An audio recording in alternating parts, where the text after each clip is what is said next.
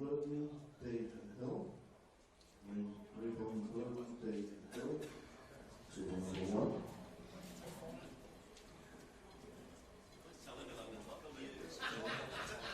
On table 2, Dad and Twist versus Carmen and Lucas. Dad and Twist, Carmen and Lucas, table number 2. Table number 3, Clemens and Hooper and White Walkers. Clemens and Hooper, White Walker, table 3.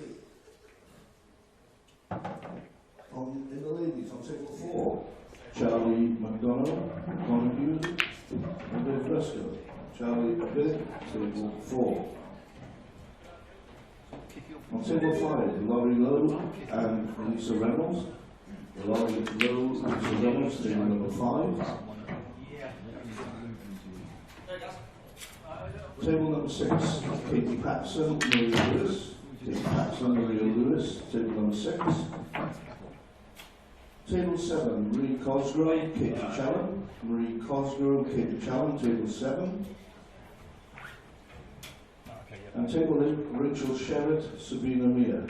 Rachel Sherritt, Sabina Meir, table number 8. And ladies, if any of your opponents are not here, within 5 minutes, bring your sheet to the top table. And we'll be Dr. Travis from Brownlee.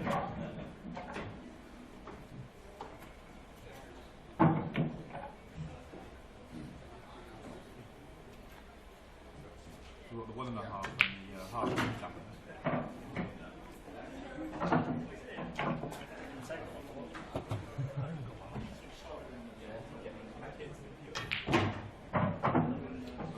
I'll find out.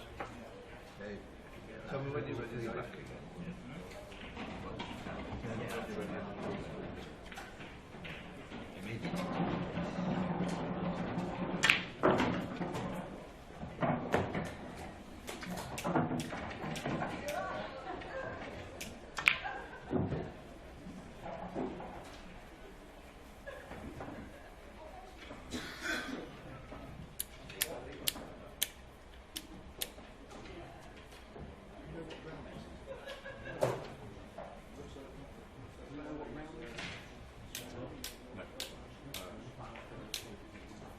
Last 32.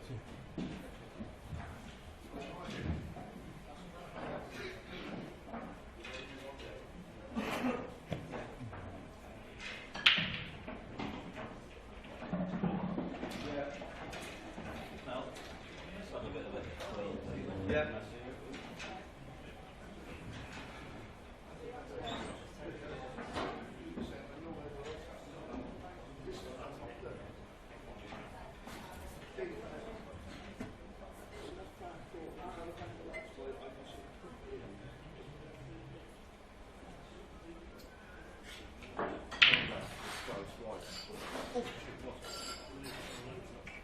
Oh, right, okay. I'll sort you on the well.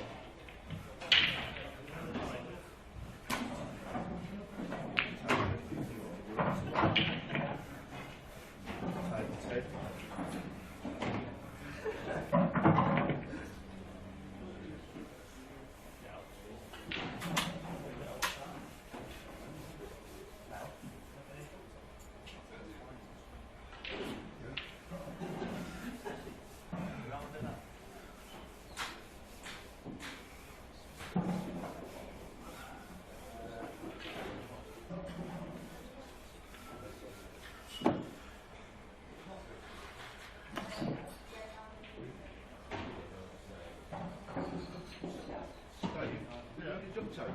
Yeah. The carpets come up the back of the table. Oh, I don't even want to do that. Be nice. Take your lights off the roof.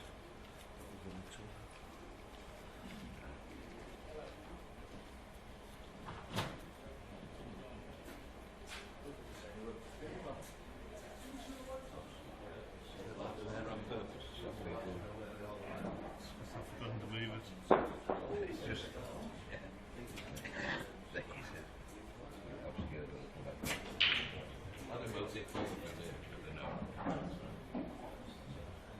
yeah.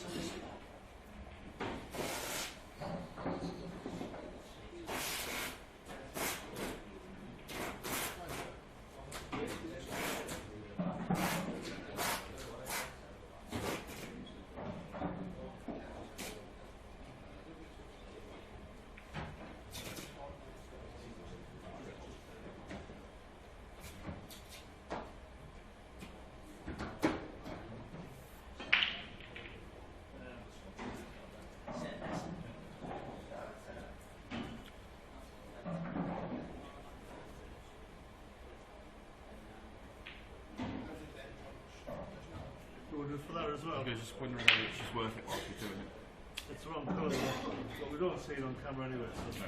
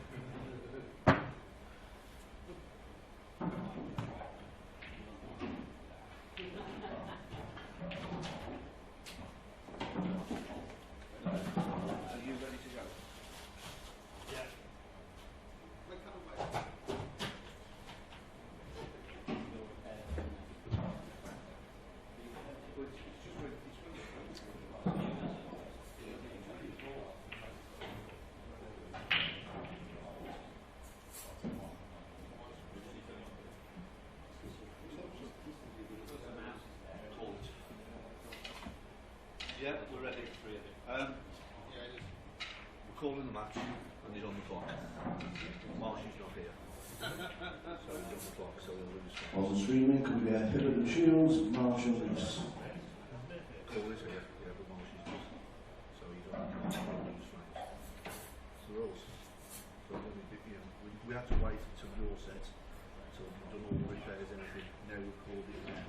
So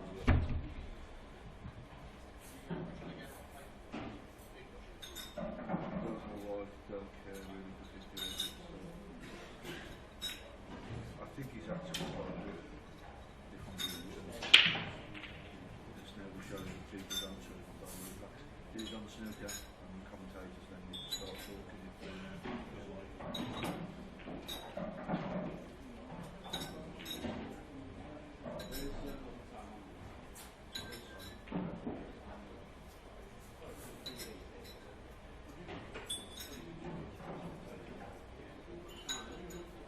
labeling computer just shut the lid. Yeah.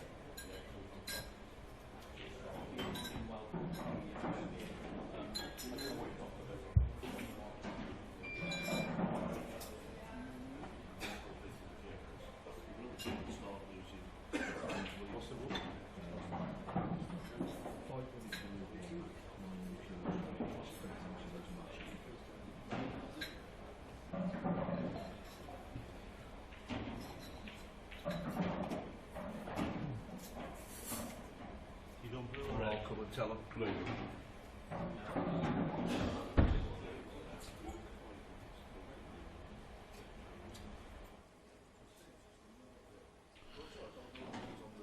Morning everyone, welcome back to the Bradford Hotel for the 2017 World Championships.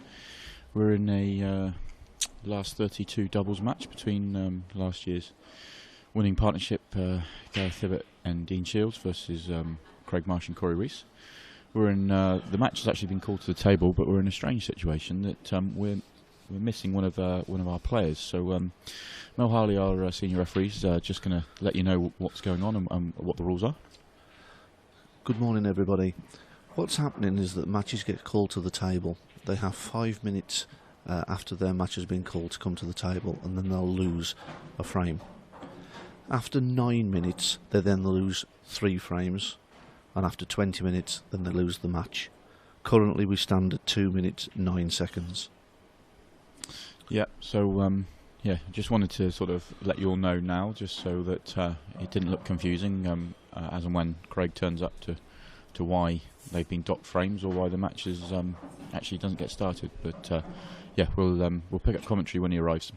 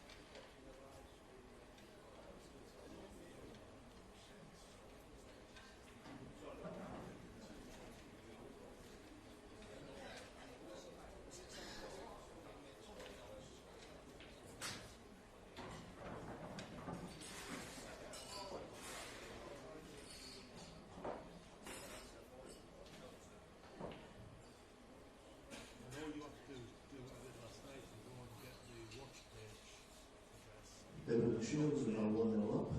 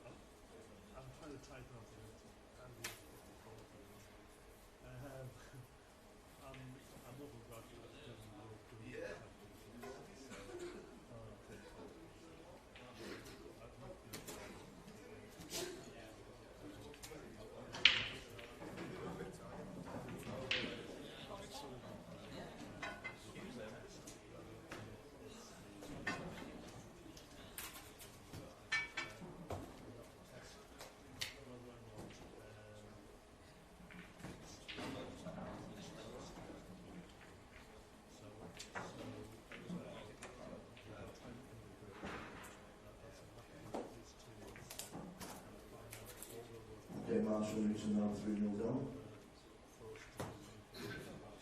And we're changing the screening match. Tibbet Shields, Marshall Reese go to table 1. And Raycon Burton, Day and Hill on 3.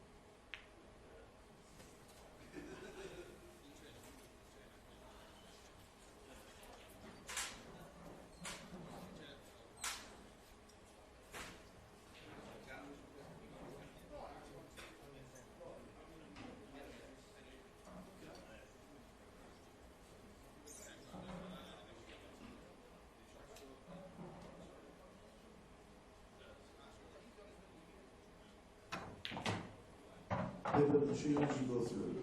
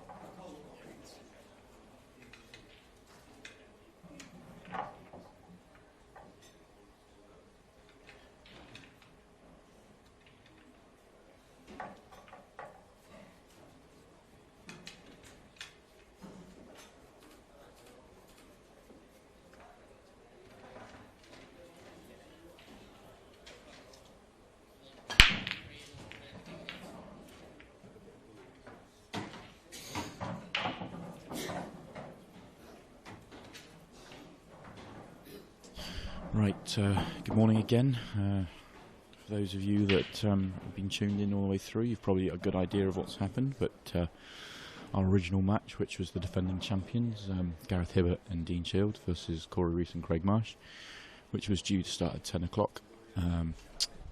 We had a situation where one of the players actually overslept, missed his alarm, and was late. He was given a good few minutes grace before they sort of started the clock, a little bit of leeway, but once the clock was started there was sort of not a lot that could be done.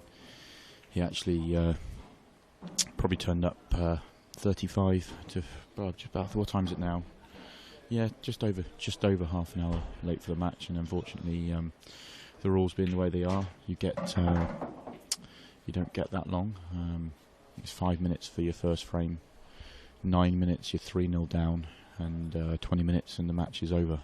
He was given actually a few minutes leeway, so he probably he was a good 5-10 minutes late, but unfortunately that means defending champions Hibbert and Shields are through without hitting a ball. Fortunately for us, we had this match between Neil Raybone and Andy Blurton, Craig Day and Jason Hill actually had started on one of the outside tables. it's not ideal for players to switch tables between matches, but I quietly asked all four, and they were happy to do so. I didn't really want to leave the stream table blank. We wanted to bring you some footage, and this should be an absolute cracker. It was 1-1 when the match was moved, and since they've been on this table, it's been another 1-1. So we're sitting at 2-2. Craig and Jason look like they've got a good chance for a 3-2 lead.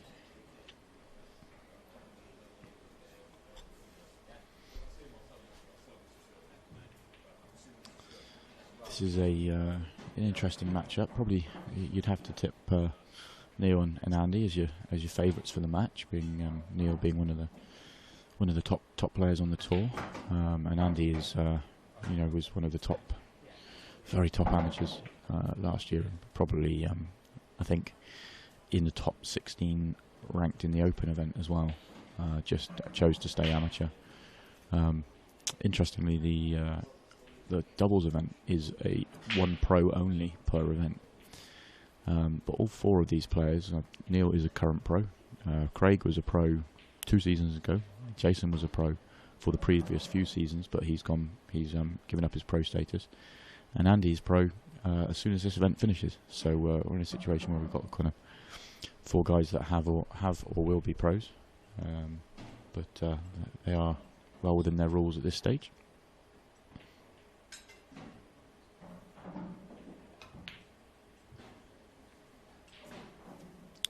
So in the last frame we had a situation where Neil and Andy went for a finish and left an awkward last ball. Didn't get on as I needed to, and we're in exactly the same situation here, but the reverse way round. So good opportunity now for Neil and Andy to get themselves a 3-2 lead. I would suggest they're not going to look at anything other than clearing the table. They yes, they have 2 on the rail, but no problems at all. They're as long as they're careful and get good position on them, they won't be a problem. Possibly leaving the one to the bottom right as the last ball. Anywhere just off straight on that red, and it's just a drop in for the black in the middle, or a screw back for the black in the corner. So I would suggest he probably would like to roll through for the red at the top right here, but depends how he sees it.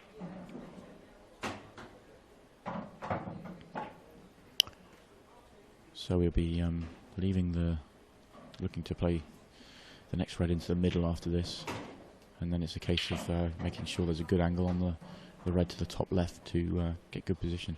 But I just wonder if there was just a slightly poor contact on that, because Neil wanted another few inches on that shot. Andy's probably just running towards the red, which is not what he wants to do at all.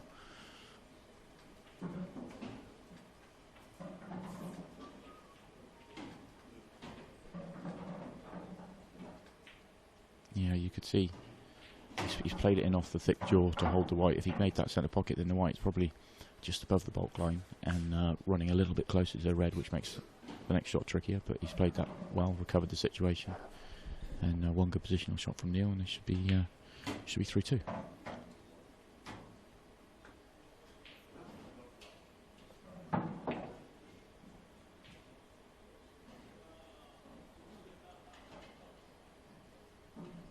Tables 11 to 20 are available for practice at the moment.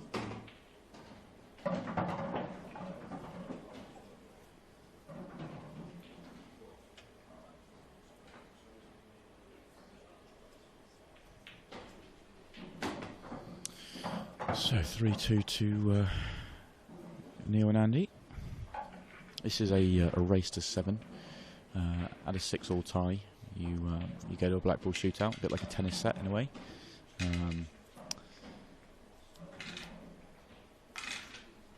The black ball shootout, we've already had a couple on the stream. There's been a few in the arena as well. Creates a little bit of excitement, and pressure really ramps up. So as an impartial spectator, it's what I'm always rooting for, but neither of these four players want to get themselves in that situation.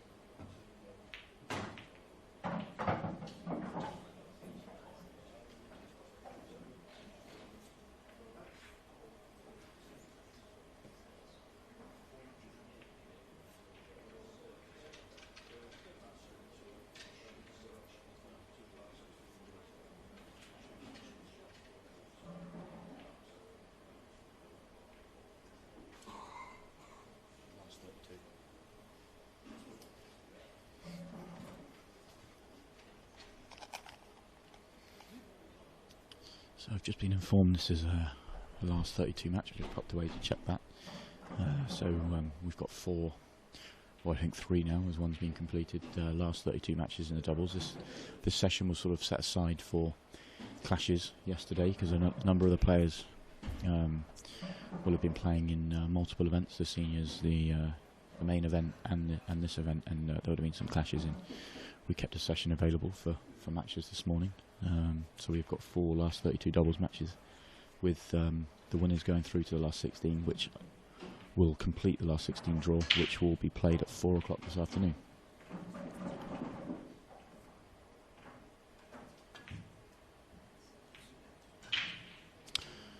Bit of a disaster for Craig there. He was obviously wanted to make the pot. That was important, but he would have hoped, had he not made the pot, that he would have at least made it awkward down this bottom right-hand corner. But that red's just bounced off the knuckle and back up the rail, leaving a wide open table for Neil and Andy.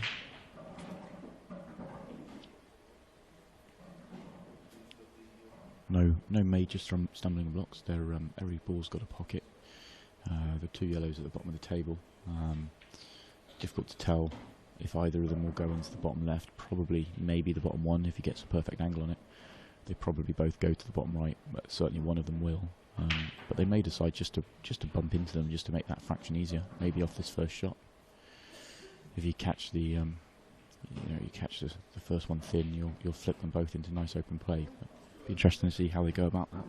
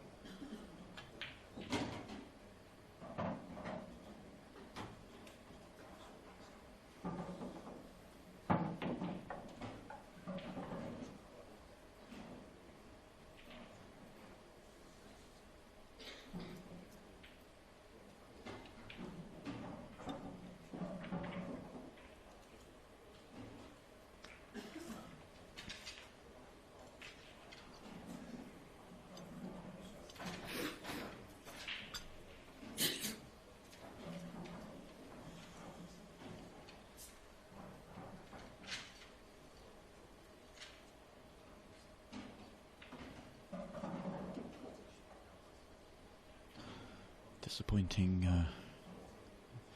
visit from Neil and Andy. They would have walked to the table expecting to finish that, but not a disaster by any stretch. They've got control of the table because Jason and Craig don't have a great opening ball. They do have one. It's at the top, to the top right. Not easy.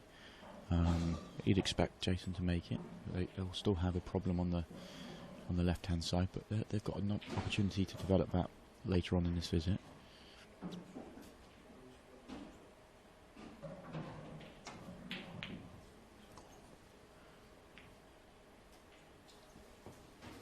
So another opportunity for Neil and Andy.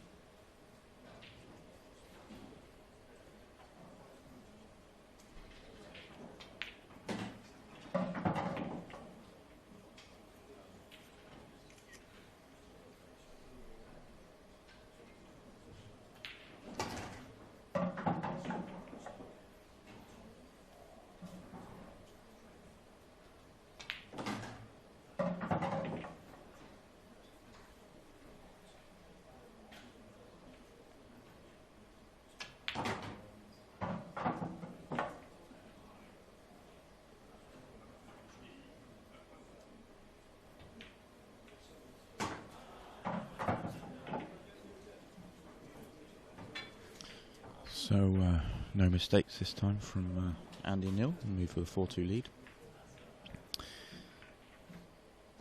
4-2 lead, and still 3 away from victory. So there is time for Jason and Craig.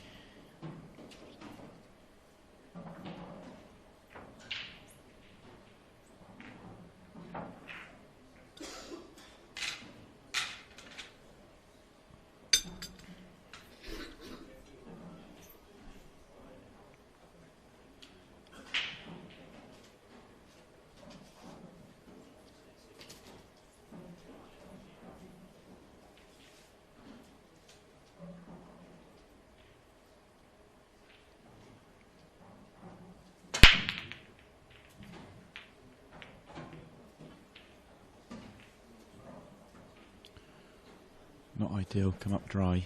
Seemed to catch that break nicely. Got a pretty good split as well, but unfortunately he's come up dry. Looks fairly good chance here for yellows. There really isn't a problem on the table. The yellow by the black just above it goes to the left middle, so obviously that needs to be just careful cue ball control to get on that should they go yellows. The yellow and red, I think the yellow just above the red to the middle pocket, I think there's no issues at all as long as you get there's a pretty big area to play on that ball, so yeah, no real problems. Just need to get themselves around the table in the right way. I'd be interested to see when they go for the yellow above the black. Will they could leave it for their last ball. That's an option. Although I'm there saying it's probably their hardest ball simply because of getting on it. It's not that hard to get on at all. Especially the ball that they'll be using to get on it is probably the yellow to the right hand side. So at the top of the table. So probably clear the four at the bottom, then and move up the table.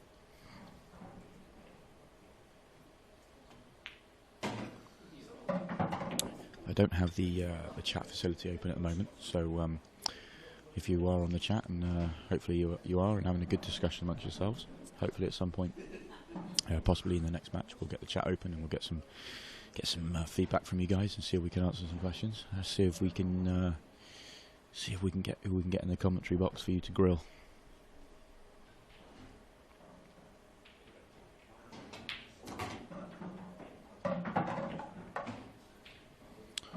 Probably a touch more angle on the yellow to the bottom of the table than would be ideal. And he didn't have much choice there. He just needs to be careful. The red on the right hand side may just come into play on this next shot. He just needs to he'd like to be able to just pop this and just let it come around 2 cushions for the yellow in the left middle, but he could snooker himself using that red if he's not careful. That's just what he's looking at. He's just making sure. Yeah, just put some extra side on that, just to make sure he came on the inside of it. It was a really well controlled shot. So it's actually, if we have a quick look at camera 3, you can see he's actually got quite a bit of angle on this. I think in an ideal world, they'd rather be just that little bit straighter, just to be able to sort of stun back out.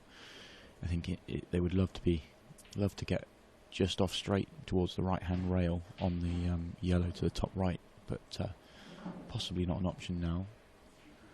They could go up for the yellow above the black off this ball, but unless they get a good angle, getting on the last yellow would be tricky. So it's really how he sees it.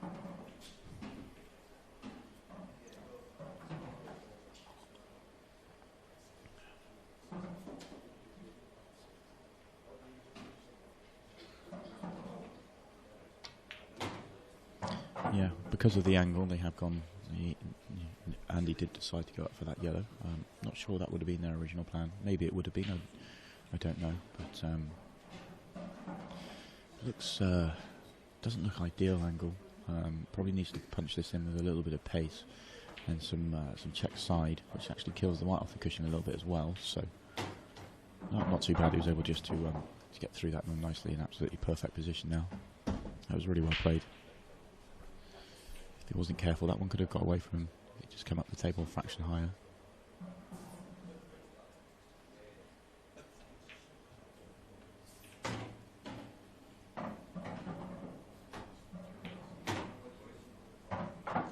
And a 5-2 lead.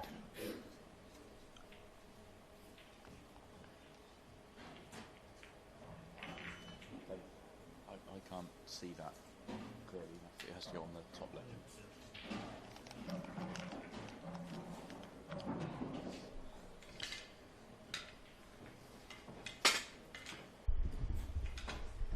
Okay, so I have the chat open now.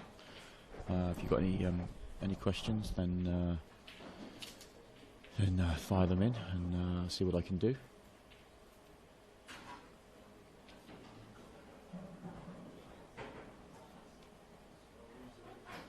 I think when the pairings were announced, and Neil and Andy are very close friends and played together a number of times in this format. These are, in my opinion, one of the favourites to win the tournament. They've got very similar styles of game. Neil's one of the very top professionals, one of the favourites for the tournament, in my opinion. And Andy is one of the, he is, I'm not sure if he was ranked #1 amateur or certainly top 3. He's won multiple amateur events on the IPA Tour. And obviously he's turning pro after this season, so this will be the last time this pairing will play in this championships together. But yeah, I mean, this was a very, very strong pairing. We've seen already in this match, just watching it, that there's not too much talking. You're not actually allowed to talk once your visit starts. So what you tend to find in the doubles is that there's quite a long discussion before you play your first shot, and then after your first shot, you're not allowed to talk.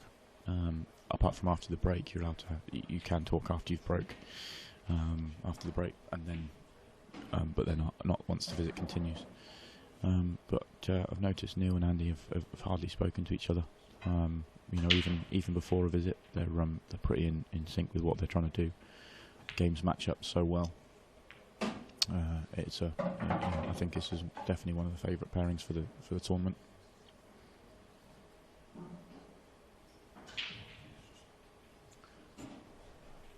Someone's asked about Mark Pickworth. He'll be pleased that he's been asked about, but probably not pleased with the timing. I'm pretty certain. I know he's out of the Open event. I'm not sure if he played in the doubles.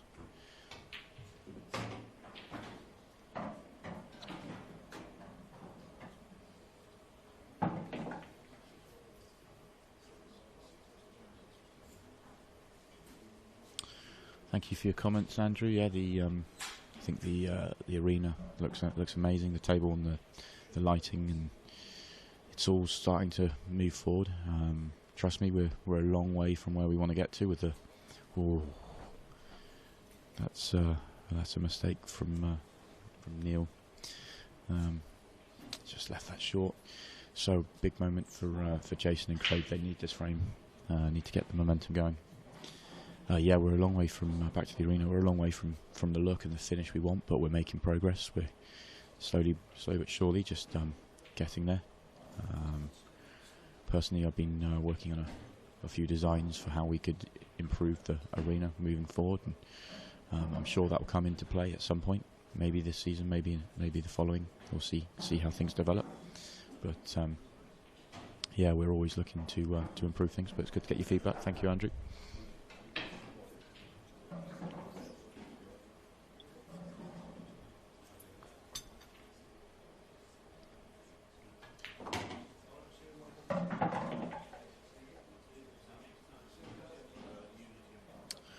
John Vaughan, good morning. Nice to hear from you. The feedback from the pros, and bearing in mind the majority of the pros have played on this cloth, and unless they're, they will have been aware that this is coming. The progression was there. We used this cloth for one event, a last man standing event 2 years ago. It was introduced for World Series last year, so all the World Series qualifiers and the destination countries use this cloth. And the feedback's been pretty much the same from the start. Pretty much everyone really likes the cloth. There was initially a few comments regarding they like the cloth, but could argue that they didn't, it didn't play any better than the other cloth. Different, but not better. One or two said that. One or two, there's obviously one or two that aren't a big fan of change. But when you actually ask them about those people ask them actually about the cloth, they're actually really positive and like it. So I think that was sort of in the build-up to this event. Since this event started, I've heard pretty much all positive. Really, I've asked as many people as possible, and I'm yet to find anyone in the arena that's played on it that's been negative. I haven't spoken to everyone, so I'm sure there are some. I think the major thing the pros had an issue with just simply was the timing of the change, and whenever we made the change, the timing was going to be difficult because change is tricky and change is difficult, and it is a major change as well. This cloth does play differently, but I think just the way things panned out, we were in a position at the turn of the year, maybe just before Christmas, where we had to make a decision whether to make the change for the World Championships and the season ahead, or delay.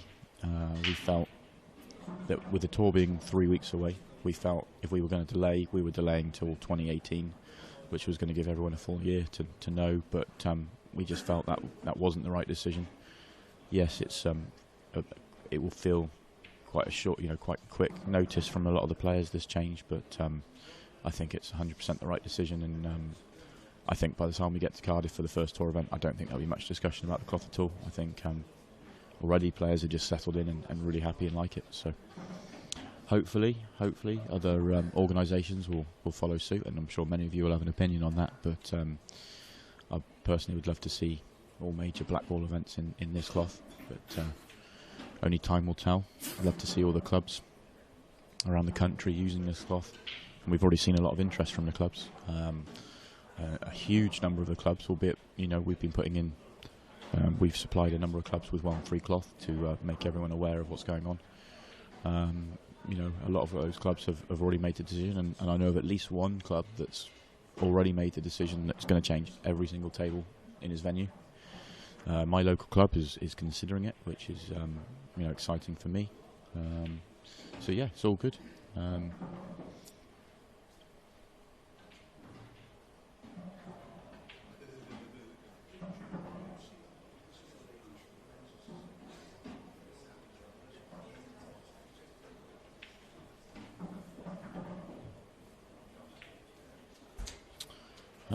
Chicago Q Sports asked about the timing issue. We get our dates out incredibly early. The issue with the BI Worlds, without wishing to pass the blame to BI, we had our dates out an awful long time before they did. We made them aware of our dates they still chose to put the clash in, which made it very difficult for a huge number of players, and I think both tournaments were affected, our British Open and their World Championships, but probably their tournament was probably affected probably slightly more by quite a large number of the top countries, top players decided to stay on the IPA, and a number didn't, of course, but we don't want to see clashes, we want to work together. Kev's very keen, our chairman Kev Barton, he's pushing to sort of have a calendar that everyone's working from, to make sure these sort of clashes don't happen. Of course there's always going to be clashes, but certainly with the major events across in Blackpool, we're trying our best to make sure there's no clashes.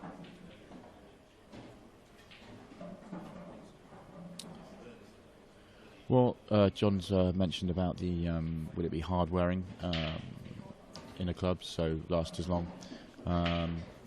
We expect that it will probably be slightly better in the wear. Probably it's certainly one of its major advantages is the upkeep. So it only needs there's a pad that just you brush on the table, just rub across the table, that picks up the chalk dust. Doesn't have a nap. It's a hybrid cloth, so you don't need to brush and iron it. Not having to iron it really helps. But only time will tell how hard wearing it is and how long it lasts compared to other cloths. We're expecting it to be better in that regard, but I don't want to make a false claim and say it's definitely going to be the way, but time will tell. That's a good shot from Jason.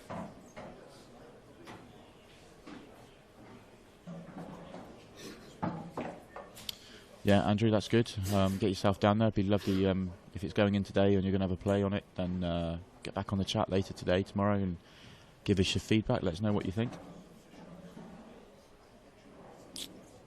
164 tricky. So that's why the blue cloth. Why not? What colour do you want to see? My personal thoughts are any colour but green.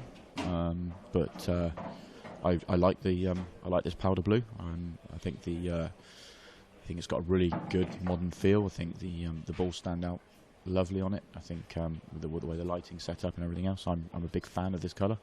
But yeah, it'd be great to get your thoughts on what colour it should be.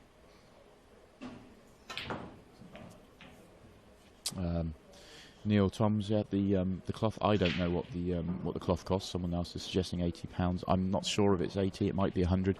I believe it's a fraction. I do believe it's more expensive than either of the sort of major green options, the couple that are out there.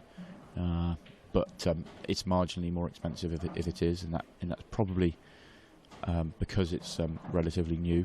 I imagine as we move forward, if this takes off like we're expecting it to, then I would expect the price of that cloth to come down, just in terms of the quantity and the way they're going to be able to manufacture it. It wouldn't surprise me if it came down just a fraction. There is a UK distributor, but off the top of my head I can't remember who they are, but I'm hoping Kev will be joining me soon, and if he does, then he can tell you where you can get your hands on the cloth.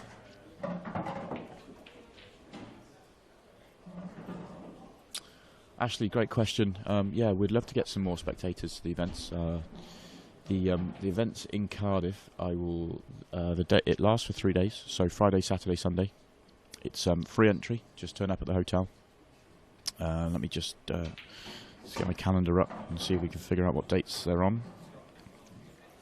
I think off the top of my head, it's the 24th, 25th, 26th of February. Looking at Dave to see if he thinks that's right, as he's there as well.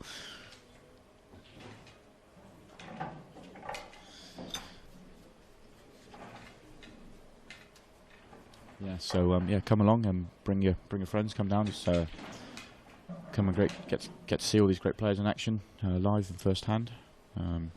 As you know, when you're at home and watching on the stream, you get to see one amazing match. But when you're in the arena, you've got 20, 24 tables, depending on how we set it up for that particular event, of world-class players. So yeah, come on down.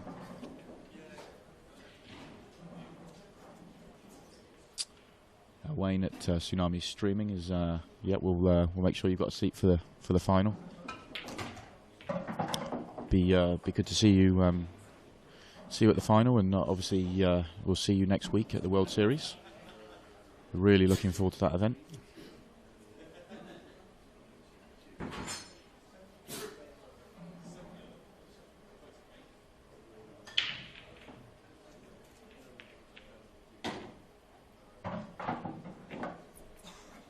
Yeah, we'll try and get you in at some point. Absolutely. No better place to watch the top players play, in my opinion, than from the commentary box. I've got the best seat in the house. Great view. If I look around my screens at the table, get the atmosphere all around me. I've got multiple cameras, and I get to chat to you guys as well.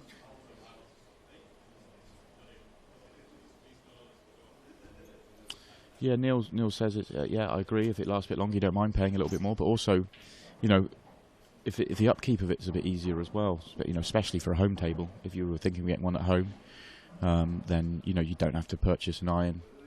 You just need a brush or ideally a pad. But yeah, so you can save on the cost of that as well.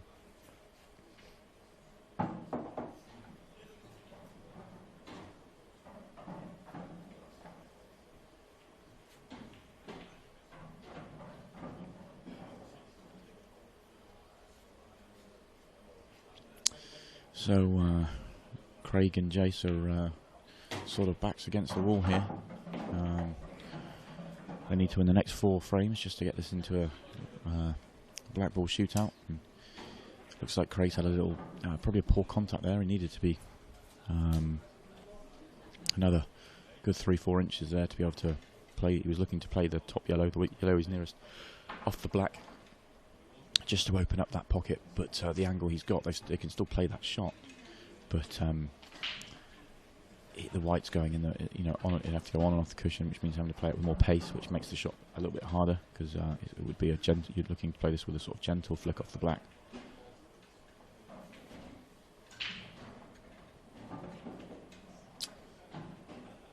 Yeah, there are the other doubles matches are on now, and you can go on CueScore. We don't have live in play, but we are walking around the arena updating scores as and when we can. Well, this is a good shot from Jace. This yellow must go off the jaw. So if it does, then it is a lovely shot, but this looks super tight. So yeah, CueScore.com, or go to ipaypool.com and follow the live scoring, and that will take you through to CueScore. And you can look up all the events this week. We've got the main event, obviously the big one. We've got the ladies version, which got underway last night. Obviously this doubles event, the seniors event, and the mixed doubles event. So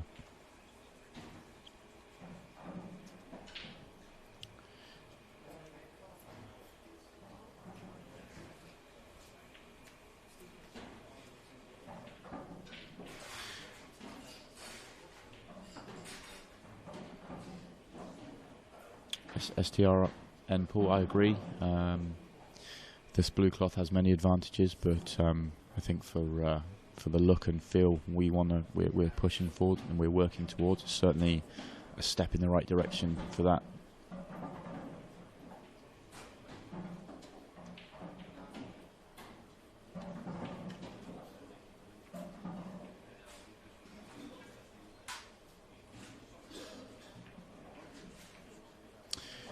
Yeah, the CueScore will be saying 0-0 just simply because we probably haven't got anyone walking around the arena updating scores.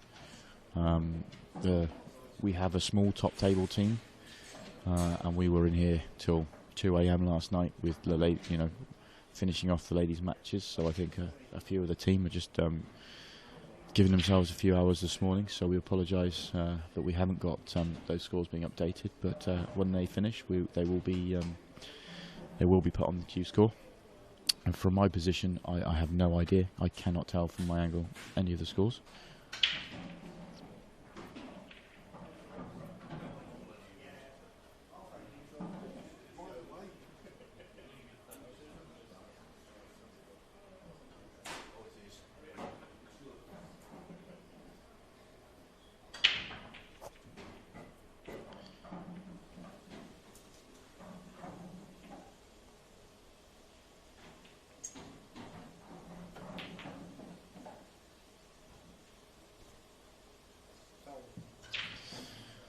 I wondered whether he'd just come back a little bit too far. I didn't think he did, but Jason's called total, so it's a good shot. He considered that for a few minutes. Decided this was the best way. Jace is looking at coming top cushion, side cushion, and it's sort of almost full ball into the yellow, and trying to pot it off the black.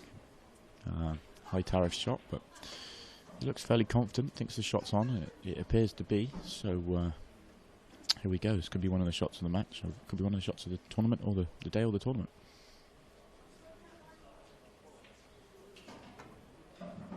This looks good. Oh, great shot. Great shot. Just looking at Jace's face, he looks like he's unhappy. That looks... yeah, I don't think this... Can we have a quick look at camera 3 and move that round? Let's get your new toy in action, Dave. The other way. There we go. We've got just having a look. Difficult to tell if that black goes. Probably not. So, oh, it does. Great shot.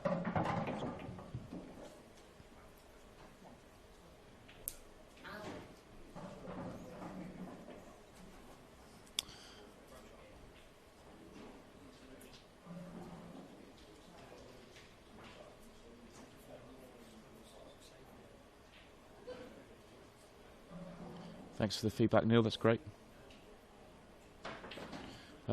Johnny, just come to one of the tours and get involved. Just come up and you know us, most of us guys anyway. And yeah, if you want to get involved and help, then we'd love to have you on board. Speak to Kev. He's your man. But yeah, always looking for people that are willing to help and want to help push the game in the right direction.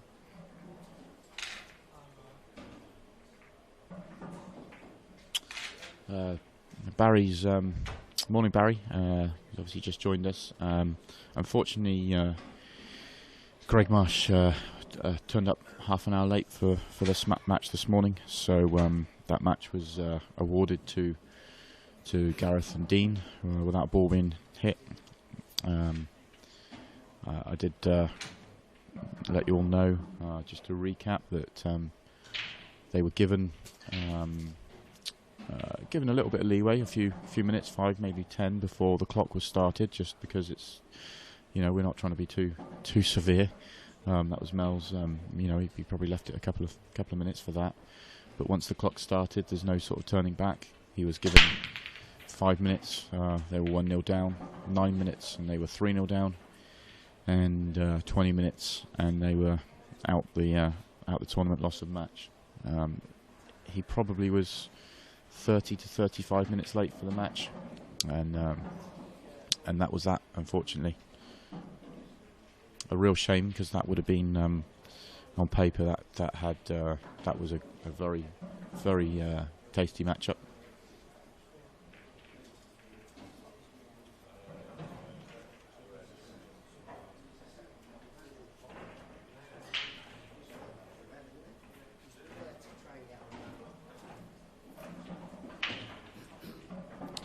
Yes, Barry, this match, we didn't want to leave the stream empty. It's not ideal. Unfortunately, we'd put all the other...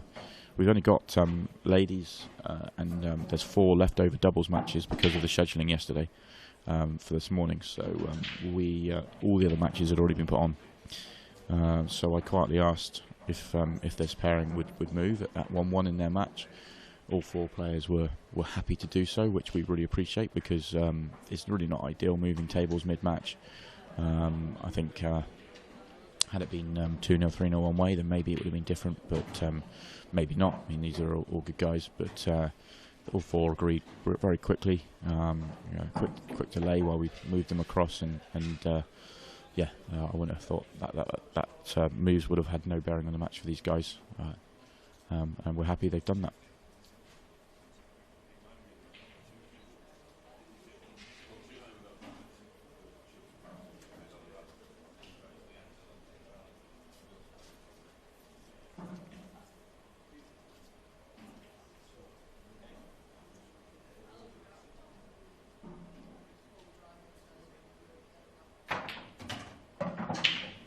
Good shot from Craig.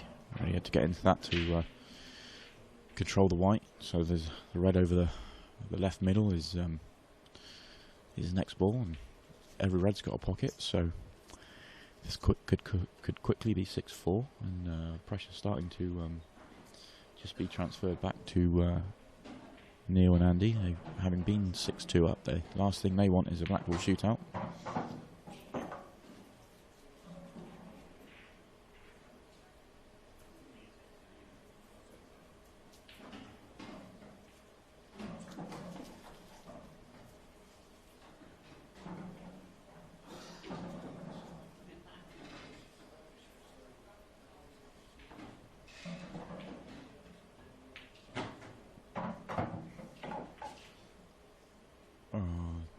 Not ideal. It's, Craig was looking to, I imagine, come. I don't know if he was looking to come inside that, or maybe come narrow on it to play a plant. Either way, he's not worked out for him. He's just finished horrible.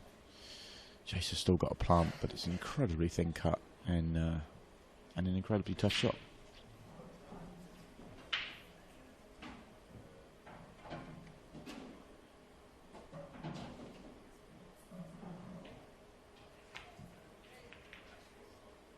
Oh, Jace played that really well. When he hit it, he thought he made it.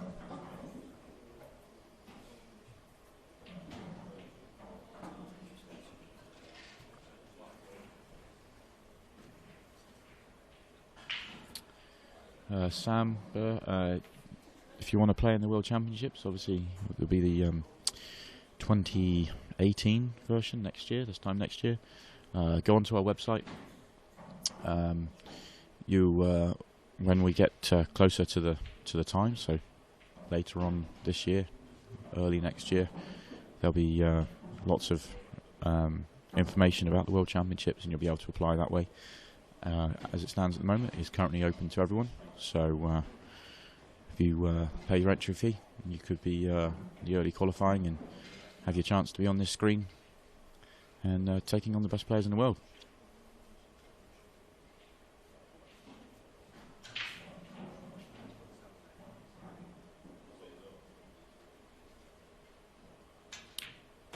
Hi Wayne,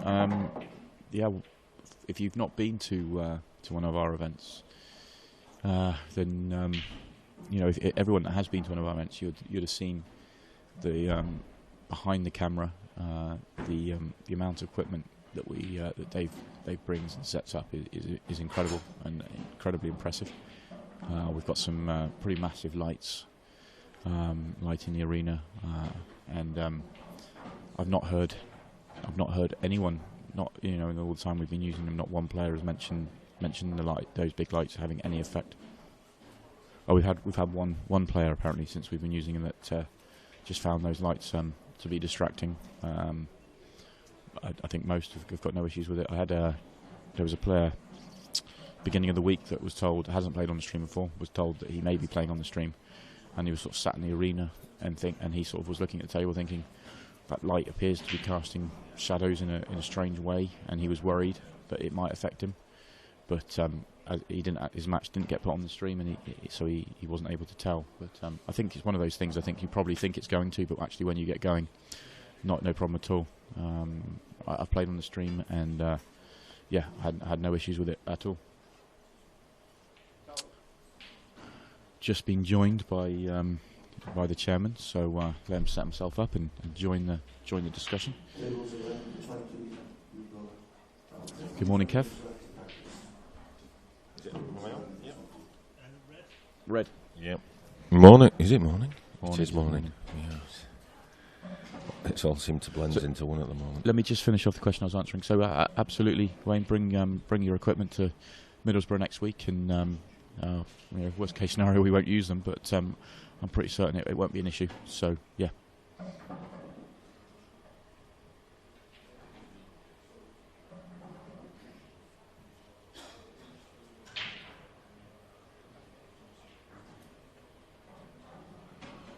Have you answered that one? How do you apply to join the World Championships? Yeah, we just had a quick chat about that. Said that obviously it'll be for 2018 now, so little bit later this year and early next year, we'll be advertising it and go through our website, and you can enter through our shop, and yeah, you could be out here playing. And someone else has mentioned there will be qualifiers for the event as well, but we won't start thinking about that until this one's finished. Yeah, around about Monday we'll probably start thinking about that. Yeah.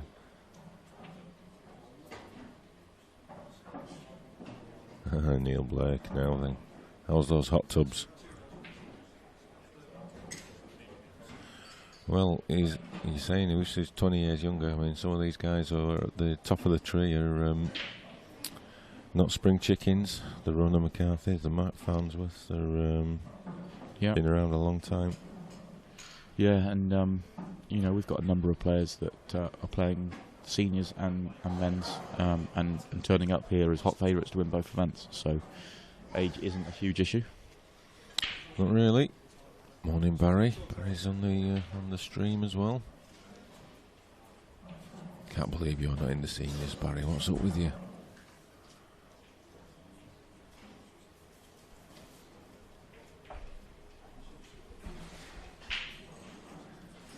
JV. That's John Bourne, not John Burgo. Yeah.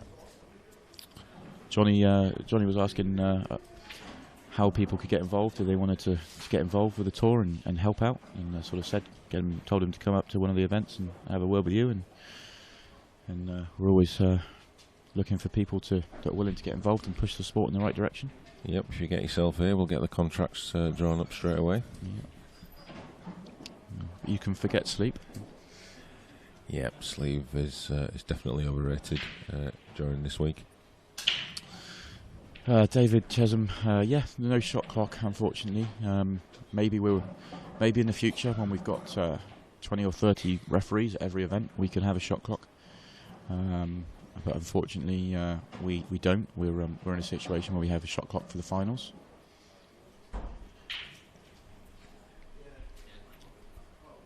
I think doubles is one of those events where the beginning of each visit there is a few extra seconds taken, just because you're trying to discuss sometimes a whole finish with your opponent, because you can't talk after that. So the first visit in doubles can take a little bit longer.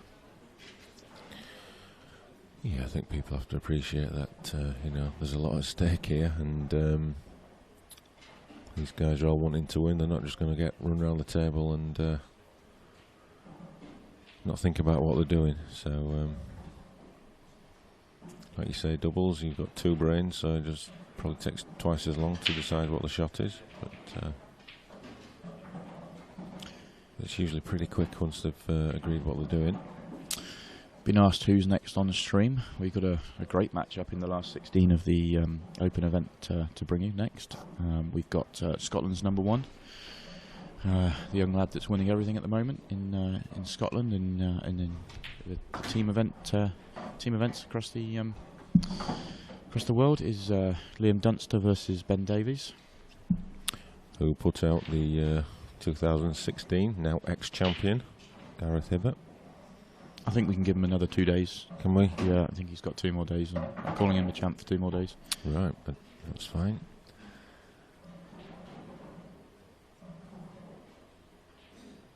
The hot tubs are going well, Neil Blake. That's good news.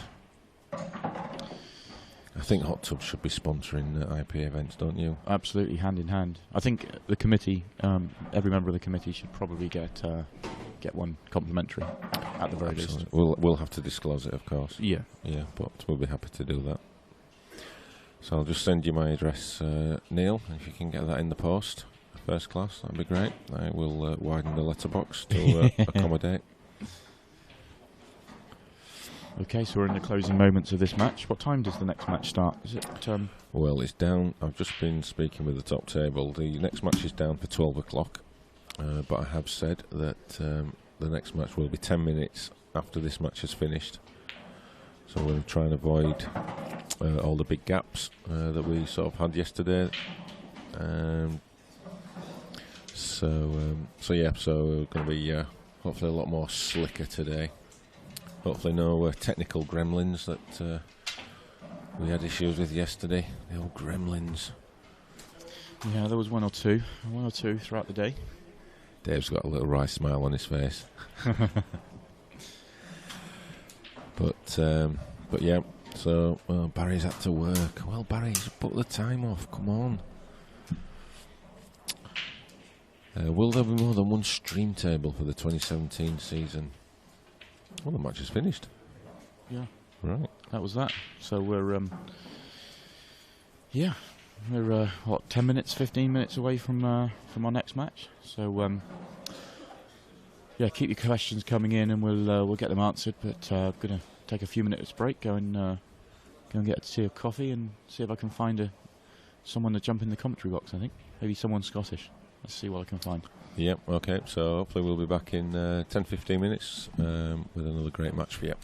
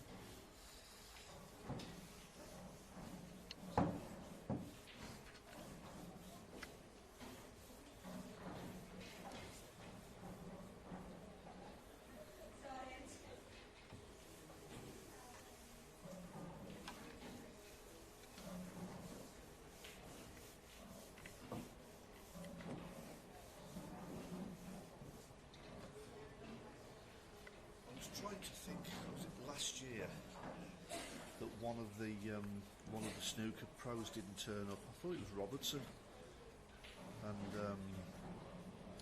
he never turned up for whatever reason. He was docking frames, they were talking about it all the way through, and then he got fined for not turning up. I can't remember. Do you remember? Or? No, I don't watch snooker. I don't really watch pool either. Yeah.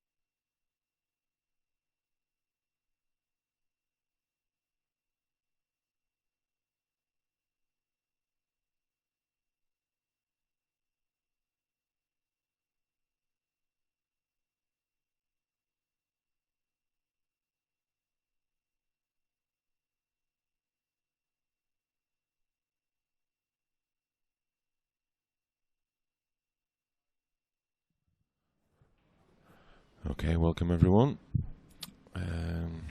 So, following on from the early finish from the doubles, we're going to start the next match a little bit earlier. So, it's just been called. Liam Dunster, Ben Davis. Last 16. So, starting to get to the business end now of the main event.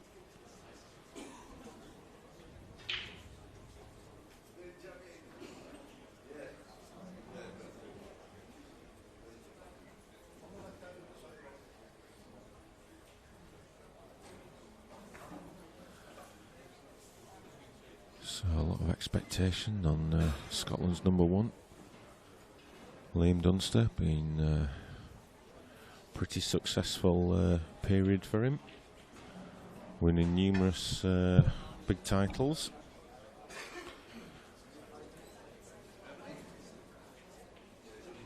Against a resurgent Ben Davis, who's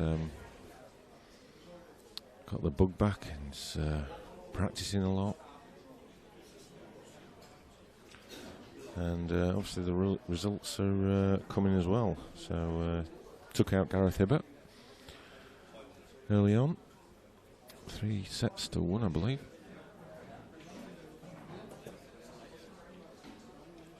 So he must be playing pretty well.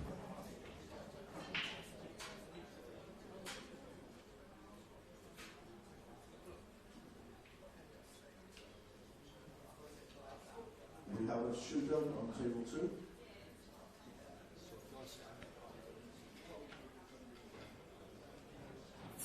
Certainly going to be a contrast of styles. Ben, quite a free-rolling flair type play against Liam, more methodical, solid type. So yeah, it's going to be interesting to see how this one develops.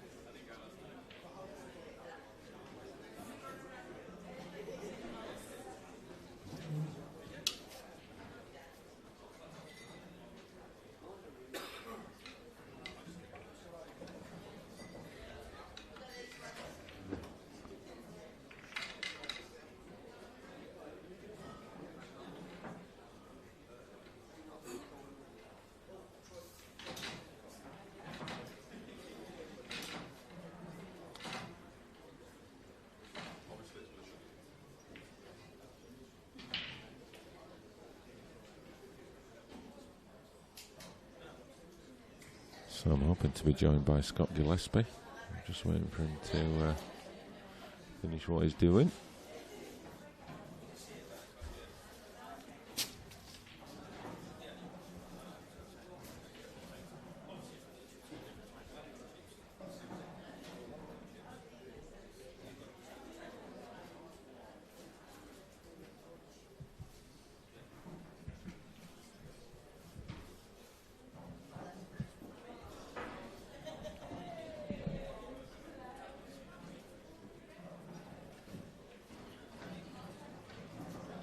So here we go for a place in the quarterfinals.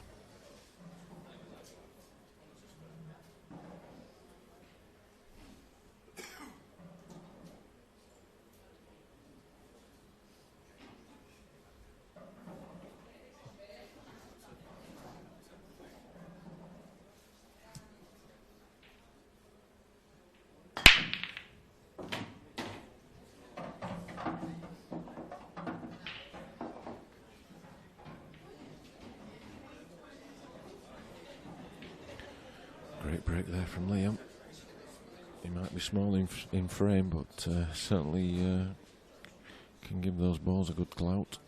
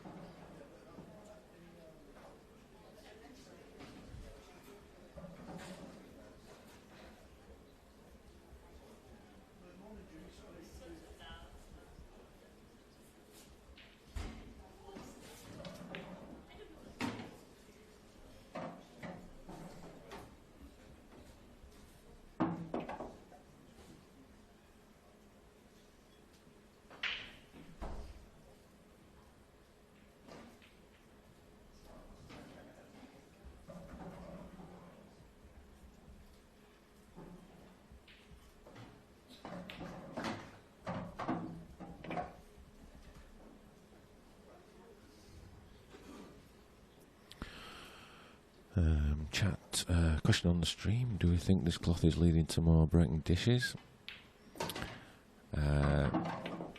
Yes, is a simple answer. I think the balls are spreading a lot better, and which is creating more attacking, exciting play. I do genuinely believe the cloth is absolutely perfect. I know I am going to say that, but I'm a player as well, and believe it or not, but from a player's perspective, I just think it is a great cloth to play on, and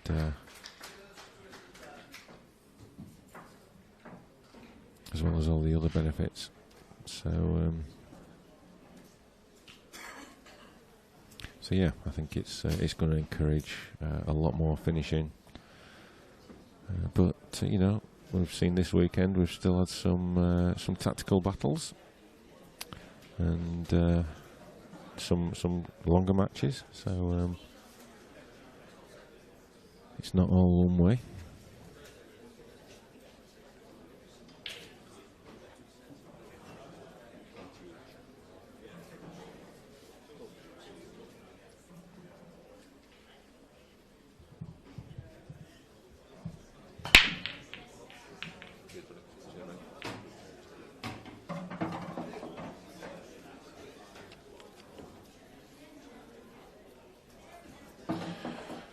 Yeah, there's loads of break dishes on the TV table, but we do generally try and pick the best matches for the stream, which is why you've never seen me on.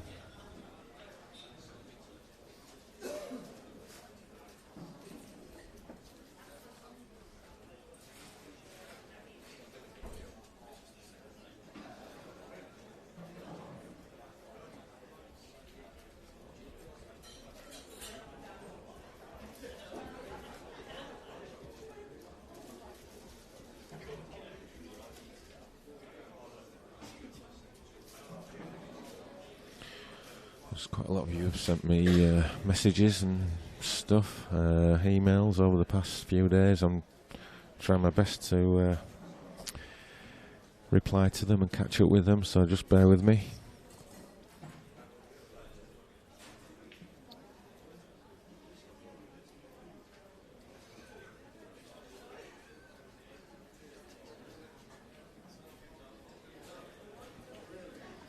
Cole, I am somehow still in the seniors. I got beat by Steve Thompson in the main event.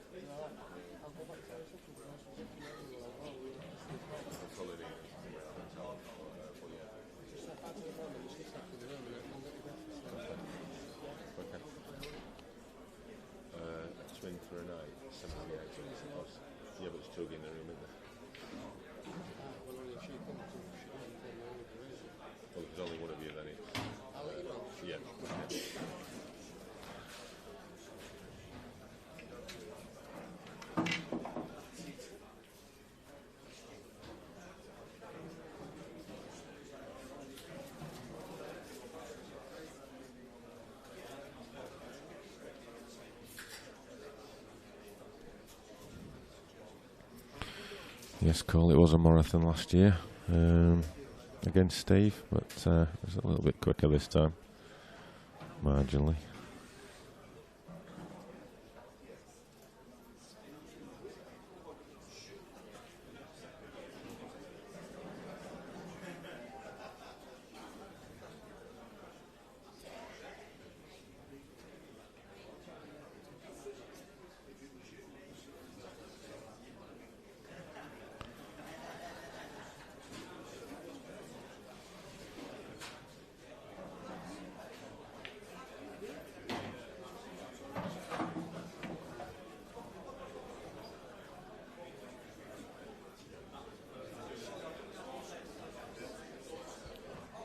start the 12 o'clock session on table number 1.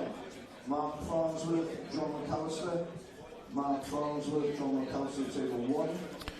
So the Table 2. remaining matches in the last 16 have just been called now. The first match out was Mark Farnsworth, John McAllister. That should be a cracker. Table number 3, Jimmy Croxton, Ian Alley. Jimmy Croxton, Ian Alley, table number 3. Table number 9, Neil Rayburn, Dan Davey. Neil Rayburn, Dan Davey, table 9.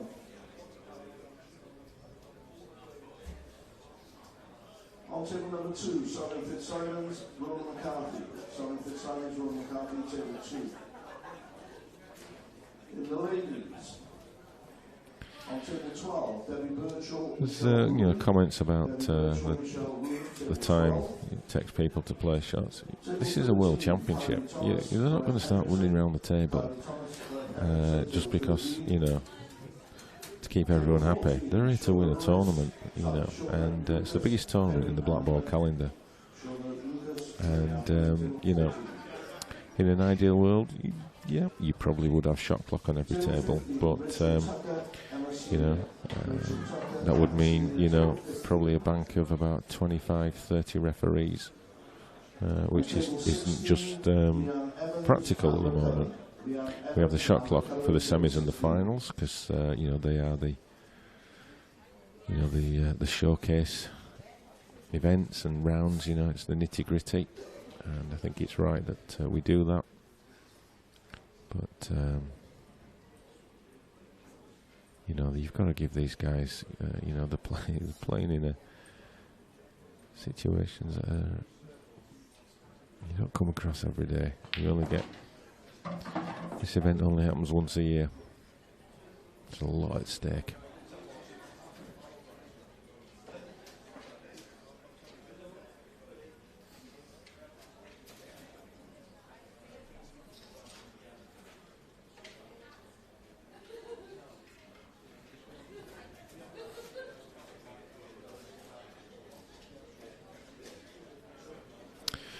Well, the problem with just having a shot clock on the stream is then you start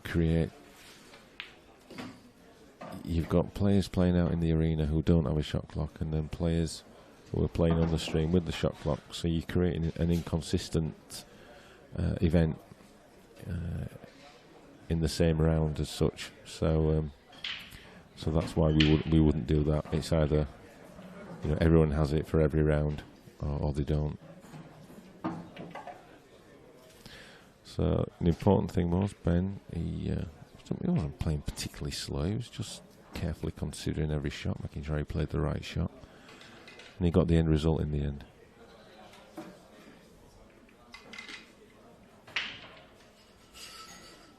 That's it. Just sit back and enjoy it. We're here till Sunday. Don't get anything for finishing early, do we, Dave?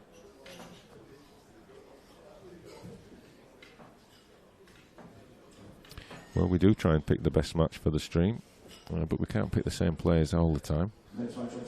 But this is a great match. I don't know what whoever made the comment thinks this isn't a great match, but you've got Liam Dunster who's won everything against Ben Davis, who is an ex-world champion. So somebody needs to do a bit of research.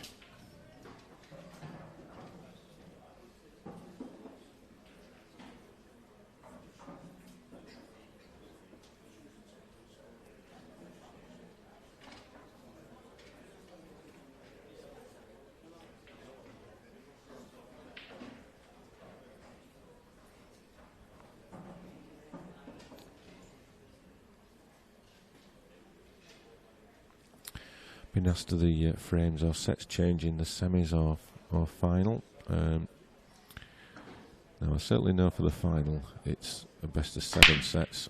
I'll have to double check for the semis because I can't actually remember. I'll just check on the website whilst we're on the subject.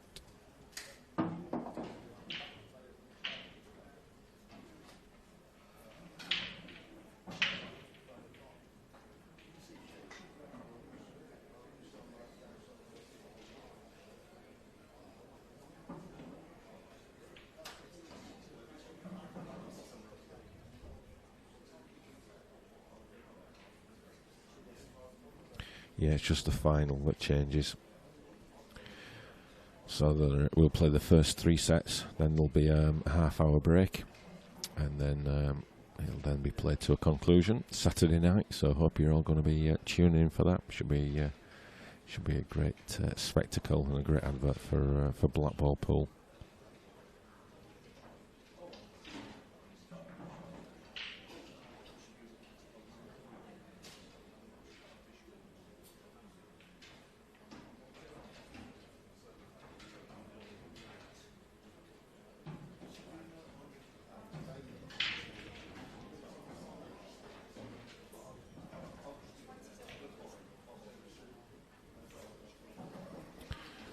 So I think that's the first missed pot. We're in the 3rd frame.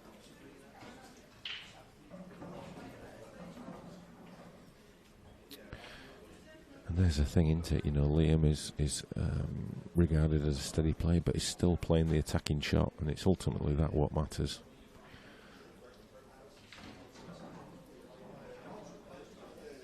You know, we can't all be running around the table. We're not all Ronnie O'Sullivans.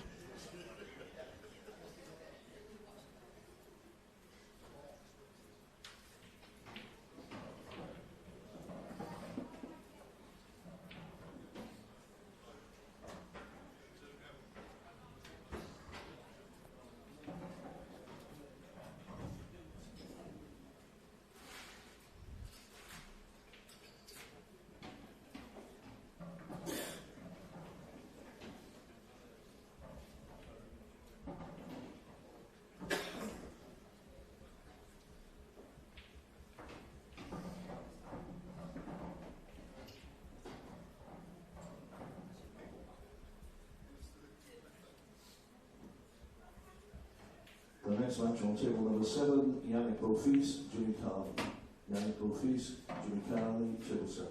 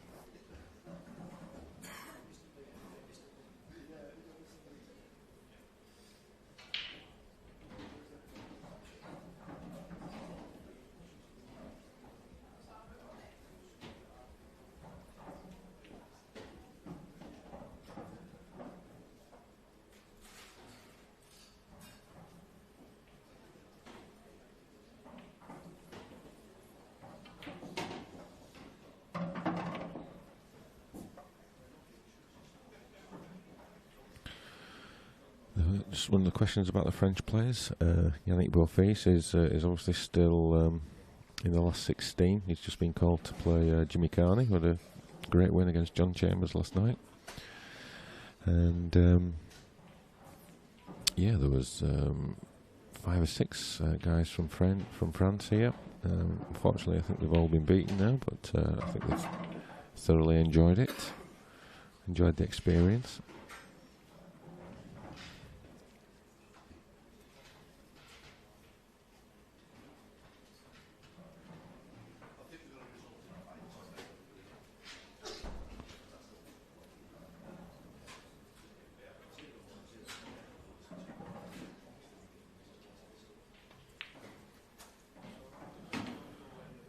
We're seeing some pretty clinical stuff at the start here.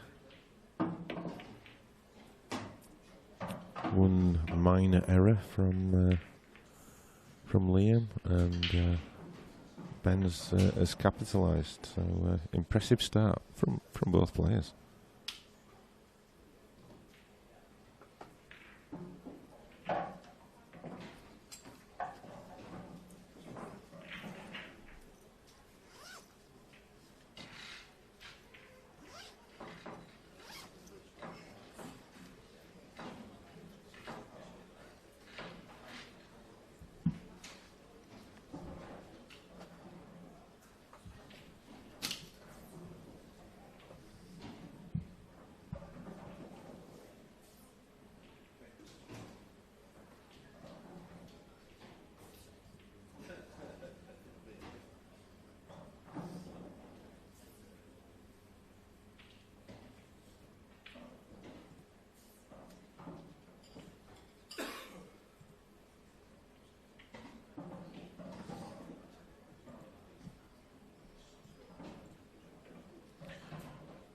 So, big break coming from Ben.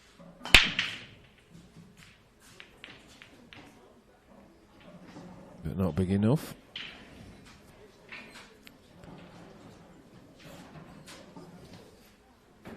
Can't quite get them as big as what he normally gets them.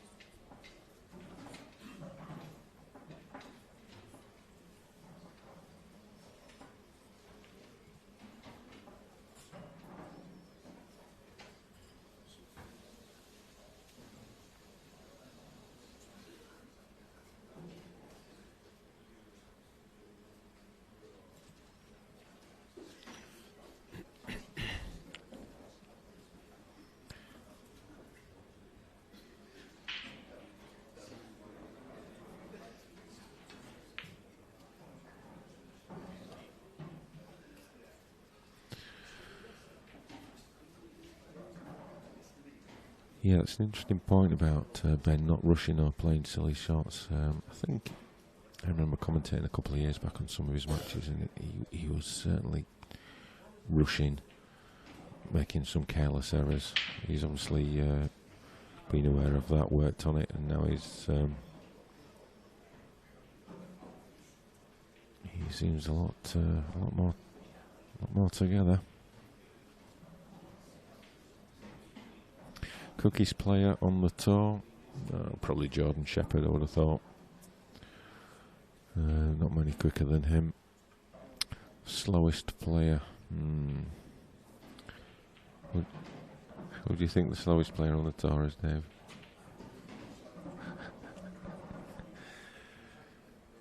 Well, it's sometimes it's not so much players are slow, it's just that they can tend to get involved in slow frames. But yeah, I mean, some of the older guys maybe a little bit slower than some of the younger guys, but it is what it is. Certainly not me.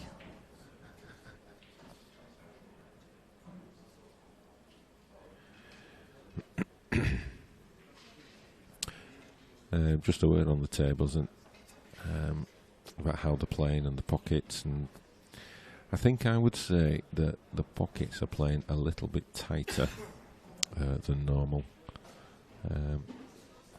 What I've noticed is when you get a new Supreme winner on the green cloth, at the start the pockets play huge. They play like buckets, and which I don't think's ideal. But they do play generous. But I think with this cloth on, I think they don't play as generous, which I think is another advantage of using this cloth. So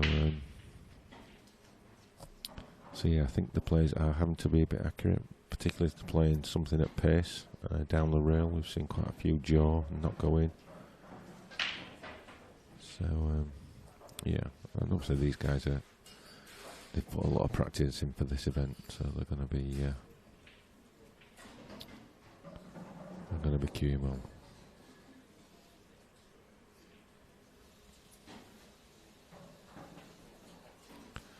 No one quicker than Darren McVicker.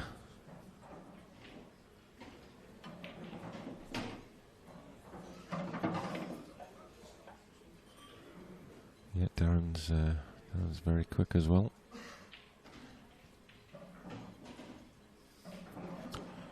And somebody else said that I'm slow as well. That's two people. How do you know? I'm never on the stream. Yeah, we'll keep you updated on scores on the other tables. They've only been in play 15 minutes, so there won't be. I can only give you set score updates. So just to give you the full last 16 lineup, Mark Farnsworth, Bookie's favourite, is taking on John McAllister. Yas Hussain having a good run. He's taking on Craig Marsh now that he's had his beauty sleep. Ben Davis, as you know, here is playing Liam Dunster. Winner of this plays the winner of Jimmy Croxton and Ian Alley. Should be another cracking match. Yannick Beaufils from France. He'll be taking on Jimmy Carney. And Neil Rayborn. Oh, another one sort of going under the radar a little bit. Just doing his thing. He's taking on Dan Davey. Jeremy Hooper's taking on Arfan Dad. And Simon Fitzsimons is playing Ronan McCarthy.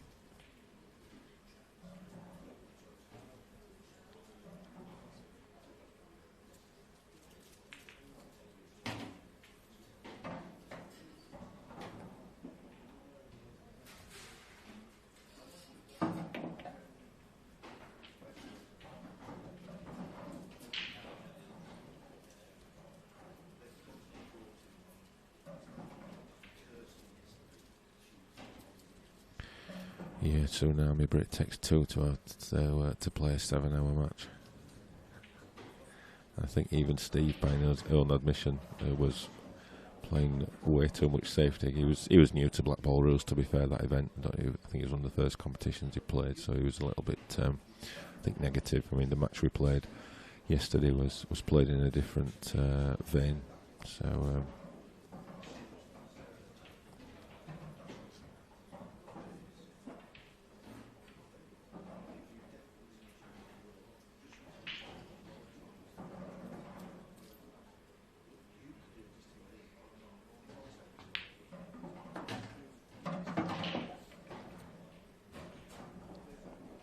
So, how does he fancy playing this?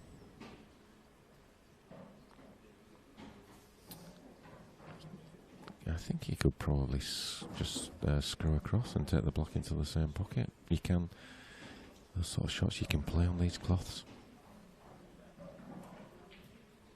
it's more grippy, and I don't know if you know what I mean by that, but you can just get more reaction on that white ball. The score with Jason Twist and Dan Davey last night, it was 3-1 to Dan. I think the stream cut off at 3-all in the fourth frame, and Jason missed the black and let Dan a finish. It was a tricky finish, and he took it out. So unfortunately, you won't have seen that.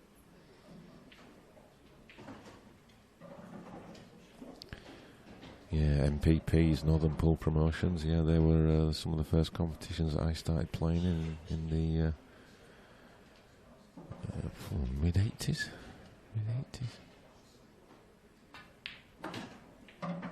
Just played that well.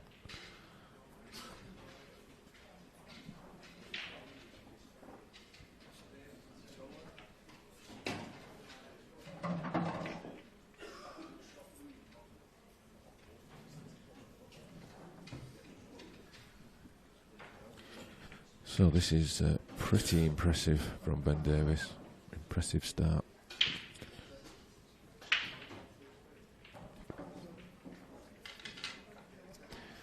It's three breaks. Three finishes. So we've now got somebody. We've now got somebody in the commentary box who knows what they're on about.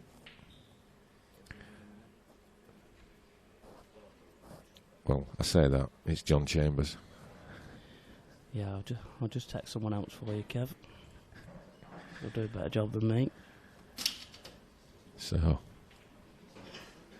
have you enjoyed your first event back? Yeah, I've loved it. It's brilliant. I love these tables. It's really good. I love the setup. Everything about it, really. It was a real ding-dong battle you had last night with Jimmy. Yeah, I didn't really want you to bring it up, to be honest with you, Kev, because I'm sitting there not playing. Yeah, it was. It was a good battle. I enjoyed it.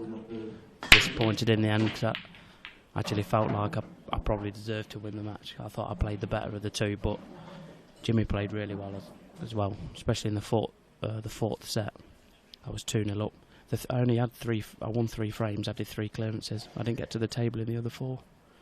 Dry breaks, and he just dished up 4 times, and that was it.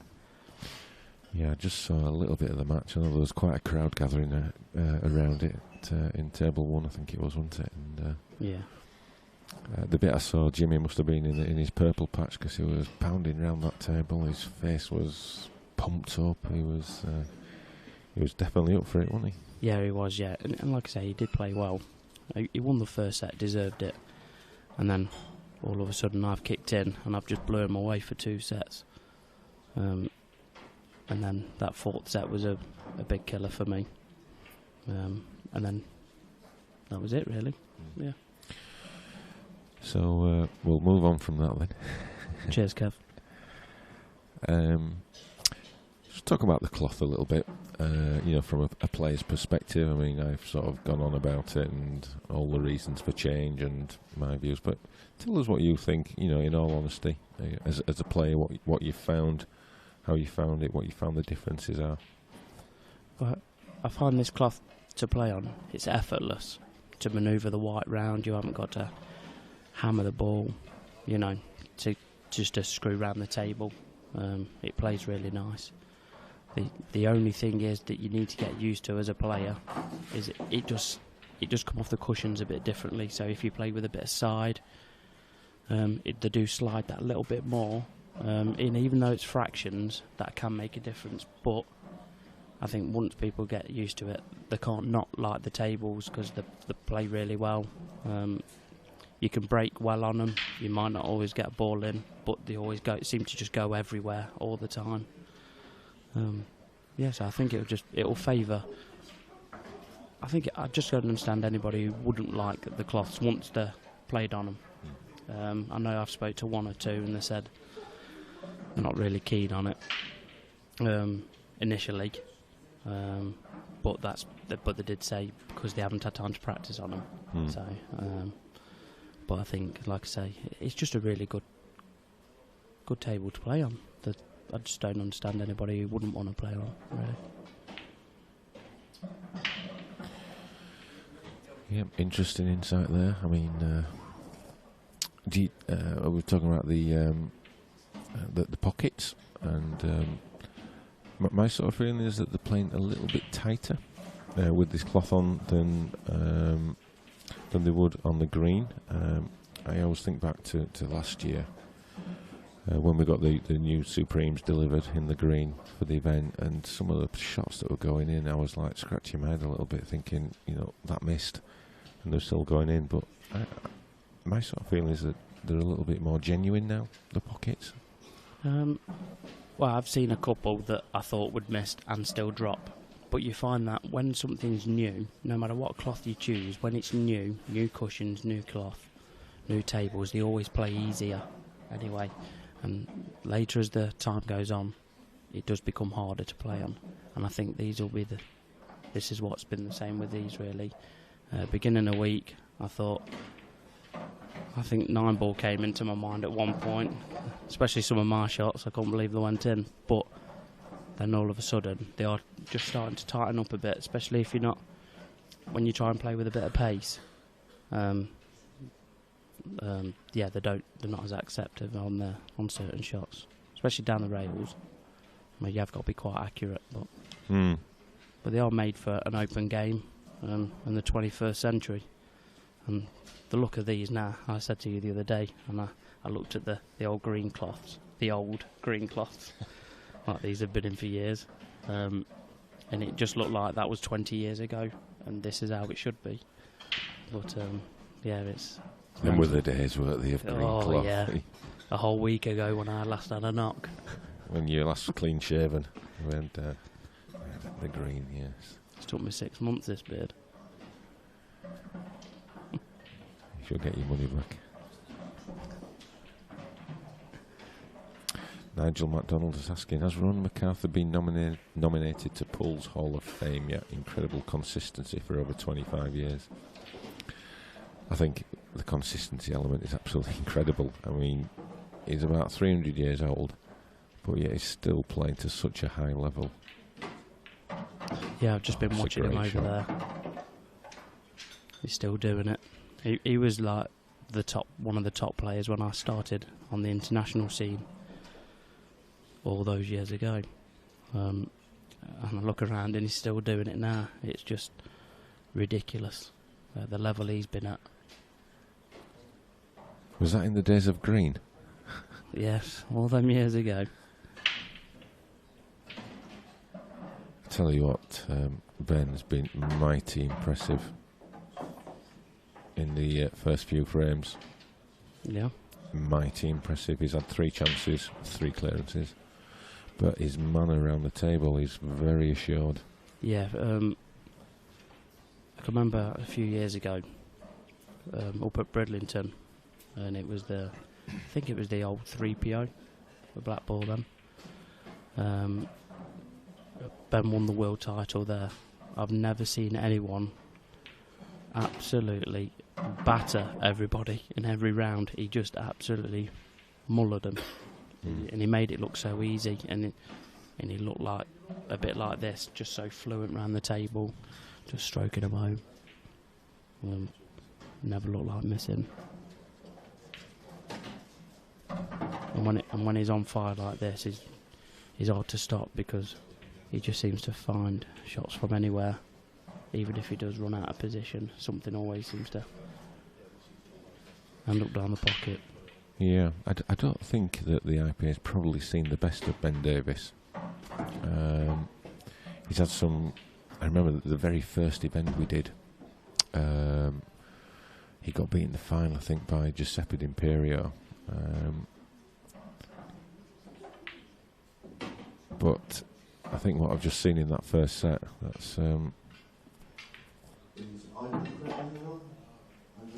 that's the best I think I've seen him play in a long time, and it's great to see. Yeah, I think he had a bit of a break from the game. I'm not sure though, as I have, so I haven't been around either. But I think he had a bit of a break from the game. But it's nice to see him back playing, because when he's in full flow, there's not many better players to watch. Mm.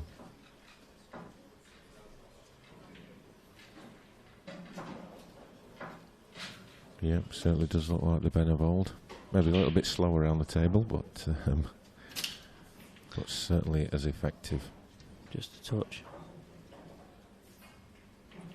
Yeah, Ronan received the Special Achievement Award at the IPA Awards ceremony. Not last year, year before, 2015. Probably one of the highlights of, since I've been chairman 5 years, that was probably one of the best moments I can remember, when everyone in the room stood up, applauded, cheered when he received his award. I think it even almost brought a tear to Ronan's eye. It was, where's the white? That's his first mistake. It was a very touching moment, and great to see the players recognising his achievements. Yeah, fully deserved as well. You know, they weren't asked to do it; they did it on their own accord, and I think it just sort of symbolises what the IPA is trying to achieve. You know, and create the camaraderie and the family, the Black Ball family type thing. Yeah, I think it's important to have that. Even I know on the table you have your rivalry because everybody wants to win, but off it, you should be able to just stand back and then have a drink together, talk, laugh. That's how it should be. It's how I remember Paul from the older days, internationally and individually. Yep. So you're looking forward to starting the tour then in 3 weeks today. Yeah, 3 weeks today. Yeah, I can't wait. Really looking forward. I've never felt like this about Paul for a long time, and then it's actually made it increase as well since coming to the Worlds and seeing the setup. It's just something that it makes you want to be a part of Paul again, because it's moving in the right direction. So that that's all I ever want. Something that gives you that buzz.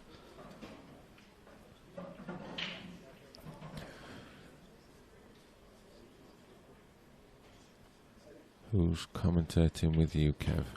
Who's commentating? It's John the Man Chambers. Have you got a nickname? Plenty. I don't think I'm going to say them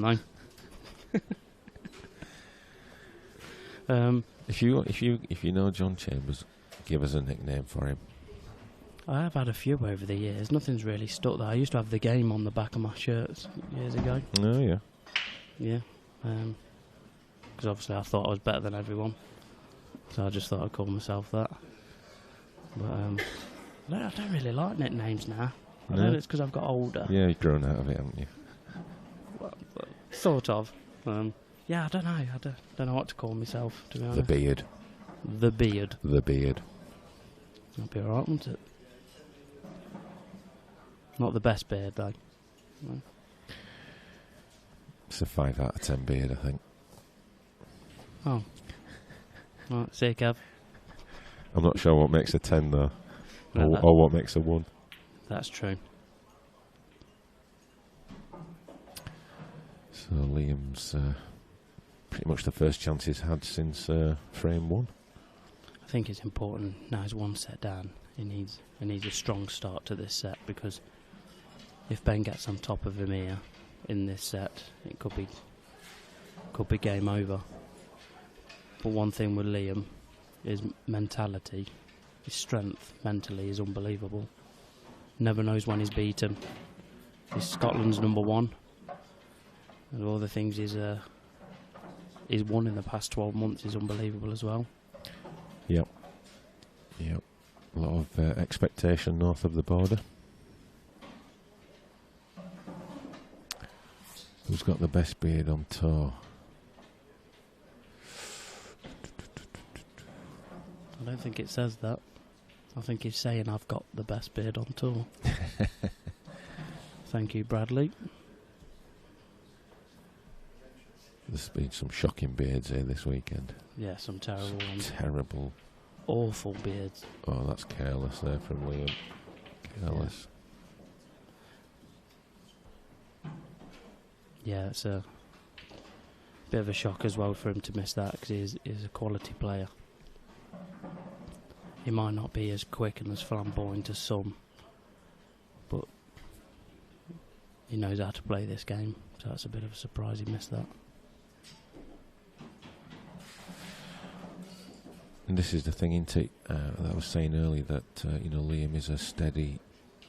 He's not one that's running around the table, but he still plays attacking shots. Yeah. Which ultimately is what it's all about, isn't it? Yep. Yeah, everyone's got their own styles, and I know slow play isn't everyone's cup of tea, but each to their own. And you just have to go with it. You can't force someone to run around the table just because it suits you. Well, that's right. This is a world championship. It's not a £10 knockout down the dog and duck. Exactly. Neil, go on, sorry, John. No, I was going to say I'm not a big fan of slow play either. Everyone who's seen me play I'm practically, although I don't do a lot of running, I run around the table while I'm playing as quick as I can. Get it over and done with, but it's not everyone's cup of tea. But that's what makes the game so interesting. But Liam generally plays quite attacking pool. If he's a clearance, he'll go for it. Just because he takes a bit longer than everyone else, people just need to, unfortunately, just deal with it. David Dugdale's got a bit of a bee in his bonnet. 30 minutes for a shot. How did he miss that? Well, David, I don't know you, but have you ever won a world championship? You got to give these guys cut these guys some slack. They're under pressure. Yeah, it's a big thing for. There isn't a player in the planet who's never missed an easy shot. No.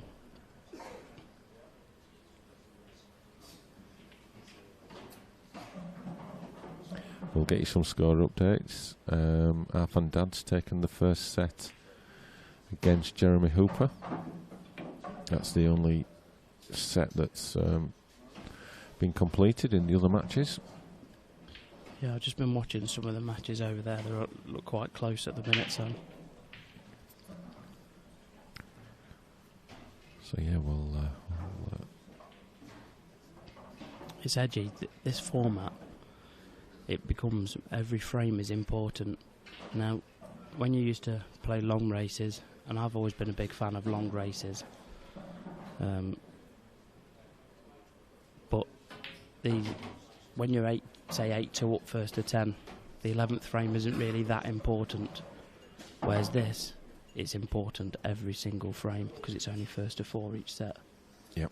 And I think it's really good for how we're trying to take the game forward, especially for a World Championships.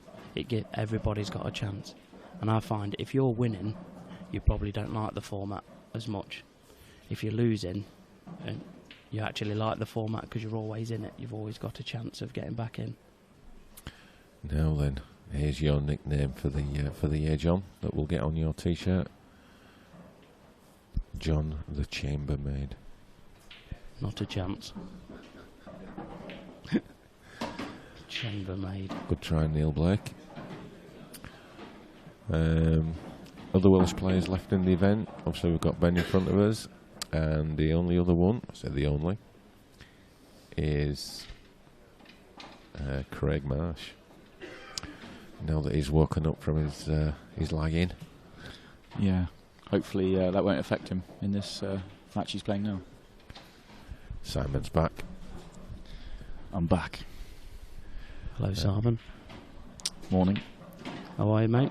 That needs to run. Tired. That's Ben's first slack shot. And this is the thing about set play, isn't it? In the first set, Ben had 4 chances and took 4 clearances out. Yeah.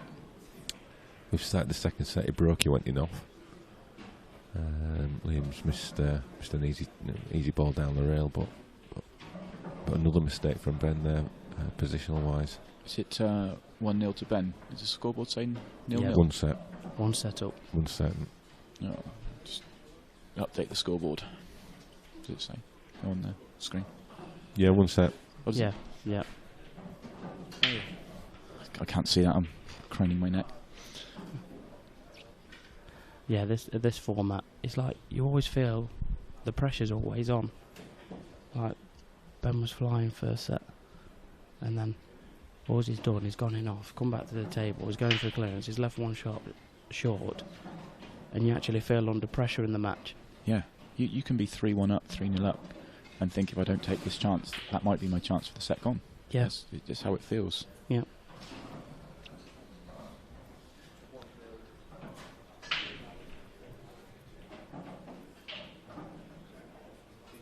I'm getting some good nicknames through here. Is this for all the players or just for yourself? For me, Kev decided to ask people to give me a nickname because I don't really have one anymore. Okay. But my mate from back home, his nickname's Pooch, Pooch, okay. and he's named that for me. He wants me to be called John Pooch Chambers. So we're going to share the same nickname. It doesn't really flow, that one, does it? No, it doesn't. They're just being silly. I'd at least put a "the" in. John Yeah. the Pooch, Yeah, not John well, Pooch. Jordan, that's terrible, mate. You're better than that. You've embarrassed yourself.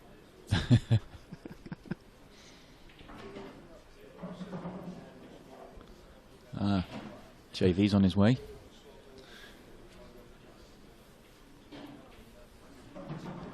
This is a chance now that Liam needs to put away. Did you say the first set was 4-0, 4-1? 4-1. Liam won the 4-1. first, break dish, and then Ben break dish, Liam dry break, Ben dish, break dish. So Clinical. Liam didn't really make any mistakes. No, So, okay. no. He missed. No, tell a lie. He missed a double. He won on the frames, and that was it. But I don't think Liam's going to be fazed by that. He knows he's still well in this match. Yeah. Yeah, you're not going to crack him, that's for sure. He's a right tough nut to crack. But it's not so much. Ooh, he thought he'd made that. Yeah, didn't quite get through that one, did he? No. The thing is, Liam's a tough nut to crack, and he doesn't know when he's beaten. But if you give him Ben opportunities to come back from the table, he's able to clear from nowhere. He'll make something happen. So it's not all about yourself. You're also giving your opponent a bit of a G up Yeah. to get back to the table. I mean, even though Liam's a firm favourite for this frame, You just don't want to give players of Ben's ability an opportunity to do something. He's just going to tuck in, but it's going to be a little too easy to hit. Although he has blocked the one on the right hand side at the top, which would have been a guaranteed hit, at least the one that he's going to have to hit on the top left. He might go in off. There's a chance, but yeah, he needed to be tight in behind the yellow. Yep. To make it a little bit harder for Liam. I mean, this is a one cushion escape, so he should hit it regardless. I think he'll try and hit the one on the top rail as well. Yeah, if he does hit, make contact, then you said before that he's in control of the frame, but if he hits, then he becomes a very big favourite because it's going to be tough for Ben to do anything. Yeah, he's going for the one on the top rail here. has he gone behind it? He's gone behind it. Oh my God. That's unlucky, that is. You know, I know you can say, well, he played it, he aimed it, but to go round the back of a red that's probably 2 inches off a cushion. He skimmed it one way and then skimmed it the other way. Yeah. There's a bold patch either side of the red. Yeah. And this is all from him missing that red. Yep. All of a sudden. Still got a little bit to do here. I wonder if he's thinking of playing the plant red nearest the black onto the other red to free up that other yellow and clear the pocket.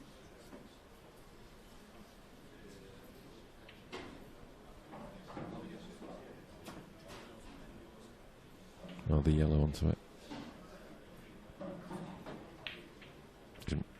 Ooh, It's turned out all right, bad, didn't it? It didn't look like it at one point. You see Liam's face there is... Well, to be honest, I don't know if he's happy or not, because he's always mindset on the game, so you wouldn't know if he's winning or losing, to be honest. Yeah, he shows a very good temperament. Yeah.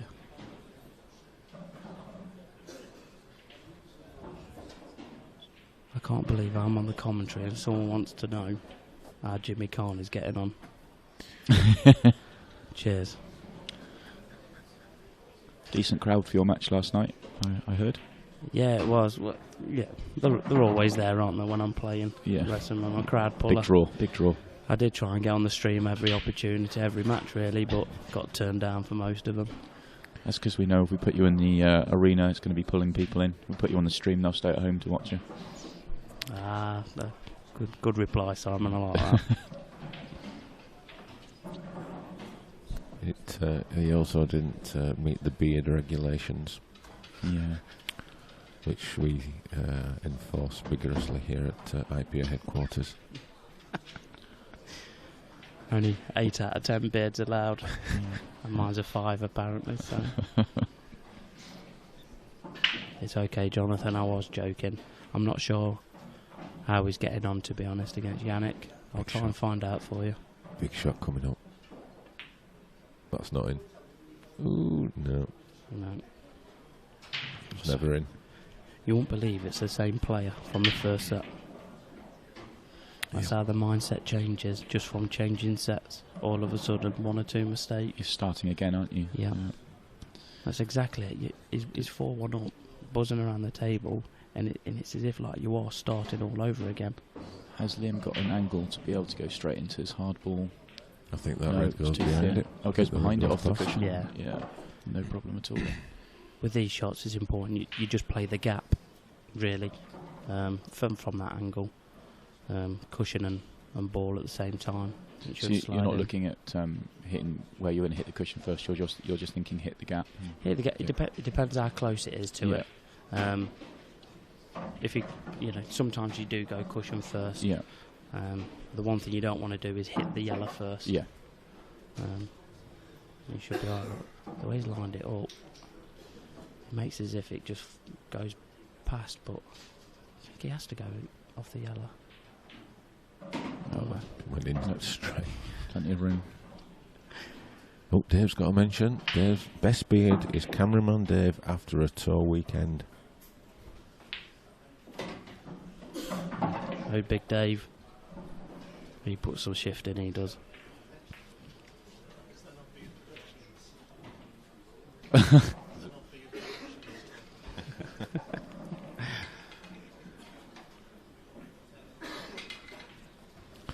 Yes, if you missed it earlier, the doubles match that was due for the stream at 10 this morning.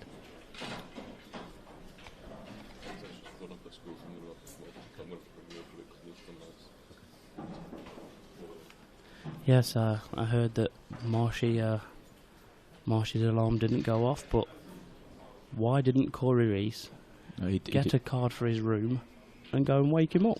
Because he wasn't in the... he's not staying in this hotel. So they wouldn't let him?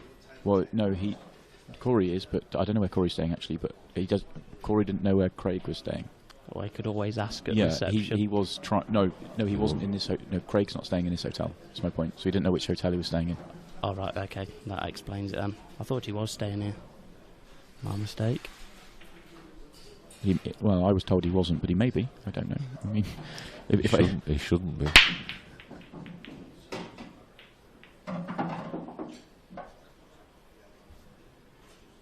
That's a good break.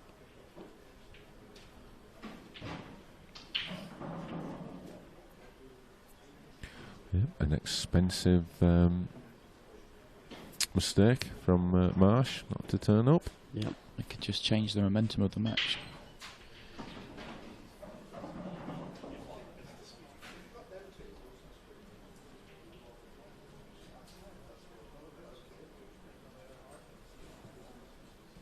Yep, that's how quickly it can change.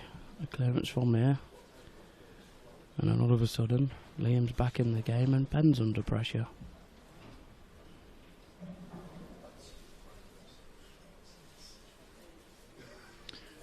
He's, you'd imagine he wants reds, but where can he pop the red over the left middle? Yeah, he can do. Or you can use the other red if needed. Yeah, he can do. I don't think he needs to, but it was always the safer option to do that. Yeah.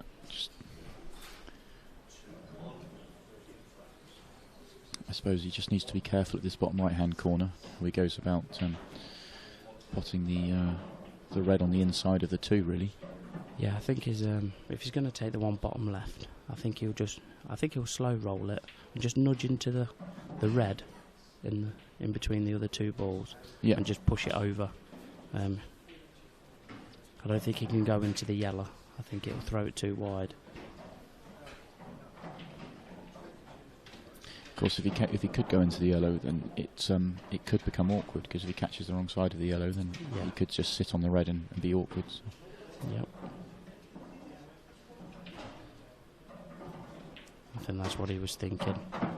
So you think he's just going to try and plot the one over the pocket and cannon the yellow this time? Yeah, but I mean, if you have a look from our camera 3, you'll see that he's only got half a yellow to aim at. So yeah, he's got to be careful of it, because if he just nudge the red, if he just clips the red, then he might be in a spot draw. But I played that well. Played that very well. Yep. That's a good camera angle for that shot. I expect Liam to get these now. Now he's had his hand on the table. Dave Kremen, would they not just lose a couple of frames instead of a DQ? Okay, well, you're given, the rules are that you're given 5 minutes for your first frame, 9 minutes and you're 3-0 down, and 20 minutes and it's loss of match. Craig was actually given a few minutes leeway before he was put on the clock, just while people were finding out where he was, what was going on, so probably given 5 minutes before the clock was started. And once the clock was started, there's no turning back, and he was probably here within half an hour after that. So unfortunately, the decision was made. Yep, rules are rules. I think that's a lot better than, bless you. Well, you can't have people waiting one frame every 10 minutes, so they're hanging around an hour and 10 That's minutes. how they used to do it in some tournaments a few years back. Yeah. Maybe like 10, 15 minutes per frame, and then you have to wait an hour to be awarded the match. Yeah. That's ridiculous. Yeah. That was in the era of green cloth, though, John, wasn't it? Oh, yeah. The green cloth era. The dark old days. Oh. I don't think anyone remember green cloth, because we didn't have colour TV then. Craig Marsh just taking the first set against Yaz Hussain. I think Craig will win that match. Yeah, he should do. I think he'll have a bit of a bee in his bonnet as well after letting his teammate down and Wales down. He's come back from 2-1 down in his first 2 round matches, so Yeah, he'll be keen to get it done in 3-0 or 3-1 this time. Yeah, his last one against Andy Lucas, I think it was. Yeah. And first round he played on the stream against Jake Newlove, and was 2-1 down there as well. Try and answer some of these questions. Are them right racks worth getting? I think you're going to say no. Well, I like the idea of them. I really do. I'd tweak them a little bit, but that's only my personal preference. I don't have any issues with the plastic triangles. I think setting them up. But, I think the players here are fairly split. I think half the players, maybe more than half the players, probably quite like them. Maybe like yourself, probably would want to maybe tweak them, have their own ideas on how it could be improved. Yeah. And then there are players that look at them and go, I'm not sure what I meant to do with that. And get me something I'm used to. Yeah. And there are both in the arena, so personal preference really. Yeah, I mean, I watched my brother use one for the first time. My word, that was an experience. He didn't look like what was going on here. He got used to them. I like the idea of them. I just think the boarding, that you push the balls up Yeah. to keep them tight, I think that should change to a metal. Okay. Because with the wood or that strip, when you push, Yeah. it then springs the balls back Yeah. on the bottom ones. So Yeah, it can. That's, yeah. that's the only thing. I know what you mean. Yeah. But other than that, then maybe don't squeeze as hard Yeah. when you're racking them up. But I don't mind them. Yeah. Sometimes it's not even about the how you're setting them up either. Sometimes the balls just won't sit on a table. Yeah. That happens. So Yeah, something that you can squeeze them together too tight, and then they ping back open, and yeah, you can be there for a few minutes. But it's definitely worth taking that few minutes. Don't want to leave it loose.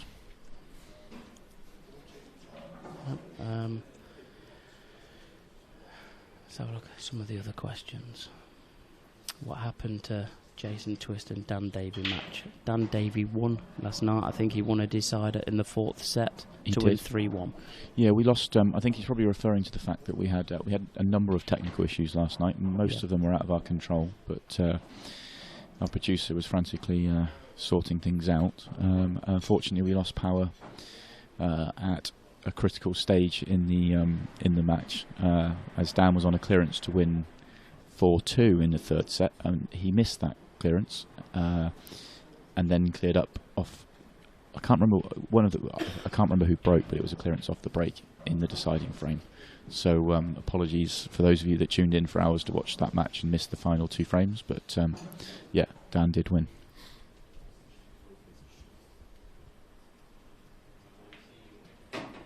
I think he's quite happy about the fact the power went off, because he missed a golden opportunity to win it the frame before, and made a bit of a mess of it, but managed to come back and win it in the decider.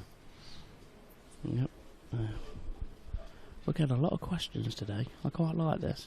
Yeah. Question time with John Chambers. More questions for Jimmy Carney. We still don't know the score.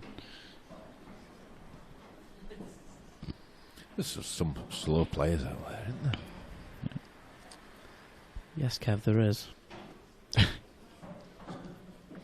You're a good chairman though, Kev, I'll give you that.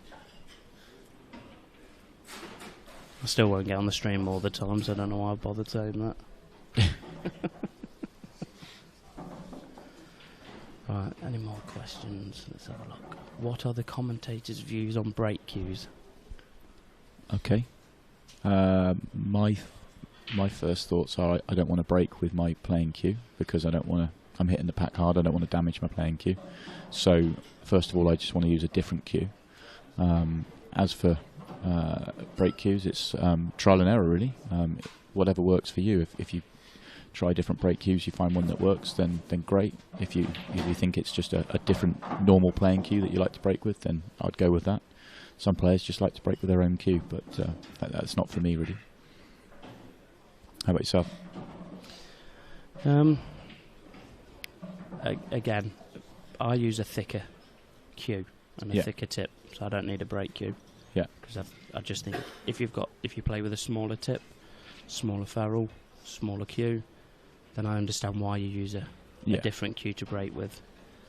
I don't see how it makes any difference at all, personally.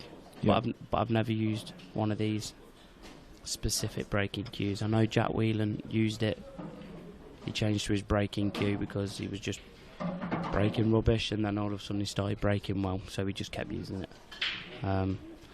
Is that because of the cue, or was it just a different mindset? Well, I think with anything, it's what people, in other sports, golf for example, people change putters all the time because they think they're putting rubbish. One putter is no better than another putter. It's just if you feel you need that to give you the confidence. Yep. I feel like I break better now. I've started using I've got a Jason Owen version of the break cue, but I also have spent a lot of time working on my break, so the two things have sort of gone hand in hand. Personally, I'm a fan of it, but yeah, I mean, I think with everything, it's a case of working out what works for you. Yep.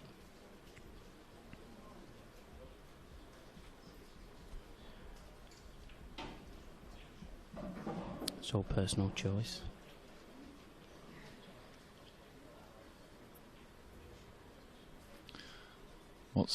As we're on break cues, what's the best way to break? The person who sent that in said personally likes to hit the from the side in the second ball. Is it you front on and hitting it as hard as you can, John? Yeah, Yeah. Generally, but I find with this with the speed of this cloth, you can just rein it in a little bit on how hard you hit it. Yeah. It's more if you just time the break better, Yeah. rather than just go completely mad with the break. But you know, but yeah, I generally go just to the side of the spot where I break from. Yeah. And just a little bit back, say an inch to the right, inch to the back. Yeah. And that's it. Yeah, I think that's the key. I think a lot of people might just put it on the line and go for it. Sometimes you're too far away from it. I think you lose control. It's okay. Again, it's finding the right place for you. I have it about an inch or so back from the line as well, Yeah. and I'll move the white from anywhere from almost straight to maybe a foot to the right as we're looking at the table on stream. Yeah. And I think the important thing for the break is don't just if you go out there and try and absolutely full power it and you miss hit it, you're worse off than if you just rein it in and time it. Yeah. I think if you're hitting the break great, then you can, and obviously you've got to work on the break, then you can start to really ramp up the power. But it's more important to get the contact right. Yeah.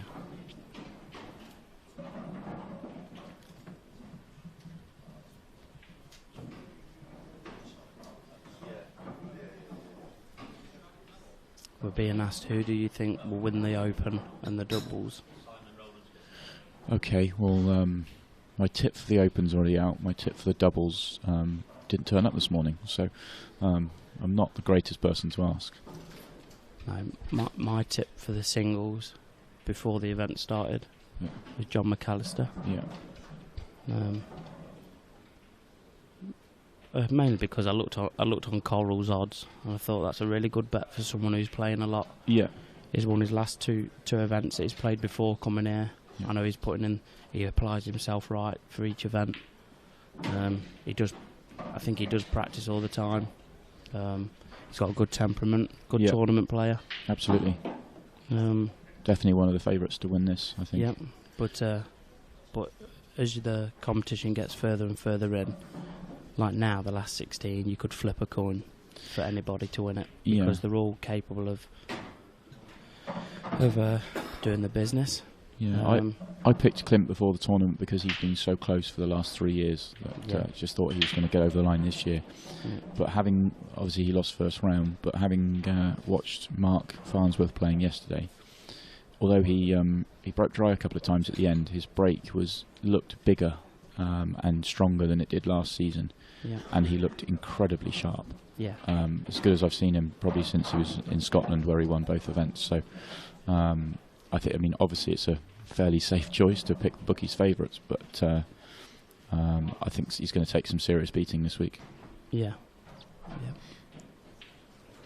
But it is a bit of a lottery now. Yeah. And for the doubles, I will go for Goobsy and Bossman for the doubles. Yeah, that's a good pick. Good pick. Two great players. They're good friends as well, which always helps. When you're playing, you've got to enjoy who you're playing doubles with. Yeah.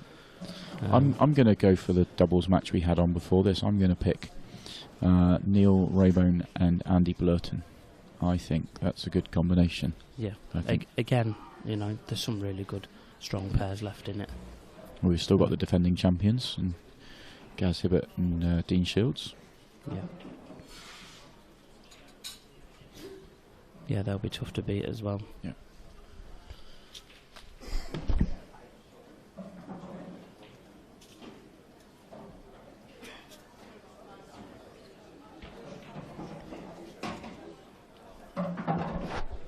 As we're talking about the doubles, I've just been handed the sheet which is for the next match on the stream, which will be Jordan Shepherd and Jeff Allen versus Gareth Hibbert and Dean Shields. So 2 of the favourites, no doubt, for the tournament. I think that's the last 16 were stage as well.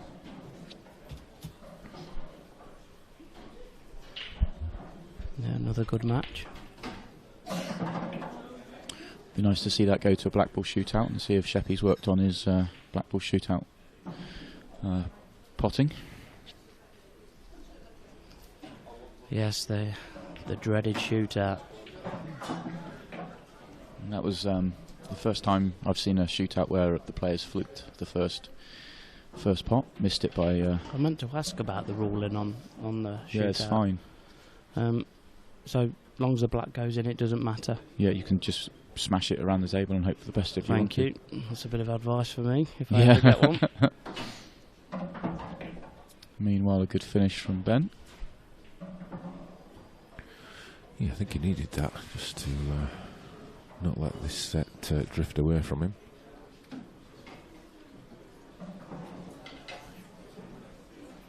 Right, I'm going to have to love you and leave you, folks. I'll leave it to Kevin, Simon.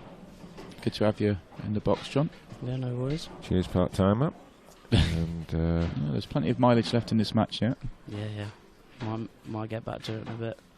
come back for the 5th set, won't you? Yeah. I've just got to go and entertain some fans that have travelled to see me. So, okay. Yeah. Okay. Thanks, you. John.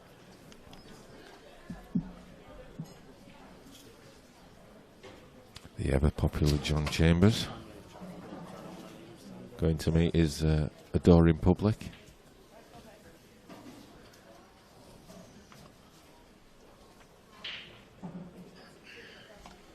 Yep, Scotch doubles, yep. Yeah, Darren Norris said he wouldn't have the nerve for that shootout. You're not the only one. No.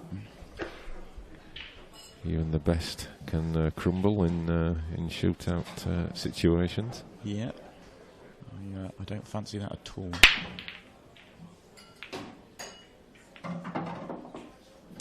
Just looking around, seems to be quite a crowd gathering around some of the other last 16 matches.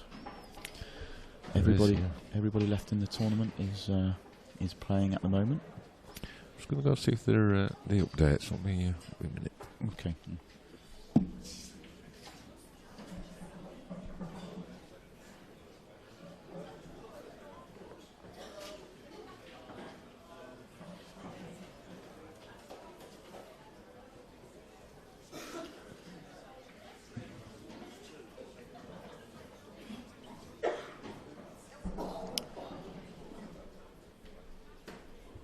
Whilst Kev is away, well, someone's mentioned nicknames. If anyone wants to send some in, give some suggestions, and, fire them in.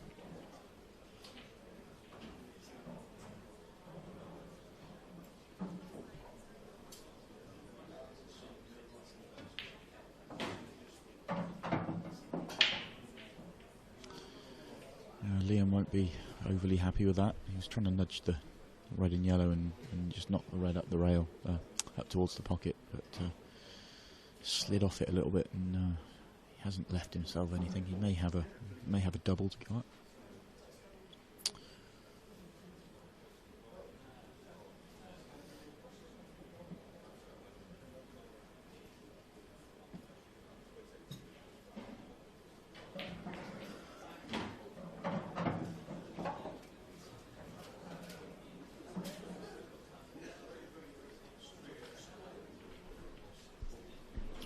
Really good shot from Liam, and giving himself a good opportunity here to get himself to 3-1. The two reds at the top are not too much of a problem. If you can play the one he's nearest now to top left and sort of get into the gap between the two, you'll have those two. It's just the red that's probably causing not a problem, we're just trying to work out, it's probably the red and yellow together. He could play on it into the corner, of course, or he could play on it into the left middle. It's just a case of when he gets on that one, he needs to be fairly precise, just because to make sure he can get out for his final red. And of course, the black only goes to the long pockets, the yellow's in the way for that obvious middle pocket. So, sort of back end of this finish is tricky. It's it's on, but it's tricky.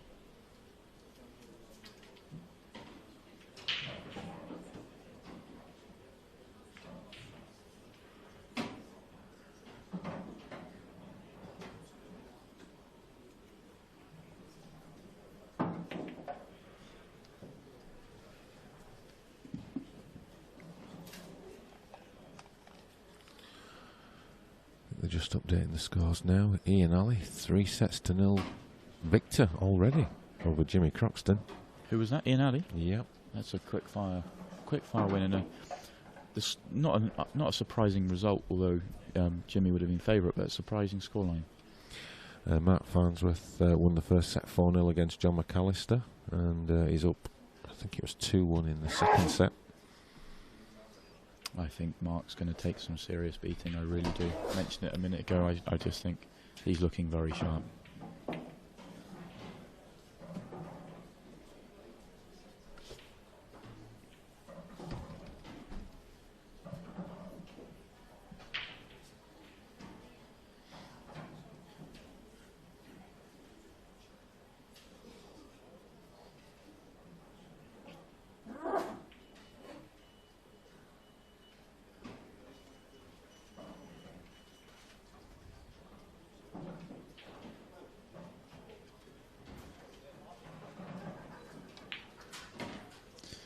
That red was slightly further away from the yellow than I thought it was a few shots ago, so he got really good position on it and played that well. He's going to play for the black to the top right.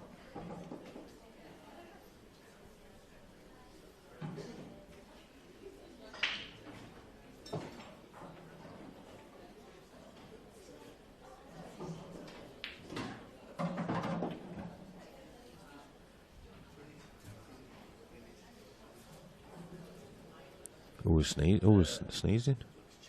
Was it Dave? Yeah. Are you alright? Oh no. It's not man flu, is it?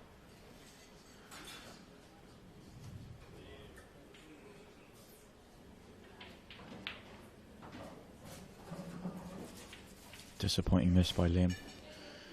Be really frustrated with that.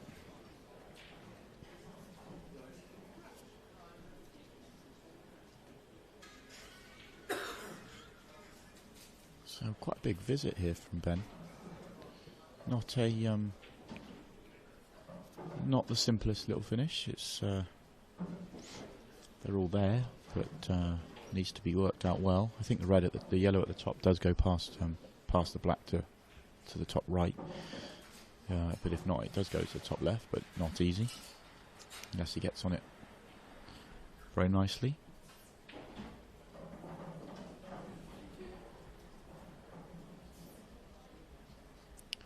Liam showing his first sort of, that I've noticed, looking a little frustrated in the chair. Very disappointing miss for him.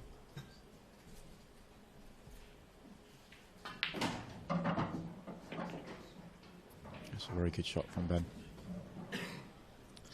Just he could have played on the yellow, but doesn't need to. He had the angle to move it out, so makes it all that little bit easier. So Liam's hope here will be the yellow on the top rail, and that Ben won't get good position on it.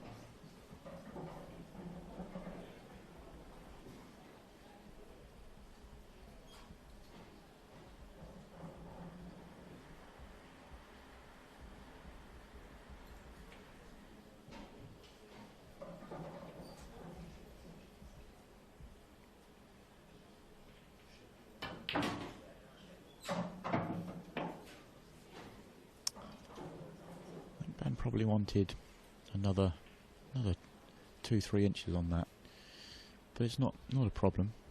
You can see from camera 3 that he's got an angle where he's not going to be getting close to the next yellow, so it's going to be playing the next yellow from the bottom half of the table. But as long as he gets the right angle, it's not a problem.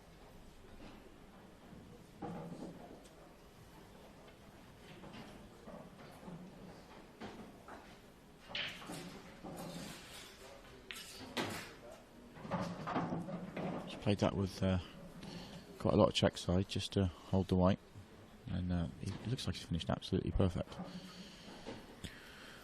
Yeah, just needs to make sure he leaves the right angle on this, on the yellow that he's looking at now. Yeah, the last thing he wants to do is go too far. Yeah, he can be short, but not too far. Of course, if the yellow goes past the black to the top right, then he can be straight, but he probably wants to be an inch short of straight. Like that.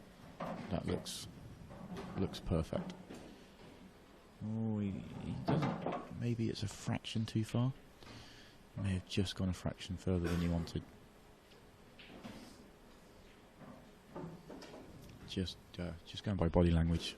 It's, he wanted just to roll it in, and he may need to just punch this in a little bit. If he's got the, if he doesn't like the angle, is there mileage in just topping through because he would cannon the yellow, just at a nice pace? Just punching. No. Oh, he was. I a don't lot. know what the problem was there. Yeah.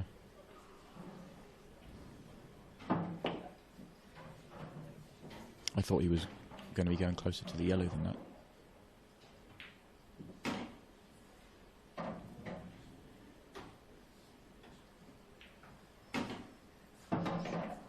There it goes. Andrew Mackay is asking, new professional this year, Andrew Mackay, is there a source for embroidered?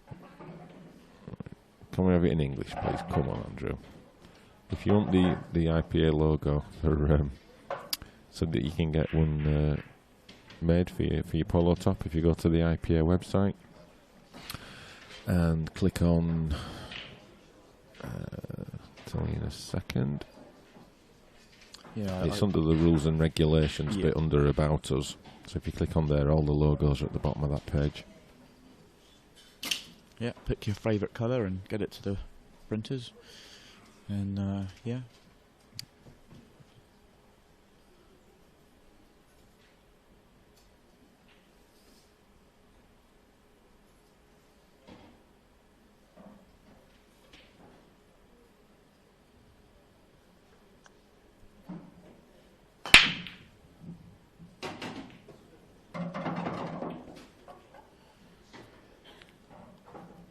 That's a big break.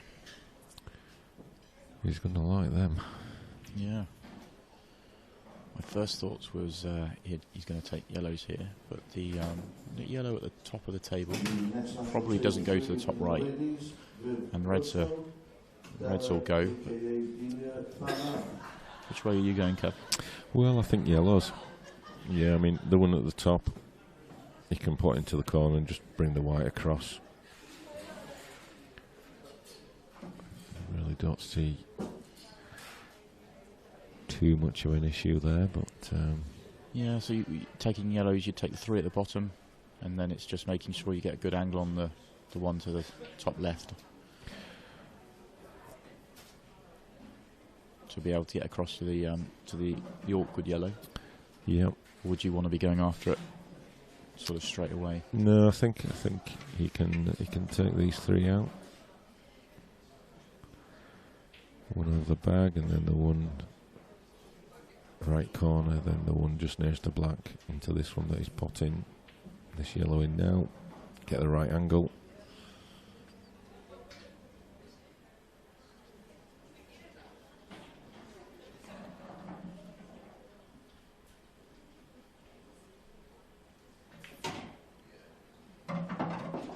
Alright, okay. I think that's shows his mindset and his confidence at the moment. Yep. That he was throwing it through that gap. And he's played that absolutely pinpoint. Absolutely perfectly, yeah. I thought he'd drop it in, take the bottom of those yellows, and then play on the one he's playing now to go up the table. But now he's got perfect position. It's a slightly easier way around. It shows the confidence he's got.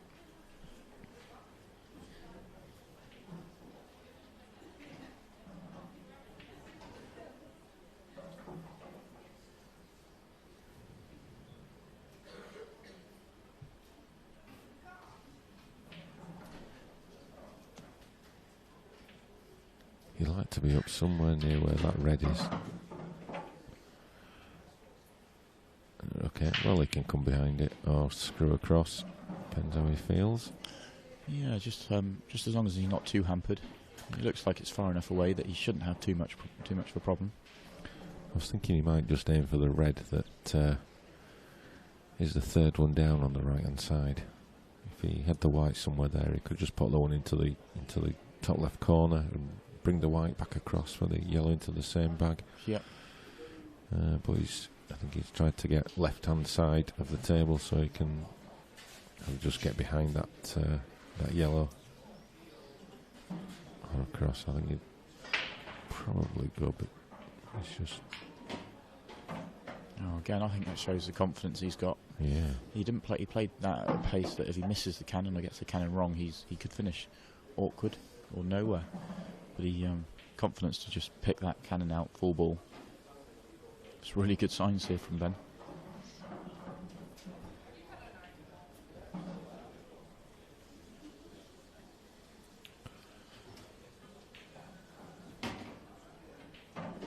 Is he too straight? I'm not sure he's run that through enough. Well, he's looking at the angle for the black to the. He's just walked around the table. I think he's got enough on this. I think he would like a little bit more angle. I think he's okay.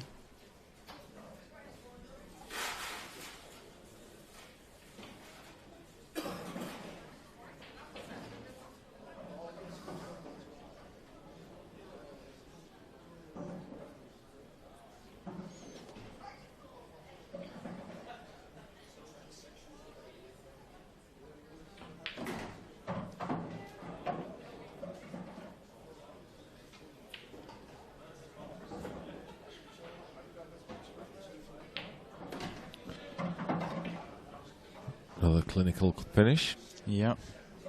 All set up with a very big break.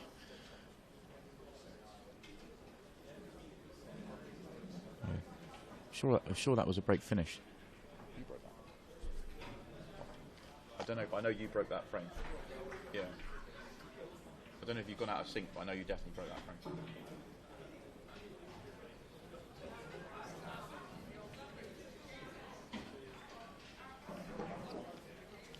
Well, Liam won the lag because Liam broke first set. So it should be his break. So second set, yeah, so it's Liam's break. Yeah. That's right. That's right. Yeah.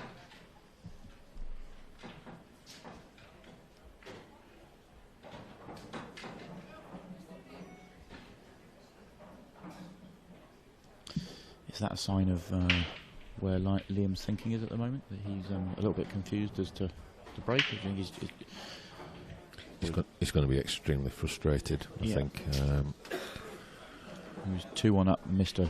It wasn't an easy black, but a black he will be very disappointed not to make to go 3-1. And next time he touches the table, he's 3-2 down. Yeah, but as we know in set format, he's just going to tell himself he's still well in this match.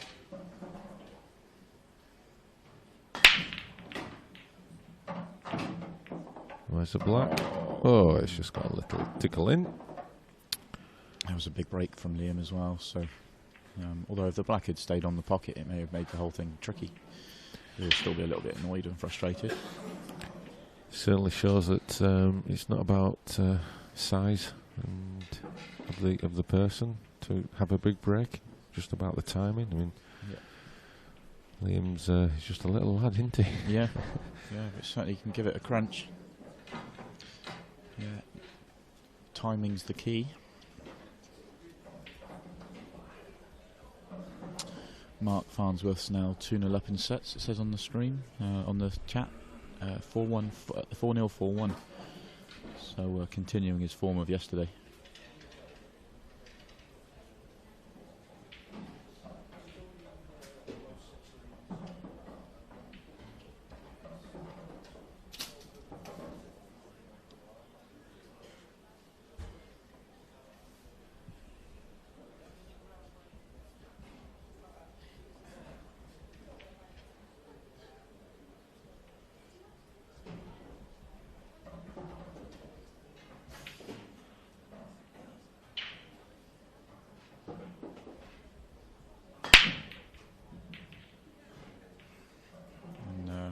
as is often the way after potting the black off a break, your next break's dry. That always happens to me, that.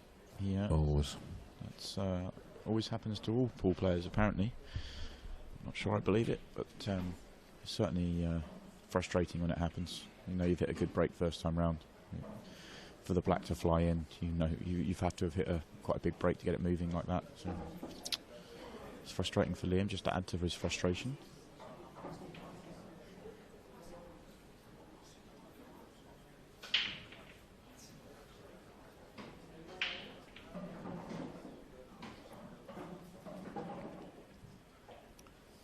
It's a pretty good split here for Ben. He could go either way. I'm looking at it probably favouring, I don't know, it's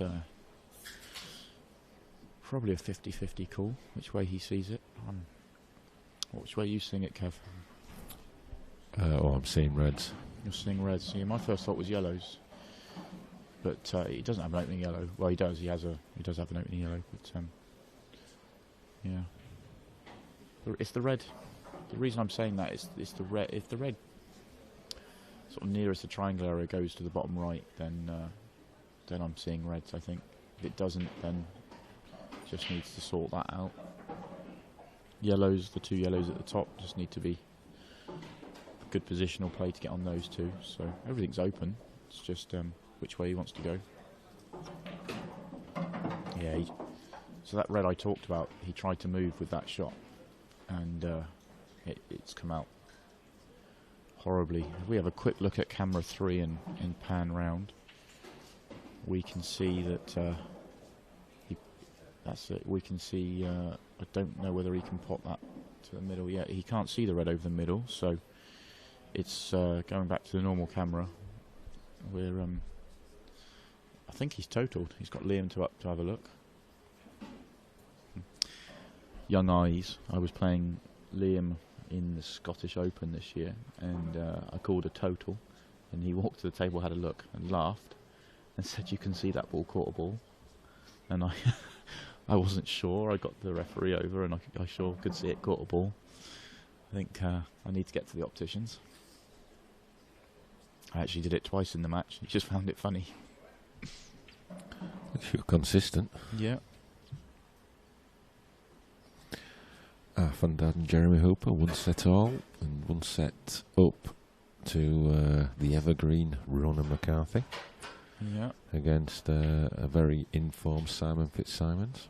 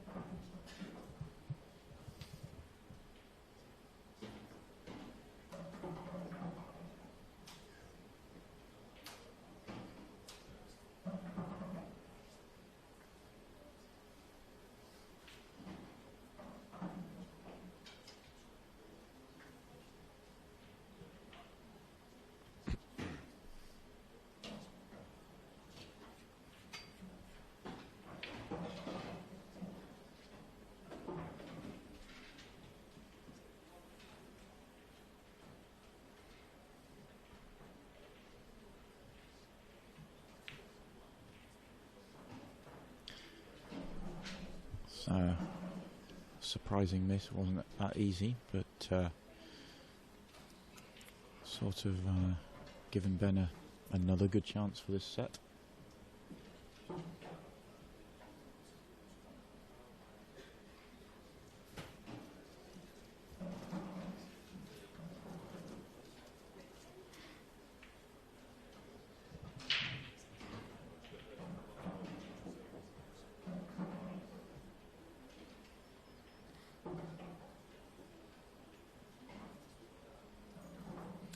Someone's asked about the scores. Yeah, qscore.com or IPA Pool. Follow the link to live scoring. It will take you through to QScore. And you can check out all the scores for all of the tournaments here this week. Just as you say that, Craig Marsh takes a 2-0 lead against Yaz Hussain. So him and Mark Farnsworth look to be on a collision course for quarter-final meeting. What a draw Mark has had for this tournament. If he goes on to win against John, and Craig goes on to win against Yaz.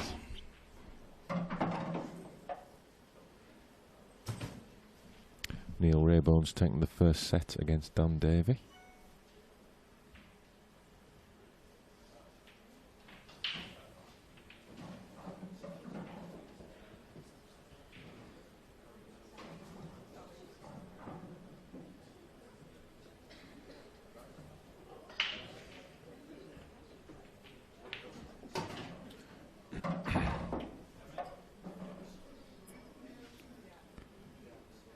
Does that red go in off the other red, or is he leaving that till last to leave the black into the right corner?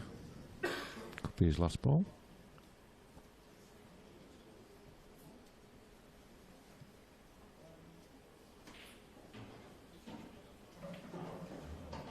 Yeah, he's playing your shot, so he just doesn't want that red. He's playing it off to go too safe. And that looks okay. Both reds at the top of the table still go to the top left, so that shouldn't be too much of a problem.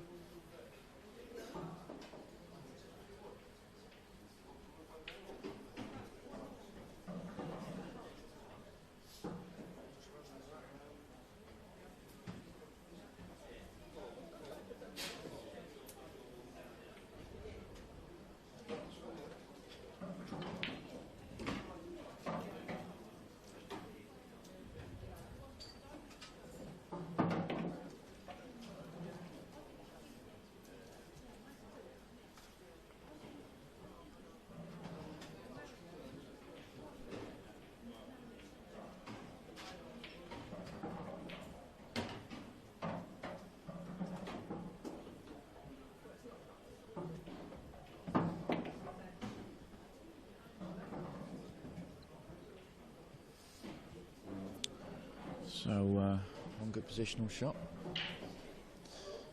He's obviously not got the angle he wanted. It looks on our screens to be absolutely perfect just to play this on and off the cushion, but maybe it's a fraction thinner than it looks, and he's a little bit worried about losing the white.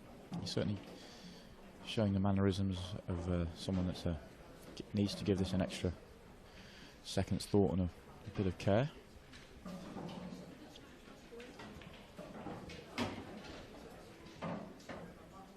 Was a little bit thinner than it looked, and but he's controlled that reasonably well. So this black for a 2-0 lead. Yeah, it's impressive stuff.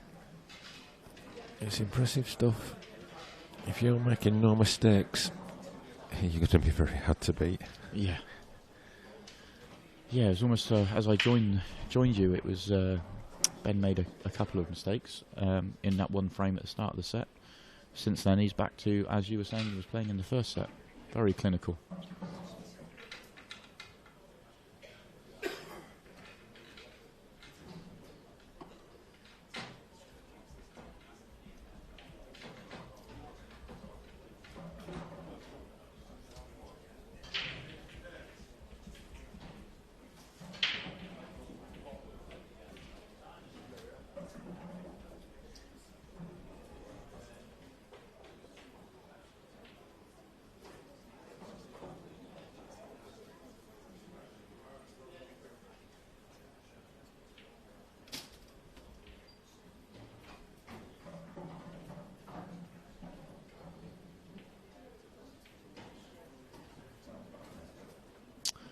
Ben's just popped out the arena to get himself a glass of water, so bear with us, he'll be back in a minute.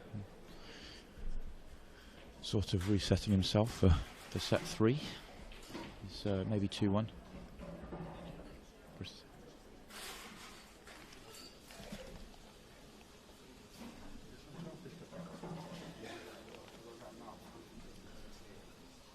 This match, as I was just saying, Liam may be 2-0 down, but this match is a long way from over. Ben's still got to win another set. In Liam's mind, he just needs to win the next race to 4, which he's more than capable of doing, and then going from there. So long way to go potentially.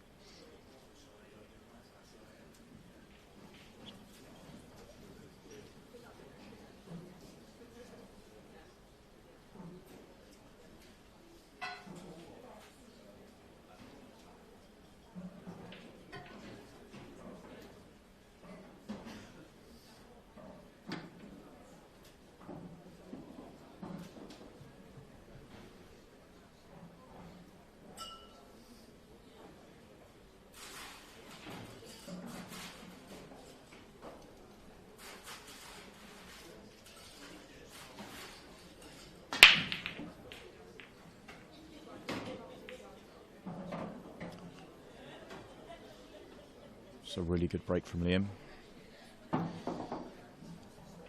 Pretty good split. Just got that one. He's going to be looking at yellows, but he's got that one problem on the bottom left of the table. But I wonder if they're a straight plant now, in which case he could play the yellow onto them to make that.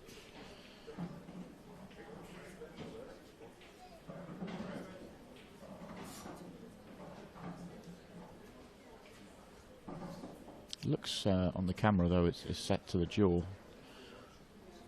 but may be able to be made and squeezed across.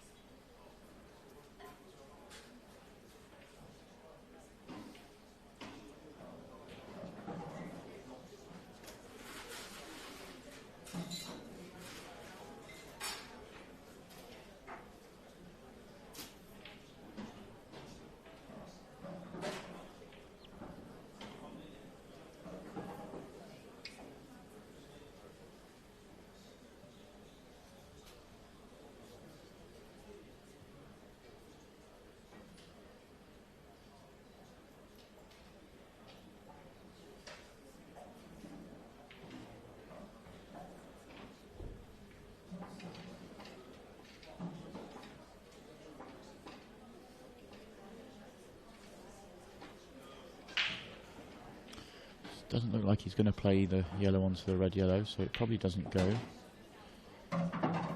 Looking for an angle on this yellow now. We can go to camera 3 and just pan to the left a little bit. We can see that he's got an angle, a perfect angle to cannon into those two.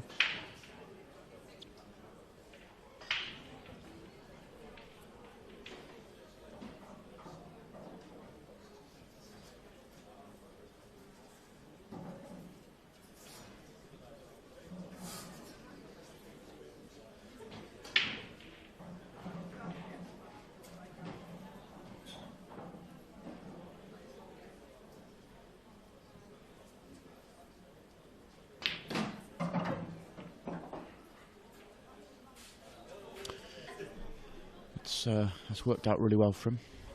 Not sure, I think he was probably trying to cannon it, trying to punch it through to force the angle a little bit wider to catch the red full, to knock the yellow towards the corner pocket, but it's actually worked out really well for him. Not sure he played it this way, he may have done, but either way it's worked out.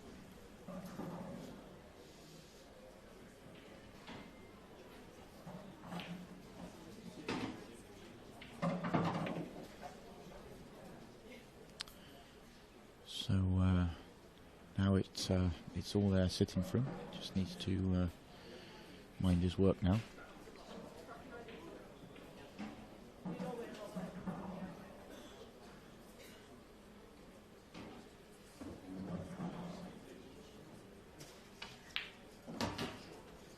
It's a good shot from Liam.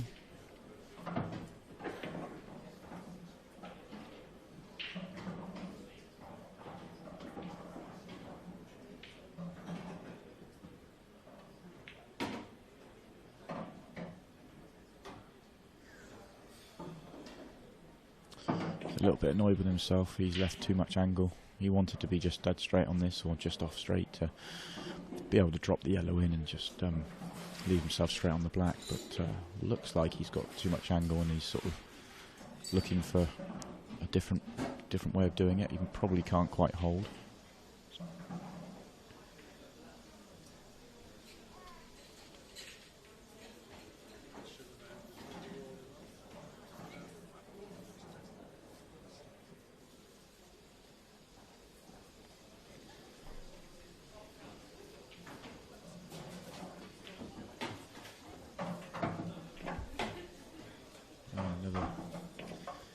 Another mistake from Liam that's going to frustrate him even further. He's it's just going against him at the moment. From 3 balls left, he would have expected no problems, and just left himself slightly awkward and wasn't able to recover the situation.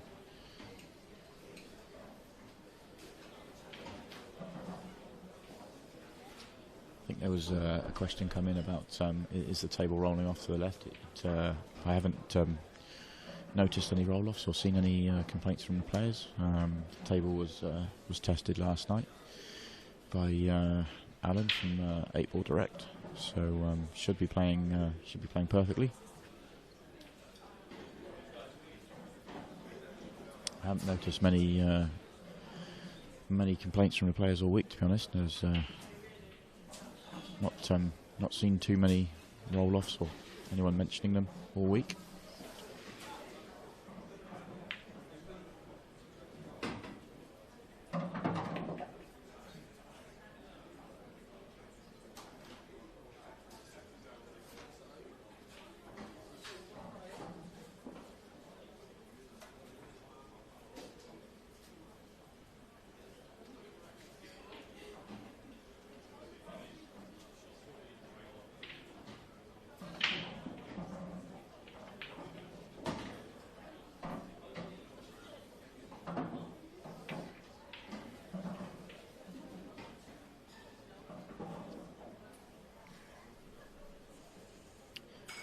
Just be interesting to see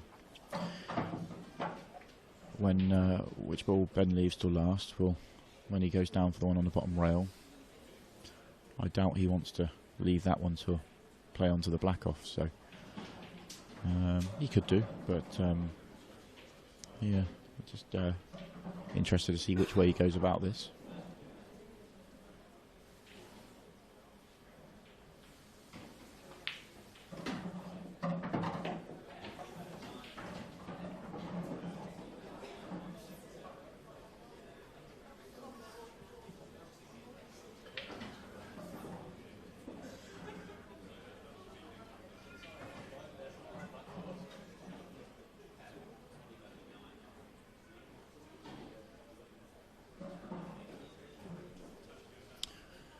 Okay, Ian, I see your point. Something I'll watch out for. Have a look, see what happens.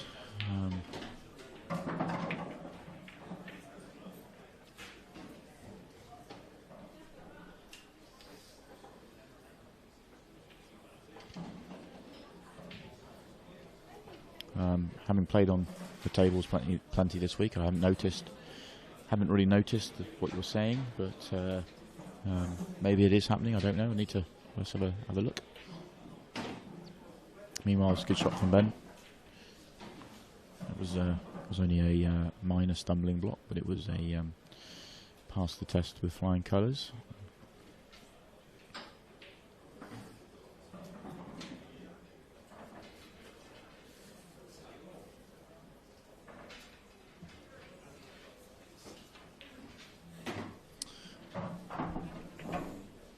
Nick suggests that the white always wonders when playing on a speed cloth. Well, we're not playing on a speed cloth, so I'm not sure that is too relevant. But I'm certainly going to keep an eye on it for the next few frames and see if I notice anything.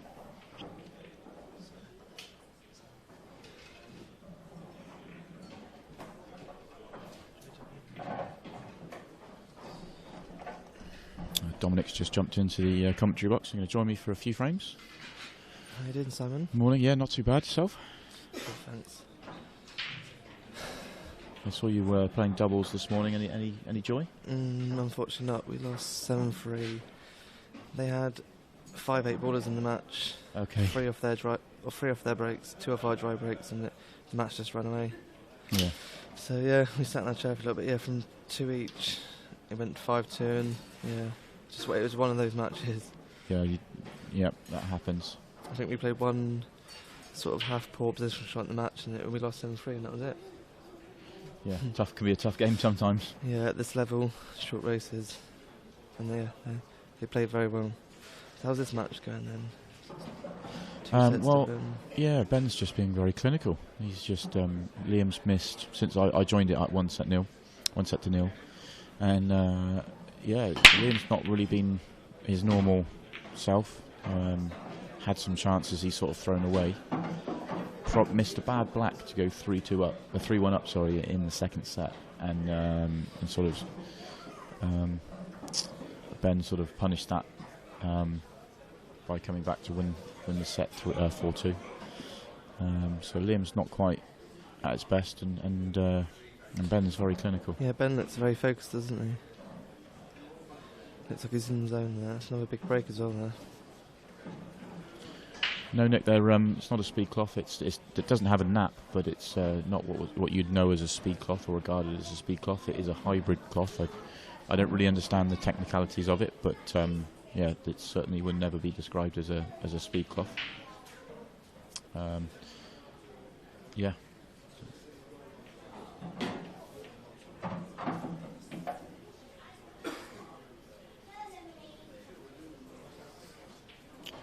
Somebody's asking what's the score with Jeremy. You've been over watching that? Yep, last time I looked, he lost the first set 4-1, and then he won the next set 4-0, and he was 1 frame up. So he had a nice little 5-frame spell there, so it was 1 set apiece, and he is 1 frame up. He lost the first set 4-1 and asked me nicely if I could get him a pint of Beck's, and I went back about 45 minutes later and he was 1 set each, smiling. But yeah, I said to him this morning, I thought that could go all the way, him and I know them both really well. Yeah. I know our fun through the 9-ball scene. He's a good friend. They're both good friends of mine, so I haven't really watched much. I feel a bit awkward. I said, Jeremy, I'm just going to step away and let him play pool. He's playing really well at the moment, Joe. He's just playing really solid pool. Yeah, he's absolutely flying, isn't he? He's taken out a couple of big scalps and sort of came here with no real form because he hasn't been playing, so didn't really know what to expect. Just a lot of experience, Joe. He's played a little bit over the last couple of weeks, but he doesn't expect too much from himself. But he knows if he can play a good. He said to me he's been playing his solid B+ game. He's good enough to give everyone a good match, especially in this format. Absolutely. He believes he can beat anyone in the best of 7, and he's played very well. So I think he's got a good chance against Arthur, and that could go very close. I wouldn't be surprised if it goes two set speeds or White's close. Yeah, Ben will be disappointed with that. He's got left himself a problem at the top of the table, and nothing overly close to it to solve that problem. So. No.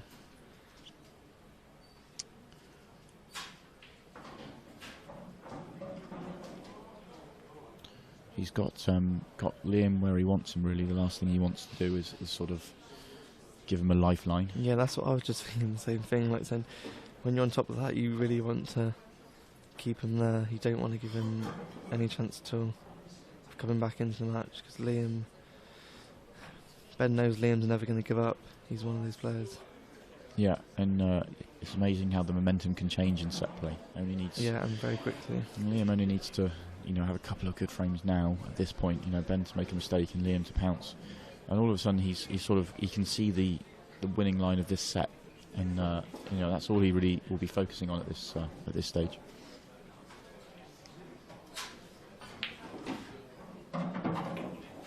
Needs that to pull up. Yeah.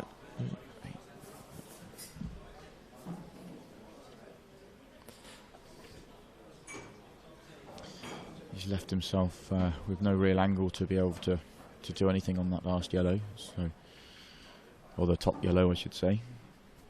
He can't get near it on this shot.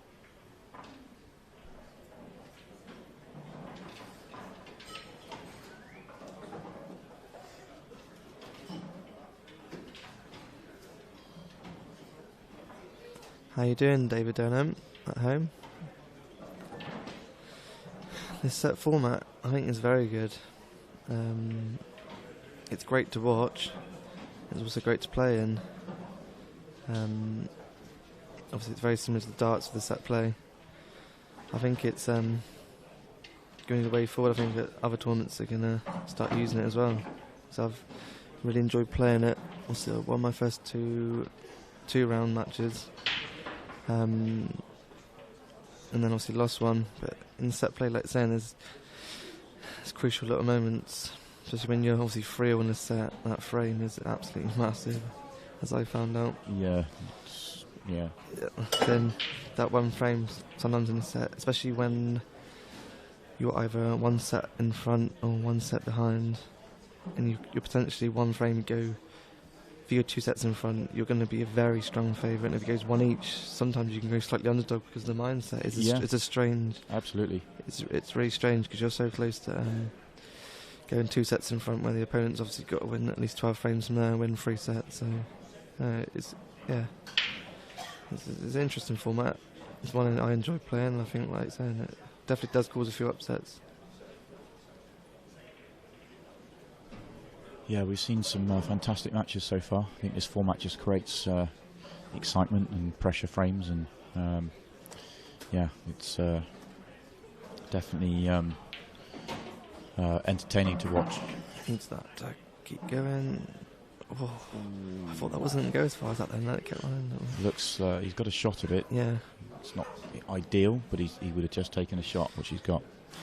Just that we were having a conversation regarding the cloth, just finishing off a conversation with Nick. That, Yeah. Take your point, Nick, that you know, if it doesn't have the nap, that perhaps it can waver, like you would have seen on speed cloths. But I've noticed it at another event where they were using this cloth. You know, we've had a few smaller events where we've used it, but I haven't noticed it at all this week. And I think it was just the way the cloth was put on.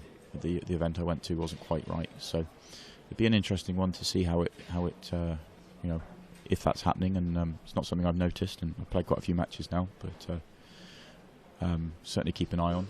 It's, I think we're all learning and excited and interested to see how these cloths wear, and you know, how they work and moving forward.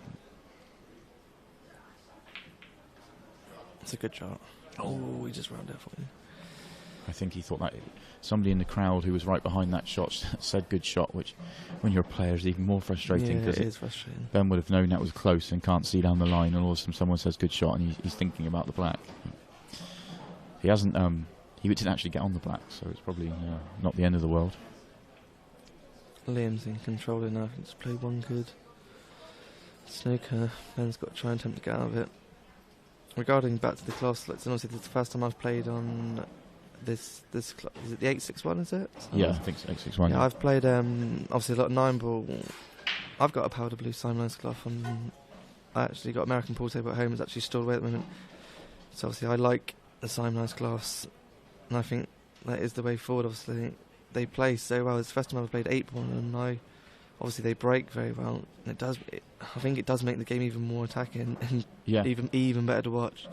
Yeah, I think you can do more with it, and yeah, I think you're right. I think as the players get more and more used to it, you know, this is in for the season and beyond now. So as the players get used to it, I think there's going to be we're going to be seeing some. I definitely think it encourages more attacking pool, because the breaks I've seen, I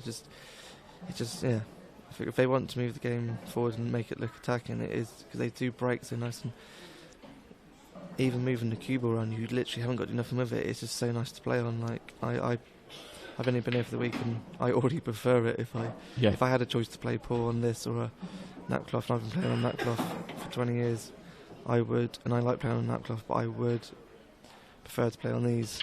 Yeah, I've kind of quite quickly got that feeling. I played on you know, for some World Series events last year. I played on some this cloth, and very quickly really enjoyed it. So yeah,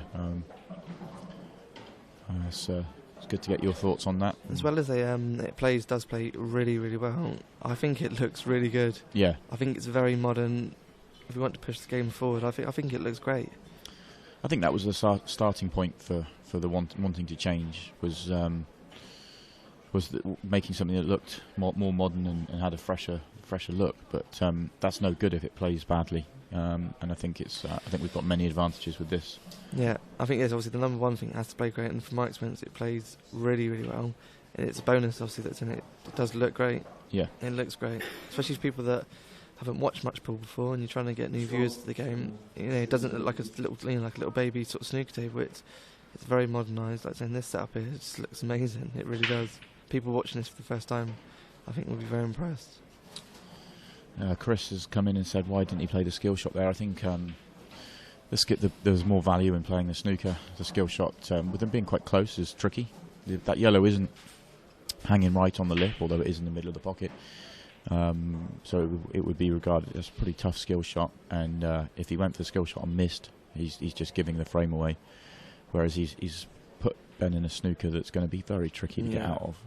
We've had to call a referee in because Ben's probably going to be playing this with a fair amount of pace, or even if he's not, it's going to be so close to hitting yellow and red together. It's a good idea to call reference and they are quite close together, especially if he plays it at He- pace. He's either going to smash this or he's going to just try and die onto it. Yeah, let's- He's I going to thought try he- and die onto yeah, it. That's what I thought. Oh, it's a foul.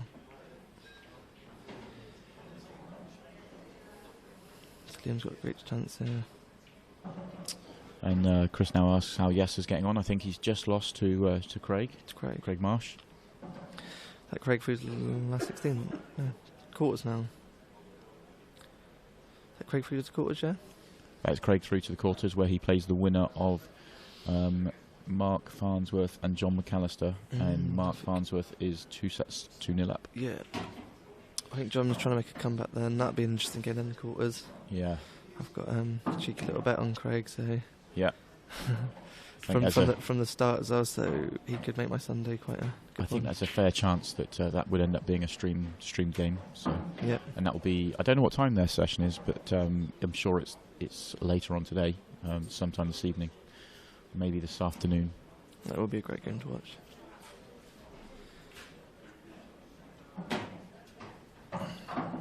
So Liam's mind is working.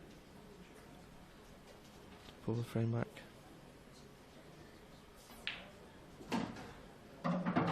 I don't. Keith's asked about Jimmy Carney. I don't know the Jimmy Carney score. I haven't got the live scores being updated in front of me at the moment. Kev's walked off with the screen, so I can't bring you that right now.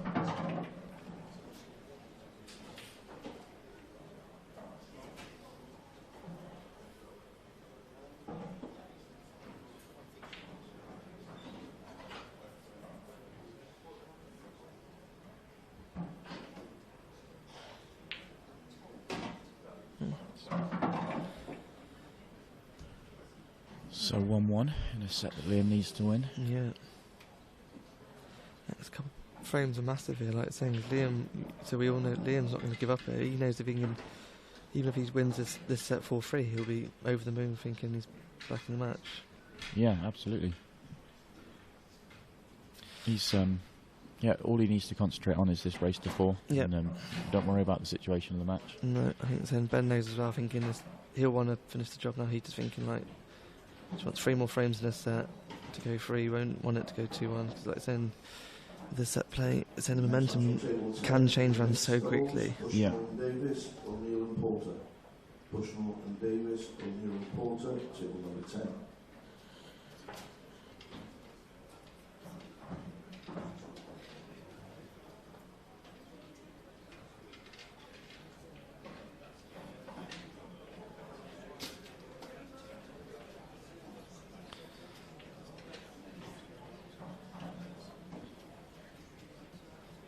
David was asking me what do I prefer, World Rules or Blackpool Rules. I've only been playing Blackpool about 3 or 4 weeks, and most of that's playing against the Ghost because obviously on places practice on my own, and I do prefer Blackpool Rules. Yeah. 2 main reasons. I've been watching Blackpool Rules for about 12 months now on the IPA stuff. I think I've watched literally hours and hours and hours of IPA stuff and stuff here to learn the rules and to see how people play them. 2 main reasons I prefer them. I've been playing my rules whenever they come out about 20 years ago. Is the 2 shots don't carry, or 3 rules 2 shots don't carry, but also taking the DF out of the game. I just think it's a lot better to watch in my opinion. Yeah. And this is coming from someone who players know me back home. I play the DF in local leagues and tournaments so much because it wins me so many frames, but I still don't like doing it or agree with it, even though I play it so much. Yeah. And also the skill shot. I just been practicing for about 3 weeks, and I just think, especially my American pool background with sort of like, you know, cannonballs in and skill shots and more attacking side of it, I think Blackpool definitely makes more sense and is the way forward for 8-ball pool. Yeah. And this is something come from that's played World Rules for so many years and plays the rules to my strengths as well. Some people argue I'm going to be better at World Rules, but I think I can adapt my game and enjoy playing Blackpool and eventually get to that level at Blackpool as well. So that's my opinion on that. I think good players can adapt to either rule set. I think I have no issues with World Rules. I don't have any desire to play them. I don't have any issues with people that prefer playing them. It's my opinion is very simple and quick. Is that black ball are more entertaining to watch and therefore more marketable. I literally just agree with everything you said. Like, obviously, where I live in Cornwall, everyone plays Wirral, so I'm going to end up playing mainly Wirrals. But if people ask me that question in conversation in the pub, what do you prefer to play or watch? I would say black ball for those 3 reasons. Yeah. For those small, just a couple rule changes, but even playing up with the dynamics of the game changes. Yeah. Just changes massively, and especially like say if you're trying to market the game of 8 ball and trying to push it forward with the skill shots and stuff like that, and the 2 shots don't carry. That's just it makes more sense. The rules to me make more sense. Yep, completely agree. So this is important visit for Liam. Yeah, it is. I don't think he didn't catch the break as he wanted. He slid off the side a little bit, but he's actually got a pretty reasonable split. He's just that little yellow just above the black. He just needs to probably nudge out somehow. I don't think it goes without. Oh, it does. If we flick the camera 3, you can see clearly that it goes to the middle. So yeah, he doesn't have any problems at all. All the balls go here. It's literally just mine is working. Especially on leaving himself on at least sort of 1 shot on. The black may not go to the bottom left. I don't know, but the black's not really a problem at this stage. You can, if it needs to be nudged, that's a fairly simple task. If he can leave that, he might be obviously looking to get rid of that ball down the rail. And now he's on it now. Yeah, I think he may. It all depends where that black is. I'm trying to see the camera angle. If that's what do you think? If he takes the yellow to the middle now, the one down the rail, and obviously the obvious one off the one down the rail is going to be the red, the yellow below the red. Yeah. Play it with an angle that he's just going to nudge into the red gently. Cannon the red and yellow just a fraction. Stay on the other yellow just to open up those 2 just a fraction more. Yeah. Just in case that is definitely an option. Yeah. If all the balls go. And he doesn't need to stir, but I don't think he'd be looking for that. But yeah. it just depends. I personally, when I'm playing, if the balls go, I would try and land them if possible. But sometimes, like saying, if there's an angle, if there's a shot on where it's quite easy to nudge into them, I definitely will play it.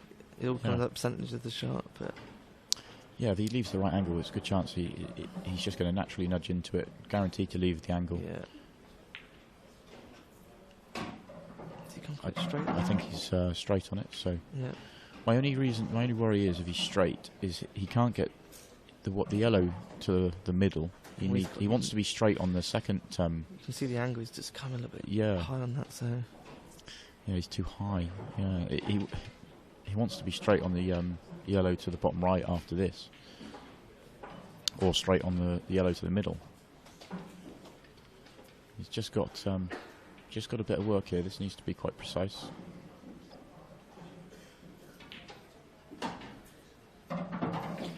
Does he think he can hold if he just drops this in? Do you think looking at that yellow might go in the same pocket as the one he's about to play? Or do you think it might go in the centre now? It looks like it goes in the centre, yeah. If it goes into the right centre now. Oh, okay, that makes things a lot easier. He's going to fly through.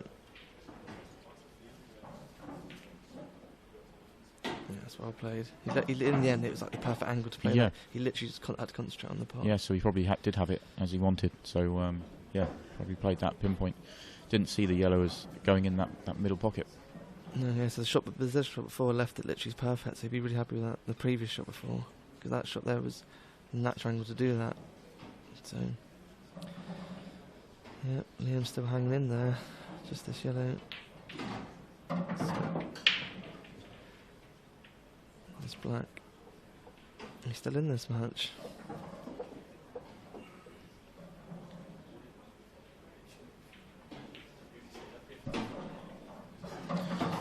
2-1 to Liam. Yeah, puts him ahead in this set, and you know, if he was feeling any frustration from the previous couple of sets, you know, he's on the front foot in this set, and he needs to, you know, all he'll be focusing on is winning this set. I said that a couple of times already, and not worry about the situation of the match. I think set format allows for comebacks. It allows you to be 2-0 down and have the ability to come back and win. We've seen it a few times this week. No, yeah, you do. That's what I mean. That's why. I've never seen the format in pool before, but it is brilliant. It really is to play in and to watch. Like you're saying, it just it makes it very entertaining, which is what it's all about, really. Yeah, absolutely. We've got some scores up now. We haven't got the chat up. We've got the scores up, so we can Yeah. bring you those. We've got Ronan McCarthy still only one. So not many updates actually, but Ronan McCarthy 1-0 versus Simon Fitzsimons. Jeremy Hooper 1-1 against Arfan Dad. Neil Robone 1-0 against Dan Davey.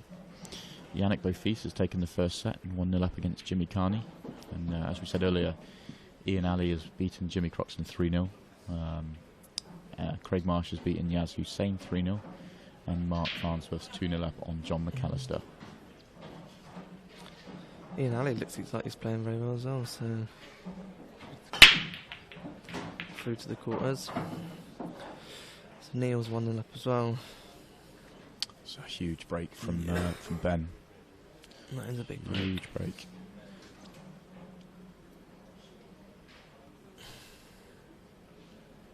Both sets are nice, to be fair. Yeah. Yellows, if he takes the yellow to the top right now, you can slide across Slide to across for the left. yeah. Yeah, because that's the only real I awkward think- yellow is the one that he's that's nearest. probably what I'd be last thinking. I looked at if he slide across this, all that first shot, if he can get himself anywhere on trying to work out. Yeah, if he can get the yellow in the middle of the table, at the top of the table, to the top right, to the middle right after this shot, then everything's fairly routine. Yeah, it's all about just keeping his good cue ball in front of him. Yeah, and it's just a natural angle. Just make the pot and you slide across the table.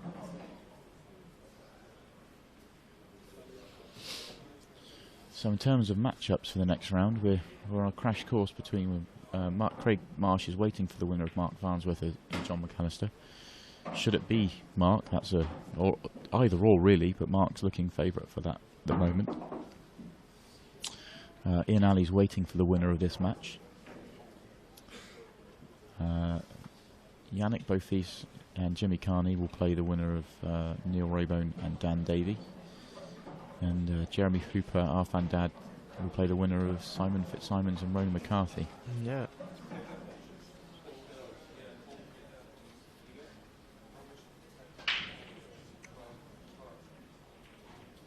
Yeah, he did. Certainly brought 40s and 2s. Clear those two yellows and like.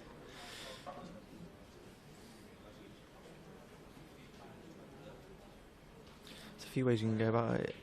I can't really set angle. He could even just roll that yellow in, and obviously even that yellow closest to that red in the middle is not tricky, but that's the more. Yeah, it looks like he's probably got more angle on the yellow to the middle, the obvious yellow he would play now, than he probably wants. So it looks why he's looking to take the longer one, Yeah. and then stun across for the one you just said, nearest the red on the left-hand rail. No, he's come back, and now he'll maybe play on that one. Yeah.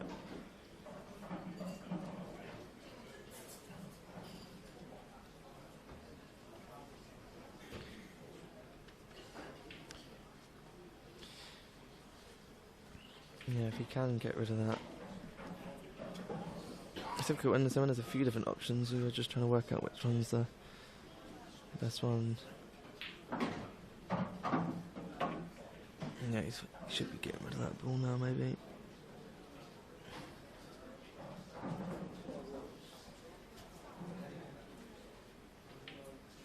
Just needs a couple of good positional shots. There's a bit of margin on these, but needs that to travel a little bit. Yeah. So I was thinking, you didn't want. I was thinking then, don't under it because you've got that angle there. Yeah, If you over it, you could still come across, use the cushion a bit more for that last one. Depends how we want. It depends how much angle he's got. Whether he wants to play this with some side and try and get down below the red. That red actually near the sort of triangle area is a little bit of a problem from here. A little bit of a problem from here. That was the problem in that shot. Yeah, the previous shot he was a couple of 3 inches short. If he finishes almost straight on that one, he doesn't really have a problem. Now he has. Looks like a total snooker as well. Can he come? It looks like he can come across. If he can come across and see that, you just want to play it quite positively because you could. If he catches the cushion nicely, you could easily pop that and still come out for this. Yeah. So this still could come off. You just got. Yeah, I think there's a good chance he could still make this. I think he's. It looks like you've got playing it 2 cushions. They just slightly catching the cushion before. That's it. You want to play it nice and confidently. No, didn't need. Didn't use the cushion before. I think he No. probably was playing the cushion before, but just got it full. Yeah. I so- thought it was close to rail than that. I thought if he caught it full, it would have just hit the cushion. I didn't. Yeah. It's hard to tell from here. Yeah, but He's left himself a shot. yeah, which is all he would have wanted. And he's playing with confidence, but Especially with good cues like Ben, he's probably still quite happy. He's just left himself a shot. He needs, if he just cues nicely through this, take it 2 each. he's just gone and brushed his cue down and composing himself. He knows this is a big shot in the match. Yeah, it is a very big shot.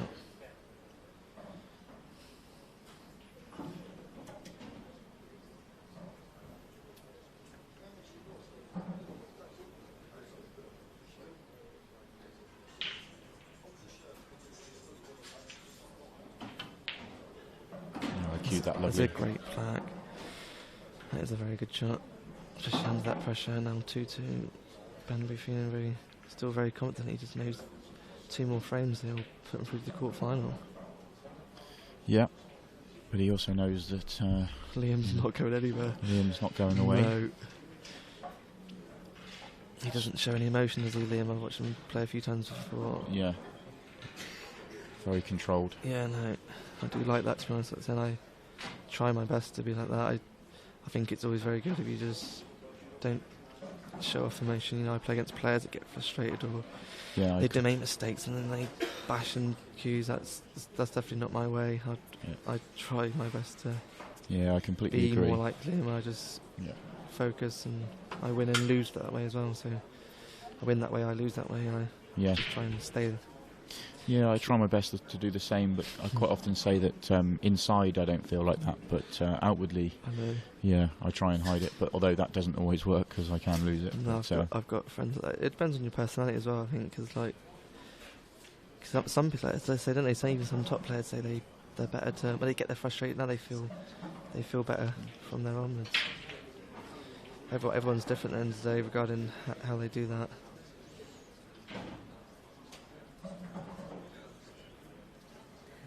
Liam needs a nice break here. He needs to get a ball off the break desperately, really. yeah, realistically, if he breaks dry, he could be his last shot. Yeah, exactly. And that's one thing he did not want. Yeah, a bit of a disaster. So obviously, the problem corner at the moment is obviously, or the problem ball was the black for either set. So he's got a little bit of work to do here.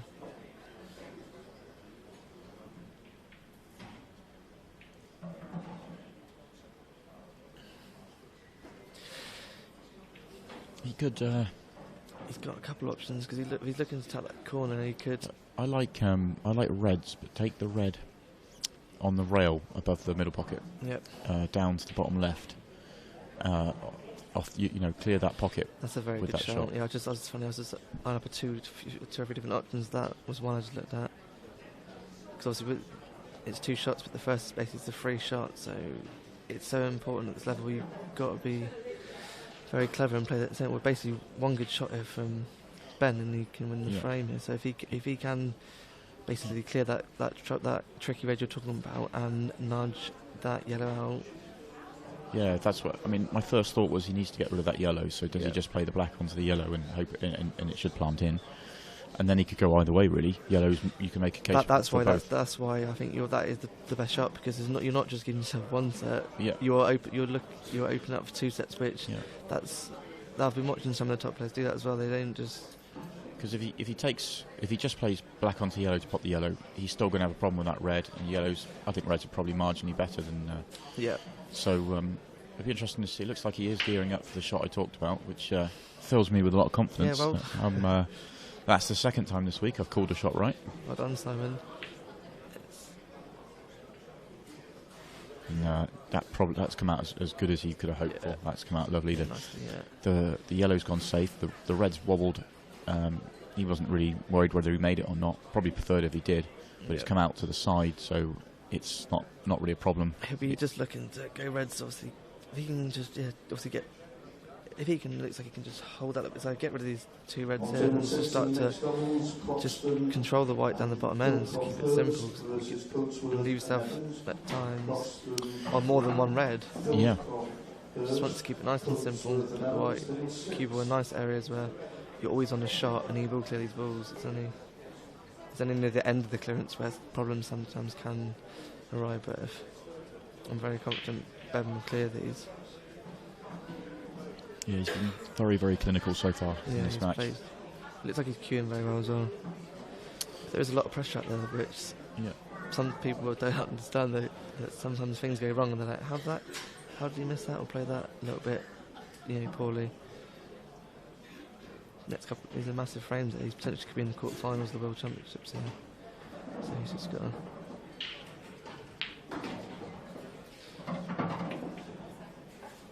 He's nicely on that, because he can take that to the top as well.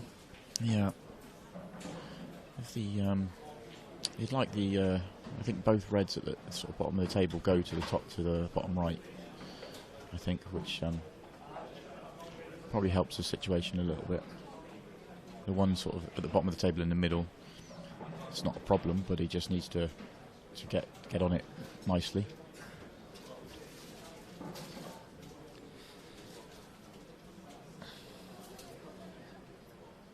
Yeah, so he's having a good think. He's just making sure he goes about his business well here. See out the corner of my eye that Mark Farnsworth has won, so it will be Craig Marsh and Mark Farnsworth in the quarterfinals. It's going to be tasty. Yeah.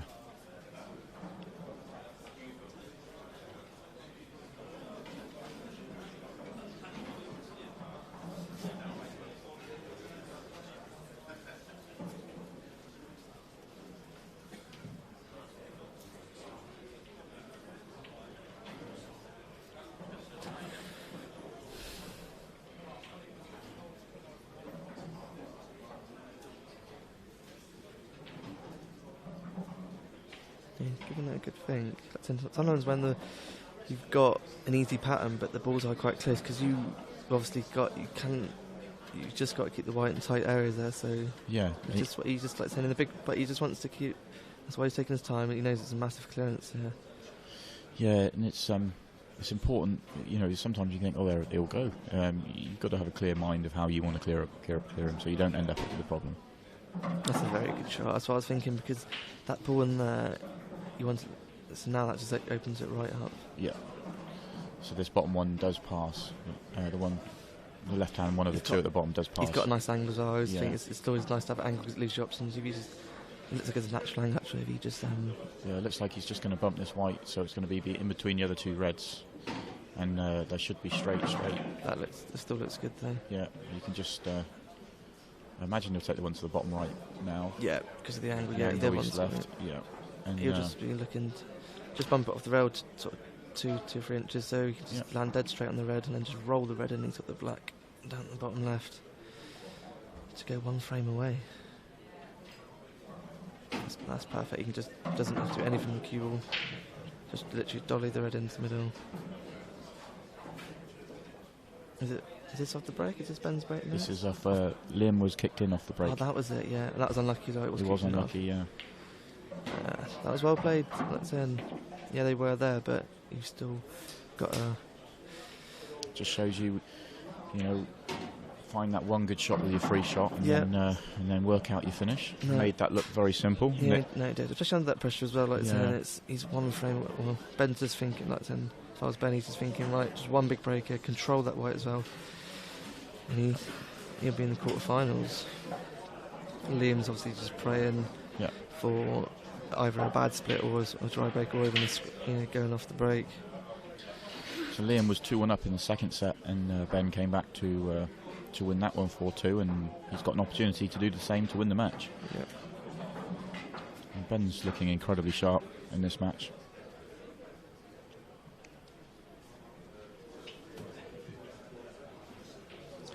Big shout out to my good friends at home, Kevin Opie and Shaki. How you doing, boys? Haven't got the update of Jeremy's match. He was one set apiece, but was 1-0 up. I left the boys to it. I got Jeremy a pint of Beck's at one set down. He lost the first set 4-1, and he won the second set 4-0, and then 1-0 up. That could be a very close match. So Ben will be looking for a big break here. So here we go. Liam's needs a dry break here.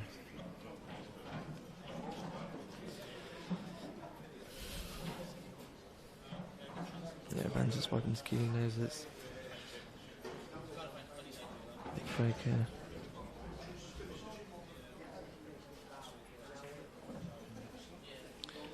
What's that time? Just been told we've got 1,000 people watching on a 2:20 on a Friday afternoon. It's quite impressive. Yeah, that is very impressive. Oh, he's controlled the cube lovely there, went straight back. He's crunched them. You hear Absolutely crunched them. Okay, he'll be happy with that. Yeah, he's happy because he's got a chance. It's yeah, it'd be interesting to see which way he goes. I'm imagining he's going to go reds. Let me have a look on it. Kev coming in to join us, or is he just coming to find a space to work? He's smiling at me.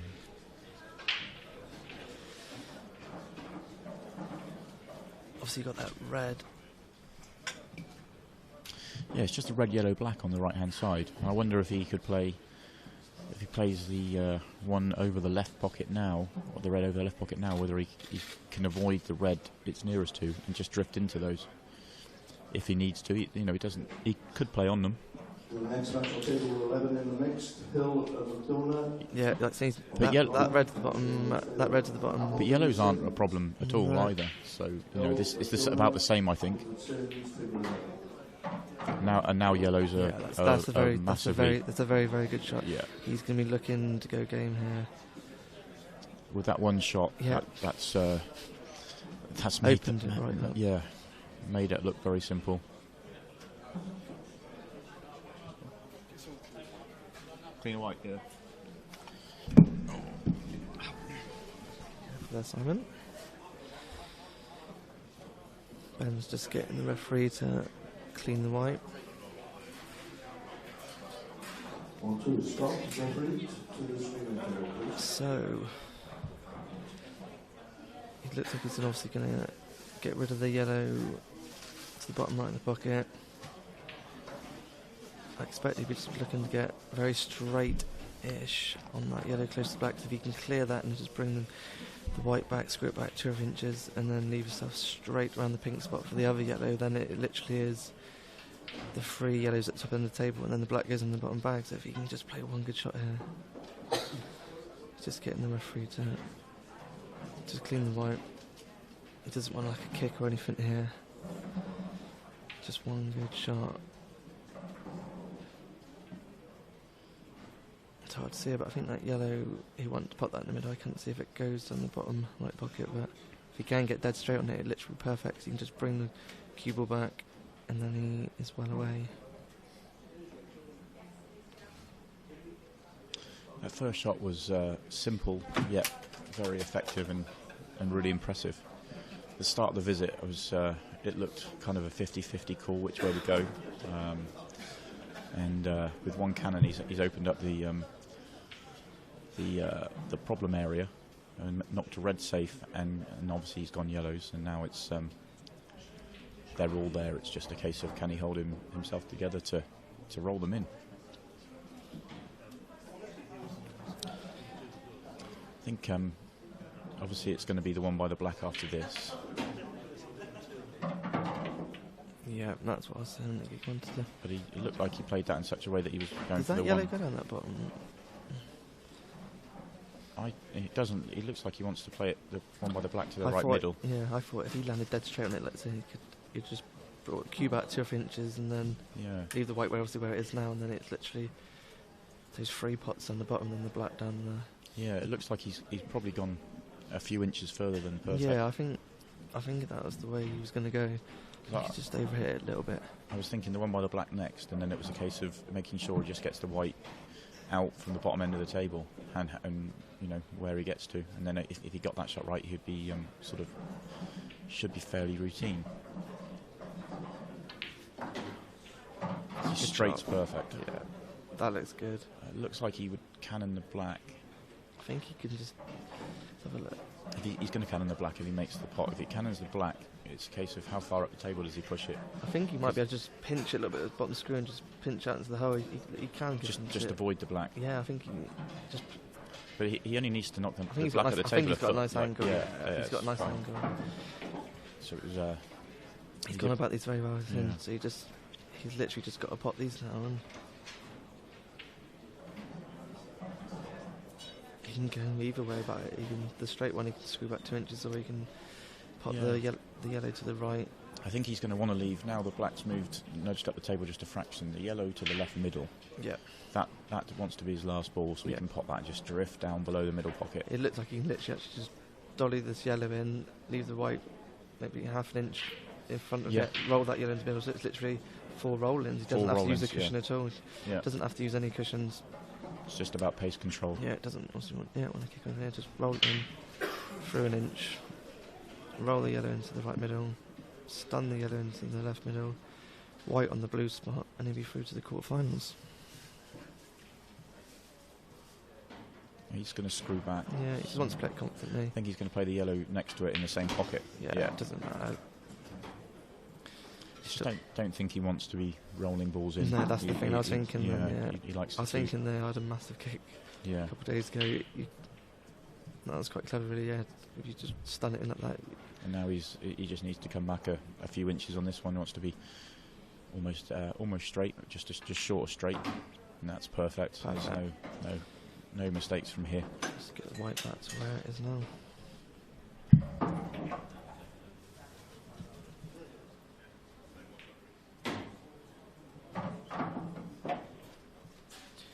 There's black to the centre then. For 3-set no win. It's quarterfinals. Yeah, well played. Well played, Ben. Yeah. Well, he played very solid there, didn't he? Yeah, he did. He was very, very clinical. He'll be happy with that performance. So he moves on to the quarterfinals. I've been handed the sheet. I mentioned this earlier. The next match on the stream will be the doubles matchup between Jordan Shepherd and Jeff Allen and Gareth Hibbert and Dean Shields. Might be a cracker. That match is scheduled for 4 o'clock, but I'm just looking over at Kev to see if it will be 4 o'clock. In which case, yeah.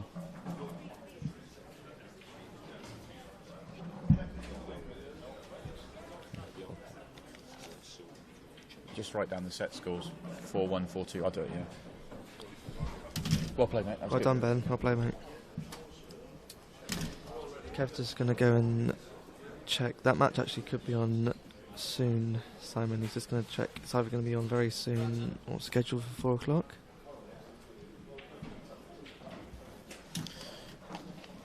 Yes. Kev's just gone to check. Yeah, stay tuned and we'll let you know. Yeah, confirm what time that. He's just coming back.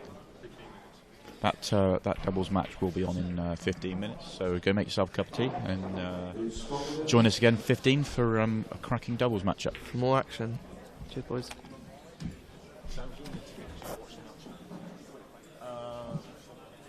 I can do.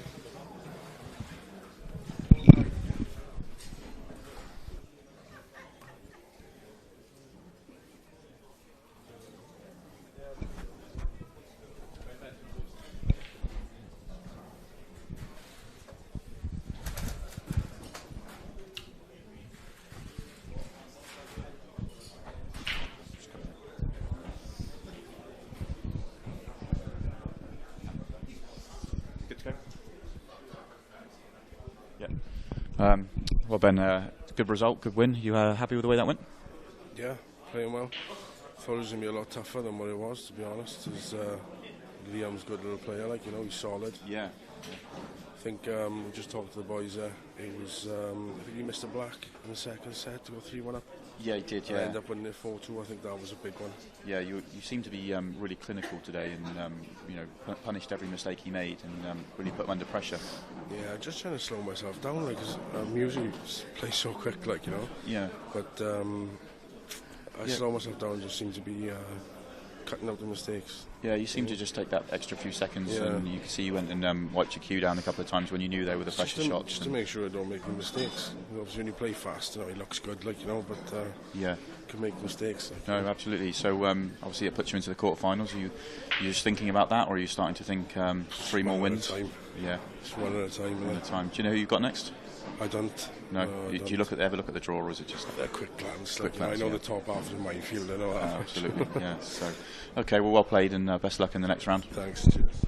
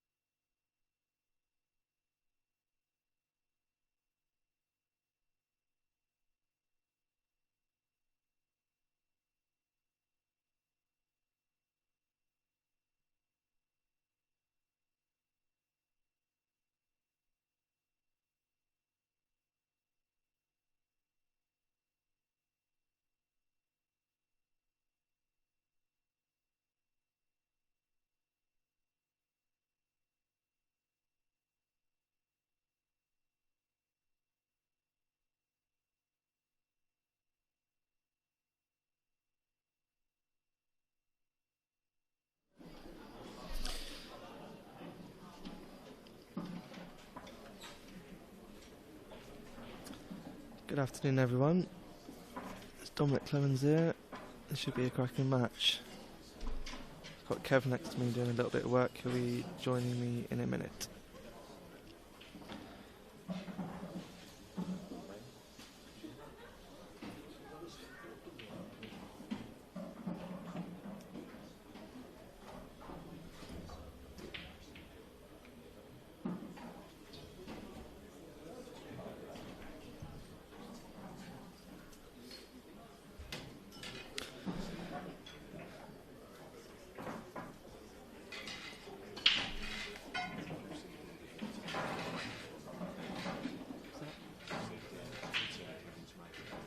Down. Yeah, turn it down a little bit. Yes. Dave, can you just turn Kev's up a little bit? He's probably fed up of hearing me. Hello, Kev. This should be a cracker. I think this will be a cracker. This has got shootout written all over it. Yeah.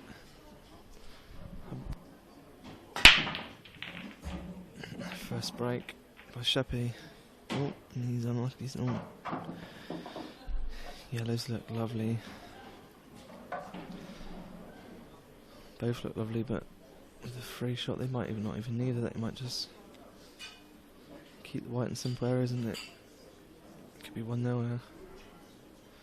That was a very big break. Yeah, this could easily go all the way. Obviously, everyone wants to see a shootout, and they're very entertaining. A lot of pressure. That's what they're going to do with their first free shot.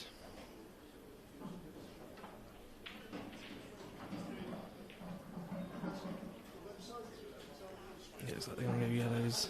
Just tied up the red another little more. Get rid of this bottom yellow.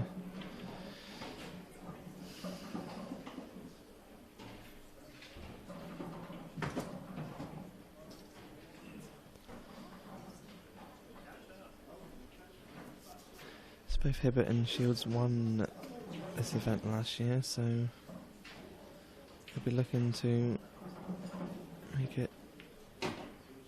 That's a good shot. Tied the red up, even though they don't need to, because they're going to get these, I think. They're just all there.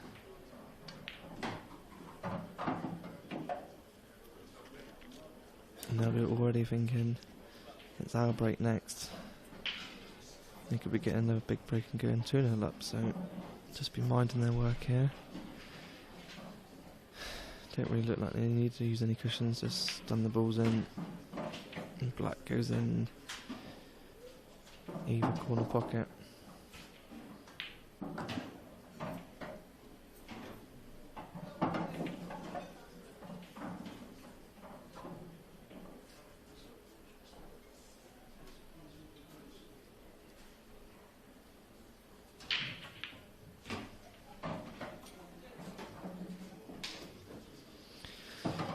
Just stun for the black in the bottom left for a 1-0 lead. And they will be thinking, like I said already, they'll be at this level. The breaks are massive. You do need it to go your way. The standard's so high. So that's 1-0. In a blink of an eye, it's 1-0. Hibbert and Shields.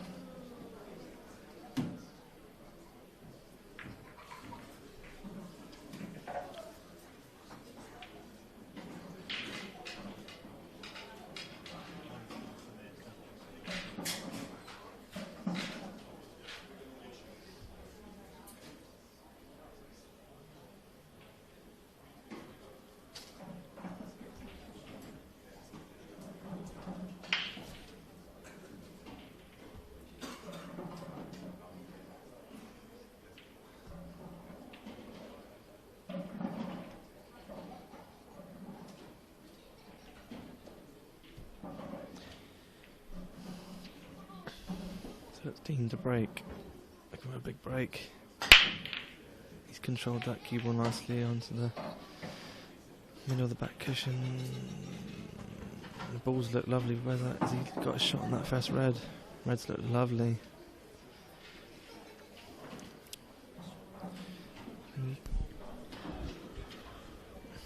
Yeah, early advantage to the defending champions at the moment. Yeah. Sheppy broke off. Had a, from what I know, it was quite unlucky. He got kicked off into the middle bag, but it was from a ball in the centre of the table. And the balls did go lovely, to be fair, but they played just the free shot, and then they had a really big open table. So they've had, Dean's just broke now and broke very well. Reds look very good. I just can't.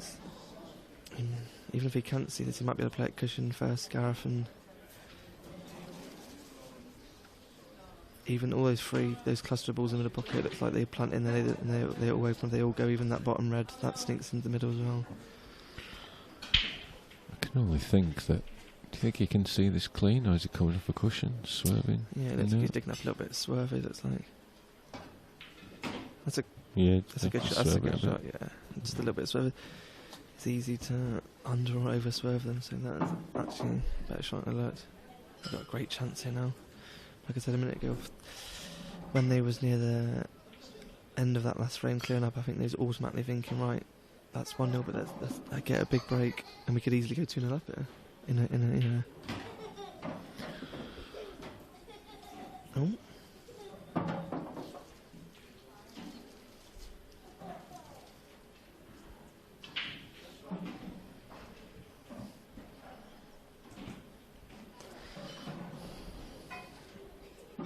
Left them trying to snooker, but Gareth can just roll us in. That's a good shot. That's okay. It just needs to be careful it doesn't glance that red that's just above the one that he's going to pot. They can be difficult when they're quite short and jabby, like especially under pressure, but if he just avoids the contact, kiss on the red, gets down there 2 inches, he can just just roll that ball in the middle bag, come down 2 inches, because they look like you can just swing around the back of that yellow and then for the black in the bottom right corner pocket. Yeah, I mean, if he could leave the one which he's doing above the red is pot until last. Yeah, he can do. He had 2 options there, didn't he? Just keep leaving himself as a shot, and they're going to clear these balls up. Left it a little awkward for his partner. Yeah.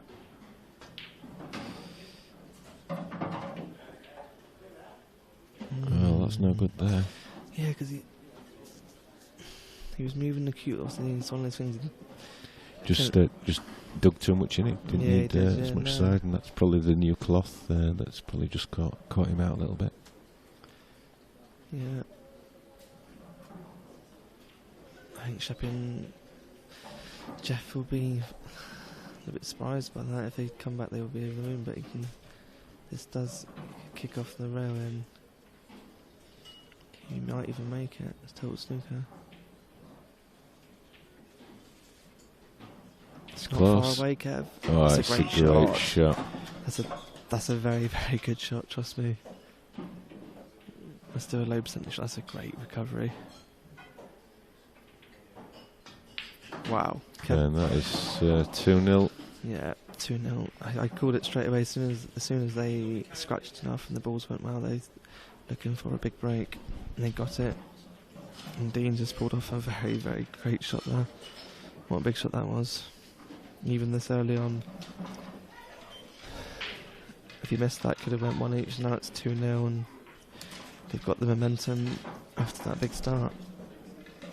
So Jeff's going to be looking for a big break here. Get them in the match.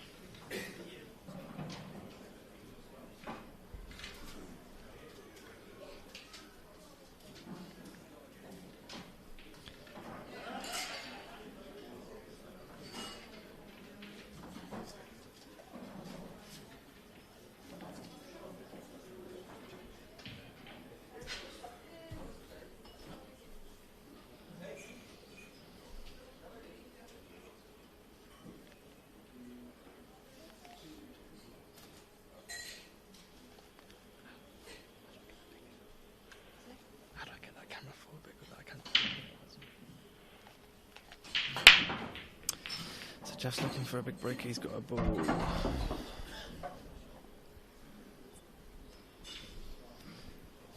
He's got a ball for the break.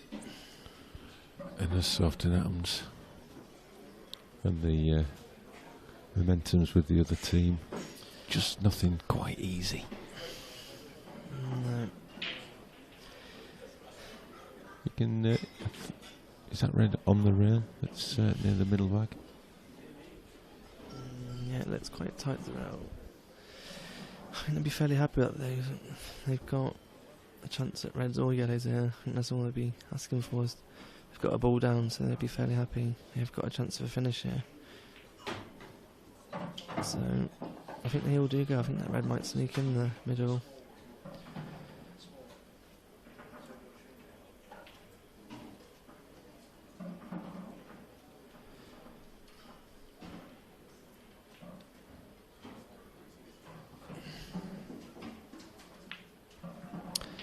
Mark Smith.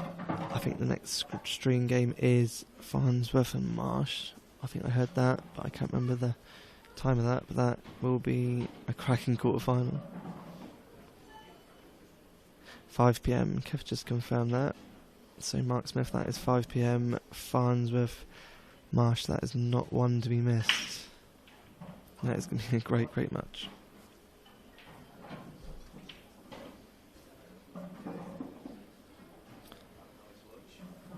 So they're just going about their work here.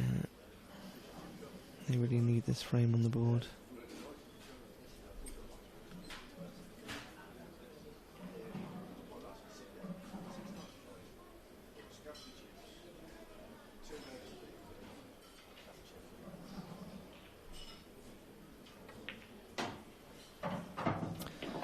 It's a very good shot. If you can just get rid of this bottom red now. Anywhere at the top end of the table, probably looking, ideally want to leave that red over the right centre for the last, so he can just roll that through. And so the black goes in either middle or the bottom left, so it just depends which way on the play it. Looks like they're just going to pop this red here, the red middle, then a red slight angle, and then the black in the right middle.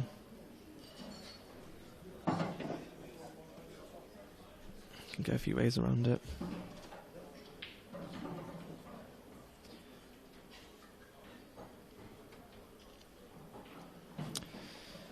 Hooper, dad's score. Jeremy was 2-1 up in sets. And I think it was 2-all in that. So They're still playing.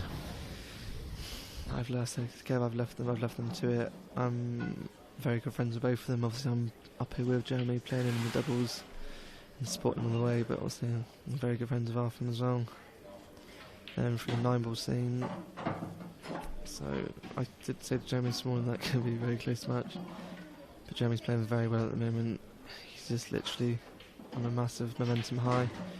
Yeah, I thought he was going to do that. Like I said, black in the right centre as I called it.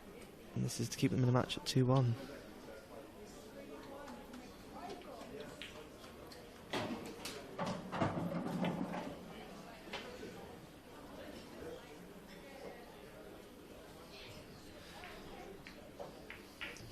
It's a 2-1, but it's Gareth's break coming up.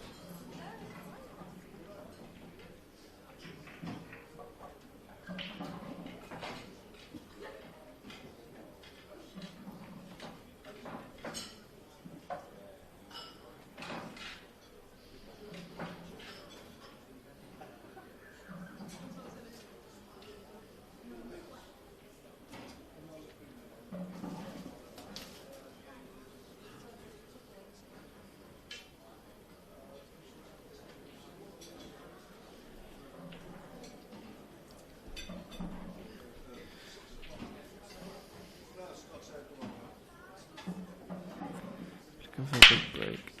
He's crunched them and he's controlled the white lovely as well. Wow. Both sets have come nice. Just got that yellow slightly tied up. I think it could go reds.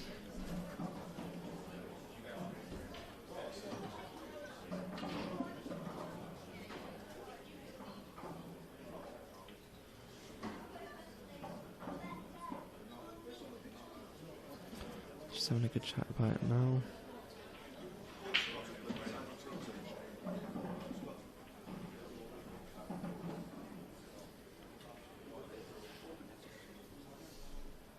Referee, table 14, please. Start table 14.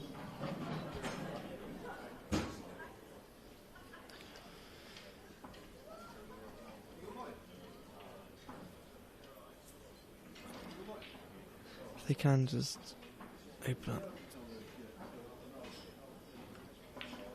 Yeah, just flip red on, but isn't left much left. Looks like he's left the bottom red down there. Just secure this nicely up the distance.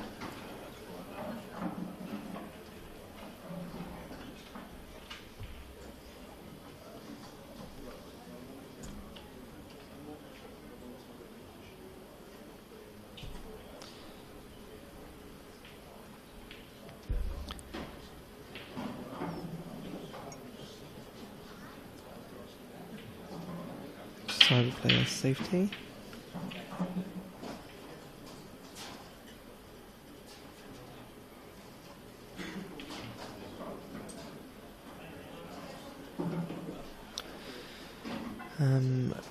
Neil Raybone was 2 sets up last time I heard. I'm just looking over to my left now. He is still playing against Dan Davey, so I'm not 100% sure what that score is. But they're still playing.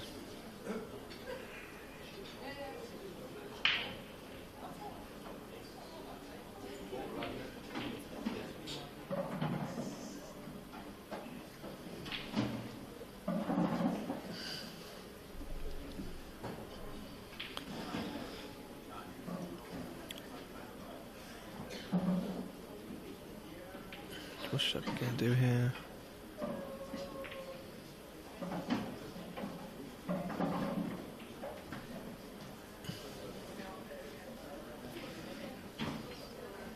Just a containing shot.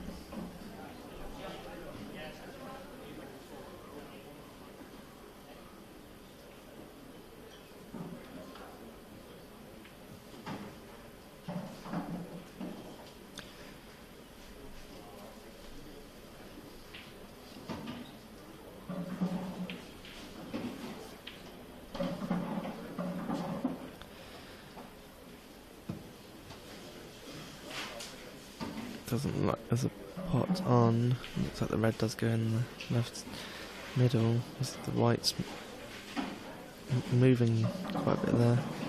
So that pot is on, but the cue ball's going to make it sunset red. So it still could come out nice. Let's see what he does here.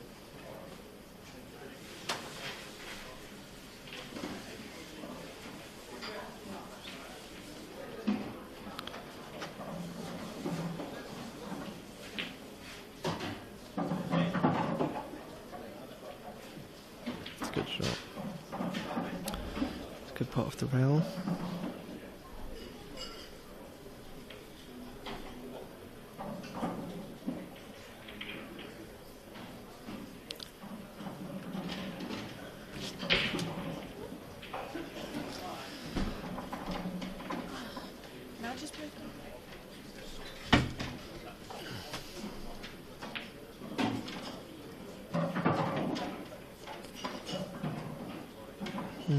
That's slightly awkward queuing.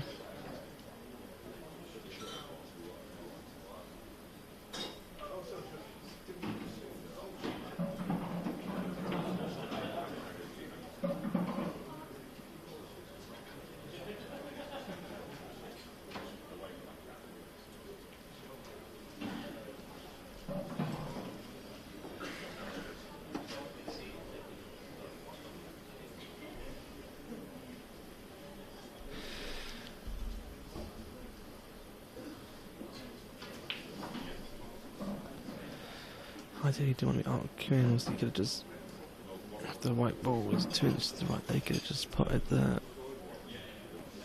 red down the bottom there, ran the blue spot, roll the red in the middle, and then obviously the red goes down the bottom right. You could have just stunned that and held it for the black for the bottom left.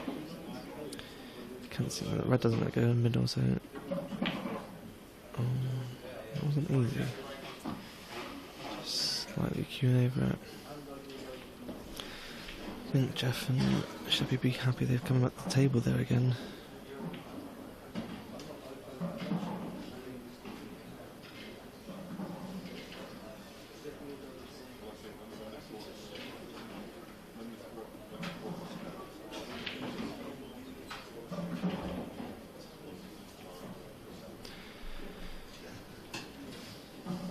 So it looks like they have a big chance there, all the yellows go. See that yellow next to that red in the middle bucket, that comes on the bottom here. They're just talking about which way they want to go about putting these. First 2 or 3 in, and that can easily open up for them.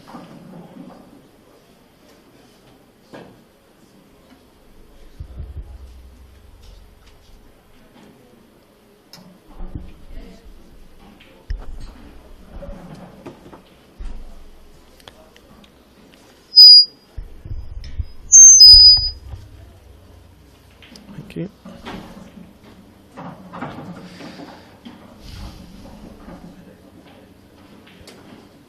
So it's just about getting. Look, he's slightly under it. That he's got the angle to come back on it. Well, he's all campfluent now, but I think he wants to come up another inch there, so he could just drop that ball in.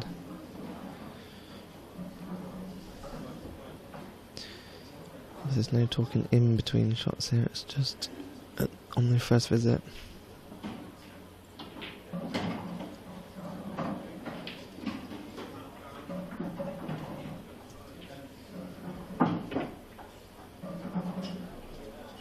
That's a good shot.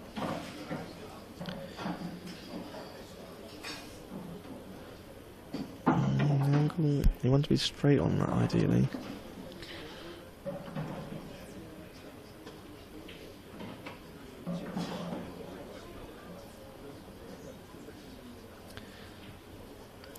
Jeff's just having a good look at it.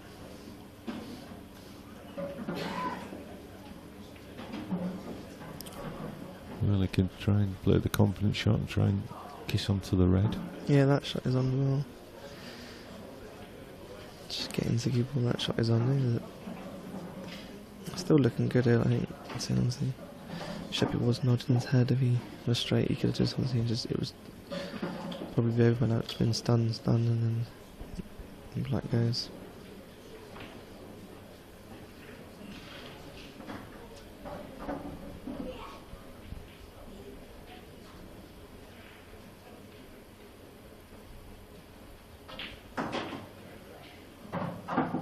That's a great shot. It's left a slight little give. It's still a good shot. I'm surprised at that shot. I mean, it's come out well, but Yeah. I'm not sure that would have been what I'd have been playing, but it's come out.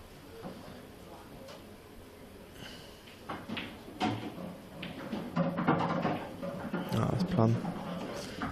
It's a good shot. He's literally left him straight in there, so it's 2-2. Levels things up at 2-all. Yeah. The shootout's still on. Yeah. The shootout is still on.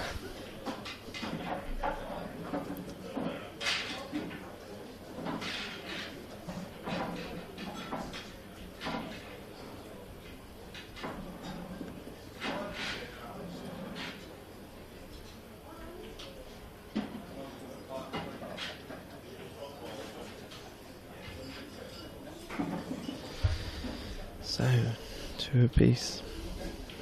And let's race to 7. Scotch doubles.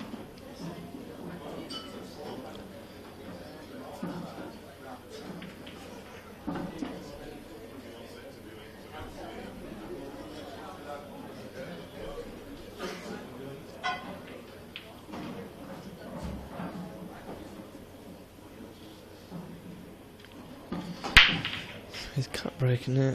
Sheppy is on the side. They've gone fairly good. Yellows have got one ball in that. Yellows have that little cluster in there. They're quite nice, but there's a little bit of work here to do.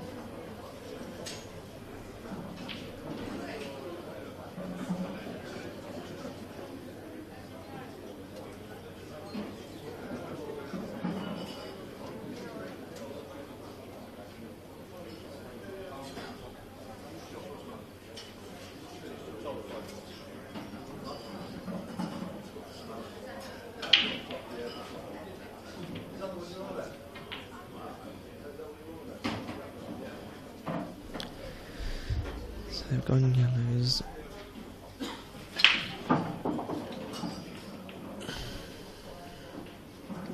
If he gets rid of this yellow down the rail, looks like he's going to follow it through. The yellow in the centre. Yeah, he's always couldn't do nothing else to the cue. It's always going to be tight to the rail there. But it looks like the angle slightly wanted to be a little bit further, so he could have been straight and just rolled that in. Because that yellow, those two yellows in the centre of the table, that one to the left looks like it goes in the top corner, and the other one up, they freeze the other one up then. It's about as good as Jeff could have done now with that angle he was left, and obviously tight on the rail.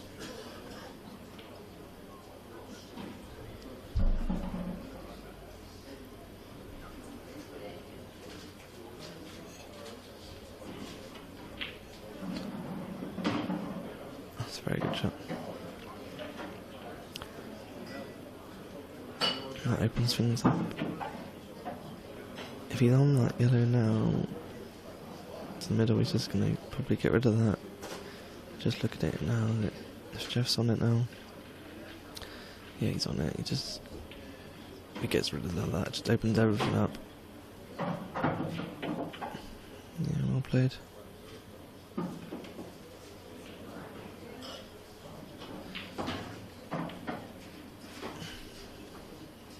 He's over that a little bit, but Has he gone with that one? he's over it that little bit, but they're still looking quite good here because the black goes in several pockets. Just Jeff's gonna. He doesn't want to go. That's the only place he didn't want to go was close to it. Any place on the table was to be close to it, but that cut in, what should I be doing here? It's a good job. Well played. So that's 3-2 to Sheppy and Jeff. This match has turned round very quickly. Yep.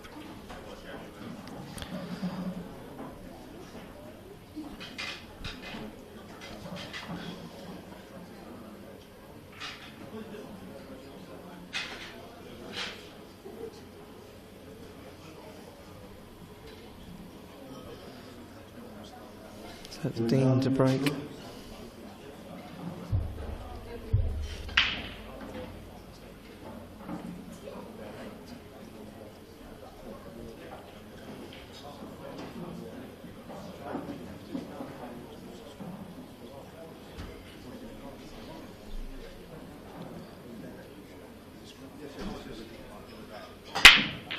He's crunched them.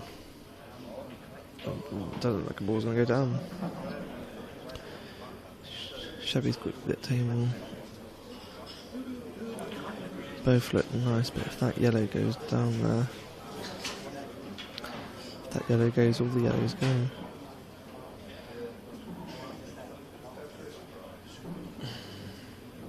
They're going to be looking to try and clear these boards to get a 2-frame lead at 4-2, which in the race to 7 is going to be very big.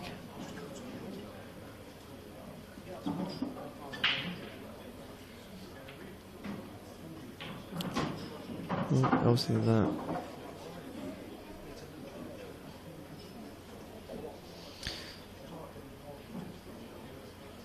red obviously goes.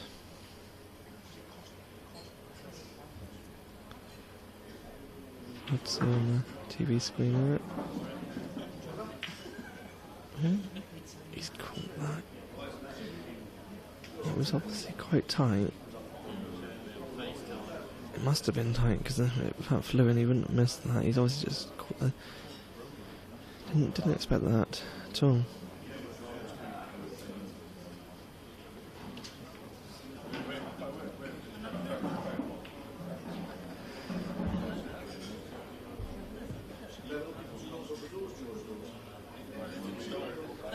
With that first yellow though, they could open this corner pocket up here that flicks in off both the yellow or the red, it looks like from here. So one good shot at some point here could completely open up the frame.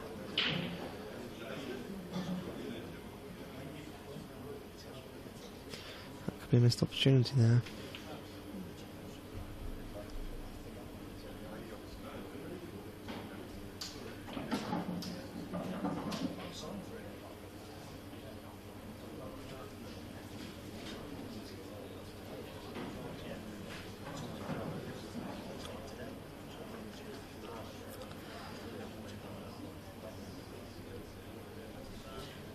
He's obviously on that yellow there. He could have the shot is on now to play it.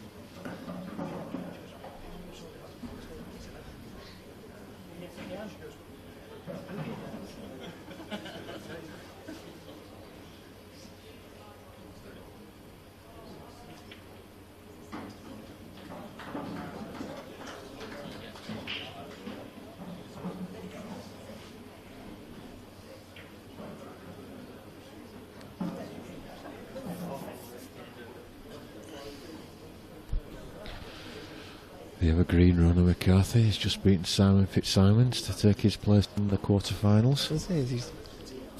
I think he's got the winner of Arthur and Hooper. That's a good shot. That shot was always on. The two yellows have gone tied up, so Ronan is through to the quarterfinals, and he is going to be playing the winner of Jeremy Hooper or Arthur and Dad. I'm not 100% sure what the score is in that. They are still playing, so to wait and see what the quarterfinal lineup is finally going to be. And Dan Davey and Neil Rayburn are still playing, because I can see them over to my left.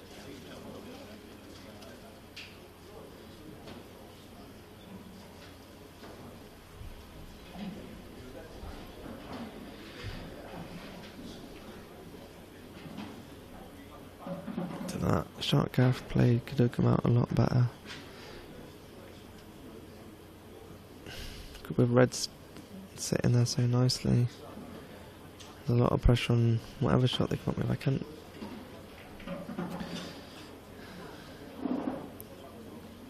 I'm not sure if he can put that in the middle. He obviously can put it. Yeah, he can put it.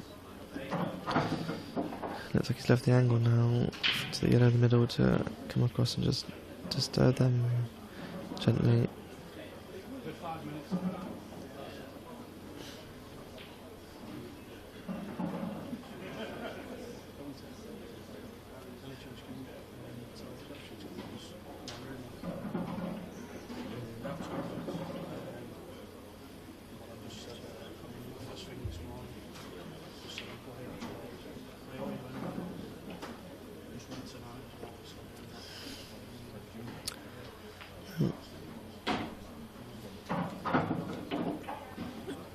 Just correct that. It was Simon Fitzsimons beat Ronan. Got the result the wrong way around. Oh. So a great result there from Simon. Oh, Simon beat Ronan, so that's alright. So that result was wrong. So Simon Fitzsimmons is going to be playing the winner of Hooper and Dad. Ronan is out. It's a great win, Simon. I think Ronan's out of the seniors as well.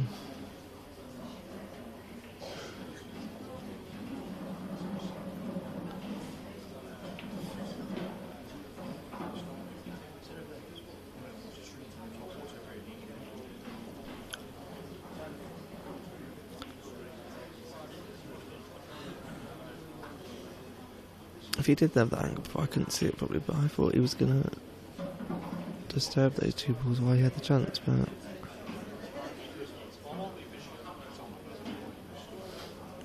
the angle is still on now. He's got to cue this nicely. Oh, he's hit that nicely. Well played. That's a very good shot. Cued that nicely.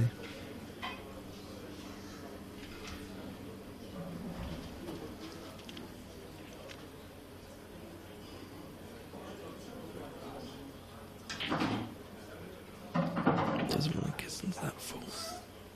No. Wants to slide past that. It's not easy for me now because of the angle with that.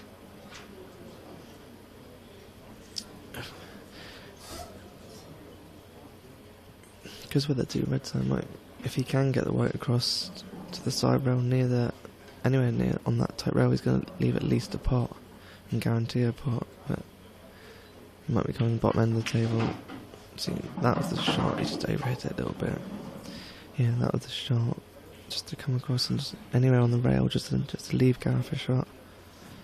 Because the natural angle was going to come around past the brown spot and leave yourself a shot in the black. Just got a little bit into that a bit too much.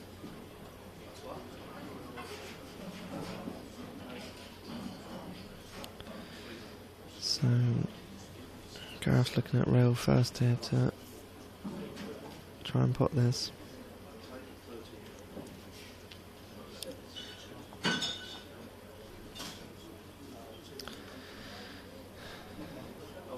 At 3-2 down, it's quite a big shot here. Oh, it's got a little bit too thick. There's a big chance here now, but Sheppy and Jeff to go 4-2 in front and be in control of this match.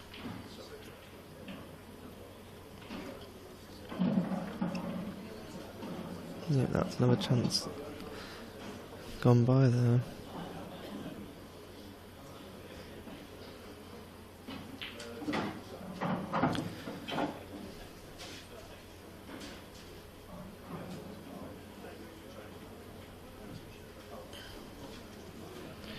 Few ways to go about this. They're probably just going to get rid of these 3 bottom balls.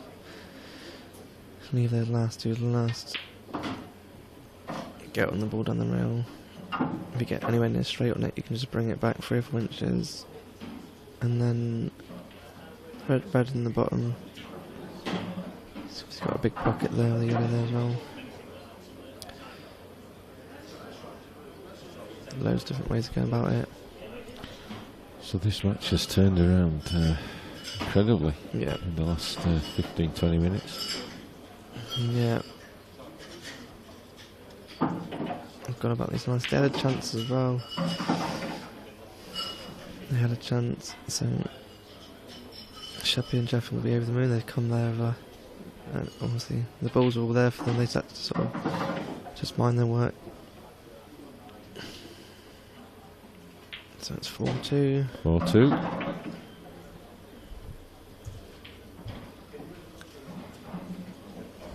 I think Gareth and it's Jeff's break as well coming up.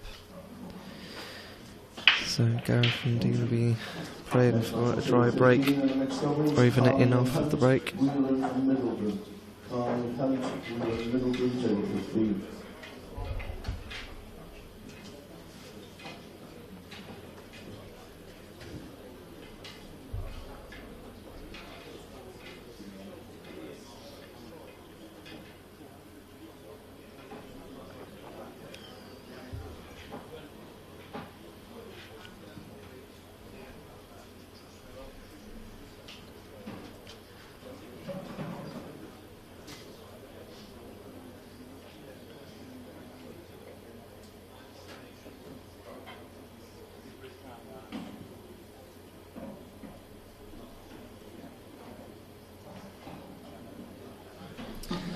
Right, so it's Jeff the break.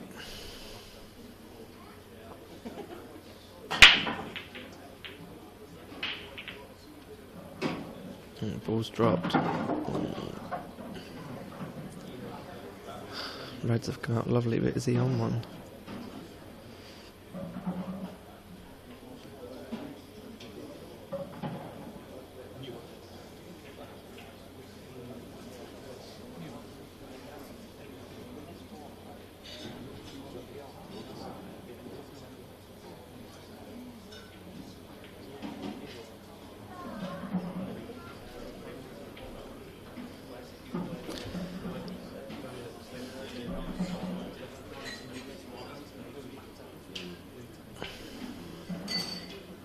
Chat what they're going for here. So they're going to go yellows.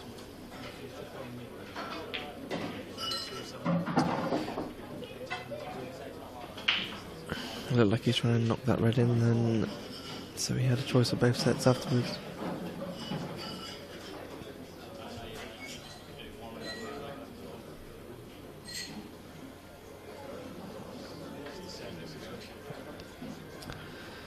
So, yellow they are.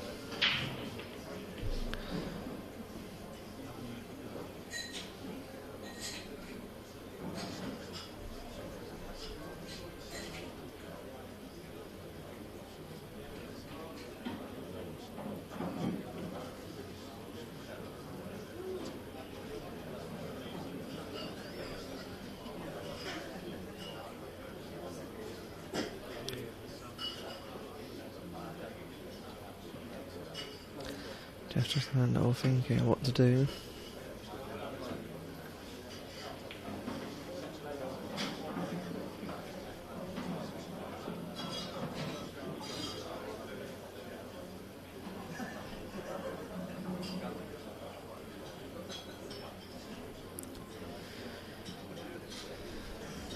The problem are reds are very nice, and they even that red on the side there, the reds all go, so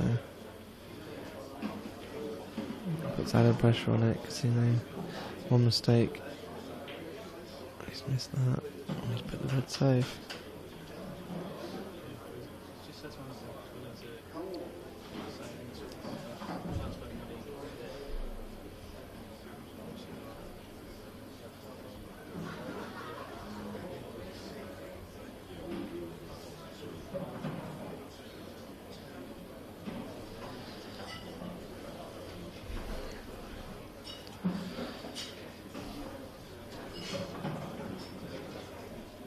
This is a big frame as well, 5-2 or 4-3. And it is Gareth and Dean's break next. So I think they really need this frame to try and stay in this match.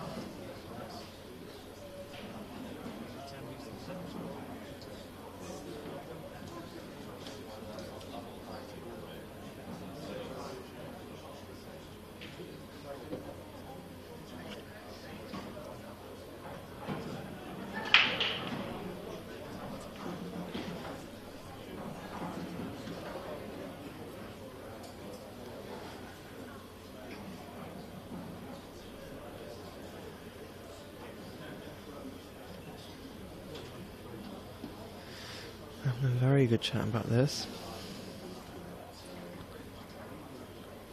That's they don't want to go 5-2 behind, so probably that red tied up there.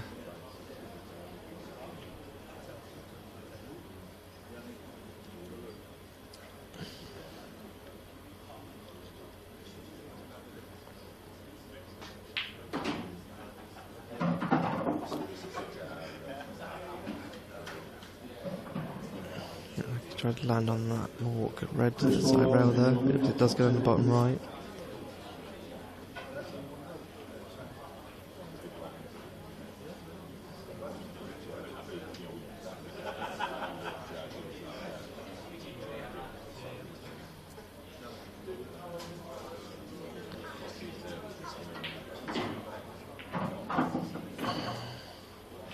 That's the problem at that pace. He didn't hit it that hard. He went for sort of,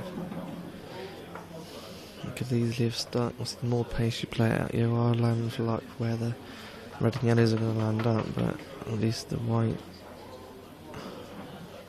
might come out of that area, that pace. The white, if you hit it square like that, it was always going to maybe stick in there.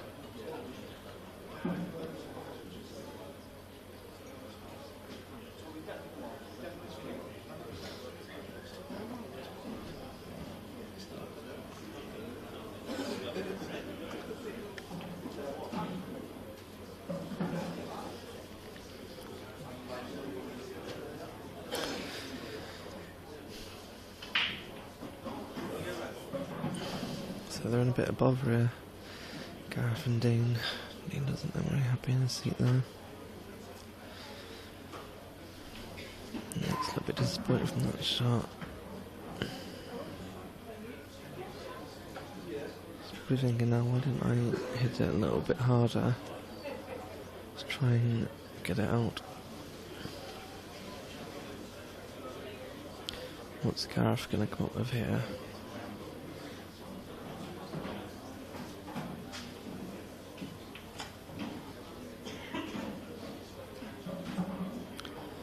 He's going route first.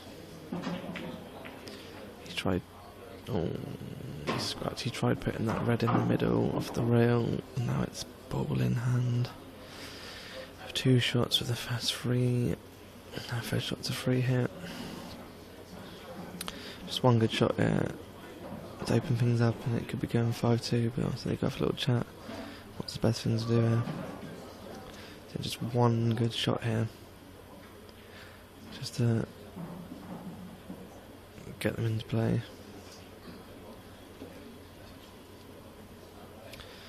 It's hard to see if that yellow goes on the rail. I think it does, but sure they'd be looking to do something with. Tough boy, but wait and see.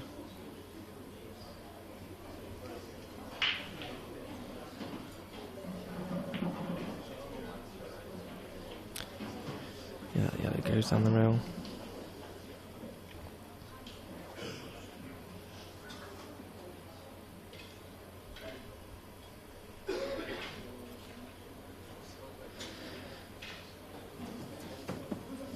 So all the yellows go now.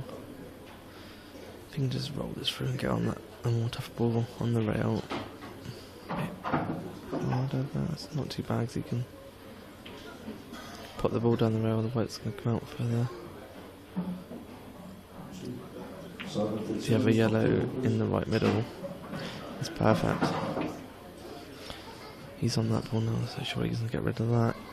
Doesn't get on the bottom right, get rid of that tough yellow, and then they all fly in. After this yellow, there's a few different ways, there's a couple of different ways you can go.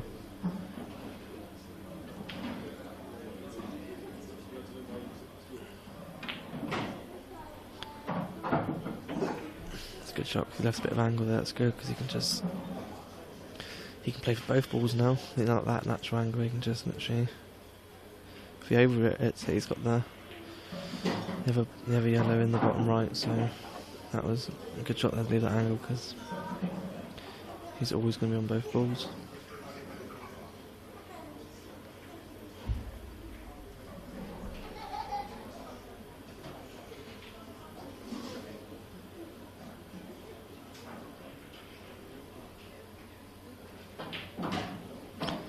Oh, where's he gone there?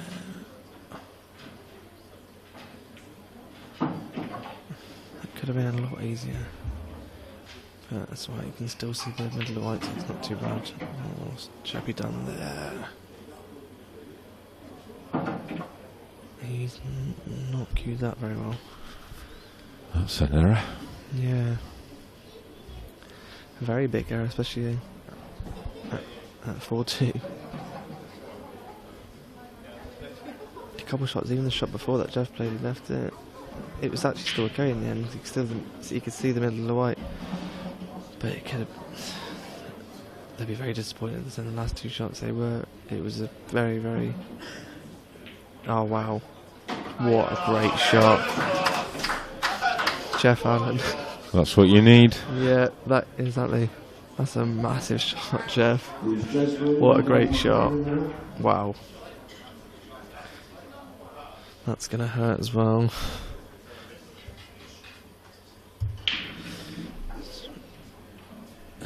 Just when Gareth and Dean think a big error's come into that frame and they're going to get a decent chance to come 4-3. Jeff pulls a worldie out. All that experience. What a great shot. He's got Sheppy out the trouble there. Well done, Jeff. What a legend. Right.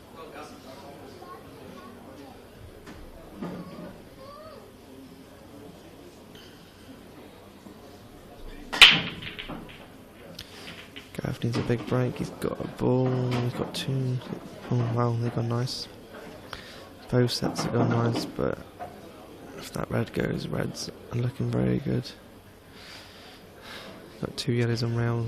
If that bottom red goes into the bottom corner pocket, it's all about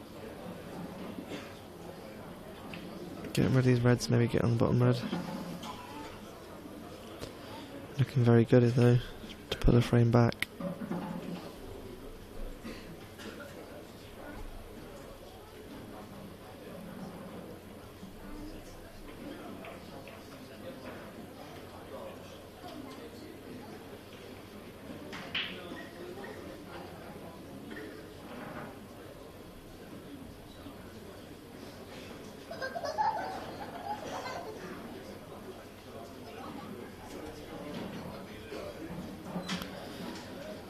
So just having a good chat about which way they want to go about this.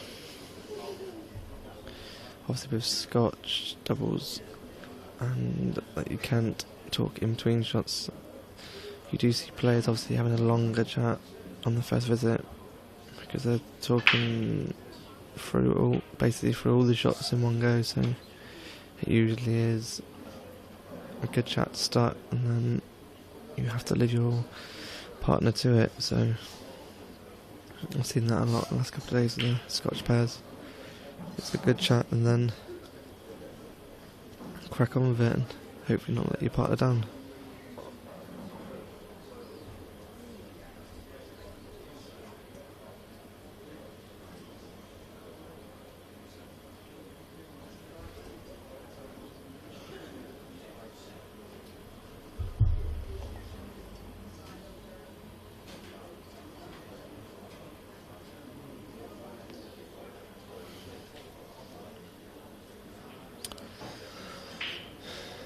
So they're obviously going to go reds.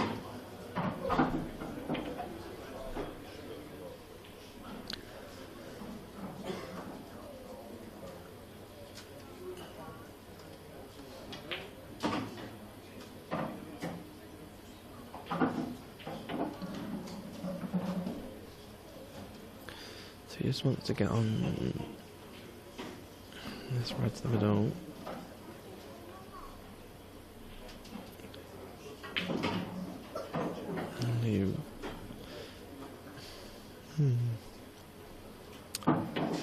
Don't know if you want to leave it all queuing. I think you come a little bit high there. Still shouldn't be too much for a problem. There is a gap there. So one good position shot here. Just gonna drag it in and go after, look after the shot into the left centre to put it back to 5-3 to keep him in the match. Well played. So 5-3. They're still in this match.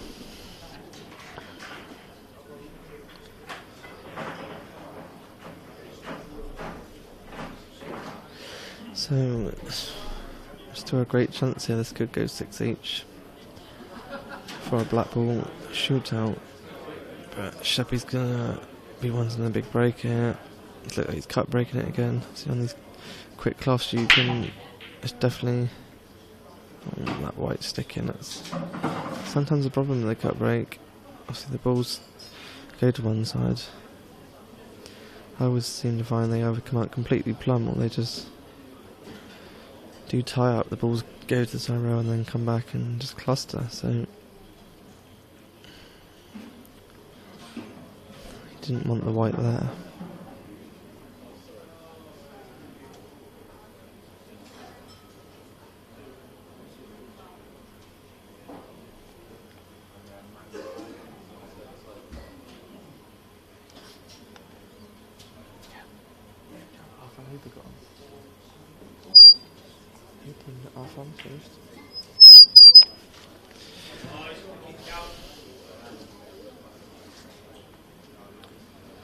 I think Hooper and Arfan's match is over, from what I can see, but I don't know the result yet. Oh.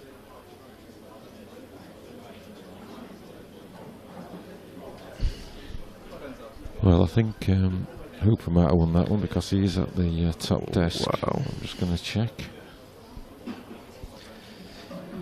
Yeah, he's just gone to the top desk. He did indeed win. Wow, what was the score, Kev? 3-2. Oh, it went. What was the final set? I'm not sure.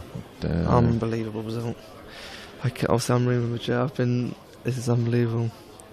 I've been trying to give him confidence each match. I thought I predicted that one as well. I said to Jeremy, that's going to go. Wow. My power is through to the quarterfinals. He's been playing some great pool. Well done, Jeremy. I'm over the moon. Literally. Unlucky to Arfan. Obviously, he's a very good friend of mine as well.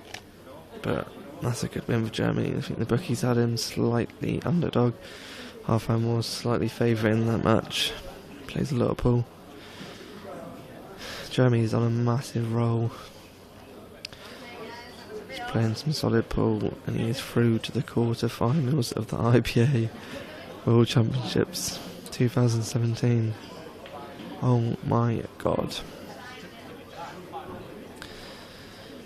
Well done. Back to this match. Hopefully Jeremy wins it because we're going casino on Sunday.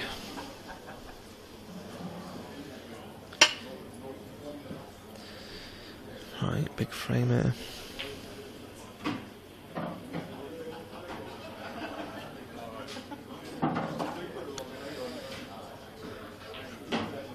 Oh, he wanted to kiss that. Just even half ball, full ball, he just glanced it, just flicked it. Just glanced, just touched it that tiny little bit. From their action, they just wanted to do it, just wanted to flick that out.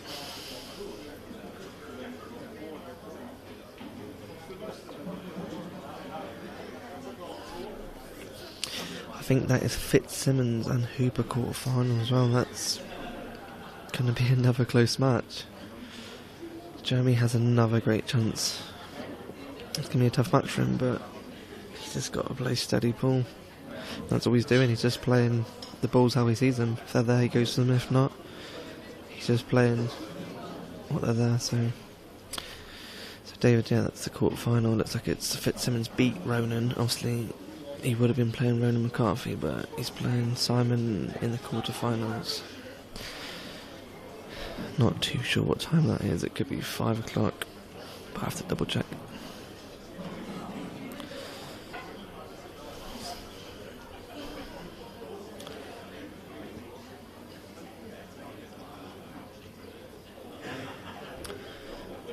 I can actually see the scores on there. Raybone and Davey is still playing.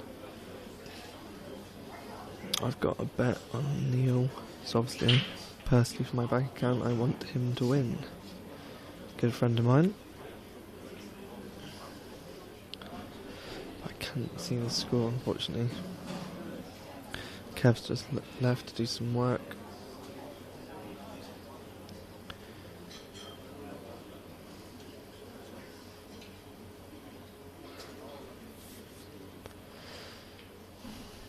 Dean's having a very good think about this. He almost doesn't like it. I have to be a little bit disappointed that he did not obviously flick that yet out and open it up, which would have made life a lot easier for them.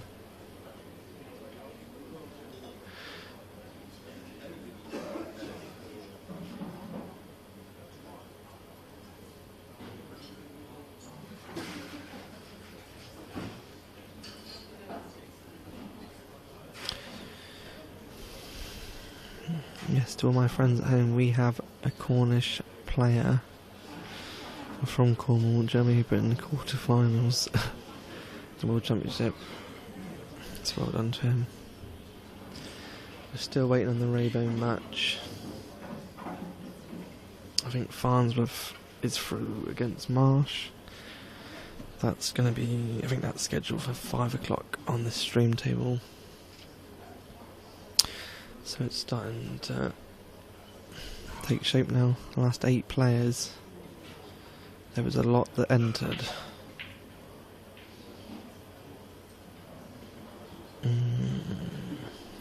players come out as well. There's a big pocket as well. Yeah, I was looking at that. Sheppy's looking at that. If that yellow goes in the middle bag, it's a great chance there to go 6-3 in front and to guarantee a minimum of at least a shootout. It's a big pocket. We didn't need it. That's a very good shot because you can just slip this tough yellow now in the middle. That gets rid of the worst yellow they have, and it really does open things up for them.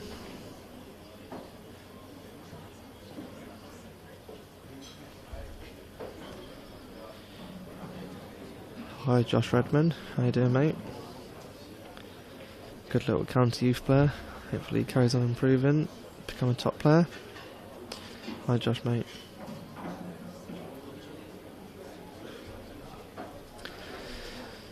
Good little lad. Come watch a couple of my money matches.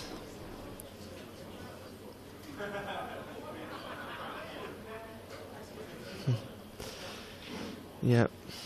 Hooper has certainly learned his craft at the Bucket of Blood, playing Paul Shackey. You boys have taught him a lot. He needs a little help at drinking.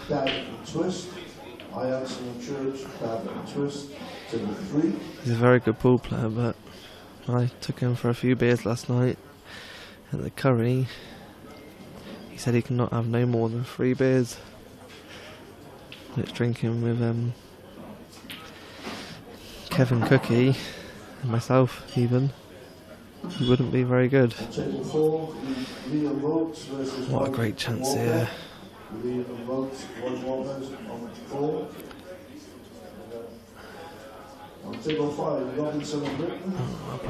it that too hard with the big bucket. That red could have come out anywhere and covered the ball to the middle bag, but as he's lining it up, he can just drop this in. Doesn't obviously want it dead straight, any sort of angle low, so he can get the white anywhere around where it is now for the black in the middle. That looks good, yeah, no, that's perfect. It's just a slight angle. Looks like it's perfect. Too much angle, the white coming wider, that's just gonna anywhere near the pink spot there. Yeah, anywhere around there is perfect. For a 6-3 lead. Well played.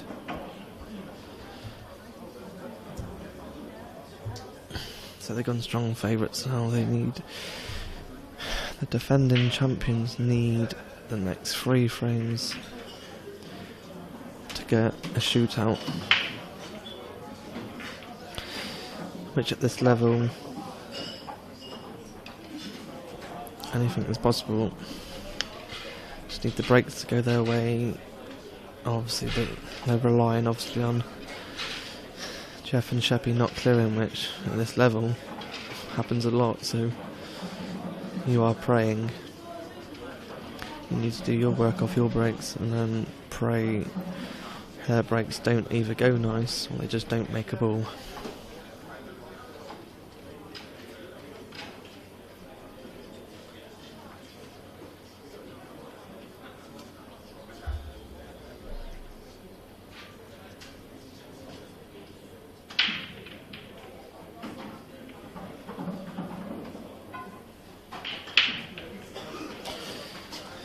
Right, it's Dean's break here. He needs a big break. He needs to get the ball down.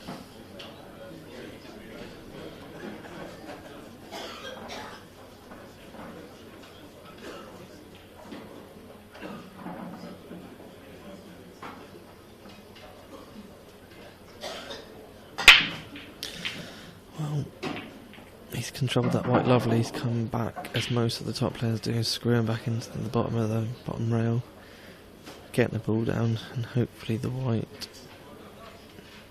come and centre the table. Ideally, it gives you more options. What have they got here?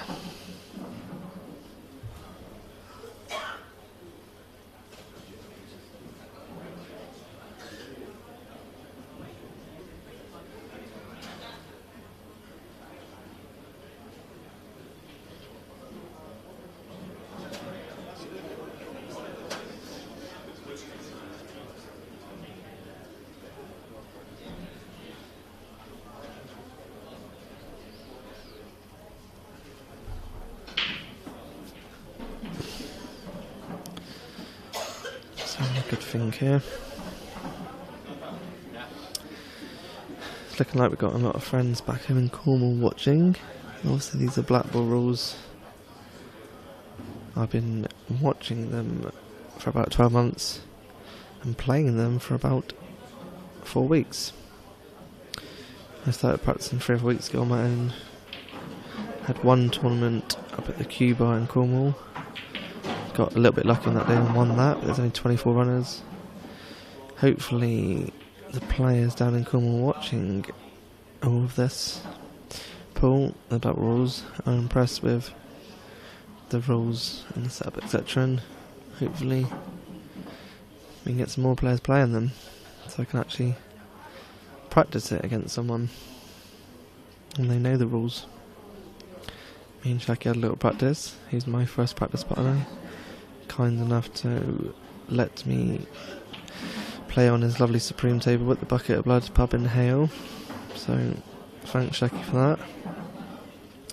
We had a good practice, but yeah, hopefully more players down in Cornwall. I think obviously Alan Bartlett in Cornwall's, he's our main man in Cornwall with a Q Bar there, lovely pool club in Cornwall, in Bodmin. He said to me he's going to get some more Black Ball events running at the Q Bar. So we had 24 runners that day, but obviously the world rules we do have a lot more of a bigger field, but I think the more players understand the rules, etc., the more they're going to enjoy it and play in the tournaments, because they're great. Even that first tournament, it went really well. Players enjoyed it. It was good. Obviously everyone was learning because no one's really played it. They're just playing, learning as they're playing, really. But this is my first ever sort of proper Black Ball event, except from the small one in Cornwall, and I'm very impressed. After playing so many World Rules matches and events and leagues in Cornwall and etc.,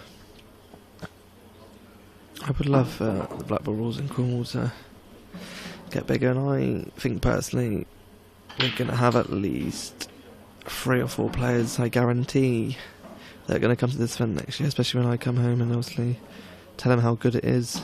Also, I literally jumped on a flight from Newquay Airport to Leeds Bradford and got here in 55 minutes, jumped in a 10-minute taxi, and I was at the hotel having a beer and having a practice. So travel wise, train or airport to this hotel is pretty easy. And the setup is amazing, the standard's amazing, the hotel's amazing, so it's very good value for money. So I'm expecting a Cornish parade coming with me next year. I'd like to try and start things down in Cornwall and push things on. It's a good shot of the check side. So, great chance here to go 6-4 and keep them in this match.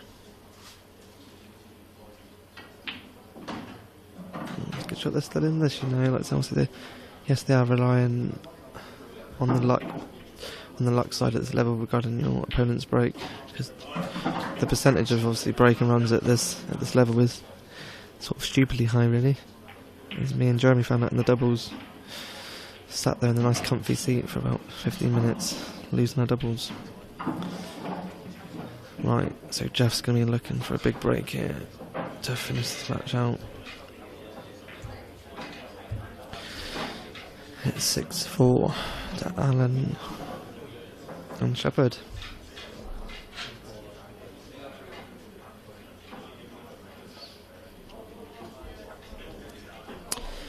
A lot of my friends and neutrals want to shoot out. They are great to watch.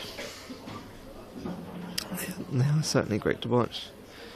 I did play in one, and obviously in our first round match, and that was a new experience for myself. Luckily I potted a few blacks. It was a lot of pressure, and come through that was a special moment. But unfortunately we lost earlier, but I'm over the moon that Jeremy's still in the singles. I feel like I'm in the quarterfinals. That's how much we're supporting each other this weekend. It's been great. He's crunched them well. He's got the white. Wow. What a great chance here now. They have a couple of choices, but I can't see the angle there. If he could get rid of that bottom red to the right. The red there to the bottom right pocket. Drop in the red on the rail, leave themselves the red in the middle pocket, and then you've got these bottom three. So that's one thing I've seen straight away. There's a couple of ways and options of going about it. Both sets, to be fair, aren't bad, but if they can get a good pattern going here. Let's just having a little chat now. Is he coming? Yeah. Is he good at? That was the problem with that shot. He obviously, to be fair, had quite a bit of angle on it, so he just wanted to... He thought he was playing that shot, leaving himself at least 2 nice pots. Obviously, he's still got the red down the bottom left pocket. That looks fairly straight, or even dead straight. He's still got a really good chance here, but he wanted that to come off a bit better. He never, with the small cue ball, want to be cueing off the rail. But Jeff is very, very steady. Oh, wow. Even that shot there is not as easy as it looks, trust me. That's a great shot by Jeff. Slight angle, but still cueing off the rail to cue it nicely in. Great chance here to close out the match. To take him through. Jeff and Sheppy won a Black Ball shootout either this round or the previous round, because I actually Facebook lived it. That was the first time I watched one. So when I got involved in one, I was a little bit nervous. So you certainly won't want to be going to the, basically a penalty shootout. They want to be close to this match out. Now, at this level, when you get your chances, you literally have to take them, because the game could just come back and haunt you very quickly.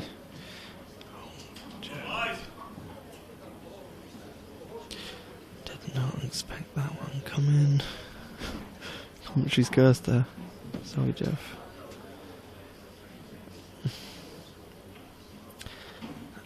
I think the only way Jeff has missed that is literally just took his eye off the pot, where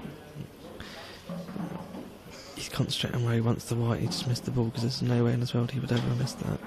I think he knows afterwards he sort of basically just took the eye off the pot. He missed it. It can turn around so quickly. If they can take this frame also on 6-5, and it's anyone's game. And if it does go to a shootout, weirdly, because the momentum and the mindset, Hibbett and Shields would go slightly favourite in that. Doesn't really matter who's great at potting blacks off the spot or off the centre spot.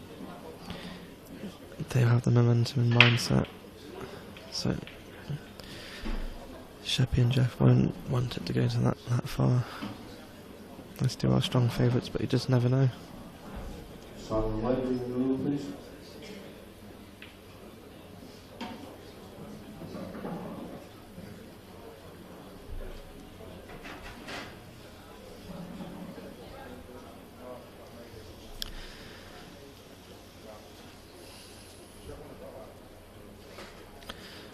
All the yellows go. Because obviously the yellow down the bottom end of the table goes on the rail. Obviously this yellow doesn't. The yellow to the bottom. I just look like it left that angle there. Obviously it doubles, and it does go down the bottom left there, but it looks like he's got a lovely angle. He could nudge this out. He's guaranteeing at least the pot of the yellow on the rail. If he left the white where the yellow is now, if he nudges it out to middle of the table, just to wait and see what he does. No, it looks like he's putting bottom on it. Yeah. I see Gareth play a lot of those shots where he's very confident in playing cannon shots, and every player's different.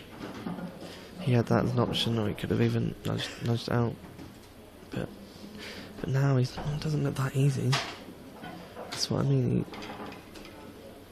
He hasn't really left nothing easy. I don't know if the other shot, if the angle was on, was guaranteeing a shot on the yellow down there.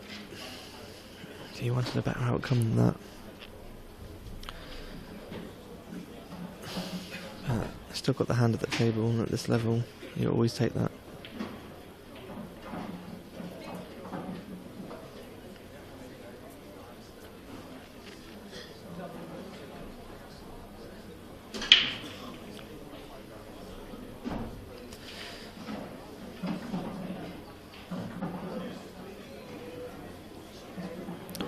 Hello, Nathan Strix, one of my very good friends. He's quite new to pool. Very good snooker player and a very good pool player. He's a good lad. Hope you and the family are well, mate.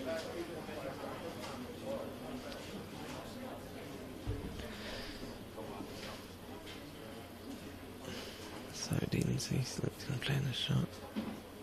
You want to cue this nicely? No, that's not. That's just pressure. It wasn't easy to cue nicely, and that looks like it could be game over. Dean's face there. Oh. The defending champions could be about to go out here. Just need to keep it really simple now. Don't overcomplicate it. Keep it nice and simple. And sometimes in these rolls, with your sort of two shots, but the first shot is a free shot, you don't want to be overcomplicating it. If the ball's all pot, obviously after your first visit, there is no two shots carry, so sometimes I've seen a few players overcomplicate it. Sometimes they all go, just pot your last 3 or 4 balls on the black like you would in sort of world rules. I have seen some players tie up their opponent's ball thinking, oh, well, if I don't clear them, but sometimes that is a negative thought, but at times if you don't get them is a clever shot at the same time, so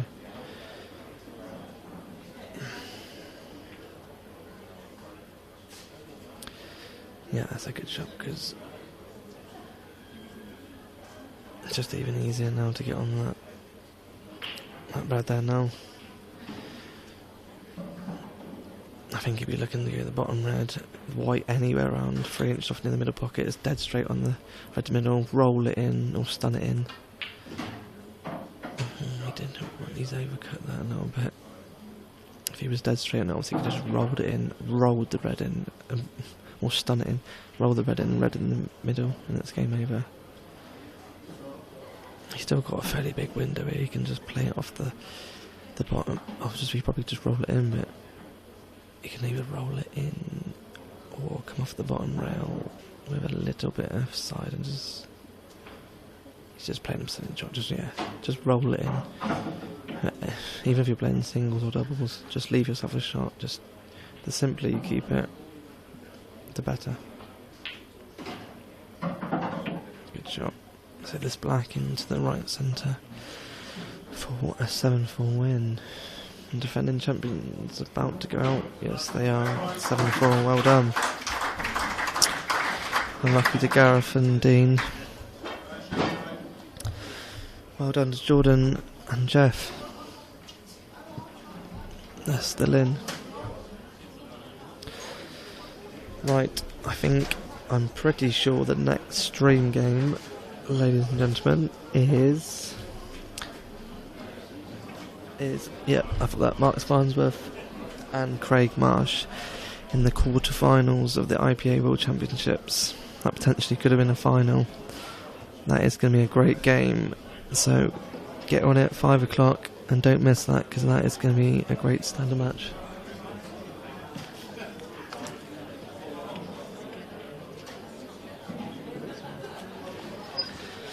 I've just been told that could be on a little bit sooner than that, so don't disappear too far. Just in case, look at my watch now, it turns 4, it could be on sooner than that, so So I think it's scheduled for 5 o'clock, but it could be on sooner. So keep it on your iPads, your iMacs, whatever you're watching it on. Some great games coming up as we get deep into this tournament. So I might be back at the commentary, depends on what Simon's doing. I've seen Simon's is coming over now. I've just seen Gareth Potts come into the room as well, so he might be persuaded to come into the commentary box if he's not drinking or socialising too much. I know Gareth from years ago playing England under-18s together, so it'd be good to catch up with him in a minute for a quick beer. I think he's literally just got here. So in the next half an hour or so, it's going to be Marshy v Farnsworth. Thanks guys, see you in a bit, bye bye.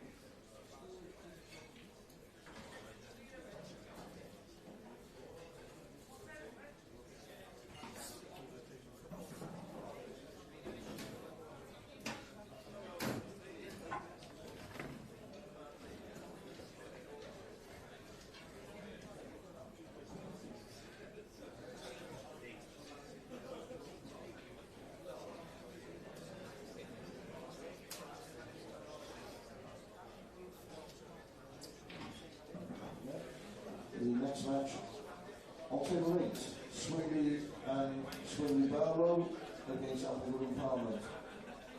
Swingley and Barrow, Appleton Parliament, table number 8.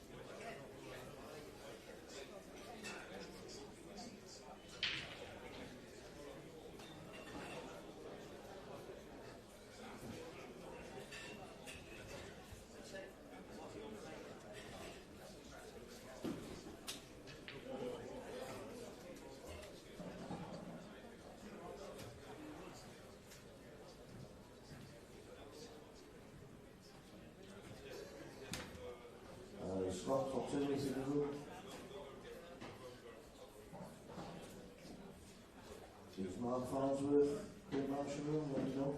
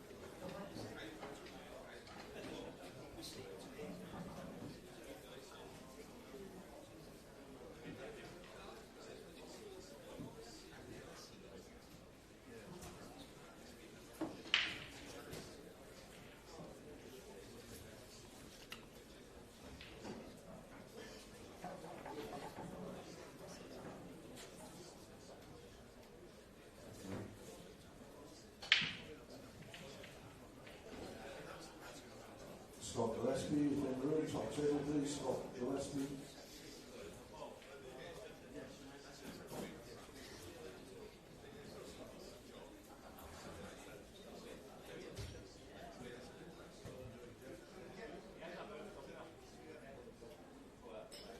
Ray Bullen, is in the room.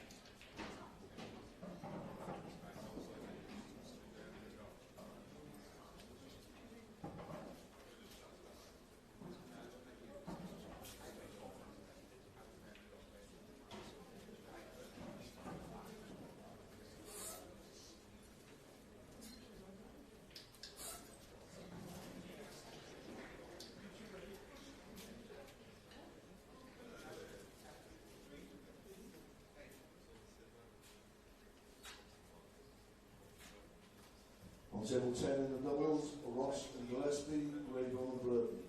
Ross, Gillespie, Rayburn and Burton. Table 10. Yeah, I've got a couple of nights this week. I've got a couple of hundred cheerleading. It's not just getting on the fly, really. So, do you have a set of schedule, or do you just go live? No, yeah. An example, it's like we'll be doing this. We've got 118 Premier League day, Stoke City versus Brighton, and scheduled for 6:30 start. Running order in place. So both guys are ready to get their goals set up. And to get there 10 past 6 o'clock after the success, just about on time, or if they hit a bit of traffic crossing,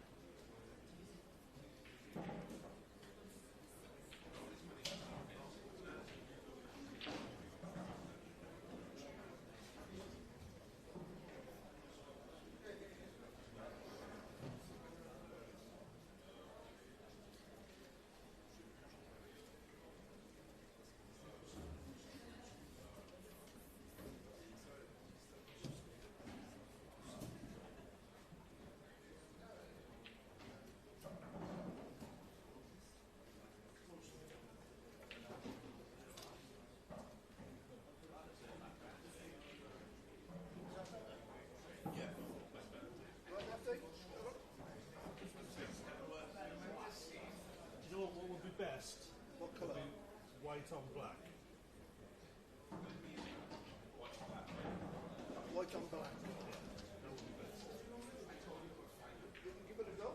But that's better than the white, the black on white.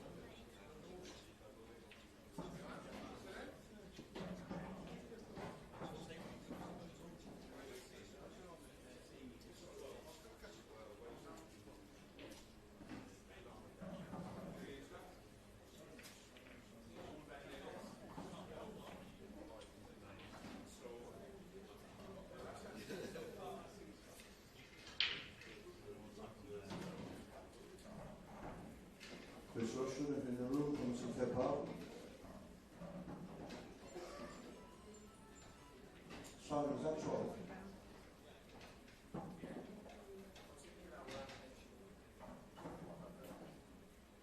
Match on tape 12. Bay Low versus Webb and Costco. Bay Low, Webb, Costco, table 12.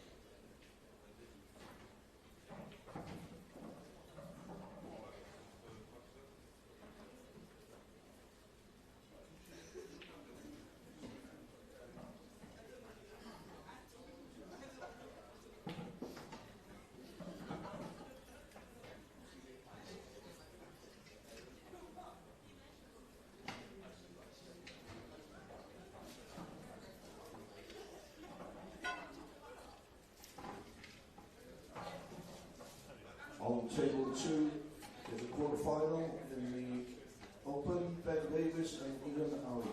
Ben Davis, Ian Ali, table number 2.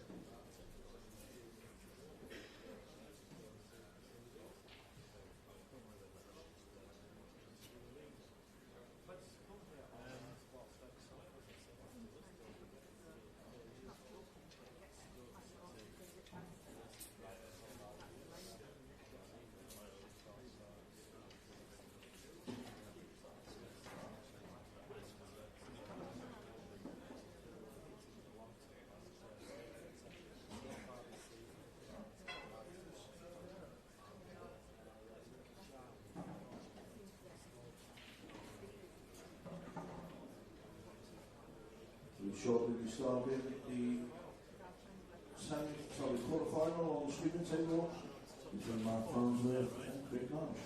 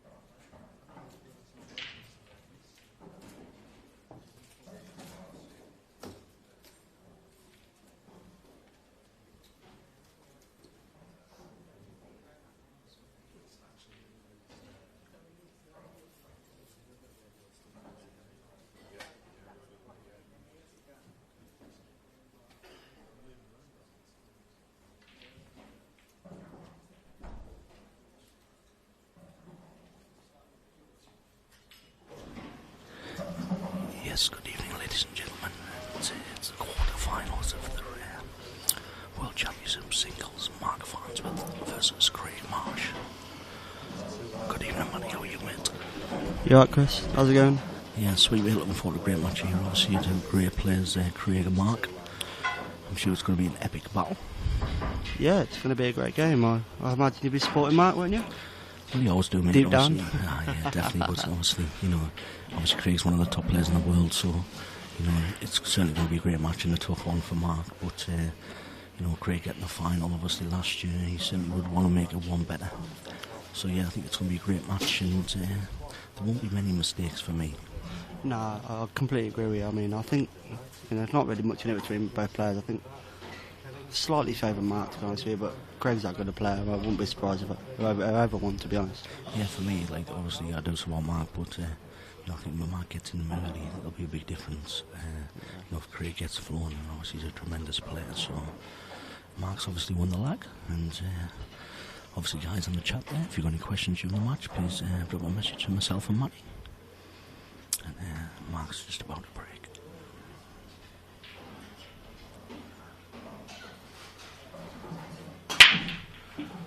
It's a nice split from Mark. Has he got a ball? A bit unlucky there, I think, Yeah, come up dry. Yeah, it's Tell you, a look, that's one thing I noticed about Mark a lot recently. I think a couple of years ago, his break used to let him down a bit, but he seems to break really, really well these days. Yeah, he used to struggle, mate, to be fair, and I think that was what people used to say about Mark. Obviously, he put his hand on the table, one of the best players in the world, if not the best player hand on the table, but, a massive weakness was his break. And you always find it that he used to stop like you cued, and you cue the break a little bit different. So, he's changed a lot, and he's, like you say, Matt, he's hitting them a lot cleaner. Yeah, he does seem to be. Craig's gone for yellows anyway. Pretty routine finish here. I think he'll come up, take the one at the bottom now, then land himself on the plant in the middle. Yeah, that's right. It's quite routine for Craig. You wouldn't expect him to miss this. He'd just run through on this and play the bottom yellow. And then obviously clean the two yellows into each corner. I think obviously we've got the other two quarter-finals on, this one and the other one, and then the next session another two at 8 o'clock. Yeah, before I come over, Ian Alley had just started playing Ben Davis. I know Ian won the first frame up, and then obviously we come over here, so... Yeah, this is, I think they're in the same quarter as well, aren't they? Oh, so the winners play each other? Yeah, that's right, yeah. Yeah, looking at the draw, I mean, the top half looked to be absolutely so tough. I mean, you look at the players that Mark's beat already just to get here. Yeah, phenomenal. Yeah. And obviously with Clint going out, Chevy going out, obviously the defending world champion Gareth Hipper going out, obviously there's been some shocks early doors, and really it's anybody's game, I'll tell you, one person I've been very impressed with, there was Seifert Simmons. I mean, watched him a few weeks ago in his money match against John McAllister, and he was phenomenal there. And then this event, he's been just as good. And, I mean, I watched him against Dave McNamara, and he was faultless. It was 3-0 or something, wasn't it? Yeah, he came outside. And he was losing to Ronan as well, and then he 1-0, and then he just found some form, and that was it. Yeah, I played him in to get the last 64, and I was 2 sets to 1 up, 3-2. He's took an absolute worldie at 3s apiece to be out the tournament. I did hear about that, actually. I think you're the only person actually to properly push him, actually, yet, to be honest, Chris. Yeah, honestly, he came outside after the game against Dave. He said, you set me off, like you got us right focused. He was playing phenomenal pool. I played really well, to be fair. He was good, but...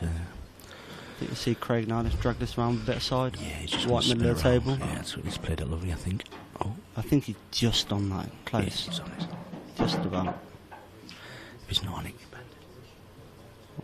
Oh no, he's. oh, he's struggling. He's going to bend this round. Jacking up a little This bit. is a big black, early doors. He's missed it. Missed it, Oh, wow. you can't. Oh, dear me. It's Wow. very crazy there. Craig had like about 3 foot in the middle of the table to be on that black. Yeah.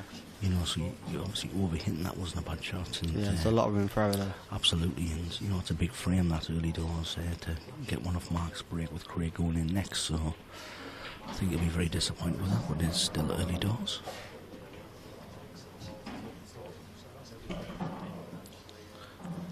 So you in the mix tonight, Paul? No, I didn't actually. I didn't really know about it, to be honest with you, until obviously I got here. But no, I'm not in nothing. That's me done, Christopher Paul, to be honest with you, mate, this weekend. Nothing. Mark's going to drop a sniper in here. Obviously, thanks to you, I'm not in the doubles either, so. Yeah, it was a good game, obviously. Both played really well. Yeah, it was a tough game, to be fair. Obviously, John yourself and Dave, obviously, two top. Well, basically, Dave's a pro, really, isn't he? You know, obviously, for a couple of years ago. He's done fantastic on the other stuff, and then I think there's nowhere to hide in the doubles this year. It's absolutely phenomenal. No, like I said, I couldn't believe it. Like I said, we obviously, yourselves pre-tournament favourites, according to obviously in the bookies' eyes, I mean, weren't the best of draws for us. And no, but to be fair, you know, it's on the breaks. You guys break well, and we don't. Vice versa. To be fair, it's anybody's game. To be fair. Yeah, absolutely. Oh, it's two. Miss that. Right. If Marshy starts doing this, mind, I tell you what, he will be in a world of pain. Yeah, I agree with you. I mean, Because- Mark don't tend to give you second chances. No, not Sometimes you're lucky to get one against him, let alone two. But I think now you'll see, obviously, with a free shot in black ball, you look to develop your hard ball. So I'm on the one at the top of the table here. We're trying. Yeah, he's just going to pop out, isn't he? Chip this out, and then Probably just leave himself on that ball as well. Yeah, if he can, absolutely. Just got to be. He's so precise. I've never obviously I've seen him in twos and stuff, and I practice well. But the way he's played in the last few matches, having a really tough draw. To be honest with you, I've never seen him as focused, Matty.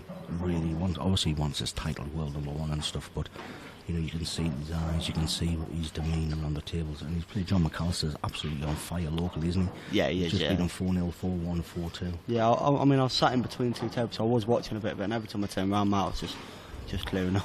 He was just clinical, so Yeah. clinical. And what, like on the ball, his white ball. Yeah, it's hard to say like who you would say is the best player on the tour, but Totally. I definitely think Mark's the most consistent. And I mean, when everyone's playing well, I mean they are all good at each other, but Totally agree. I do favour Mark slightly ahead of others, as in he's there at near enough every event. Yeah, obviously he's had a great season, sort of a year and a half since he's rejoined the tour. I just think that hand on table, I think he is just slightly better than anyone else. However, like you said, so many good pros out there.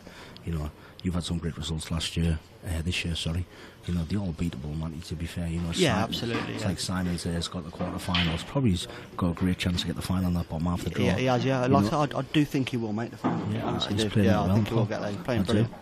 You know, honestly, he's playing really, really good pool, and you know, to be fair, I'm one frame away of knocking him out. Yeah, You know, because that's the standard's so good. That's the margins, isn't it? Yeah. Yeah, absolutely, pal.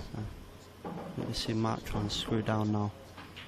Yeah, it's a lovely shot, Mark. Yeah, They'll just play this off probably play two cushions. yeah, really, play, just bit of just discussion, drift, yeah. same pocket, yeah. Yeah, pal. Yeah.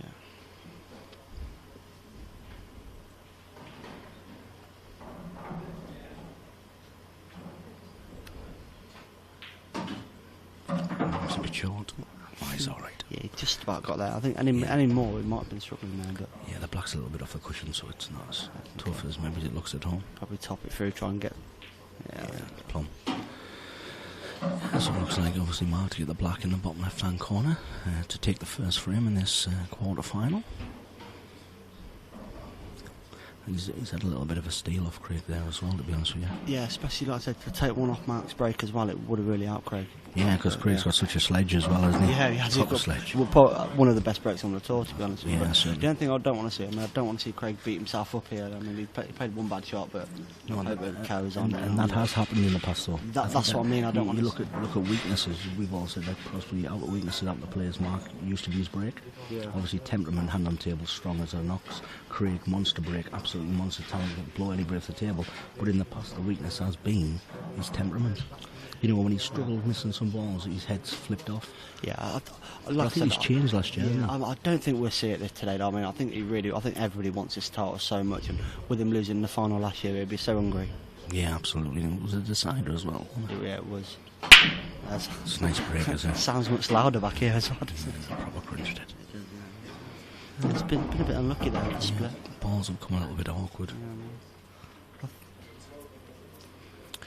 Look, try and take control here. I think you might see him try and pot a yellow and take advantage. There's no easy yellow on though, is there? I'm not sure. I can tell. You know, look, the one in the middle of the table. Can he cut that back?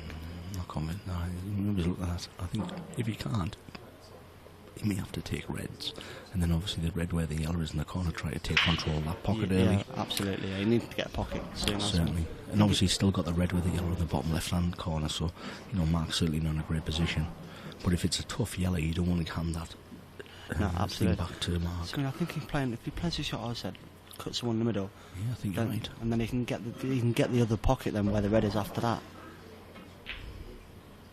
See, it was a tough shot there, you know, because he was queuing awkwardly. And for me, because of the queuing factor, and it's still a tough pot, I'd have just possibly went for reds and tried to contain the frame.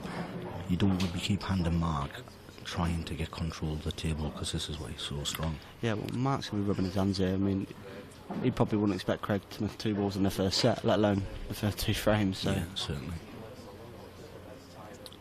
Some double matches going on over there as well. I think we've got John McAllister versus Greg Batten in their last 16 versus my good mate Gavin Robertson and Graham Whitten. They were 5-1 up. Yeah, it was 5-1 when I was in. I went over to see how 5-2, Matty, then I think. Missed a good chance to 5-2, so our local boys, they're playing my club. They're doing great against 2 absolute brilliant players in John McAllister and Greg. And that's obviously to get the quarter-finals, the doubles. And I think we've got... Quick update from the other game as well, actually. Clint Ianson and Jordan Church just beat Arth and Dad and Jason Twist. A monster pair. Yeah, I mean, what a draw that was. But I looked round earlier, and every time Jordan Church and Clint, they were just clearing up. I think Clint was celebrating every time he potted the ball off his own break, because he was saying that he's been struggling a lot with it. So. Yeah, see, Mark's just going to play the waiting game for me. Yeah, so he will want Marshy to push the board out. I don't think that's the best of shots, to be honest with you. I think if he can get this bottom bag now with the yellow that he's playing, I think puts Craig big favourite in the frame. It's tough though. See, Craig's so Is it that too hard?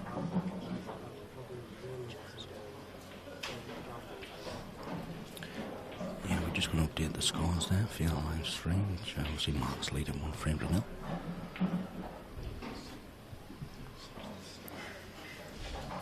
See, I think if Craig keeps pushing the ball out, Mark will be happy on occasions when they are tough to keep letting them do that.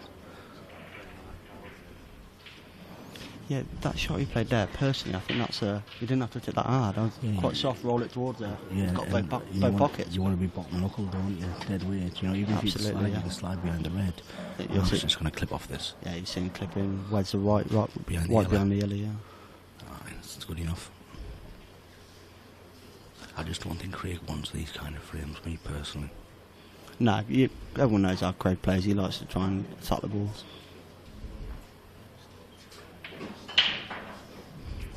I think we're going to have a little bit drawn out affair in this game. That's certainly going to be the case.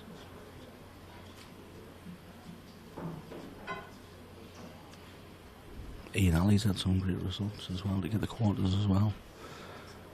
Yeah, he beat Jimmy Croxton this morning 3-0. He didn't miss anything apparently. No, he didn't do anything wrong. He literally, Jimmy come off the table. He said, "What can I do about that?" He said, "I just look like I've been completely outclassed." He goes, "I haven't done nothing wrong."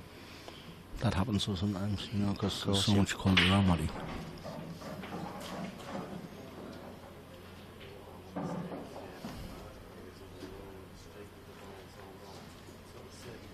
I think just before this, I think Craig Marshall was 11-2 to win the championship, and Mark came into 10-11. 10-11. See, for me, not take anything away from Mark. He's a great player, but he isn't an 11-10 shot in this field. No way. No way. I agree with the price, but I think obviously liability-wise, depending What's on it? Yeah, must I have mean, took some bets on them maybe. Yeah, they probably have. I think they're covering themselves, but I mean, you wouldn't want to back market 11 to 10, and I mean, we're still 3 quality players. No way at all. Not for me. No way at all. But like I said, I imagine there's been a lot of pre-tournament bets on him anyway. So. I think he opened up maybe 3 or 4 weeks ago at 5s.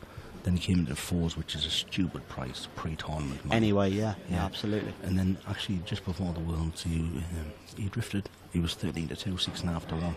So that's, I mean, that's all right. it's probably about a fair price. I mean, it's probably about right. That is. Totally right. Yeah, I wouldn't want to be. Yeah. Think what price is going to be if he wins this. He goes odds on, and according to the bookies, if he wins this match, he's got to then half and up again. The bookies will probably put him 4 to 6 because you've got to split it. Yeah, and then absolutely. in the final, he's probably going to be, if that was the case, you talk about 1 to 3, 1 to 4 shot. Yeah. But it's a hard 1 to 4 shot. Obviously, this quality, it's just going to be a bliss fest, you know. Yeah. Yeah, I mean, look at Mark now. He takes his pocket here. He's well in control of this frame. Yeah. And so. Yeah, it's good enough as well. And actually, it's quite nice that because the red still goes as well, you know. So he's left that lovely. Is Craig going to mash this out I again? think he's going to double it. If he goes for the double on the one, tries to, if he can get to the cushion first. He's going to mash this. Yeah, and he's going to flick everything out. He's going to boot this, man. I'm telling you. Like That's a great shot. I knew he was going to boot that. Just one good shot now, really. I don't think it goes naturally. He's playing the plant. Yeah, that's all he's got. It's tough bridging as well, though. Very but tough. the bonus is with black ball, if the white was going anywhere near the red, it's a hold or it's a stopper. Yeah, I mean, it is going near the red, without a doubt. I mean, I think you'll see the red drop as well. Just Craig needs to stay down this.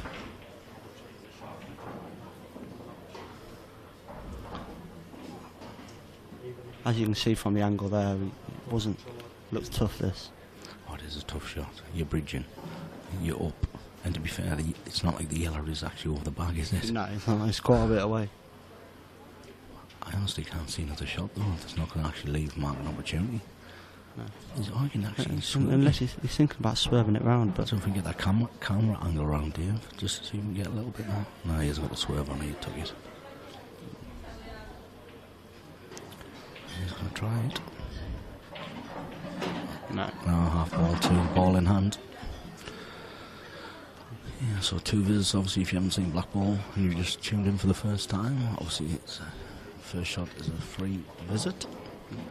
From here then, Chris, you left hand side of the table, you roll that red out. 100%. Yeah, no. You know, and then it should be ABCs for Mark, really. Absolutely. It's hard in the commentary box there when you're watching 2 absolute great players that map the balls out so well, and also the vision that they have. But it's good to watch for me because yeah, of course, absolutely. You know what I mean? Sometimes you're a bit scared to call a shot because you think they can make you look silly, but yeah, because you know they know everything in the game. They've been around for many years, and they know every single shot. To be fair, you know we all make mistakes, but sometimes it's nice when you call the shots that they play as well. Yeah, of course, yeah. Yeah, it's the right call, isn't it, all day long? Just going to drop this, hit it straight, leave the red back in the top. I think it just right, and just can roll it down dead weight, so if he misses it, it just stays over the hole. Yeah, to be fair, there's no way going to go for the plot, he's just going to drop it down, and then leave the reds in the top, and then obviously the red in the middle.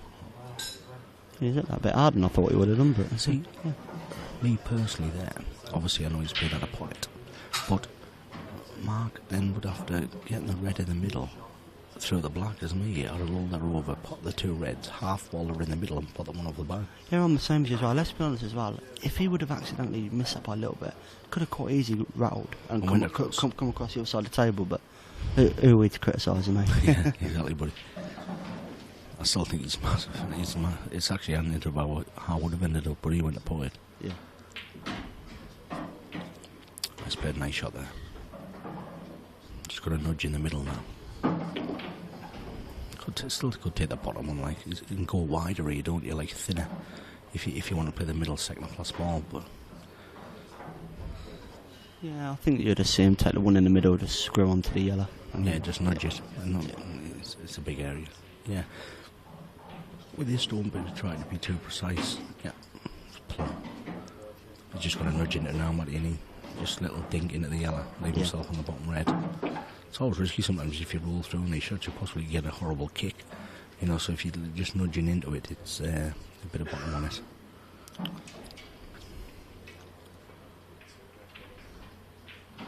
See, that'll do. Yeah, that doesn't. I think when I was starting off, Pool, these are quite difficult shots sometimes for, like, you know, when you're really close to the sort of edge of the corner pocket. You know, obviously you can just screw this straight back out, but sometimes if you're playing them, you try to put a little side, it checks across. I think a lot of the local guys, you know, like pub level, struggle at these kind of shots for weight and how they play them. But I think Ginger's going to screw this straight back. It's good enough. That's fine. So, what do you think of this new cloth then, Chris? I love it, man. I love it. I just think it's brilliant, obviously, with the Simonez. I think it looks really clean. I think it looks brilliant for stream. And also, you know, personally, it gives the IPA an identity to move forward with. And I think on the flip side of everything, wait, so I use it? No, it's alright. So that's Mark leading 2-0. Yeah, I really like it, and I think it's good, Matty, for clubs. You know, obviously we all play in like sort of pubs or clubs for pool, but going forward, I think you're going to get so much longevity out of these cloths. You know, and wherever you play, you know yourself, sometimes you can play in a Strachan, a Hainsworth, some heavy, some smart, some precision, some match cloth.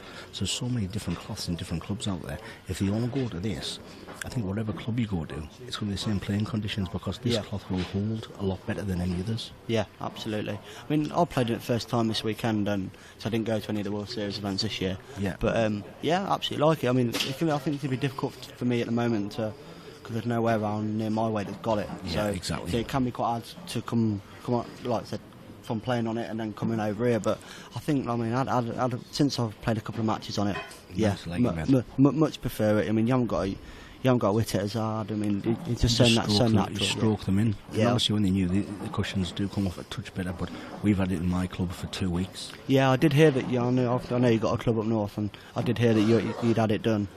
And to be fair, played it so nice, and you know, but you know yourself, what cloth have you got at yours club?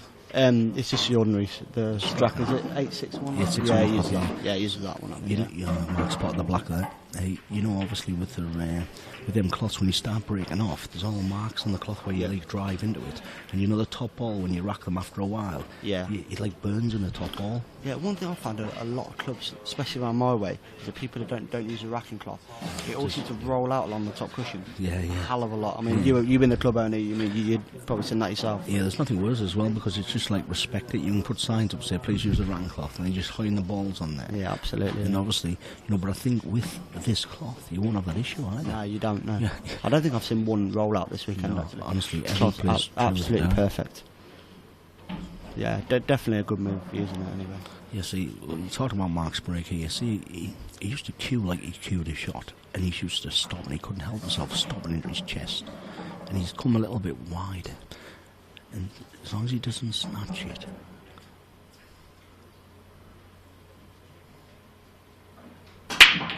Yeah, better. That well. It's not a ball. Yeah, see, personally, I think that's just a bit of bad luck, really. I mean, he's cued that well. He's hit it well. It's just sometimes they don't go in. Right. Personally, I want to see Craig get these, just so he get himself in the match, settle down. Yeah, it's obviously scoring 3-0 down in a set, and actually Mark's had 2 breaks already. I'm not saying you're right in the set off at this level, but you're right up against it. So Craig's going to make sure this finish and just map them out really well. Yeah. Personally, I think he'd take yellows here. I think, yeah, certainly for me, it's yellows as well.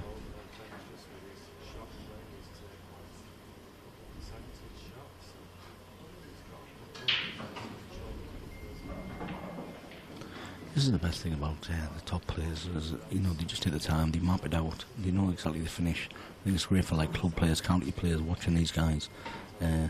You know, I watch loads of pool and probably like yourself, Matty, and it's nice watching the dishes, but I actually get more enjoyment of how are they going about it, because you learn off that even though you're not playing. Yeah, absolutely. I think he's looking at reds here. He's going to play the plant. That's what he's looking at to me anyway. Yeah, it's a bit tight. Yeah, I don't like this shot, but it's not a hard shot, but it depends how close he is to the red. Yeah, quite easy, could push it. But also, if he did do it, he took yellows like before, said he would. Yeah, it's definitely a shot. He's on the plant. He's not. don't think he's on the inside one, is he? I think he wanted to come a bit further and take I think he's fine. He's on the plant here. Is he? Yeah, I think so. He's going to bend it. That's fine. Nice. Yeah, he's fine. Yeah, He's actually landed perfect. Yeah, very good shot, yeah. See, me personally now, I'd want to be trying to get rid of that one at the bottom as soon as I could. I think the way the yellows are, personally, I think Craig might end up that last ball because he's guaranteed to be on the black, just because he can obviously push off the two yellows and use the yellow next to the black, obviously second yellow for me. So he's going to put this yellow now, and then the yellow in the other centre. Could be a little bit awkward, this, you know. I think he's going to have landed a little bit short. That's it, and then maybe he stuns us in, and then he plays the other yellow in the bottom right corner, and probably the other yellow in the same pocket. Can he jab it back into the red though? See, preferably you don't want to be leaving half ball yellow to go across. See, from my angle, it looks like he's slightly wrong side, but he might not be. He might be okay. No, he wasn't. He's fine. Yeah, he's playing the shot that I said. Like I said, he's just going to roll this through. Put them both in the same pocket.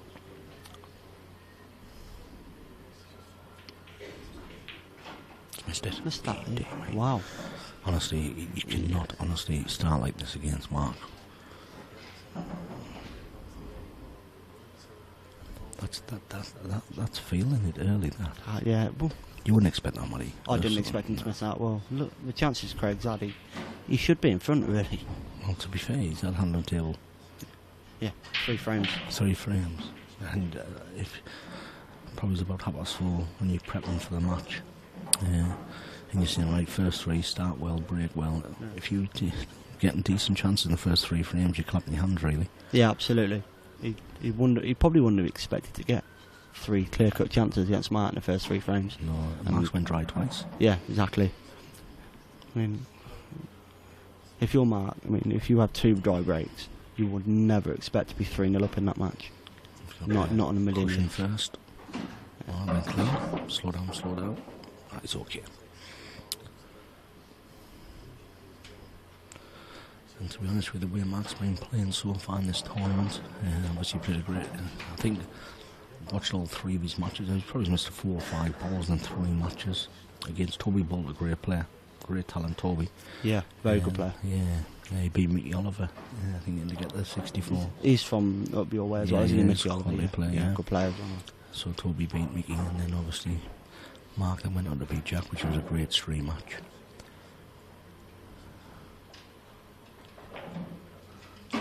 Oh, just all that. It's okay. See, I would struggle with them shots with my tip size. Obviously, Mark's got 7.6mm tip, so you can get into it early with less effort to check it. Yeah. As me, I'll probably hit the red playing that shot with that side early.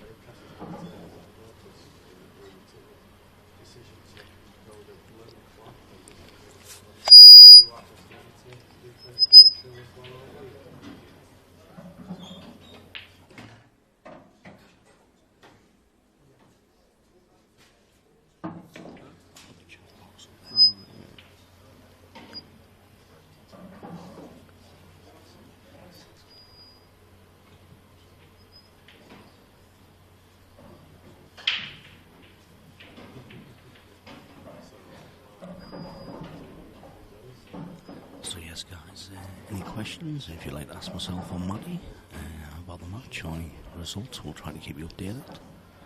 We've got the chat box over here now, so we can keep an eye on that. Looks Jamie Simpson Marshy looks a bit nervous. Like we said before, Marty, 3 opportunities in 3 frames. That's huge at this level. One thing I like though about this format is that, okay, Craig hasn't played great.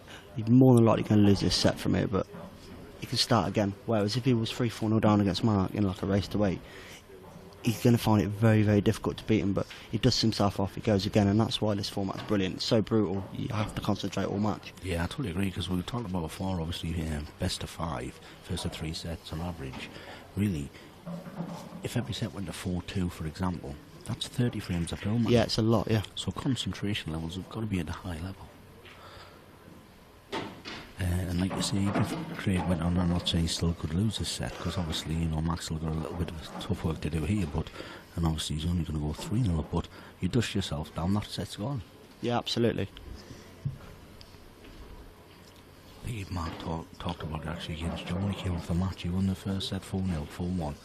And then he's went 2-0 down in the third. Yeah, I did see that, yeah. So all of a sudden Mark's, he's absolutely battering him, but all of a sudden it could be 2-1 and John's still in the match. Yeah. And he said that, just one bit of run. Just missed it. Oh, that wiped its feet. Didn't think that was going to drop there. I think it was just the pace that kept it. Yeah, just drop this in the middle now, play the black in the other middle.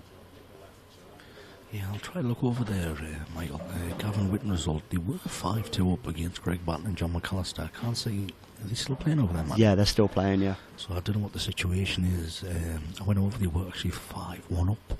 And to be fair, Greg's only missed one ball. The rest were dishes. Yeah, shot Mark. Yeah, it's a nice little shot in the middle, and Mark's obviously got the black into the right centre to take a 3-0 lead.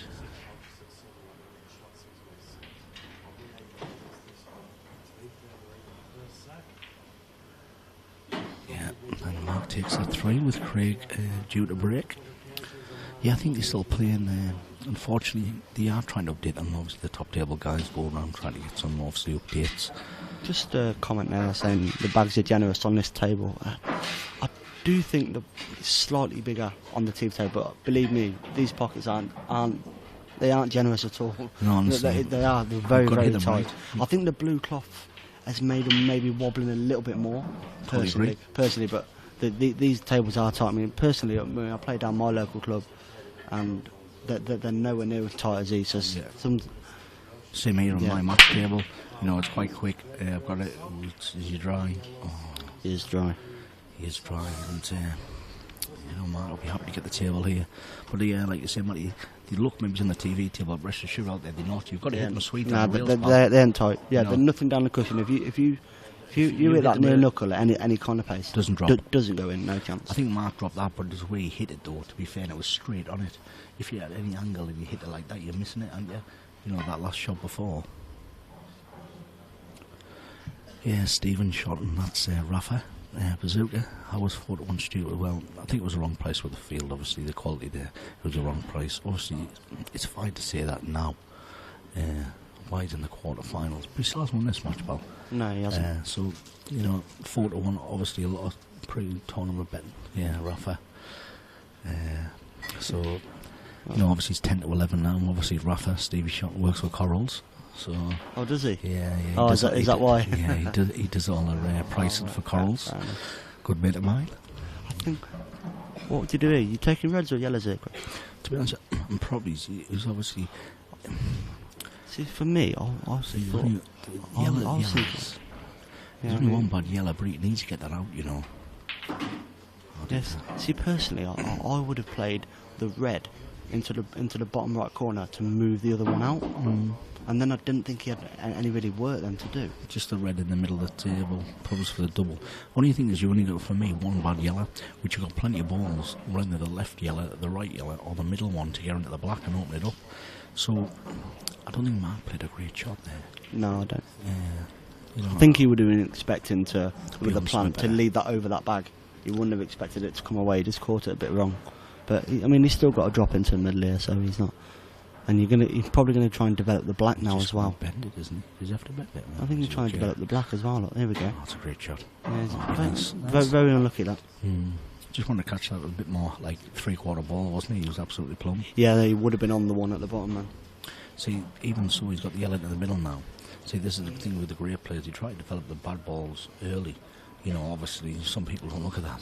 Some local club players leave them to last and then worry about them. Of course, Because those guys that try to develop them really early in the frame, which Mark's done there. There's a comment there about a shot clock. Now, I believe shot clock comes in at semi-final stage when we'll have a proper ref and they'll be doing it then. But before, it is quite hard to have a shot clock with the referees, because we've only got a couple of referees here, so they're having to referee. Great shot that was, Mark. Yeah, good shot. They're having to referee all around the arena, so it's hard just to dedicate it to one match. You see, that's the reason for that. And for me, I think Mark will probably agree as well that you're playing all tournament without a shot clock. Me personally, do you need that in the semis and final? I don't, unless Jan explain. Oh, Daisy, isn't that? It's fine. No, it's all right. But see, that's the great thing with that shot that he played there. He hasn't tried to even pot the yellow and push the board out. He's looked at that shot, half ball behind the black, sensible, great. Knows even if Marsh hits red, you know, He's still favouring. Yeah, absolutely. By the looks of it, Leon Votes and Luke Votes and Curtis Lee. Curtis Lee is, yeah. They've just beat two local lads from my way, Luke Walker and Mark White. Mark White's a great player, isn't he? They're both very good players, to be honest with you. They were 3-1 up in that match as well, Luke and Mark were, so for them to come back from that is well done to two Welsh guys. Yeah, and Michael, still Gavin Robinson and Graham must be still playing. I don't know what the update is on that. But obviously they're still playing, like I say, it was 5-1, then it went 5-2. So I guess it's down to nitty-gritty. Obviously the guys just need to get 6 to guarantee a black ball shootout. Obviously you do want to get to the magic 7, so it'll be a great achievement for our local lads to get the quarterfinals. They are still playing over there, so I think it's gonna be close. I think Chris, the longer they're playing, the less it looks good for your guys, to be honest with you. So I totally agree, buddy. I totally agree, buddy. And obviously playing two great players, you're not going to get much opportunity. However, you miss a few chances, to be fair, that's saying Greg and John. But our guys were dishing, but like Poole, you know, a couple of misses here, there, and it just can switch around so easily. Yeah. So I think Mark's now looking. Is he playing the red in the middle of the table to develop the yellow and the black? That's what it looks like. That's what it looks like he's doing to me. Do you reckon? Split them both? I think he's just going to stun it, and then he's got the bottom one, and he works his way up the table then. This could go awkward, this. It's not the best, but I mean, I think he'll still be alright. Not convinced, like. See, you've got a yellow now, just down the bottom of the table. I think if he takes that, he plays it with side, he can hold on then the red. What, to get into the red? Yeah, hold into the red, and then he goes about his work that way. But he's got to be a bit precise about this, though, because, you know. But yeah, I think it's the right shot, Matty, isn't it? If he gets into the red, then obviously you guarantee the yellow, and then the yellow's at his mercy. I think this is a big shot for Mark. Yes, played it well. What's he going to do? Just drift this into the red in the middle of the table now, Matty, do you think? Just put this in the bottom through the gap into the red? Yeah, like I said, dot to dot now for Mark, I think. I think this is probably the crucial shot, isn't it, really? If he just plays this through the gap into the red, or even slides past the red a touch, he's got the yellow in the bottom left, yellow in the other corner, yellow at the top right.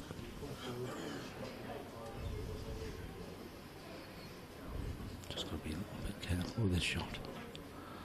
Oh, that's a clever shot. So see how we can play that. See, this is how good. He knows he's landing plumb on the yellow and pushing the other yellow for his next ball. That was a great shot from Mark.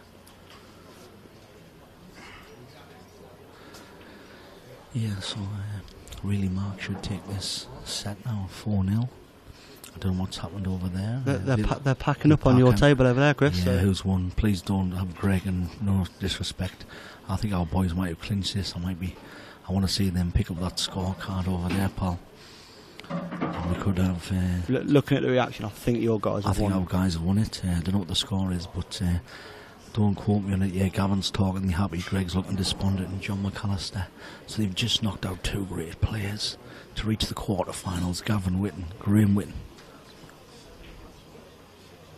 Yeah, Mark's plump.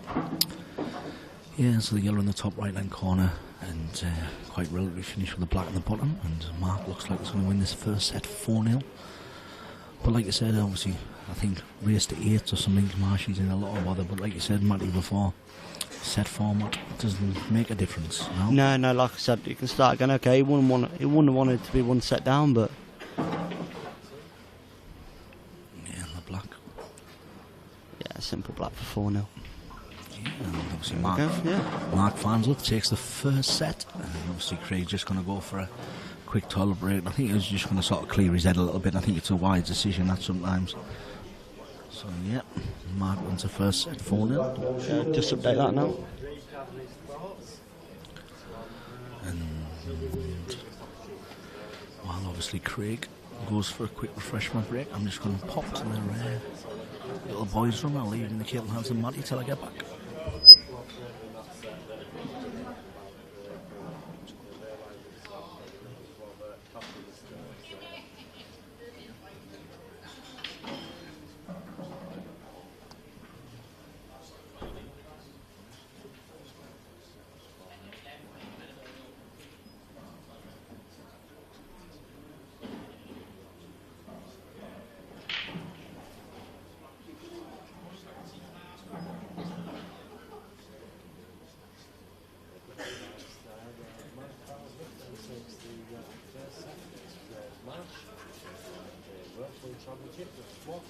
stage.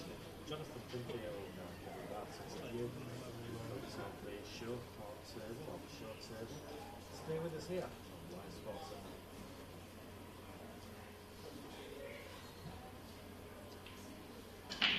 I don't know what I'm talking about. The middle of those, if we cannot see it on the street, a bit behind it.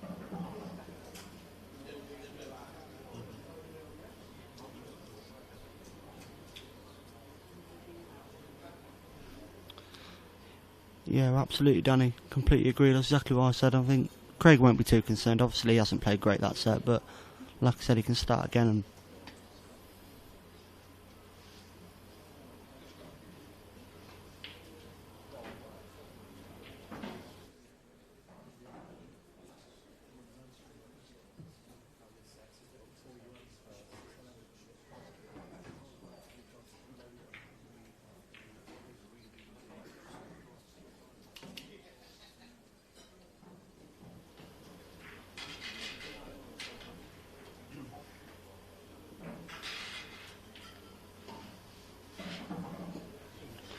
right then, Craig Marsh back in the arena. Obviously him to break now because Mark broke first in the first set, so be looking to get a nice easy finish here to get himself in the match.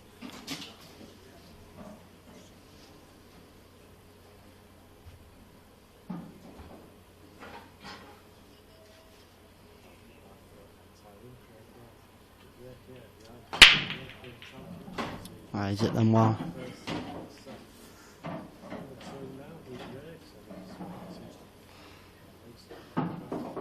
and these reds look good.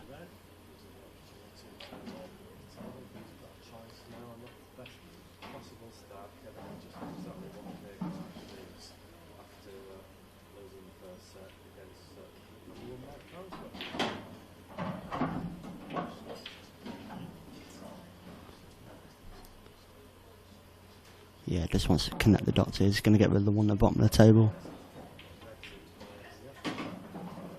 It's one thing you'll notice about all these top players. Take the balls out in the right order, and they're also trying to get rid of all the ones at the bottom of the table first and work their way up.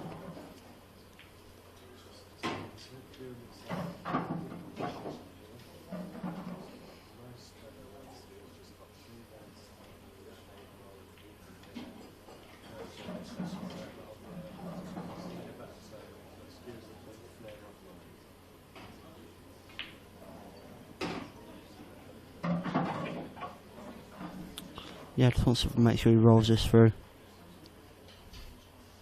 Come off a cushion and be absolutely perfect. Yep. Absolutely perfect for Craig there. Exactly what he wanted coming back into the second set.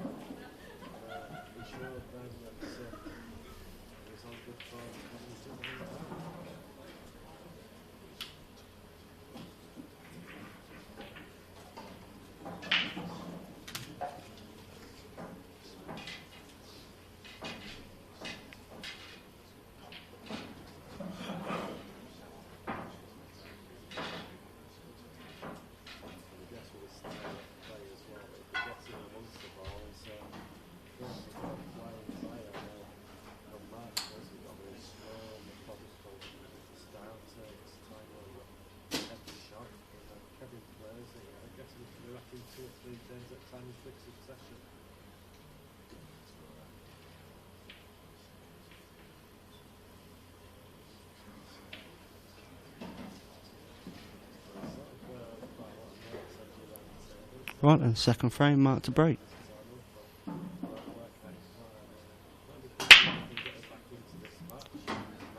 He's made a ball.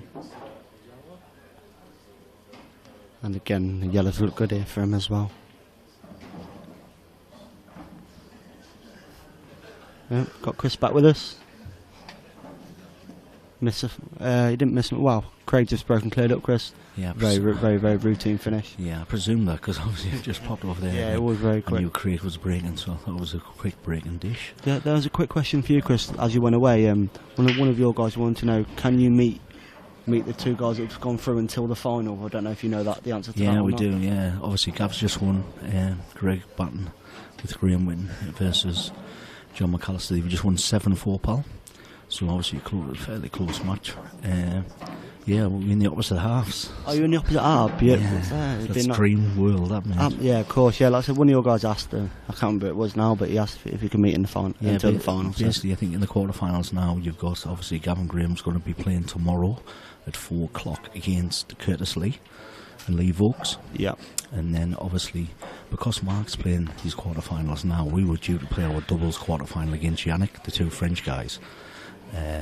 But unfortunately, obviously the singles should always take priority over the doubles, so it's been rescheduled. We're going to be playing our last 16 match tomorrow against the two French guys, and then I think we play the winner of Appleton and Pannant and Swinby and Barnby, if that will be the quarter. Okay. Obviously, there's still some great parents in there. I think, I don't know, Twisty and them were 3-1 up against Clint, apparently.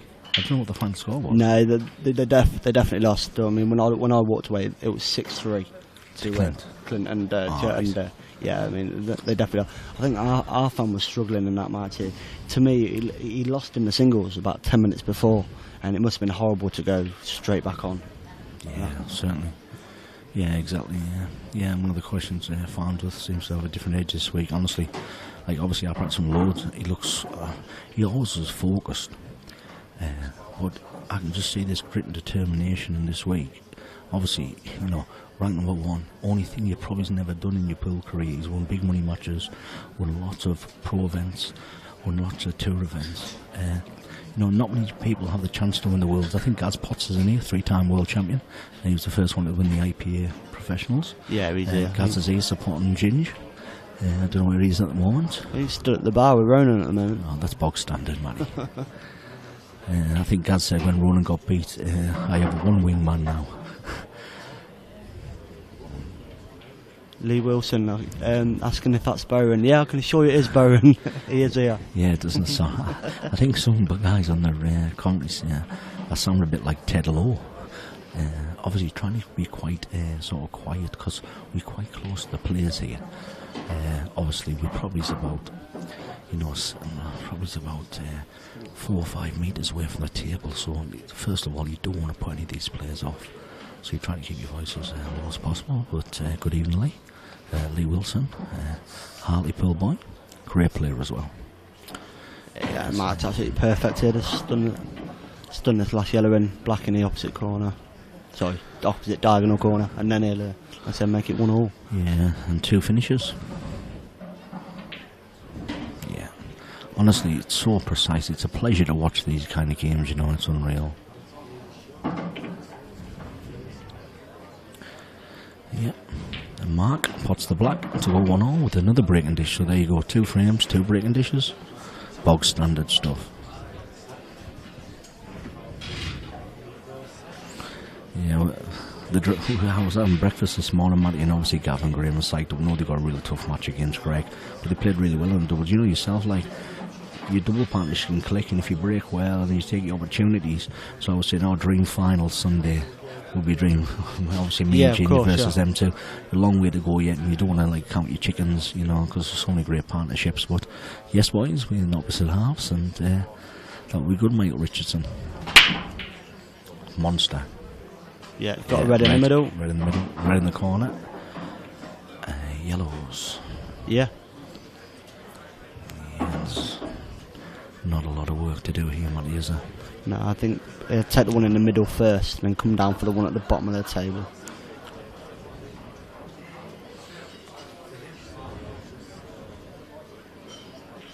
Oh, is it the black? Oh, I thought you had the black there. That's fine. Yeah, it's perfect.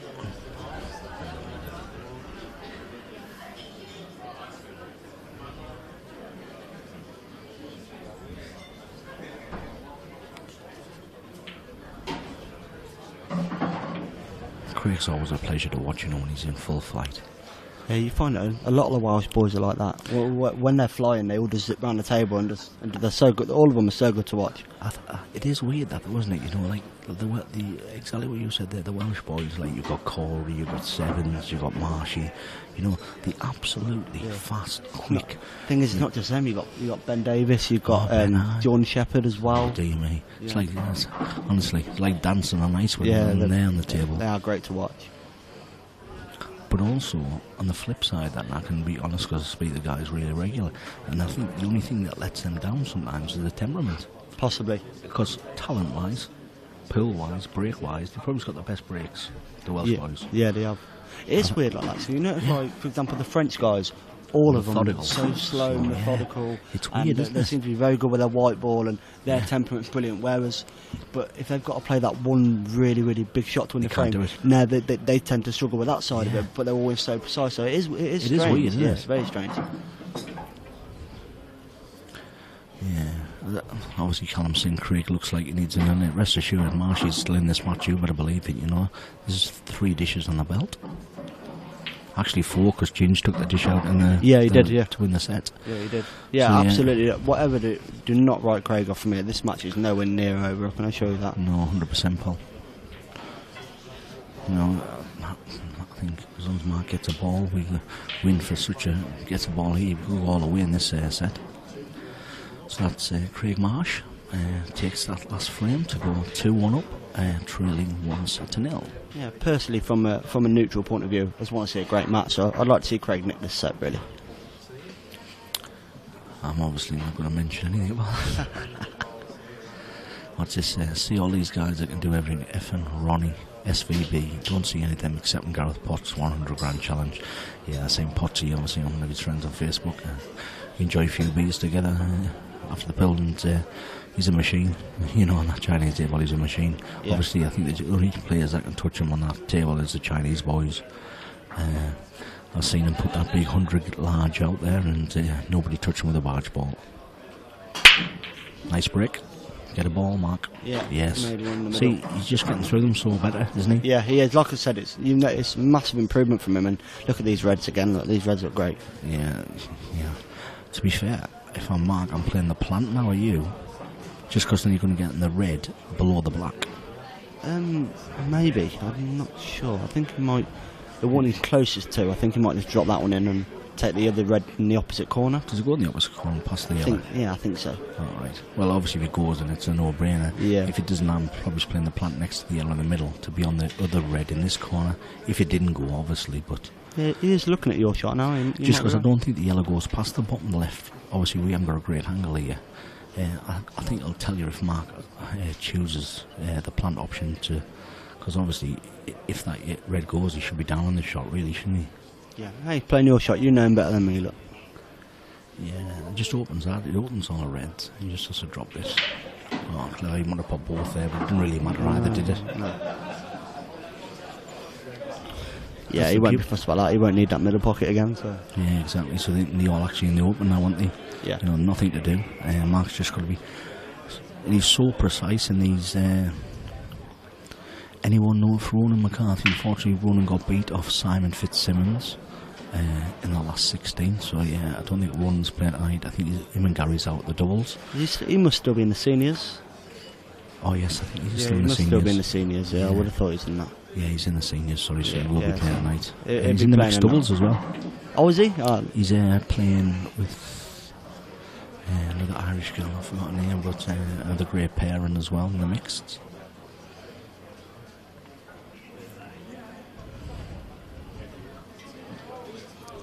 Just going to put the one in the middle. Probably just leave the white where the red is. Screw. Obviously, put the red in the bottom right-hand corner and screw between the channel to leave the red in the corner. Mark, get these. That's second 5 set. Dishes. Four break dishes and 4. And then the second set is unbelievable standard. Yeah. I think he's going to just screw this past in the channel, isn't he? Screw this in between the 2 reds to leave the red at the top left. Question now, is it easier to use side with a smaller tip? I'd say you get a lot more reaction out of it. I don't know if it's easy is the right word, but you definitely don't have to hit it as hard, but some people would struggle with it, some people don't. The shot, I said. He's plumb. Yeah, that's a big one in pool, you know. Obviously, I joined the tour about a year and a half or halfway through the season. I had a 9.5 mil tip. It was like an old snooker cue, sort of, more snooker money. And I played really, really well with it. Obviously, did quite well in the amateur. But obviously I practice with gingers like at a 7.6 and some guys are like 8.5, like pool and lightweight. That's way too thin for me. I'm same as you. I'm about a 9. Are you a 9 pound? Yeah, about a 9, yeah. Yeah, Mark's played that beautifully. Yeah, but what I found though is that it's not just the tip, it's also the weight of the cue. So like I changed it in August. I went down to 8.65 because you don't have to put as much effort in shots and pots to create side or pace. So, for example, with my 9.5 mil tip and a heavier cue, say if I'm playing a little cut down the left-hand rail and I want to get out, I've got to put it harder to get it out early. Yeah, of course, yeah. But obviously with these kind of cues like mine's marks something like a 7.6 or something, where he puts no effort into it, so it makes the pot easier, but you get the reaction. Yeah, of course. But again, I think guys out there, if you're sort of at the county level moving up, I think I spoke to Jason Owen about it because I came down, I was a bit worried that I came down too early, and he said a lot of pool players are going back to a 9 mil.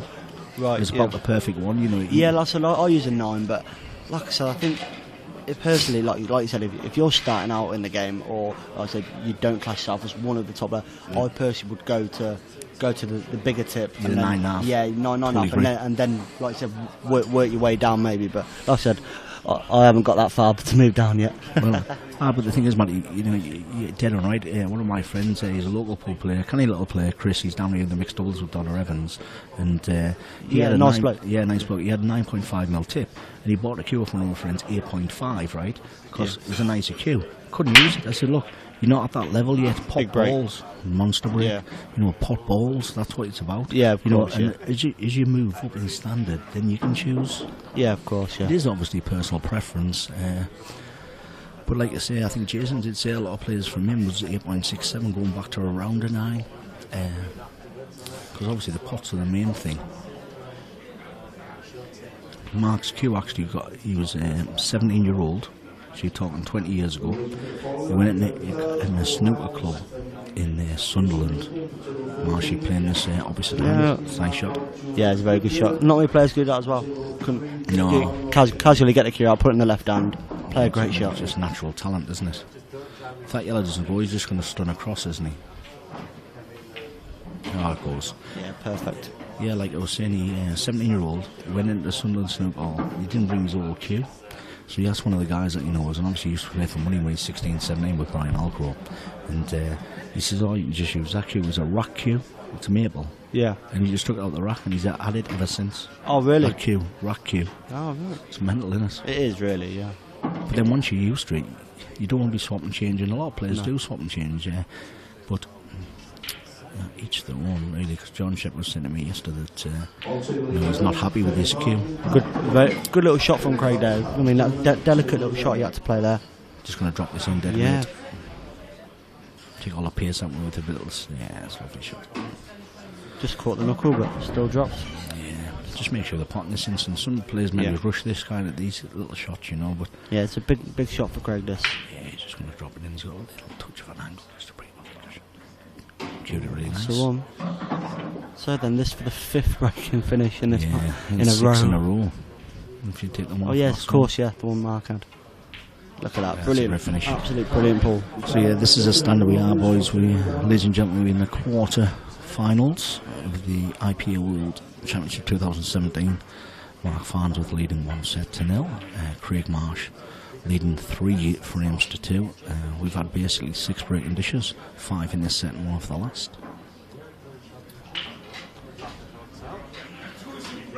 Yeah, Danny, I totally agree with that comment, mate. Don't forget, guys, if you want any questions, ask myself and Matty, whether it's about the IPA, the match that we're currently in, any other games, we'll try our very best to keep you updated, so answer any questions that you've got. Not nice as well, because see yourself turn pro this year. gone for it, haven't you? Yeah, I'll get the tie, won't I? You get the tie. Yeah, I last got year. the tie last year. Nice to see you're not being a bandit anymore. You decided to take. I personally think you should have took it last year, but Yeah, fancy I one was- more year. But Yeah, you've got to, haven't you? Yeah, To be yeah, fair, that- I had a decent year last year. Like yeah, you in did the have a amateur very and good stuff year. in the Well, World you Series. had a good one the year before though as well. I did. I mean, got the quarters of Brighton, which Yeah. was massive. I beat like some great players into the Yeah. quarters, and Sheppey beat 7-5. yeah, you definitely had to take it this year. And like I So- said, with all like the World Series events now, all batting off by Mark.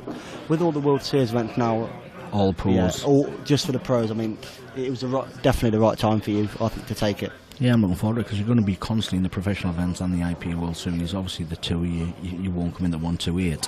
So initially, you're playing all the best players every single time. Yeah, of You know, course. you did that last year, and obviously, I think in Bradford last year when you get your ties, it's quite a nice moment, mate. Isn't Yeah, it? it was a good day. It was good. I mean, personally, I didn't go to the ceremony the year before when I was an amateur. I didn't go, and I regret not going the year before now to go because, like I said, personally, it was nice to be there to see other people there clapping you while you go and collect it. Yeah, it's a great achievement. Yeah, you know. of course. You know, obviously, we recognise as the only ones to go, like obviously for professional, and it was nice to see other guys get up, get the tie, and it's just a nice little touch. And obviously Yeah, the of course. presentation is always at Bradford as well. Well, which is a great venue. you're in the running for one of the awards as well, weren't you? Up for most improved, I think. Yeah, you well, were up there. Yeah. Actually, I didn't even know that though. So No, I didn't know. Obviously, we didn't find out who was in for it. So like, I didn't even think I would ever get the most improved, and obviously I had a good season, but like, I was absolutely, like when you see your name, and I didn't even know I was up there till actually the things come on the screen. yeah, it must have been a nice feeling. Yeah, because it was something like did Christian Phillips get it?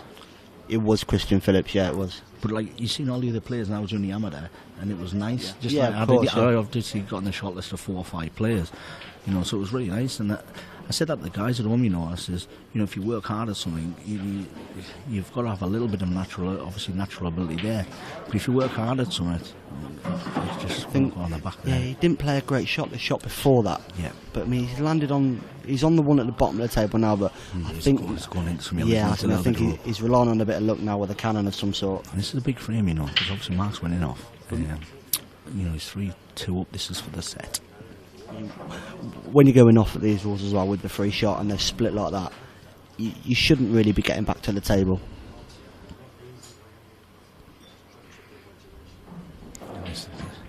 Just needs to glance this yellow, I think. Yeah, I think if he can hit the yellow, he should be on something. Is it that bit harder than I would have personally, but he might have had a touch of luck there because that ball. Can he play that off the red? He can play it off the thin red, like, isn't it? But what I think he'd do, the bottom one here goes, so you might And see spin him, it round. Yeah, spin it round, Two. and then he might take the yellow on the side cushion last off the red in the middle. Then Yeah. It's still a bit tricky. It's not guaranteed this finish. no, it's not as easy as it could have been.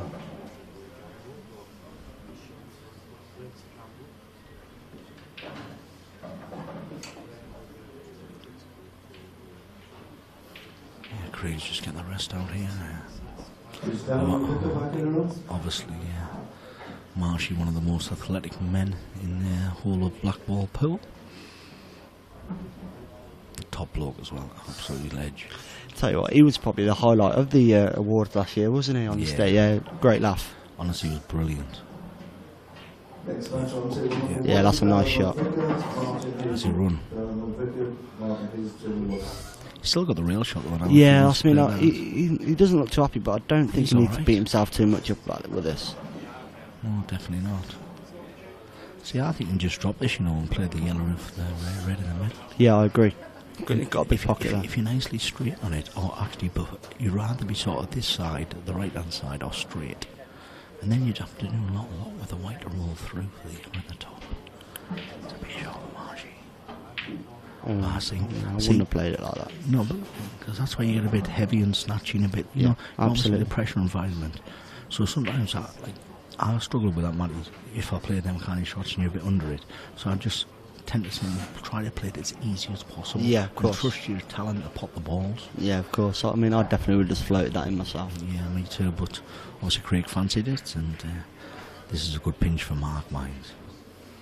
Because it's how Blackball is so aggressive now. I don't know if you guys play World Rules or any other rule format, but that's why I love Blackball. It's just have you always played Blackball, Matty?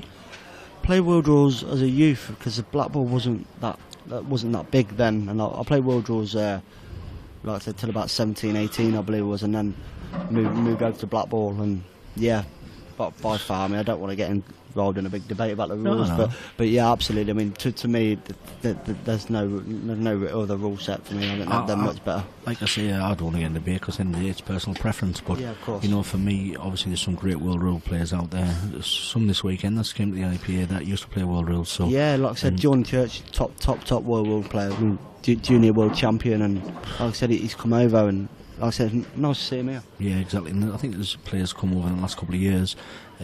And for me, I played world rules up to 2 years ago when I joined the first World Championships. Okay. And I never ever played black ball, and I played in a local league. Most of our local leagues have actually changed to black ball now. Yeah. There's one that's last year didn't, but now that's changed. All our 3 local leagues changed to black ball in the North East, and from where I'm from. And honestly, I can't even imagine when I used to play the odd frames world rules, you know. Yeah. But that's my personal preference. I just think it's a little bit more aggressive. The one thing I like about our rules is that if you're in a bit of trouble, you've got a chance to play something really, really good and play a good shot to get yourself out of it. Whereas world rules, a lot of the time, I feel if you're really behind in a frame, you can just be waiting to lose a lot of the time as well. So yeah, I totally agree, mate. But again, it's personal preference, guys. Yeah, obviously, for you world rules players out there, you know, it's still a great format. Some great players in both rule sets, But for me, it's black ball all the way. And we're getting a good crowd in now, obviously, for this. If you look around the arena now, at all 3 sides. Got a question from Kieran now. But if Ronan's still in? No, he actually lost to Simon Fitzsimmons today, 3 sets to 1, I believe it was. He actually went 1 set up. He nicked the first set 4-3, but no, he's out. I think Ronan was 1 set and up in a couple of games to 1 up, and he's went something like 7 dry breaks off the belt, Ronan. But Ronan actually, with Mark, you talk about these different sort of positives and negatives within the game. He has a terrible break. Yeah, they're both. I think Mark and Ronan are very, very similar players, really. But I think Mark obviously has actually worked even a bit harder at it, and he feels comfortable now, Matty, at the break. Of course, yeah. Right, then this is absolutely massive frame for Craig. Honestly, this is one of the... For me, he's got to get a ball. He has to get a ball, and he has to win the frame. I mean, I don't know... I'm not saying he can't come back from 2 sets against Mark, but... Look, it was it's very, very difficult. At the start of the match, Mark was 4-11 in Corals. Marshy 2-1, and... for me to go 2 sets 0 down, it's an uphill struggle. I'm not saying, like you said, Mike, you can't have a ball here for Marshy. Needs it. And he's dry. Oh dear. Oh no, he's not. He's going to make one in the middle. Oh, he's got the last one. My little kick, the double kick.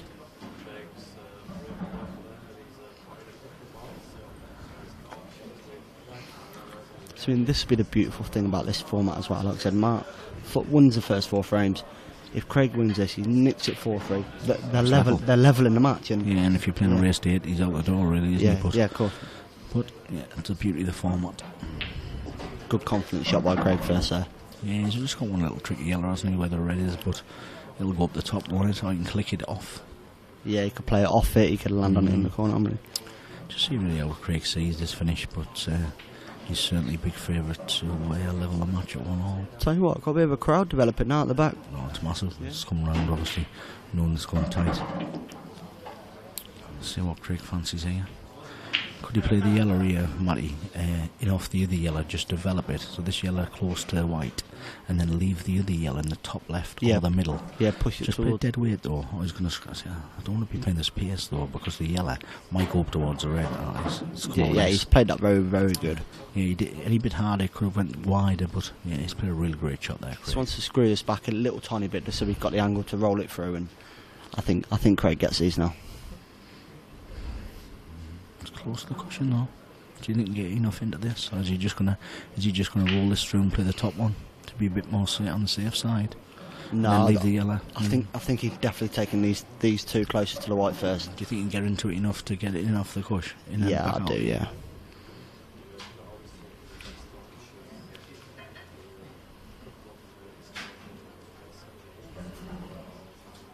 Composing himself, getting himself ready for it. Big shot in the match for him. Yeah, absolutely. It's a big shot for Craig, and he needs it, mate. Because one thing we're saying is, if he doesn't take these out, these reds will be at Mark's mercy. So he's taking his time, Craig, and it's nice to see that as well.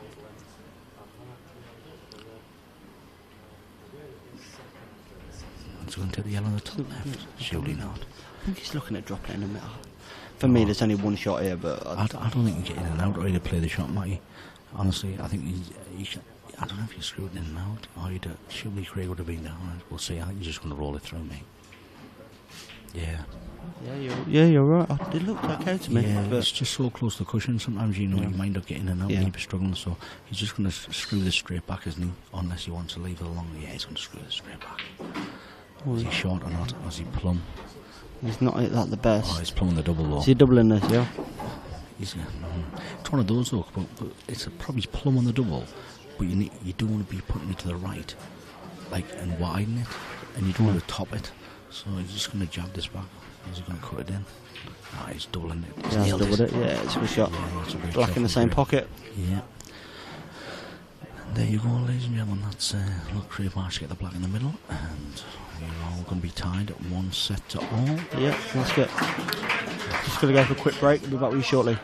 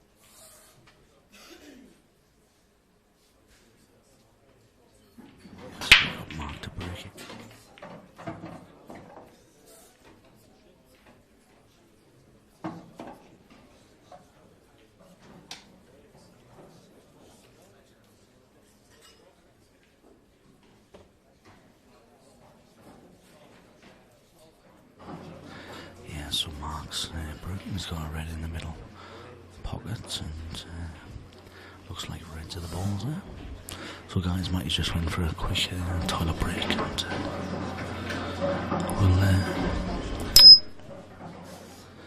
the standard's been fantastic so far from great players. That's a nice shot from Mark for that red in the middle. Let's go play the corner ball, and obviously the red above that. Yes, Joseph King, the microphone feedback is nice. Thanks. I like that. Any questions, guys? Any updates you want? Please drop a message in there. Any scores, Stephen Shotton, from you, the quarter final? I'll find that out for you, mate, and I'll let you know. No problem at all.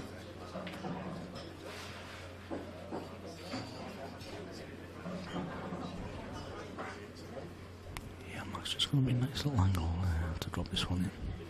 Just roll this through, and it just wants to be nice, lovely on that, just nice and straight. I think it's again just going to roll through on this one a little bit. Just a little bit past the red. Or I might stop it short, actually. You can stop it short and actually come between two, but I like the red up the top, just done it across. To see how Mark sees this. Probably rolling it through for me. Yeah, it's a pretty nice shot. He's just going to play this, obviously, off the side cushion through the trace of the two yellows. Just wants to make sure he's not too short on the red. You'd rather be over the red, because then obviously you can roll through for the black in the top left, or stun back over for the black in the bottom right. Likewise, I think the black actually goes off the yellow in the middle, so there's plenty of options here for Mark. This is the crucial shot of the frame. Matty's just joined us. Welcome back, Matty. Yeah, I just managed to get a quick score update while I was on my way back. Ian Alley 2 sets to 0 up on Ben Davis. There you go, guys. And the bookies had Ben Davis's favourite for the match. Yeah, well, 8-13, 6-5, I believe it was. Well, I fancied Ian Alley for that match. I know Ben's a great player, but just when I looked at the prices, I thought, Yeah, I do fancy him. So there you go. To be honest, when obviously how good all these players are, I don't think you're going to go too wrong if you do back the outsiders. I mean, Craig, like you said, at 2-1 for this match. Okay, Mark's a great player, but to get Craig 2-1 against anybody, I mean, he's a very, very good bet. So what Mark looking at? I presume that red doesn't pass in the top left, bottom left. Sorry, now. No, I think he's either going to cut it back in the middle or play it long. I think he's going to play it long into the bottom right-hand pocket. Oh, it's a tough shot, this. Yeah, it's very tough. He's going to cut back in the middle. Is he? Yeah. Wow, what a shot. Oh, he needs a bit of luck. And he hasn't got it. He hasn't got it. That's very, very unlucky. It's a great shot as well. Yeah, so Mark's 4 balls snookered here. Can be a very, very cruel game sometimes. He's playing an absolutely unbelievable shot and he gets nothing for it. Yeah, but one thing for certain is, honestly, when I practice on these, you know, you snooker him in these kind of environments, so yeah, he pulls them out, he just smiles at me and nails them. Honestly, I cringe. You know, I would snooker him in a situation and leave him like that. I'm thinking, I'm a million he puts this.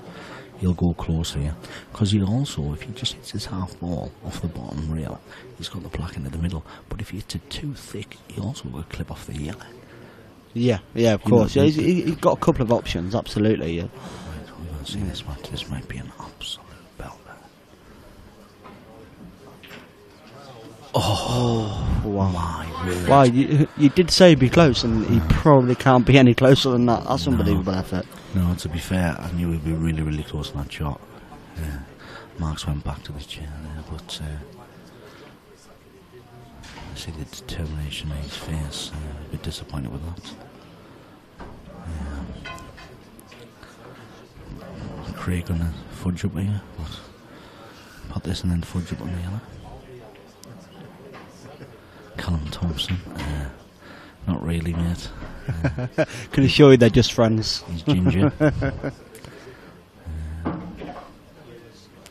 think Marshy's fudging up here. No, he's not. That's just clever. Yeah, That's the right clever. shot, you know.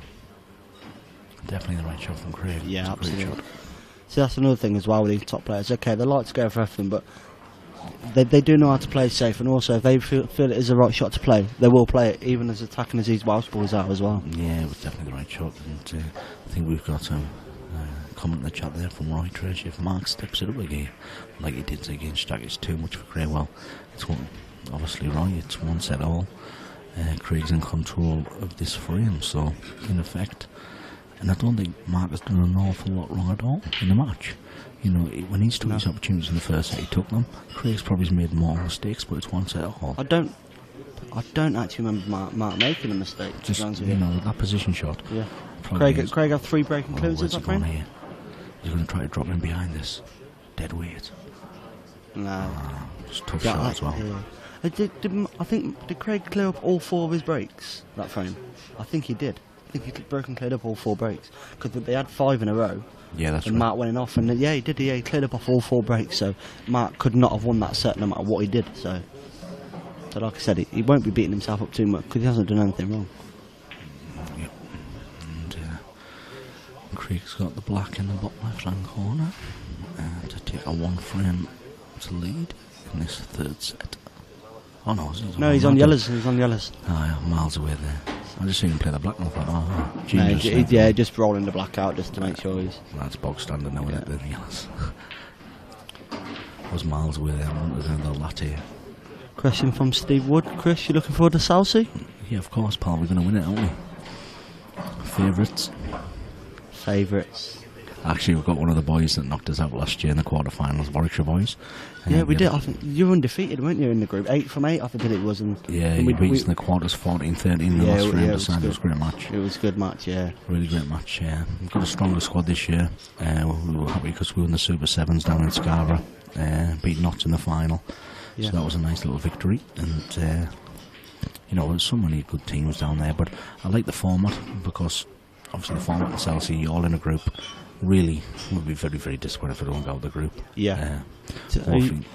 Sorry, are you going to when are you going to try and persuade Mark to play county for you anyway? Is that on the cards? No. Is it not? I imagine you've tried. Yeah, we've asked the question, but Mark's on a Sunday just thinks you can't be bothered with county. So, you know, you don't ask Mark twice, you know what I mean? You ask him once and then just leave it. Yeah, of course, you never know. You might want to play one day.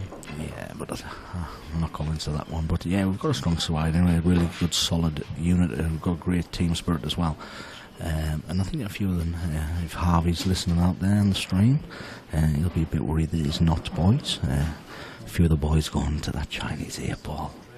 So there's no Jack Wheel, no Clint, no Harry Irwin down in Chelsea. Oh, right, okay. I only found out this week. Big break from Craig, and he's not made a ball. Oh, come on, yeah, he's been unlucky there not to get that. The red nearly went in the bottom corner. Yeah, sorry, Jonathan Jones. I should keep up. I was just absolutely in a daydream there.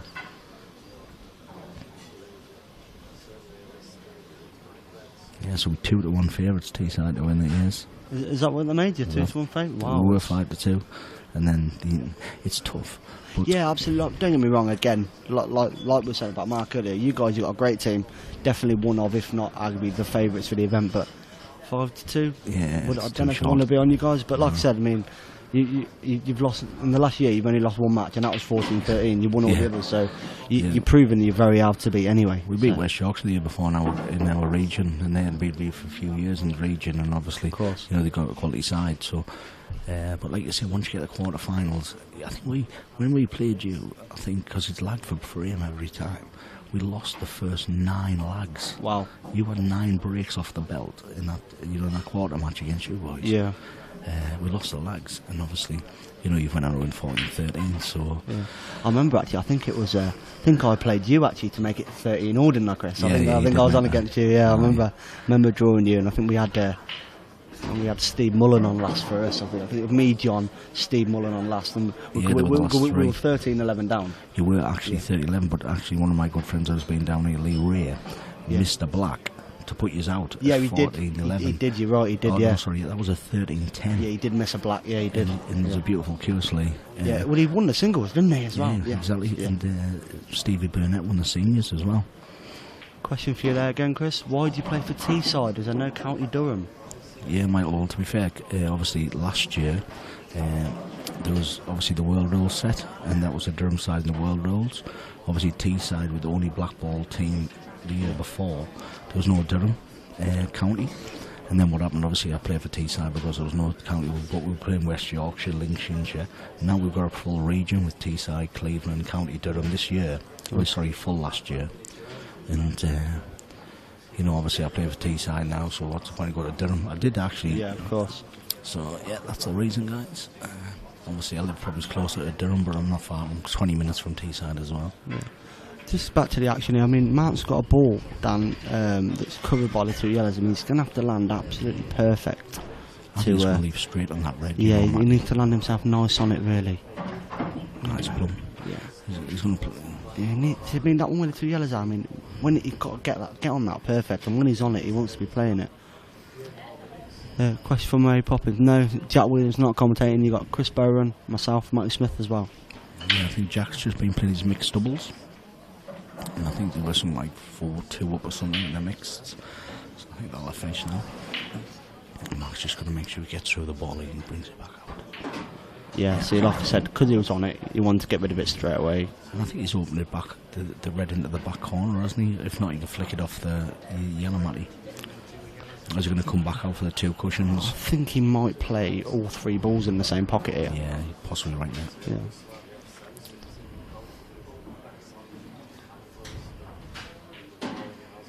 Let's play that beautifully. Yeah, like I said, they'll come around the back now of 2 cushions, try and put the black in the same bag.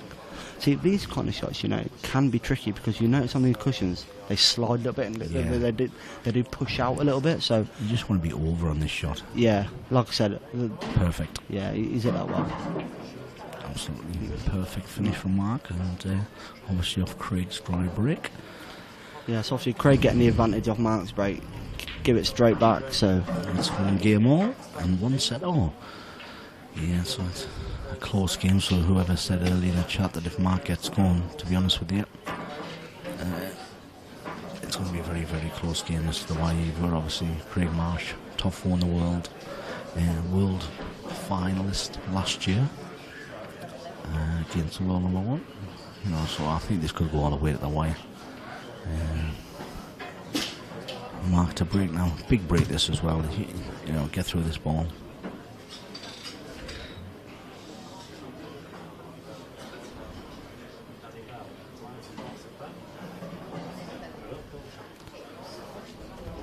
Let's see if Mark stays down this.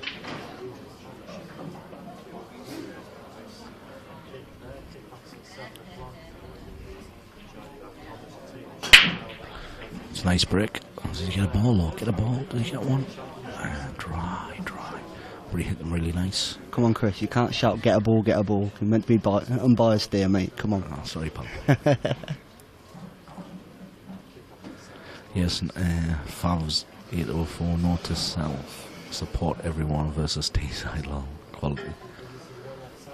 AJC, question for commentators. What would you do or say to your doubles partner if they fail to show up for your match in time? Well, I presume you're talking about the gentlemen at the table today. Well, you know, it's one of those things. I think nobody will feel as worse as Craig did, and obviously for Corey. If you're referring to that, and I presume you are. You know, but you've just got to move on. You know, these things happen. I think a lot of players have missed time slots. You know, I think Mark did this in the pro event with Hibbert last year. Craig Blake. Yeah, he did. Yeah. You know, so rules are rules. Like you said, you hit the nail on the head. Nobody was more good than Craig. Craig come in afterwards. He straight away he apologised to Corey. He was. Like I said, he was more good than anybody. I can assure you, he really wanted to win that doubles event. So. Of course, they've got a great team, and you know, obviously Corey will be good as well. But you know, then Craig's got to dust himself off after the disappointment. He's still got a singles match. Yeah, of course, absolutely. So hopefully that answers your question, my pal. One thing to that though, I mean, for me, Chris, let's say for example I'm playing with you in the doubles, you're running late. That's me. I'm banging your door down to make sure you're there. I think he phoned him a good time, but for me, I'm making sure I'm making as much effort as I can to make sure. Yeah, me certainly, mate. Like I always say, if you get near 15 minutes, 10 minutes at least before your time slot, right? I'm always texting my partner and saying, "Now you up, mate, where you're at?" And if you don't get respond to 5 minutes, then you need to. You can't leave it to the last minute. No. So when you get called at 10 o'clock, you've got 5 minutes grace to get the table and you score it. But then the clock's on, you know, and you've got to have rules, you know, and rules are there to be abided, so... Even little things, so like, for example, I mean, I play with Dave McNamara, I mean, on the tour, he's also one of my best friends on the tour as well, but if we've got doubles... it's a nice shot from Craig. When we have doubles together, like I said earlier, at 10 o'clock in the morning, bit of like bonding as well. We'll get up and we'll go for breakfast as well. Do you know what I mean? Exactly, I mean, you get yourself in the mood for it together, and don't forget, guys. You know, obviously I know Craig will be disappointed, and obviously Craig's just about to take this black into the middle to take a 2-1 lead in this set. It's 2-1 to Craig. Yeah, another one off Mark's dry break there. So a few dry ones in this one, but like I say. Yeah, Craig will be disappointed, but you know, obviously he's well in this match, and he's probably could be a little slight favourite. Obviously, 2-1 with him to break. It's definitely a good match. Question from AJC: how long do you get before you forfeit the match? I believe it's half an hour. I believe you lose a frame every 10 minutes. I think they changed it. I think it's something like 19 or 20 minutes for the match from the 5-minute call. Oh, right. Okay. Then they do 1 frame after 5 or 6 minutes. 2, I think it's about 8 or 9 minutes, I can't remember exactly, and then I think you go up to 3 frames maximum at about 15, a forfeit's about 19 or 20. Yeah, you're right about the 3-0, because I remember they called out, they went 3-0 and then they said match over. So I'd probably say if that match was scheduled at 10, I reckon you give people 5-minute grace to pick the card and set the table. Then once about 5 past comes, I think the clock goes on. So you're looking probably 25 past if you're not down. I think Marshy came down 35 minutes. He was quite a bit late. Like I said, it wasn't any kind of... it wasn't the fact that he was close. He was quite a bit. So, like I said, another dry break there from Craig. So yeah, Dylan Eagles pot off the break this time, please. Yeah, I think they all went dry in this set. I think they have 3 dry I think breaks. they have, Well, 4, sorry. I mean, you look for Mark here, be looking to take yellows here. Just a bit of a tricky finish. Wow. What's happened there? First ball miss from Mark, I believe. Yeah, I think it's the first. It just goes to show, like I said, I mean, the pressure. I mean, Mark would have felt like he's been the better player during the match, and he's actually behind. And like I said, the pressure could quite easily be getting to Mark as well, knowing that he's playing good. And like I said, from the stand now, he's not favourite for this set. So no, certainly not. Obviously, Craig gets this finish here. You know, he's going to go 3-1 up in this set. And to be fair, he's strong favourite to take it on. They're actually finished on the Ben Davis and Ian Alley match, so for me that means Ian Alley's won because it was 2-0 up. So. Yeah, so I presume Ian Alley's just went through there against Ben Davis, so Ian Alley in the semi-finals, I think, to play the winner of this match. Is that right? Well, I haven't looked at the draw myself. No, I think it is, pal, yeah. Right, okay. Yeah, Jordan, you pants from Mark. Well, it wasn't a great shot, you're right there, but I think it's his first pot that he's missed in the match. There you go, there's a draw in there now. So we've got... Craig's just been a bit unfortunate there. Yeah, Ian Alley, 3-0. It's a great win, that, against Ben Davies. A hell of a win, yeah. Yeah, Ben's been playing phenomenal all week as well, hasn't he? Yeah, brilliant. Some great results. Yeah, so we've got them, and obviously the next two matches of the quarterfinals, guys, is 8 o'clock, and I think we've got Dan Davey versus Yannick Verfoos and Jeremy Hooper. Great run against Simon Fitzsimmons. Yeah, Jeremy Hooper always seems to do well at these events. He got to the final of the seniors last year. Oh, did he? Yeah, he lost to is it Jason Twist who beat him in the final? No, I believe it was 7-6. I believe it was, and yeah, so he's always, like I said, he got to the quarters this year. Always seemed to find at this event. So. Yeah, so he's done very well. Obviously, he knocked out Jordan Shepherd, didn't he, in the 64 votes.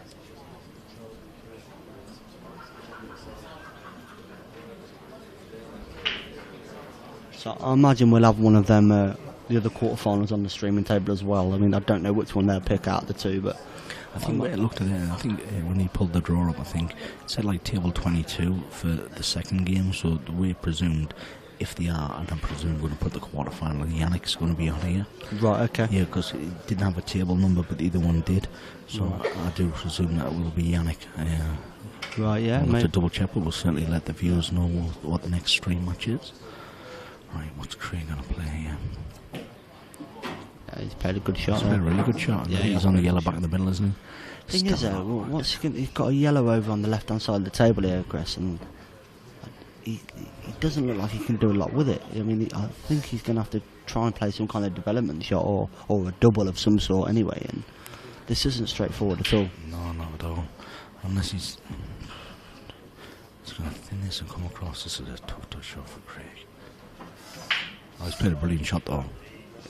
It's quite unfortunate as well. He didn't get in the yellows, which he obviously wanted to do, or into the red to push away, free the bag. But looking where they've landed, I think he's looking at that now. He's happy that stayed where it is because he wouldn't have been on a great deal. Yeah, so. Craig's certainly in control of the frame at the moment. So I think we might see now the red on the bottom rail. We might see Mark try and cut that along the bottom rail to try and take advantage.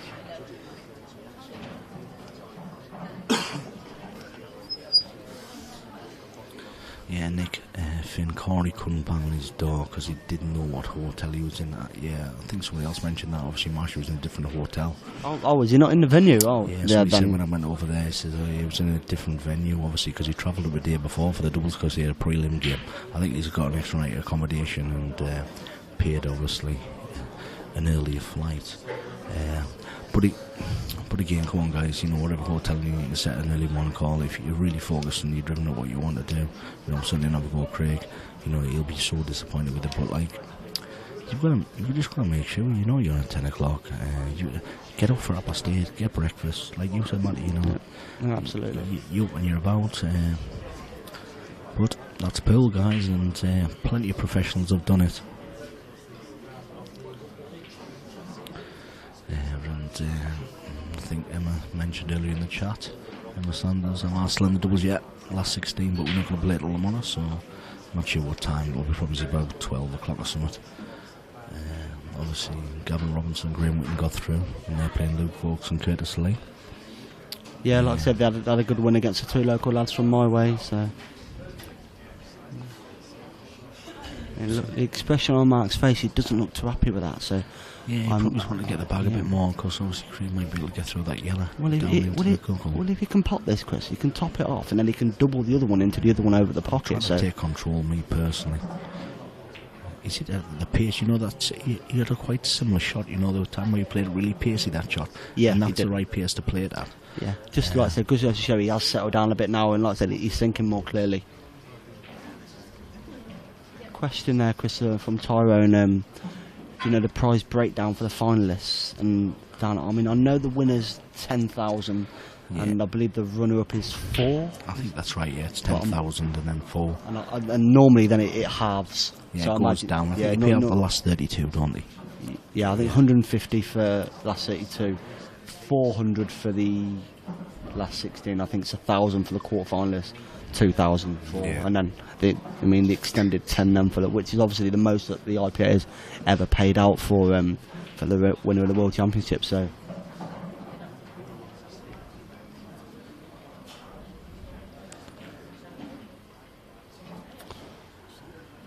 I mean, Mark's really got to try and pull something out here. I mean, he's definitely not favourite for this frame.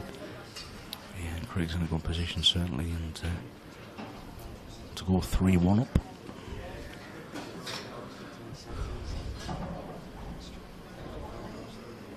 But that's the beauty of the set format, you know. He's won the first set 4-0, lost the next one 4-3. And obviously, Craig, doing a quality player that he is for me, now favourite for the match, and you know, favourite for this fight.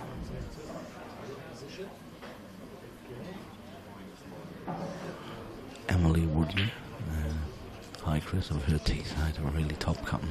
Must be Peter, that our captain. Captain, fantastic, Peter Woodley. Good evening, pal. Hope you're enjoying watching Mark and Craig play.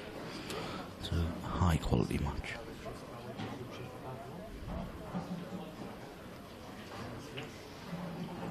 Just like a containing shot from there.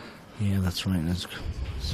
I think now, you know, he's going to bring the yellow out. Yeah, he's got one yellow, just a little bit awkward. You'll see him probably double this out and just try and leave the white on the bottom cushion. Totally agree with that shot, yeah. It's a nice shot from Craig. Yeah, I mean, unless Mark does something good here, I mean, I imagine next time Craig comes back to the table, he's going to be trying to take these out. So, let's see what Mark does here.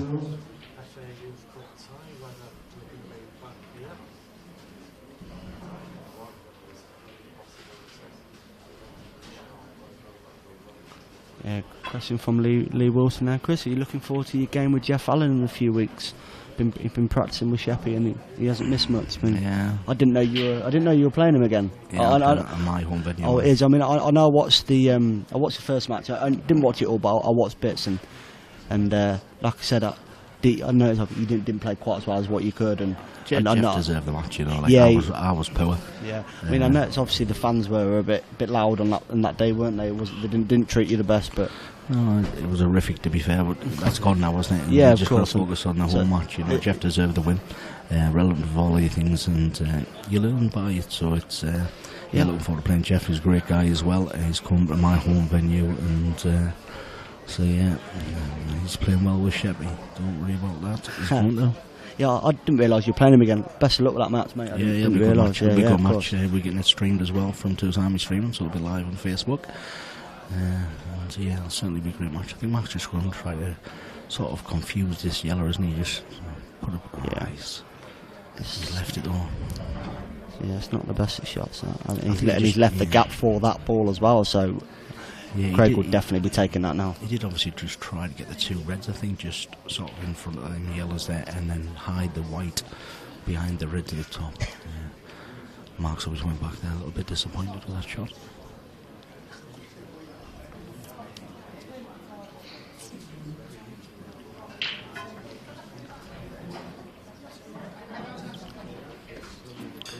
He's playing something different. He's going to plant the red down. Yeah, it's not a bad shot. Yeah, you know. It's fine.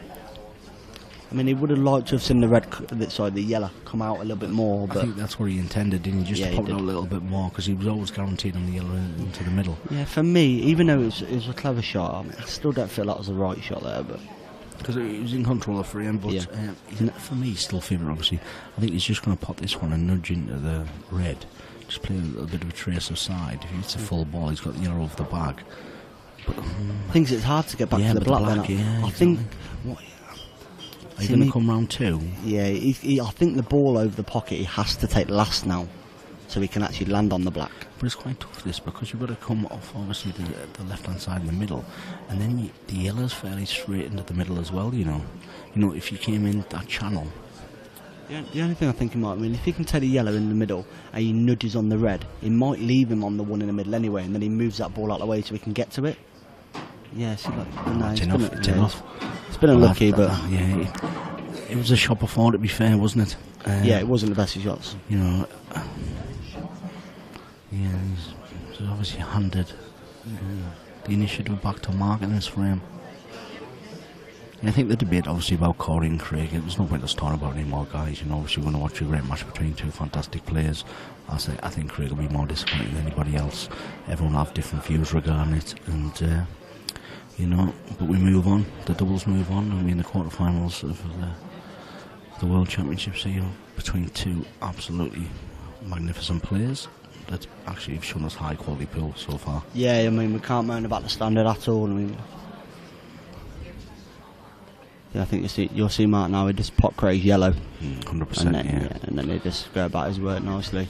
And because that yellow's not ideal at the side cushion, there's not massive pressure on this finish. Do you No, know what I mean, Matty? yeah, It's like, you know, you can just play around the balls, and you know, obviously at this level you expect Mark to finish these, but you know, you still got to pay attention to every single shot, because Craig can certainly pull off some rumps if Mark makes a careless mistake.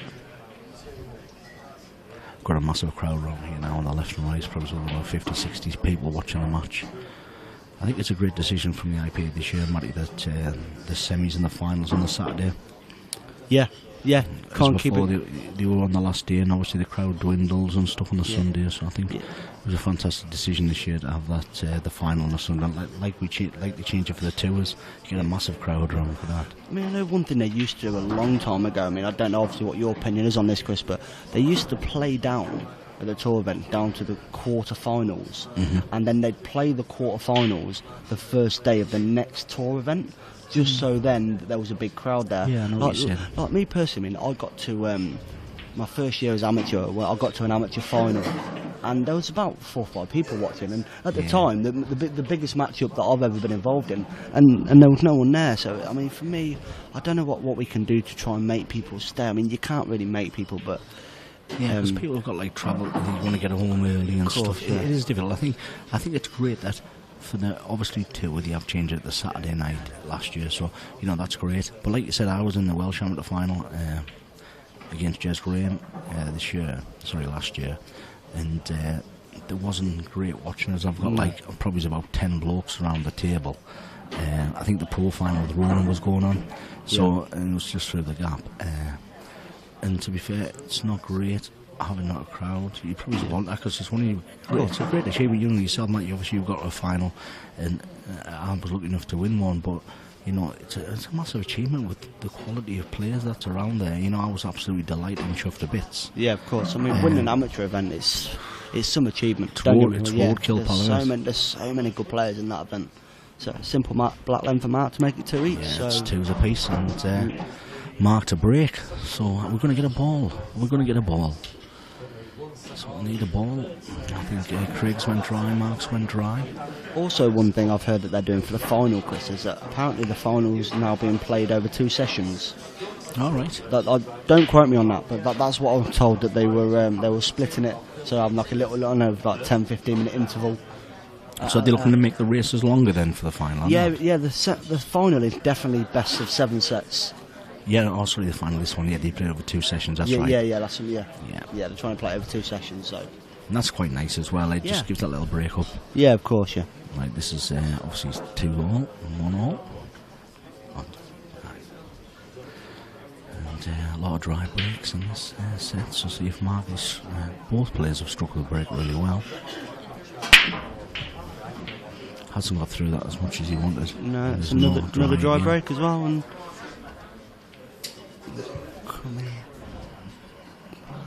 trying to think what he's going to do here. I mean, I think you might see him take reds here. Yeah, reds are good, to be fair. Yeah, He's gonna- could possibly choose either, really. Yeah, but honestly, the yellow, he hasn't got an easy first yellow, has he? No, that's something I think he would rather yellows, but for the first one, he'd have to like Unless he's take gonna the long one and pump this one in the top if he wants yellows, but it's a tougher pot. You always want to be on the suit and give yourself an opportunity, don't you? So for me, he's just going to put this up the rail and screw it back, a little ding screw, play the red back into the middle. You know, because unless he's going to take the middle one, but then he's got two hard link balls, which is the top on the right hand side cushion. So, you know, Craig's just see how Craig's looking around the table. He's just sort of looking at mapping his finish.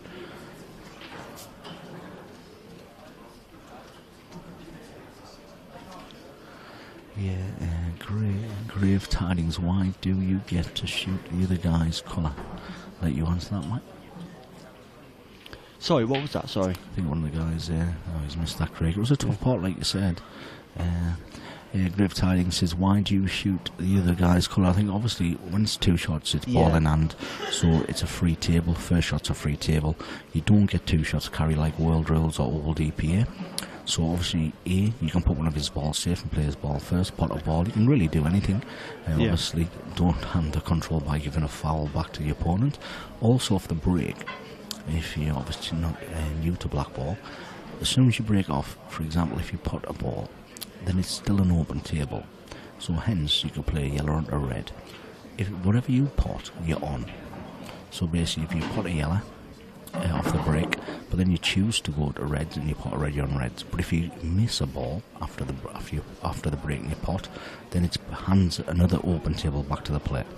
Quite simple, really. But well, I think like from earlier as well, like I said, Mark had two shots. Craig had a ball over that pocket covering it. Mark had three yellows around it. So obviously Mark knocks his ball in over the pocket. All of his three balls now go into that pocket. So that'll be the reason why he chose to pot his ball there in the first place. Yeah, so I think Mark's obviously going to try and take this yellow just below the red on the left hand side. Now you don't really want to screw into this red. I think if you can just, I don't know if you can just trace that with a bit of run through or not. And even if he touches the yellow gently and comes off the side cushion for the yellow in the bottom, depends what kind of angle he's got on the shot. But to be fair, he doesn't even need to do it because he just roll the yellow in the middle. He's got the yellow down the rail, and he can play them two last shots. So it's depending on how Mark sees this finish. Yeah, he doesn't really need to move a ball, I suppose. Question from Mary Ploppins: where's this being played? We're at the Bradford Hotel, obviously Bradford. So we also have a tour event here. It's normally the second tour on the card. So, but yeah, it's a great venue. Personally, a lot of people say Brighton's their favourite venue. I personally, this is my favourite one. But yeah, I think that the switch is I like Bradford for the size of the room. Yeah, I think the central location's great. I think regarding the hotel, probably Brighton is the best hotel to stay in. Brighton definitely the best one. But playing conditions, I do believe that this is the best. That's why obviously I choose it for the World Championships. Well, I mean, it's a tough shot for Mark. He'll try to keep quiet. Yeah, it's a big shot. This is frame ball, I'd say. He's missed it. He has missed it. Wow. Personally, Chris, from a South point of view, I like to go out and get a nice bit of food and being bang smack in the middle of the town centre. There's some great places to eat around here, so that's why I like it. But yeah, it's smack dead in this town centre. It's like I say, a cracking venue. And honestly, Bradford, Yorkshire, the hospitality's fantastic around here. So yeah, Mark Sanders. Craig's looking now just to move that yellow away from the cushion a little bit. He's landed plumb on that bottom one as well. Yeah, I don't know if he's quite played that like that, but it's come out quite good.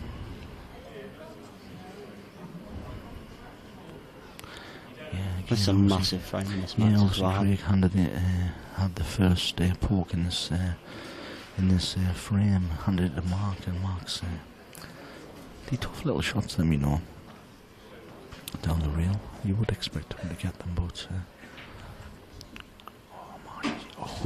wipes its feet, that one. Oh my word, that has an half mark. He's still not ideal on this Matty though, is he? No, he's not. Because he's landed wrong on it. I think preferably, I don't know what he's going to play, because he can obviously jab it for the red in the middle, but then he's going to struggle to get up to the reds. So I'll see what Craig selects here. He's going to have to screw this quite hard to get back up the table. No, he's missed it, say. It was a tough shot, pal. 100% tough shot. Now this is... Craig's just been frustrated there. And frustrated with the shot because, you know, these two players, it's so close in this match. I know obviously what we said earlier, and Mark's probably the favourite pre thing, but honestly, any of these guys, absolutely world class, can win this match, and these kind of frames could be the turning point in the matches. And when you're getting this opportunity at this level of pool, it's so important, Matty. Yeah, absolutely. I mean, Craig wouldn't have, still in a tough shot, but he still wouldn't have expected to miss that ball. And like you said, it just shows how much it means to these guys. I mean, they want to win this competition more than any other one. So. Yeah, Mark's going to play the yellow in the top right hand corner, I think. Unless he wants to stun this across for the yellow back in the middle. I think with the angle he's got now, he's going to take the one to the right, and he's going to have to come down the bottom of the table, I think. Yeah, I think it's the best shot as well because it links obviously the yellow. So yeah, you're going to see him come down. Yeah, it's a good shot. Yeah, it's good that well.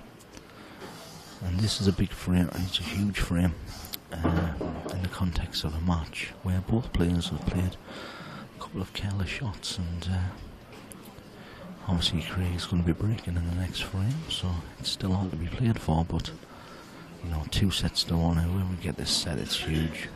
Yeah, whoever wins this set, without a doubt, favourite for the match in my eyes.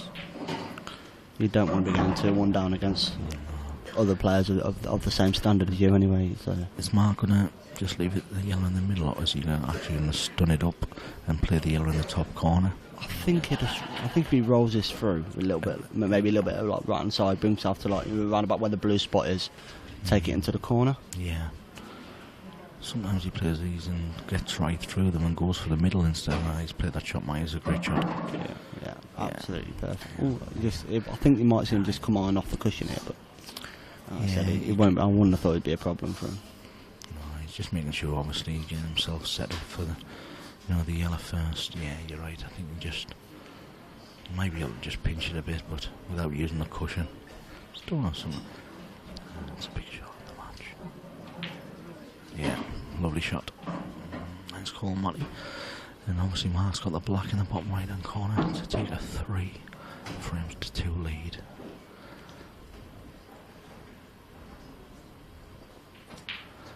Yeah, and that's 3-2 with Craig Marsh to break. 1 set all. Yeah, Mark, the determination on both of these faces from Mark, and obviously Craig. It's unreal. You can see how much it really means to both of these players.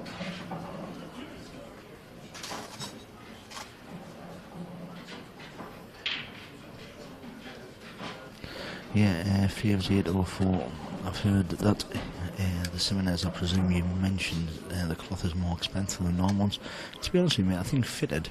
I used to get in my club Hainsworth fitted or a Stratton fitted off a good table fitted, which is Alan from your ball direct. I think I used to pay 170, and I think it's 180 fitted for the Simonez. So for an extra tenner, it may be, but I think obviously it's like everything. I think the more sales of a product, the price will probably come down a touch. Yeah, and I presume for suppliers, if you table fitted, the more you buy, you probably get a better rate. And it depends who fits them as well. I know some people charge about 220s, mine's about 160s to 180s, depending on the fitters. Obviously, Craig just went dry there. So, but rest assured, unless I'm really, really wrong, and these cloths deteriorate, and I don't see it. For clubs, these cloths are certainly the way forward financially, and for me, playing conditions. Obviously, I played them in the World Series last year, and played them myself, and you've played them this week, and they play beautiful. Yeah, like I said, I mean, I have not seen. I mean, you can get rolls anywhere, like I said, and you do get the odd ball drift out, but on this cloth, I have generally not seen a roll yet this weekend, and like I said, for that, I mean, that on its own. I mean, normally as well, one thing that people probably don't know about is that you don't actually have to iron the table. Yeah, you just it on. Yeah, it's so much for like maintenance stuff, and so much better. It's a big shot, this. Obviously, it's a big red. I think he's not cutting the yellow back, is he? No, he's playing the red bridge, and it is a very tough shot. This. He's played it really well. He's hit that really well, but he's in a bit no man's land there, though, I think. Yeah, but he's on the thin cut, though, to be fair. I know he's not ideal, but it was really tough. like to know that Tom Simonez made the cloth for Chinese 8 ball, but it didn't take off. Possibly, I'm not sure about that. But obviously, Simonez, if I'm not right, one of the biggest, if not the biggest, manufacturers in tablecloth in the world, and generally, obviously, for the purpose of 9 ball. Obviously, I've designed this cloth, and yeah, it possibly was for the Chinese ball mate. I'm not 100% sure of that, but thanks for the information. But he plays really well on an English 8 ball table. So he's cutting us back in now. He's relying on a little bit of luck on the ball, but he ain't. Oh, has he? Does that go in the middle, Chris? No, what do you think? It doesn't go. No, it doesn't. From that angle, you can see it doesn't go. So he's potted the ball there. He was relying on a little bit of luck, but like I said, he didn't get it. But it's still a good cutback as well. Yeah, it was a good cut. But yeah, Tom Wright, Ian Alley, aka the favourite. Well, he's in the. To be fair to Ian, he's in the semi-finals, and he's got as good a chance as anybody, pal.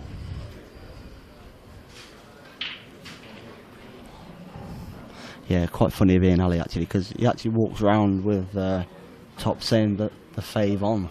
That's the top he wears, so that is his nickname, the Fav, I think he goes out. But absolutely top player, and like I said, he's definitely won. He can definitely win this event without a doubt. Jordan Newton, less or more kicks on the speed cloth. Well, obviously I played on this for 2 weeks prior to the event, and obviously a normal nap, and you know, you get kicks. If you found a solution for kicks, rest assured you'd be a millionaire. Unfortunately, I think that was in all Q Sports. You know, and I don't think there's any more or less on these. No, I don't think it makes any difference really. Can you play this off the yellow? Really thick. You know, I don't know if he's eyeing up. Obviously, I think he's eyeing it off the yellow, like you said, but he's got to hit it really thick with a bit of trace of side to spin it a bit. It's a tough shot, but it could be a game winner. I think obviously what he wants to play it, for him to play that shot, he wants to dig down on it, and for him to dig down on it means he's probably then not going to be on another ball. So yeah, that's right, Paul. So because I think if he plays it with a little bit of top, he rolls it. I don't think he can get enough pace for the red to come off the yellow there. So he's kind of over a catch-22 for him at the moment. Yeah, Mark's obviously concentrating this. He just wants to make sure he's eyeing it up. I don't think you can see another option. So this is a big shot. We'll try to keep it quick because Mark's just in front of us. And then you've got this is a massive shot. I think he's going to really have to get that shot. Oh, he's played a monster. That's a great shot though. That is such a good shot. That. For me now, he's going to take obviously the red next to the black, and I think he's going to go up towards the other red, into the bottom corner to roll through to be on the red in the corner bottom in the middle, possibly middle last ball. Depends how obviously Mark sees it, but I think that's the way I'd be heading. Yeah, some of the guys in the chat, HGC Jordan, says that kicks are mostly due to chalk on the balls. I think that's the thing that he did a scientific study on one of the snooker things where that's what he said with the chalk. But rest assured, without chalk, you couldn't actually play a shot like. No, absolutely. I remember interesting thing that I remember listening to Stephen Hendry say once, and he said that majority of the kicks, I don't know if I believe with the statement or not, are down to bad cueing. And he openly said, he goes, how many kicks do you see Ronnie O'Sullivan getting? And I can't turn around and say to you every time someone gets a kick it's bad cueing, but it sometimes happens. There is some truth in what he said. He's saying a bit. I mean, like I said, it's hard to pinpoint and say, oh, he cued that badly, he got a kick, but I definitely think that you find the top players do get less kicks than like I said, than what the average person would. So what's he going to do? Is he going to just trying to just miss the black? Yeah, absolutely. Just what Jordan said there. Just what I said about Henry saying back cueing. Yeah, I remember hearing him say it a while back. But to be fair, I think I may be wrong as well. Since snooker's obviously got now compared to back in the day, a lot of finer cloths. On the you don't see as many kicks as you possibly used to, because maybe the balls and the quickness in the cloths. I don't know if that changes the difference as well. Yeah, Neil, good, yeah. The cloth in my logo was bought from the world of carpet. It's been hoovered next Wednesday if we'll. I think there's plenty of clubs around there still do that. Don't say that about you at your club, did they, Chris? No. Right, there's a big shot here. Just needs to be a little bit careful. Needs to spin it round. Slow down. Oh, he's just on it. Yeah, he's on that. Yeah, it was close, and I think Mark looked at it. Is he not too straight? I think he's okay. That's a good. See, they're the little delicate shots are tough, Matty. I find them tough, them shots. Yeah, I do. Like I said, because the cross is so responsive as well and so quick. I mean, he does that really well. You'll just see him now. He just screw this out a little bit for the red in the bottom corner as we look. So I fully expect this to go put himself 2-1 up in sets here. Yeah, it's a great shot, one. So yeah, he's just got to be precise in the shot. The red in the bottom corner, and then the black in the opposite corner. And this is, to be fair, a lot of dry breaks in the set. A few missed balls in the set compared to the obviously the set previous. So I think the second set was a bit of a freak set, really, wasn't it? They were both absolutely phenomenal. So yeah, it's a pretty nice shot there. He's got the block in the corner to take a 2-1 lead against Craig Marsh.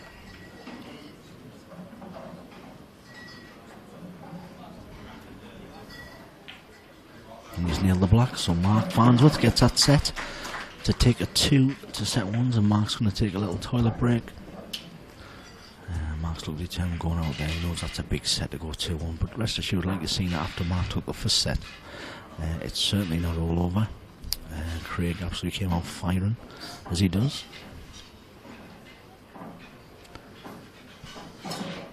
New discussion, Hydro, the Pro Cup balls, use a different air ball instead of just the black one. Who decided this? Unnecessary, really. Cyclop balls instead of Aramoth. I play with Cyclop balls, I don't like them. I'm not keen on them at all. I just think the Aramoth Pro Cups are beautiful.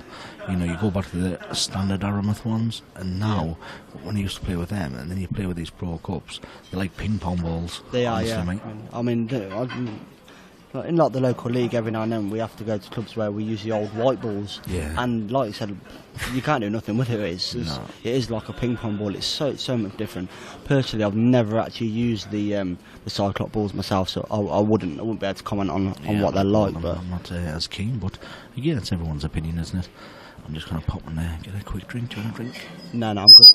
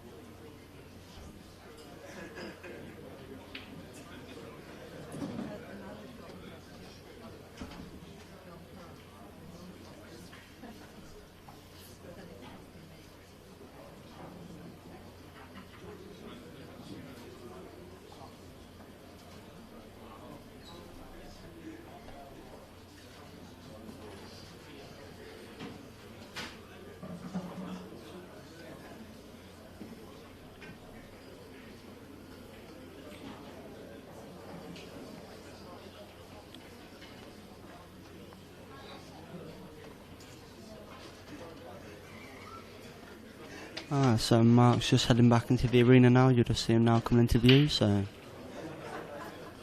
it's Craig to break now in this fourth set. So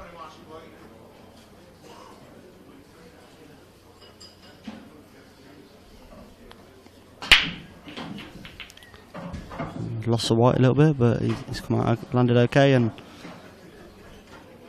wow, it's take your pick really here. Reds or yellows. And personally, I favour yellows, but we'll see what he does.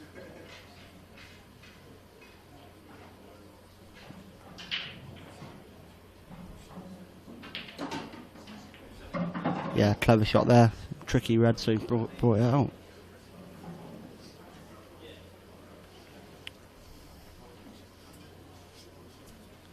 Oh, welcome back, Chris. Don't worry, you've not missed any mad clearances. I think Grace just broke off. He started to take red as he made a ball. Yeah, so it's probably a similar start to their second set then. Obviously, Craig gets a ball. I think the last set was a lot of dry breaks. Yeah, he connected well. I mean, he lost the white a little bit. The white went flying around, but like I said, he made a ball straight away, so he'll be happy with the break off. Yeah, certainly. Just got to be a little bit careful on this finish, but I'm sure Craig certainly should take this opportunity. He's done the ball really well, you know, since I think he's a couple of mistakes in that one game, really. Yeah, from both players, a 3-2. Yeah, he missed quite a ball, expecting to get, I think, 2-all or 3-2 it was, yeah, and like I said, he should have won that frame, really, but like I said, he won't let him beat himself up. No, that's the perfect thing with the set format, well, you know, like you mentioned at the beginning of the game, the set format's fantastic for that, and Craig's coming out with its brand new set, and obviously start off with the break. So basically, if he puts a ball every break, he's massive favourite, and Craig's played a lovely shot there. So answer to the question earlier, the stream match at 8 o'clock will be Jeremy Hooper versus Simon Fitzsimmons. Oh, it's going to be a great match then. So yeah, I mean, it will be a great game. It's a nice shot from Craig. Si Fitzsimmons, like I said, playing so well at the moment. He's in such good form. Yeah, so hopefully that answers your question, Neil, good, yeah? Yeah, it's a nice little finish from Craig. Black in the bottom right hand corner to take one frame to lead. Yeah, it's finished from Craig.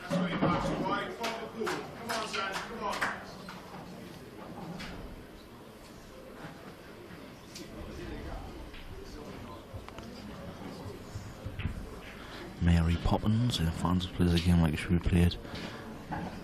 Not a very likable character though. Oh, I've never. I think it's personal opinion. Not got a bad word to say about Mark, to be honest with you. Yeah, he might be a little bit serious around the table on his shots, but I think that's more focus. But you know, everyone has an opinion, buddy. Any more questions coming in? Roy Trasler found us too clinical for Craig. Well, to be honest, there's been nothing in the match, Matty.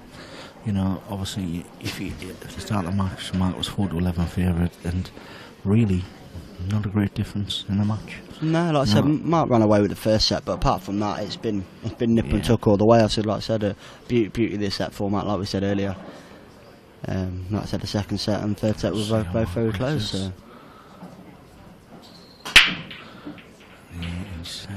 It's got nothing. Put a lot into that, and yeah, but see how we put more into that. But he didn't actually get the result. I noticed that, yeah. You know, as when he gets through it, he doesn't need to put as much in, and we talked about that. I don't think there'll be any doubt in my mind that he'll be taking reds here, Chris. Yeah, I think reds are certainly the balls of choice. Linga, you never know these Welsh guys, they can put anything, so. Yeah. I'm definitely going reds though. There we go, at least we called one right this weekend. Yeah, that'll do. Hoppy 9 LVR. Chris goes still in. Goes out. Mapley's in the doubles quarter final with Graham. They'll be playing at 4 o'clock tomorrow against Curtis Lee and Lee Vokes. Yeah, HSC calling Jeremy Hoover from Cornwall. Yeah, the quarter finals played fantastic all week, Jeremy. And obviously he's going to be live on stream after the conclusion of this match, which I think is scheduled for 8 o'clock.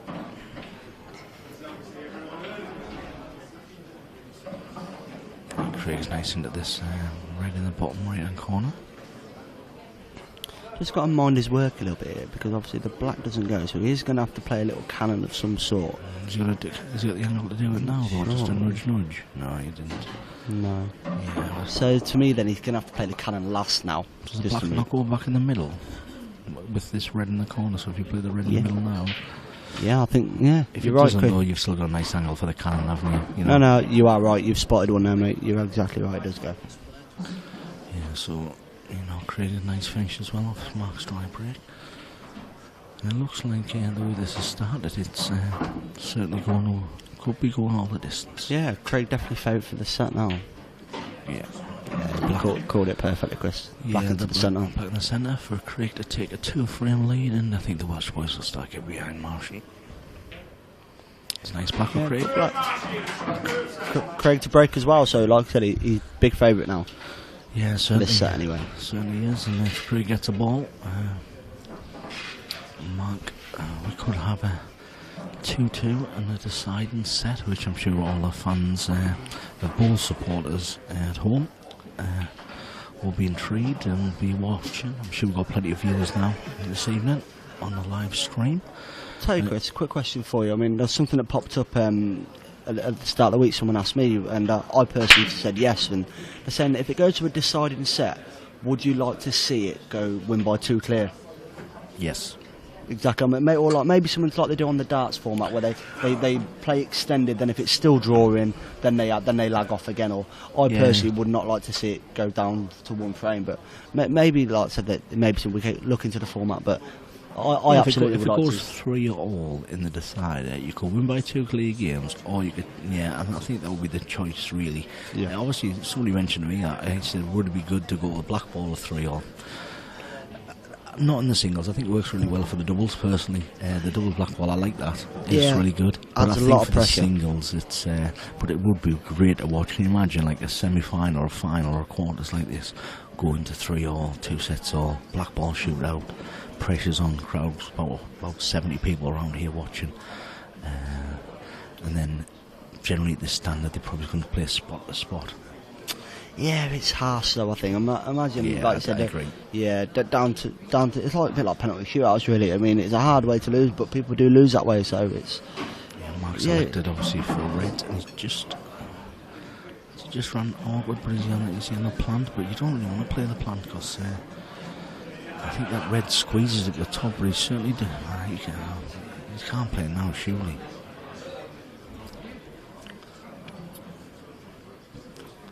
Yeah, certainly got a little bit of work to do in this. The only thing I can see that he's possibly on here is the plant to develop them all. It doesn't look to me like, unless there's a gap in between the red and the yellow, so he can get someone over the pocket, which I don't think there is. He could play the plant with pace. He should upskate them. I think that's the shot. That's what I think he's doing, yeah. Like that. And as he come out, well, not ideal. No. But I think he's still okay, Matty. It could have been a lot worse, to be fair. Yeah. Still gives him options. Because obviously the 2 reds at the left hand side, one does go, and to be fair, you can actually play the second red on the left hand side. You can play a cushion first off the yellow. Yeah, you can. So that would open the pocket up. And if you play them in your last 2 balls, so basically, for my route, looking at the table here, is playing the red down the top rail, red in the middle, red at the bottom of the bag. Leave yourself straight on the second red, just to play it roll through half ball off the yellow, and a drop in red in the middle. So I don't think he's playing that. I think he's going to top it through and play it long. Oh no, it looked like he's topping it through there. He's playing your shot, absolutely. It looked like to me he walked round. Yeah, and he walked round to look at it in the corner. So I thought he was going to. But I prefer your shot. I just think if he puts us in the middle, puts that, he's going to be on that second red. Yeah, he won't play with massive pace because he doesn't need to. But then if he plays it in the cushion, just sort of half ball off the yellow, he knows he possibly has the bag. But B, I think it's a big pocket. And if he drops it in dead weight with then a good white with the red back in the middle, then the black's obviously there. He doesn't have to do a lot with the cue ball with the last difficult red in the middle. But we'll certainly see after the next couple of shots. But that's probably the finish I'm doing. Joseph Mitchell and Marshy having a nap. I think he's just composing himself and having a little bit of a relax. Yeah, he's a chilled out guy, Marshy, and obviously he's 2-0 up in the set. It's a part of the shot for Mark, yeah. Just got to make sure of it.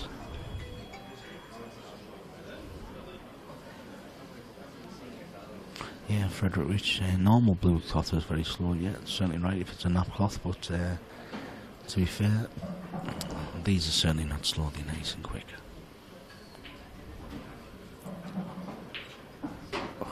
Made it tougher. He's actually played a great job, but so he's actually going to take the inside one off the yellow, is he? But actually it's not a better angle. No, I think he's okay. He's actually just pushed that yellow safe as well, so I just think the outside one is a better angle, but obviously Mark probably doesn't fancy that red. The red actually goes clean, to be fair. Yeah, the red does go clean. So maybe, like I said, he might play it clean and then play your shot. But absolutely, the ball like more off the cushion is definitely the easier to play the shot off the yellow. But big shot for Mark. So try to keep going at the shot. Cued it lovely. Yeah, he's played that very well. Yeah, and he's going to play the shot now. Yeah, he cued it lovely. Big shot. He just wants to make sure, and obviously, I think he can just stop the white dead, can't he? He can, yeah. No, so he's just going to play this dead weight. You know, some people will screw this back, but I just think you're guaranteed, obviously, to be on the red, and you're never missing the black. Some people like to screw this back, but you know, you could overdo it, but. It is still missable, this shot. I mean, he's got to make sure he gives it a lot of concentration. I mean, I fancy him to get it, but... Yeah, I do fancy getting these shots. And obviously Craig broke dry in this time. We're going to see how he's going to play it. Yeah, just him out, and he's getting up again. He just wants to make sure there's a big shot for him, this is, because if he doesn't get this, he's like I said, he's in a lot of trouble with this set. No, he's hit it wrong on the yeah, side cushion. He hit that a lot harder than I thought he would. Yeah, see, I probably prefer to play a dead weight. Yeah, I agree. Like I said, I think your shot, just a little stun shot, plays that, and it would have been perfect. But yeah, obviously Mark's come back from that shot a little bit disappointed.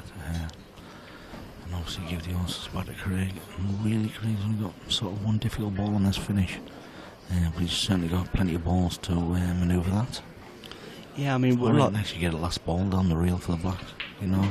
With players obviously of this standard, when they've got one tricky ball, it's not enough really for them. I mean, one tricky ball. I mean, they're going to get most of their finishes if this is the case. And certainly wiped his feet. So, do you think he's going to try and move it out now, Chris? Takes the bottom one. It's a bit too thin for me. He might do. I think he looks.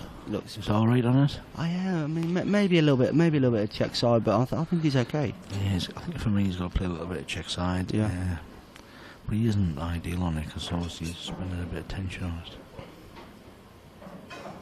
I don't see anything else he could play unless he wants to play the back double into the middle. Yeah, and it's a big pocket, but you've got to play that slow, like, and you're not guaranteed to get a good white on another ball either, matter, you know, if you hit it clean. So, yeah, obviously Craig's a little bit angry the way he's played that shot.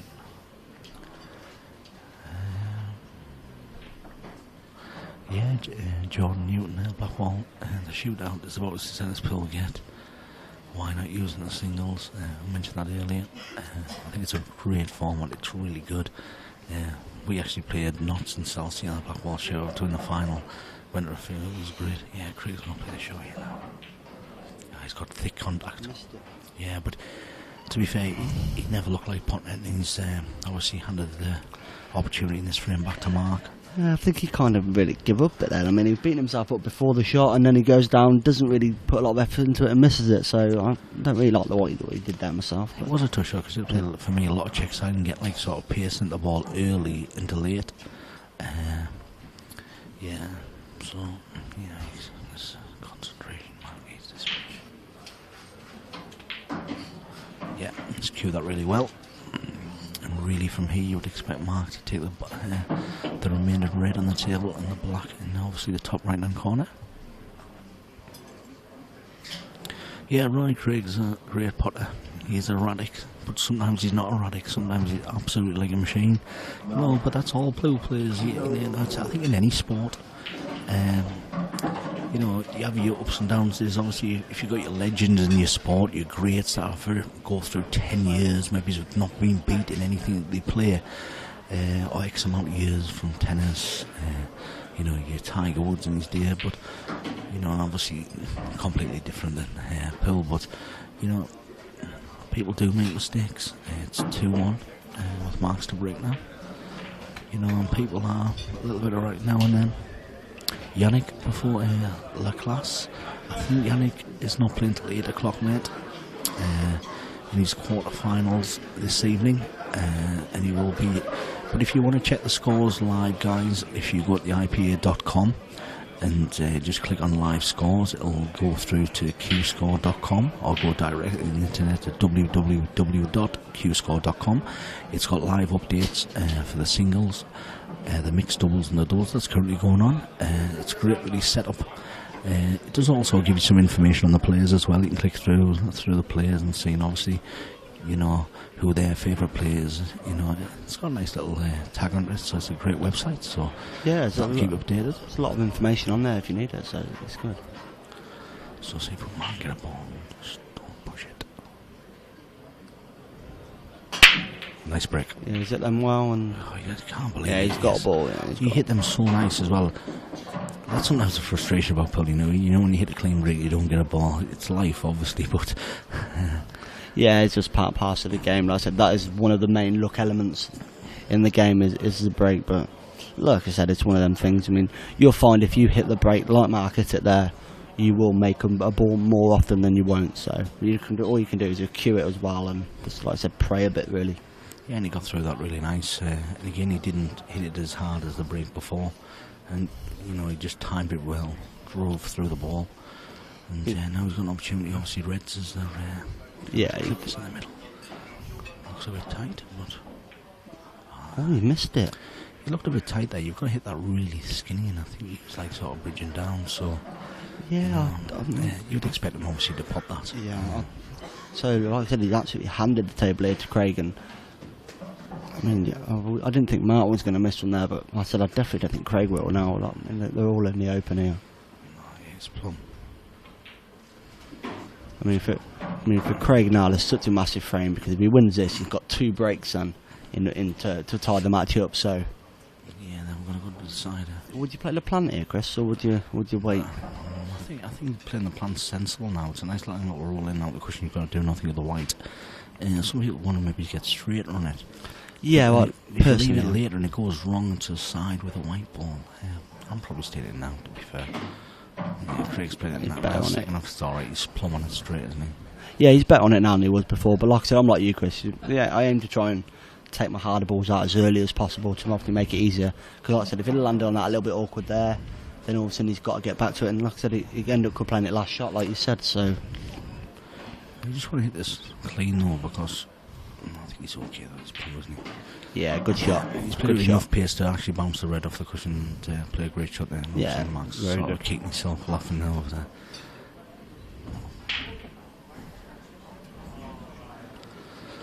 So now obviously with 3 reds in there, black left on the table. Looks like Craig Marsh is gonna, you know, it's a real formality this level. Where's the white? Nah, he's alright. Okay. He's alright. Yeah, to take a 3 to frame 1 lead in the 4th set. Seeing roll this through, red in the left middle. Yeah, black in the opposite. ABC's these.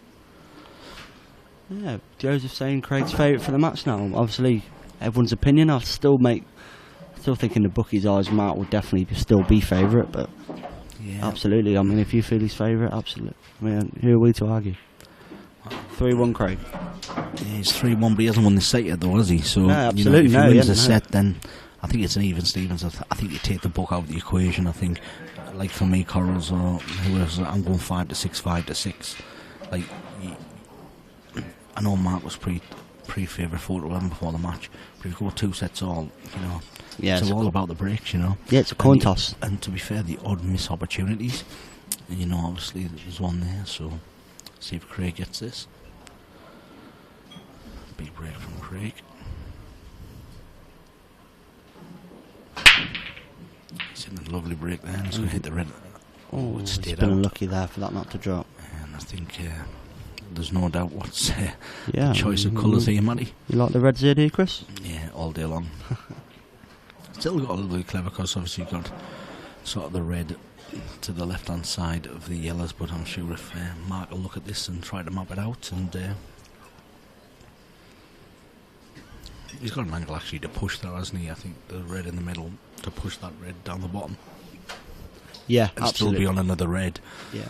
But like I said to you, it's one of them kind of shots again where, for me personally, I'd want to be pushing that down as soon as possible. I wouldn't want to be like leaving it till last or second last. You know, I want to get rid of it, land on your shot as soon as I can.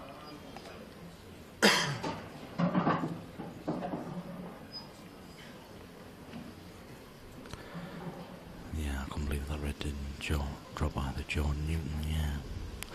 You know, the first time they rolled off the ball, but it happens many times.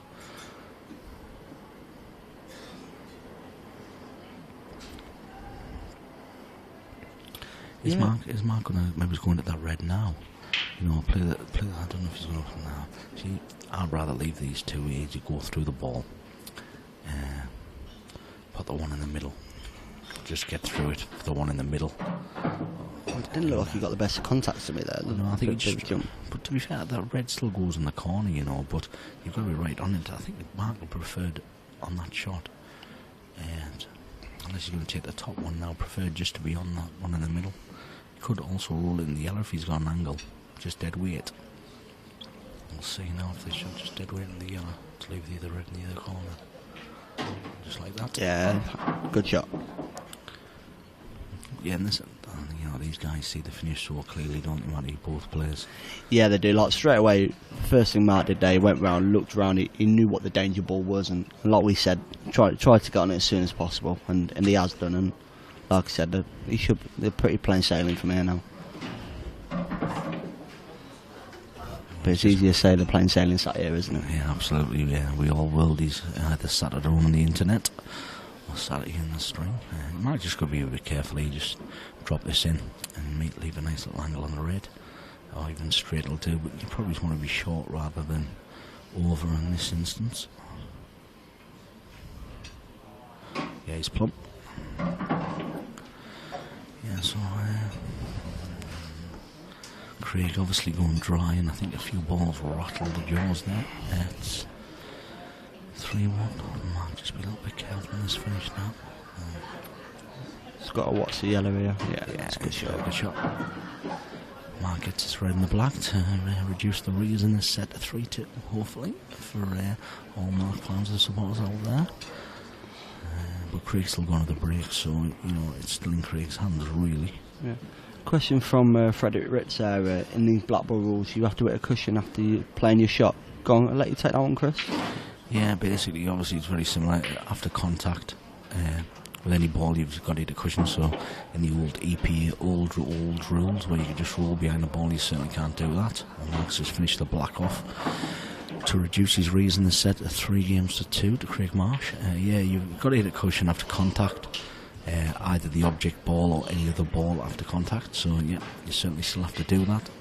I think it's a great rule that was brought in as well a good few years back now, maybe some of the world rules as well as black ball, but you know, it stops people just rolling behind balls and fudging up, because that's really not pool, it's not aggressive. Anybody can just touch up to a ball. If you want to play a snooky, sometimes you're going to play a clever one off an object ball, so yeah, hopefully that clears that up, guys. We just had a big loud shout over there. Who was that? Oh, the doubles game. And the doubles game, I think over there was Sean Swinby versus, and I'm not sure, mind, I don't know if it was a black ball shootout because Melvin's over there. I'll just get back to this Mark's ball. We'll update you. Mark gets set. No, he gets a ball. Made a ball in the corner. Yeah. Sean Swinby's team lost there. I don't know who they were playing. It looks like it was on a black ball because I think Andy Apple and is it Pensions? Oh, sorry. I'm not sure who they were playing. Like I said, the only person I recognise was Sean Swinby, and he hasn't got the scorecard. No, so Sean Swinby got beat because he did the partner, and it was the dog. So you West Yorkshire boys, the dog, home of the White Rose at Ossett. He's just they've just progressed to the quarter-finals of the doubles, where they'll meet the winner of myself and Ginge, Mark Farnsworth, or Yannick Befors and his partner. So yeah, congratulations to Andy Apple, the dog, quarter-finals of the doubles. Also as well for the West Yorkshire boys, Jeff Allen's just handed in a scorecard, so he's progressing the seniors as well. So yeah, I think Mark's alright there, you know. Even if he said sorry to Marshy there. You know, I think he's still on the red in the corner. I didn't think he meant to play it like that. And this is the great thing about this scene, these top players, you know, or any players in Pill. You know what? Obviously, you need a bit of rub and luck. It's always nice to think of the gesture to the opposing player when he didn't mention it. So, yeah, the dog was going wild over there. Melvin, black ball shootout. So, progress 7-6. Congratulations to the dog. Mr. Andy Elton, absolute gent. So this is a big frame for Mark. This is, he really wants to take this out. Just to give Craig something to think about. Obviously, Craig's still probably favourite for the set with breaking in the decider, but 3-all at the beginning. Yeah, it goes. But like I said, from 3-1, I mean, Craig would have really expected to get some sort of a chance, but he hasn't had one yet. So yeah, Mark's just trying to mop his room, be very precise and careful about this finish. You know, it's certainly not ABCs. There's a lot of work still to do in the frame. yeah, he's got a couple of balls on cushions as well. So like I said, Yeah, it's it's a not nice shot off the air. He's yeah, played it's that not really well. well, you know. I think he's going to play the middle one now over the left-hand side pocket, yeah. Then he's going to play the red in the bottom and the other red on the rail, second to last. Then play the red over the middle bag and probably that red of the rail last and leave a nice little shot in the black in the corner. That's the way I'm going. Yeah, I mean, I just think that it's probably the easier way to map it. You know, he's just to play that cannon, to play that red in the middle now. And then once he plays that, he's just going to sort of put this red. That's the finish I'm doing. Yeah, I he has to think do nothing with the real shot then, Matty C. He doesn't have to really... yeah, you're exactly right. You can look that way. You know, a lot of players probably will try to take the real shot or some... Maybe it's the middle, then the real. But I just think that you leave yourself an easy shot on that reel. You'd have to do not an awful lot with the white to leave the black in the corner. Like I said, realistically, he could land on the cushion every time here, and he's still going to be on the ball pretty nicely. So, Yes, yeah, you're exactly right. You play the route you've said is definitely the one he's going to take. Yeah, really, just still got to be careful on these little shots, you know, and make sure concentration levels are high. Are the semis and the finals best of 5 sets also? Well, the semi-finals is, so it's the same format in the semi-finals. But the final is, yes, 5 8 or 4. Yeah, it is best of 7 sets, and I think you're going to do 2 sessions like Matty mentioned earlier. And that's going to be Saturday night. Just cue that really well, hasn't it? Yeah, good shot. Some people stop on them shots, you know, and just lose the weight. You know, just drop this one in, and really, you don't want to be forcing that on the reel. If you can just get the white a little bit off the reel to leave the black, you would expect Mark to finish these off I nicely. think it's like similar to what you were mentioning earlier, Chris, as well. Like with, like for example, with Mark, the cue he uses, a thinner cue. It's a lot easier if he lands on here. Like there, just he can play the shot better than what someone with a thicker cue can. I totally agree. Exactly you know, like what you said. Yeah, I played some of the shots with the cue and I'm like outrageous what I can do with no pace. And then I use my old cue and it's like crazy. Yeah. This is just make sure he has to drop this. I think he just rolled it in and he won't do much with the white, yeah. So just a bit of bottom right just to sort of hold the cushion. Yeah. He's nailed it. Yeah, he weren't going to do Yeah, a lot. like I say, he just wanted to be a bit off the cushion, so I think he's landed perfectly on that. Maybe he's not even hampered by the corner bag, the cue, so, you know, but it's still a big shot in the set, you know, so... It's a similar shot to in the shootout this, Chris, isn't it, really? Yeah, it's not much way, mate, yeah. You'd fancy him to get it every time. I'll try to see if Mark can get this now.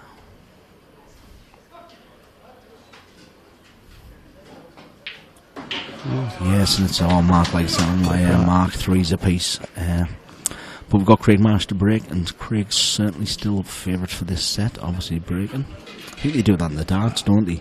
You know, obviously Marsh, you know, in the darts when you've got sort of each leg, where you're like, if you want to win this leg because it's your darts, they have like 1 to 2 favourite. Mark's probably 4 to 7. Marsh is still 4 to 7, probably to win this frame, if not better, with a break. Yeah, so absolutely. Craig's definitely favourite. I mean, personally, I'd love to see a last set decider here, so I'd like to see Craig win this frame, but no, we'll see how it goes. He definitely wants to get a ball anyway. Yeah, I'm sure everyone here wants this to go to the side of the crowd's absolutely getting monstrous around here, so we've got Craig to break. It's a big break from Marsh. And he's got he's got one. He has. He's just about made one. Oh, and they've landed quite nicely for Craig, these, and it's a great opportunity for Craig. And Craig will take his time over this finish and he'll map this really well. And we could be going to a 5th set decider, which I'm just getting packed around the arena now, all sides of the arena. I'm watching this great tussle between 2 fantastic players. Craig's electing rights. Oh, he's lost a white a bit there. He has it. He's actually run quite fortunate there, wow. Matt. But, you know, you do need a little bit of rub. I think Yeah, he did lose a little bit. Like I said, it hasn't really done any damage really, but I think it was risky. I think he's still plumb on the finish. You know, that white cannon off that could have went in any of the pockets, the corner bar. But no, he's got one ball in the bottom half of the table. He gets with that now, and like I said, he's just kind of got to mind his work here. I think he'd be very happy where that's landed from the shot he played. Yeah, he just mind his work, like you say. He's just going to get the rest out now, and you know, all the crowd's looking forward to him, possibly a 5th set decider. He's overscrewed that. Yeah, he's fine now. He's okay though, isn't he? Yeah, he's got the red in the bottom. You'd expect Craig really to, like you say, he does have to mind his work a little bit, but you would still favour Craig to take this to the 5th set. Yeah, I'm from Durham, mate, not Geordie, but thanks for your comments, Callum. It's always appreciated, pal. At the end of the day, obviously Mark's my mate and that, but and I do practice one, but you know, obviously I respect Craig as well, and I try to give credit when credit's due. It's been a great match. There's been absolutely nothing in the match mind. You know, each set's had its twists and turns. Craig's obviously, when he's broke, well, he's won a lot of the frames. Yeah, we've got there one from Teesside, one from Yorkie. Not quite that high up the country, mate, I'm afraid. Warwickshire, me. Yeah, Matty's from Warwickshire, and I'm from just between Durham and Teesside, so. Royal Leamington Spa, Chris. Royal Leamington. Royal Leamington Spa, mate, yeah. Right, Craig's just really taking his time over this, because it's a little bit awkward. We'll see what he's going to do. Yeah, I think he's just composing himself here. I think he fancies these. Playing the plant. Yeah, you got the plant. I don't know what he's thinking. He's just going to be a little carefully. It's a plant right here. I don't think he's on the red in the middle. No. To be honest with you could play the red at the top, one. Yeah, that's what I was thinking. Like for me, if you play that red at the top now, you can actually just stun drop the plant and plant and the other red up the same bag. Know, the top right and then the black in the corner. But I suppose it's a little bit more risky and makes it tough side. So you might want to maybe just play the plant now, but. I like the long shot here. I think the long shot's the right one. He stuns that in. He lands on the gap because the red on the by the middle pocket on the left hand side is, in my opinion, the only semi-tricky ball. He's got to land in a gap there, which he can do straight away. So see, I'm personally, I think he probably will go that way, Craig. Yeah, this is a big shot. This he's just got to take his time on it. Yeah, nicely cued, and he's absolutely perfect. Yeah, see, I was thinking playing the plant, then the plant again, come back for that red up the table to leave the red in the bottom bag with a big bag, do you know what I mean? Yeah. Like, actually, he's got the cap, hasn't he? He's got the cap to play that Yeah, now. he's on the gap. Chris, I think it's personal preference. I mean, I don't think your way was the wrong way to go at all, but it's just what he fancied at that time, so. Yeah, so come on, Craig. I'm sure all you Welsh boys in the crowd, honestly, the crowd around the venue now, watching this quarter-finals there. I'm sure all Craig supporters will be watching, and just be careful. He's played that very well. So what are you doing here, Chris? You screwed us back to play it in the opposite corner, or do you just cut it across and play it in the middle? I'm probably screwing it up the side rail, you know, just like to spin it up. Yeah, I agree. You know, just, you know, you can play it across, but if you fall short, depends on the angle. I think some people screw this sort of diagonally. I'm trying to hit the rail and screw it up because you can kick it half off, but I think Craig's going to go the opposite corner. Yeah, he's playing that really well. Yeah, come on now from Andy Smith. Yeah, it's a great shot from Craig, and Mark applauds that shot with a nice pat on obviously his side there. And Marshy gets it to 2 sets all. And we're going to a deciding set, which personally I feel this match deserves. So yeah, certainly has been nothing in the match at all, and we've got 2 sets all, and I think Mark's starting this set, and I'm just going to go for a quick little recess, and I'll just leave in the hands of Matty for a moment.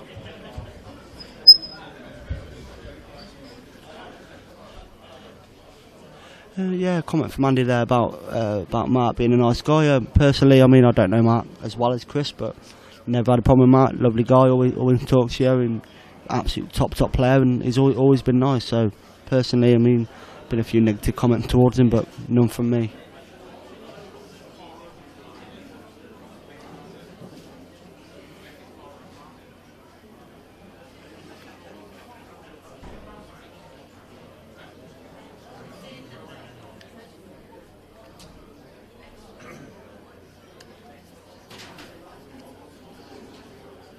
So obviously now all we've got now is just a race to 4 then for the for a place in the semi-final. So obviously, personally now I would not like to pick a winner between these two.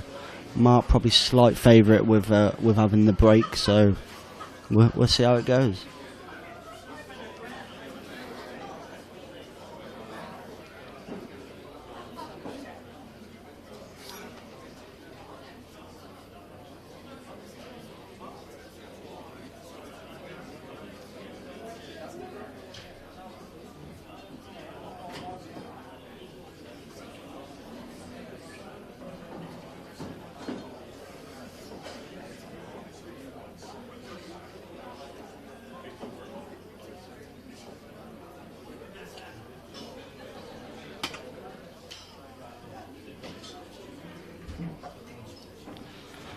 Yeah, question from AJC there. How long till they get all the triangles in the clubs? I know obviously we use the Steve Grice rack right on the tour now. I'm not sure how the clubs around the country feel about them. I personally think that they're a better triangle and get the ball set up a lot tighter with them, but they are obviously a lot more expensive than what an ordinary traditional triangle would be. So personally, I don't think you'll see all clubs having them anytime soon, but personally, I mean, I would recommend them highly. I mean, you can definitely set the balls right the best you can with them. You can get them tight, which is obviously the main thing for these top players. They want to get them balls split and they want to get them flying around the table.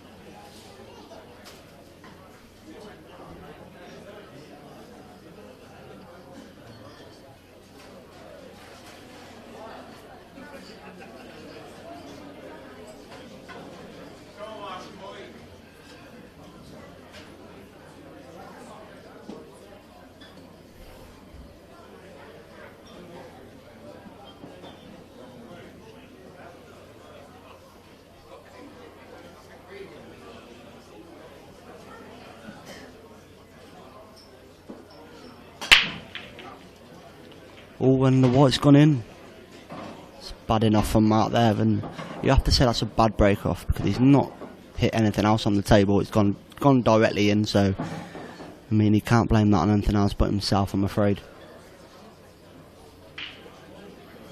So obviously with Craig having a free visit here, he's looking to try and obviously develop as many balls out as he can. So let's see what he does. Personally, I think he's going to bring them out and take yellows, but we'll see what he does from here.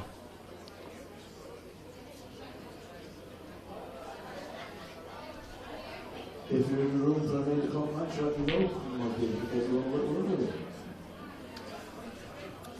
Yeah, he's not played the best of shots there. I mean, he's going to have a little bit more work to do. I think if that red didn't come across, it would have been absolutely perfect for the yellows there.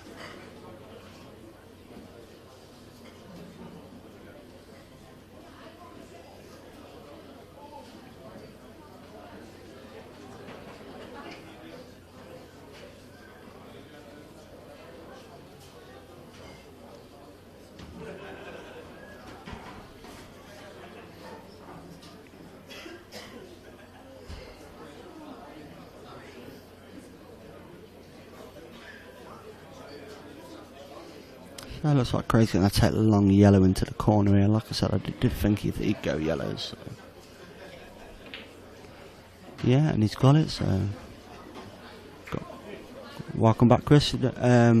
Mark broke off, screwed straight into the corner pocket, so it was a bad break off really. It didn't connect with anything else, just went straight in, so...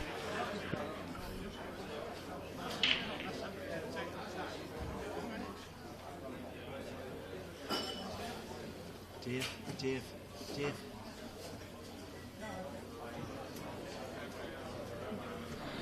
Yeah, obviously Craig, it's a bit of a difficult shot on that yellow there and he's missed it, but he's handed obviously the table back to Mark. Yeah, so we're in a decider, folks. I hope you all enjoy watching a great quarter-final match here between two fantastic players, and it's tricky for Mark, obviously, in Reds, but I think he'd like to still get his hand back on the table, Manny. Yeah, like I said, Craig didn't play the best shots with his free shot. He was a bit unlucky, but he didn't get his balls out quite like he wanted. But if he'd have got that yellow, I think he wins the frame. But Mark's still got to do something special to win this frame. Put the red up the top and then try to get an angle, I think, on the other red. I think. It's a bad miss by Mark. That is bad miss.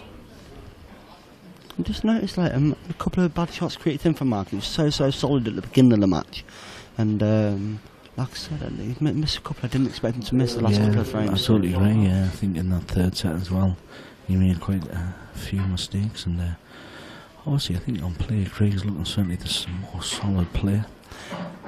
Obviously, Craig's going to nail these to take the first frame. Yep. It's a nice little shot from Craig to leave the yellow back in the middle. I'm just going to sort of stun this down. Leave the yellow in the middle, I would have thought. Yeah, connect the dots here, isn't it? Yeah. These boys rarely miss this. You're just going to roll through this into the red. Or you can actually jab it back as well. Yeah, he's played nice on Craig. He's got the yellow in the corner bottom and the black to take the first frame. First time Craig's been ahead in the match, possibly? Yeah, it is, obviously. I think it was 1 set all, maybe it's 2-1 up. But yeah, I think it's maybe it's the second time, but probably one of the most crucial times. Yeah, Marshy to break as well, so I mean, what I've noticed about Marshy been doing though, I mean, when he's broke Marshy's serve effectively with the break, he's been handing it straight back. So, I mean, really, Craig needs to win this frame as well, so... Yeah, so Mark obviously will be disappointed with that. It certainly wasn't a gilt opportunity, but you still would have expect. Jordan Newton 5-2. Come on, Craig. A bit of 5-2 on Craig Marsh. That'll be in the match, I presume. Yeah, it's a nice break from Craig. He must get a ball. Oh, how has the ball not went in there, man? He's so unlucky. He's hit every sort of jaw there. He's really connected lovely with them. Yeah, for sure you wouldn't be getting 5-2 on Craig now. No, well, to be honest with you, obviously Craig, even though Mark's at the table here, Craig's certainly favours for the match. We've got Arthur Chicken in the chat. After so many dry breaks, why does Mark keep breaking from the same point? Well, to be honest with you, I think it's probably not about the position of the white, it's how you're driving through the ball. And for me, if you start swapping and changing it, when that's where you break from all the time, why do that? I know what you're saying, that you're getting dry, but that's pool, unfortunately. If all us pool players could get a ball off every break, but guys spend about 150 quid on a break queue. Still doesn't guarantee a ball. I guarantee any pool player needs this. I'll tell you what, I'll guarantee you a ball off every break with a queue, but if the queue costs £1,000, it'd be the biggest selling queue in Blackwall pool. Millions he'd sell it for, I think, Chris. But to be fair, I mean, people's commented about Mark breaking from the same part. Now, I imagine, obviously, Chris, you practice with Mark. I mean, I don't, but I imagine that's where Mark breaks from all the time. And in practice, he probably makes the ball more times than he don't from that side. So with Mark, he's probably just trying to repeat things that work well for him all the time, and that's why he's not moving about. Yeah, because you're doing it all, if you start questioning yourself all the time, then it brings a different aspect to the game. Yeah, absolutely. I mean, that break works for Mark. I mean, yeah, he's got where he is now. I imagine he's been breaking pretty well in the tournament, because if he hadn't broke well, I imagine he wouldn't be here. So, and he's been breaking from the same place. So, I think he's just been a tad unlucky. I personally would still be breaking from the same side if I was him. Yeah, it's a little bit tricky for the yellows. You're just going to play this yellow off the bottom rail into the red and sort of try and get the white tucked behind the other yellow, possibly enough the angles on for that shot. But Mark hasn't played a great shot on that last shot. No, like I said, frame 4, a couple of bad shots creeping in from Mark now, and like I said, personally, I think the Reds are in a slightly better position at the moment as well. So, and like you said, Dylan, yeah, both are getting dry breaks. Craig has a lot of dry breaks as well. I think they went through a run, obviously. I think it was in the possibly the second set, where was it? The second or third set, where both of them were getting balls. Went through a period of maybe 4 or 5 breaks, and actually dishing off the 1 breaks. But then after that, cutting us back in the middle. No, It's a tough shot. It's a very good shot. That is. Been a bit unlucky there, where he's he's still on the yellow. He's got the yellow fine cup, but he can't control the white. He's on the yellow, Chris. Yeah, where the by, red is. by the black spot. That's right. Yeah, and he can get that out. The only thing I'm thinking of is that if you glance off the red and the yellow, is he potentially going to go closer, going in off? 100%. I think you've got to play this with a lot of obviously side, which makes the putt harder because you want to widen and miss the bottom yellow between the red. It's such a tough shot for Mark Scott. So it looks like he's teeing himself up for that shot though. So one thing I like about Mark, when he's got a big shot, he seems to kind of gee himself up for it, get himself ready for it, and he doesn't just rush his shots, and it's a very, very good trait to have. And like I said, I don't know how he can. You've got to play this well, like you said, to avoid going off and being on a ball next time. So, or if you can just pop this in with loads of speed and punch it in, it'll widen the angle. So you've got two options. You've got to really like plummet it in. So when you hit it and connect it, you actually go with speed, but then you are relying even heavily on luck, as if you play with lots of side. But then again, like I said, the harder he hits it, the harder then the pot is as well. So yeah, we're sharp going to see this is a big shot this match. Oh, he's gone through the gap. Oh, he's in and off. it's in off as well. Wow. Yeah. So unfortunate, but yeah. Even though you obviously missed that yellow, it would have been still tricky for Mark in that position. Just to go show Chris, obviously the balls tend to be so unforgiving. I mean, Mark played a slack shot, if you will, at the beginning of the frame, and then obviously it come back to haunt him a little bit there. And like I said, he's obviously having to push the boat out a little bit. And don't get me wrong, he's been unlucky to find the gap and going off, but. He's handed obviously ball in hand, and Craig looks like he's just going to roll the yellow out and balls out. Yeah, that's absolutely perfect. Pull it on the cushion as well. So yeah, where these little reds are, you'd expect Craig to take this frame now. Just got to be a little bit careful and be a little precise, but certainly. Looks like Craig could possibly take a 2-0 lead, which is huge, obviously, in the final set. Yeah, absolutely. It's absolutely massive, this frame is.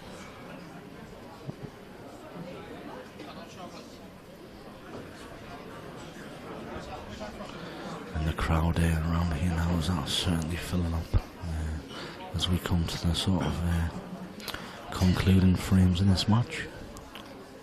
Yeah, he got Cy Fitzsimmons hanging around as well. He's right next to us. He's waiting to go on, so he looks very calm, relaxed. Yeah, I just had a chat with him when I went for my little break there, and informed he's on the stream table next. He wasn't unaware of that, so he's looking forward to that. So obviously, playing Jeremy Hooper, and that'll obviously probably be starting 10 minutes, I would presume, after the conclusion of this match.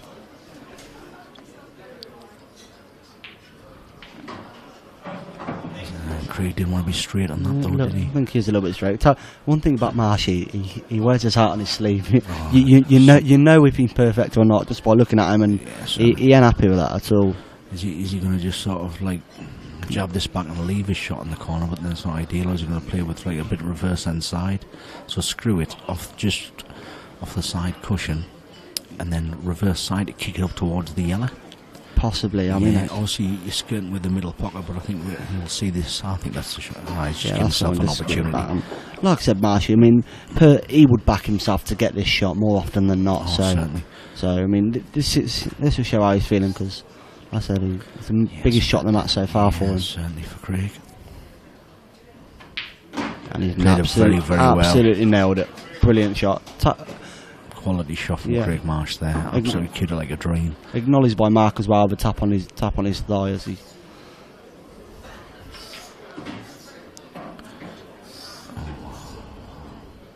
I think he's finding just not just. He's going to have to slide off the black, isn't he? Yeah, I think he's fine. It's absolutely nothing to do really. Look at that. That's a great shot from Craig. And we've got the black in the top left hand corner for Craig Marsh to be leading 2-0. Yes. So brilliant from Marshy. And I thought it was 2-0, isn't it? I think it's Mark's break. Mark to break. Yeah, it is Mark's to break. Yes, certainly. Nice try, but yeah. But either way, obviously, Craig is a massive favourite now. First of all, he's guaranteed in this set to have another 2 breaks. for the match. You know, you get a ball, you Yeah. expect them, but could we go to the side? Mark needs to get this frame for me. Yeah, without a doubt. If Mark loses this frame, to take 4 frames then in a row with Craig to break 2 of them, It'd take a lot to do. Yeah, he would, without a doubt, he'd need a lot of luck to win there, and he's more than capable. But this frame's absolutely huge for Mark now. I just want to see him at the break a little bit better. I mean, the first break this set he screwed directly in off, so I mean, I want to see him obviously plant the white where he has been, and it'll be nice to see him make a ball as well. Yeah, I think Mark does need a ball here. Yeah, I want to see it go through all, to be honest. It's a nice connection, but he doesn't. Does he? Yeah, Yes. he's made a ball. And they're quite nice then. Yeah, these reds are good. Yeah, that's a nice break, a nice connection through the ball. And obviously, reds are certainly the balls of choice for Mark. Still got to be a little careful to connect these sort of 2 reds in the lower half of the table, but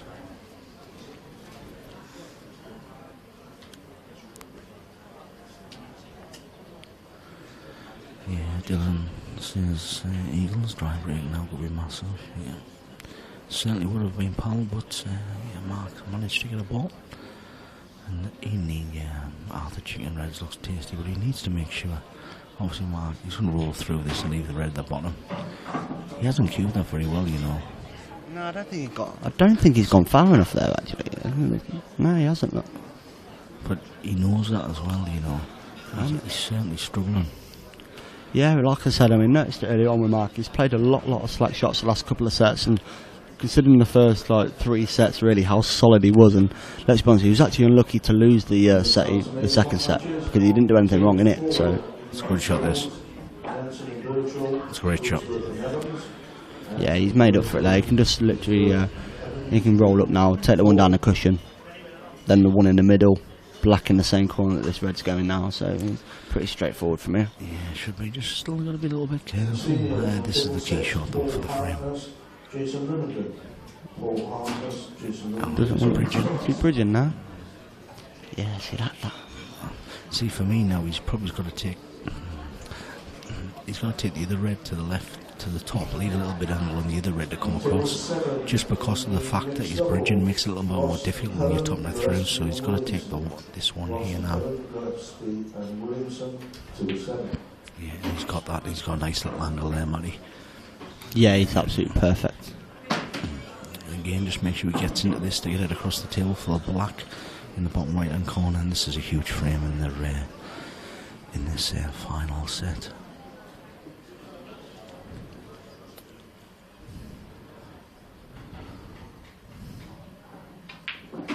Oh, he's yeah, he's fine. Bit closer to the pocket, but the line he was taking, he was actually never in off. So black. It's quite simple black now for 2-1. Yes, and Mark Farnsworth gets the black.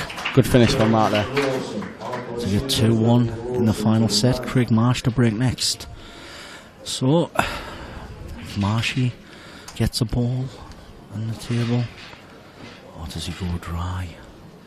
It's tense times, and obviously the crowd is filling around here. You've got all the Welsh boys on the right hand side behind Marshy, absolutely unit large. Mark just wanting Craig to go dry. This is the beauty of pool, this is the beauty of black ball.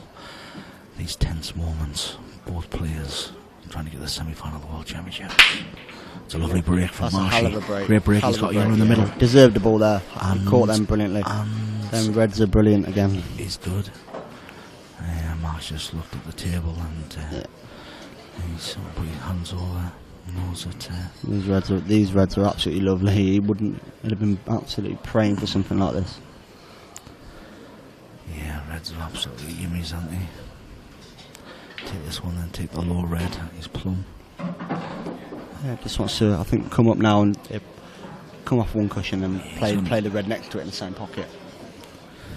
Yeah, just drop it around. Yeah, there we go. Like he's seen him drag this round off 2 cushions. 2 cushions, and then he's got obviously a choice possibly of if you're going to, he's got the middle If you overhit it, he's got the right hand side, if not the left. So yeah, I think plenty of options. As long as he comes far enough down the table, he's got a choice of 3 or 4 he's going to land on. I mean, he can land on any ball, really. That's a great shot, that. Yeah, look, he's landed. Nice shot, you'd expect it. Oh, I don't know. He's going to have to take the one in the middle. He's still okay, he's just going to go up and down the It's table. come a little bit too far, but it should not be a problem for Craig at all. Yeah, on the chat there, I think I've seen there. Nice plump. Yeah, perfect. Jonathan Olivero, what a break Marshy has today. Yeah, it's a monster break, pal. I don't think it's just today, is it? It's every day. He's got a good break. He's got a monster, pal. Yeah, it certainly should be 3-1. I think it's Jonathan from Gibraltar.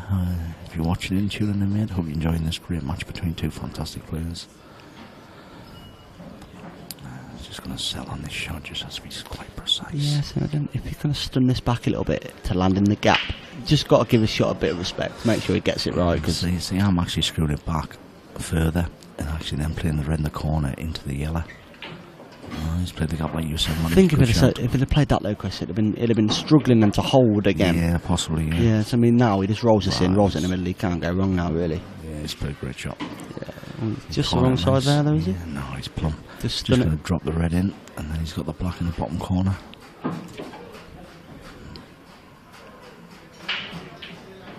Yep, there we go. Yeah, he's got the black in the rear corner to take a 3-1 lead. There's the Welsh boys. You can see the Welsh boys on the right hand side. Obviously got there Ronan McCarthy, Gareth Potts. They're watching Jimmy Crocs and all the boys. Some Bill players in this hall today. Gareth Potts, 3 times world champion. Obviously watching. I think he'll be good friends with both Craig and Mark. Obviously drinking buddies, but certainly good friends on and off the table. So like I said now, Craig was very, very unlucky not to get some kind of chance to win the match favorite. Now. Yeah, he's... Obviously, in worst case, Mark's got 1 break, hasn't he? That's what I mean. But Mark's still got to get 2 off his 2. So this is probably he needs this to put a little bit of pressure back to Craig. I ain't done that. Obviously, Craig's leading 3-1 now, so... Someone's saying it's had 2k on Mark Farnsworth at 3-1. So best of luck to you if you really had that bet.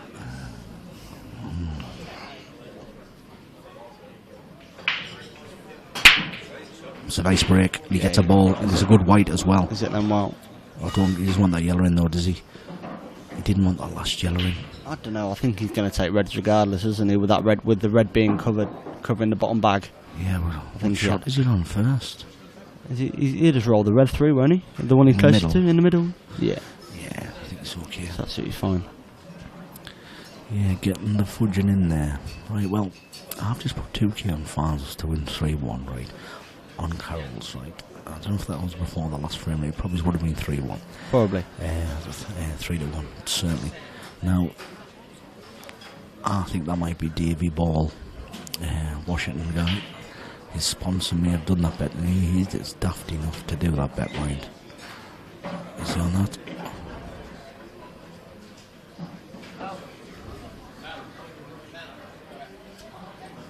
I think Mark just wants the cue ball cleaning, isn't it? Possibly. Okay. Or does Mark just want Mel to watch this shot? Yeah, so there you can see, obviously, people saying about a referee, but the players are as honest as they come as well. So, like I said, Mark knows he's going to be close. Hasn't he? Yeah, Mark knows he's going to be close. We said grab a ref, and like I said, the refs are on hand, they're available. You want a ref, they'll come over and do anything you want. So he's not playing the shot now. He's called Mel over, Melvin Harley, probably the most famous referee in Blackpool Pool, possibly. Winner of the Lifetime Achievement Award last year as well at the awards. Yeah, lovely bloke. It was a great moment as well, wasn't it? And thoroughly deserved. Yeah, to be fair, I mean, Mel probably one of the most popular players on tour. I mean, Bull probably is. I mean, no one got a bad word to say about it. Bloke's absolutely lovely, and like I say, he does a great job. So what's Mark going to do here? Is he going to... He's going to put the red in this bottom left and leave an angle on the cushion, or is he going to go into it now? Does it go in the bottom left? Doesn't look like it goes in that bottom left to me. No, it definitely goes past that yellow. Oh, it does? Okay. Yeah, but could he screw up into that now, into the little cannon? Or would he roll that in and leave an angle on the bottom one to go into that?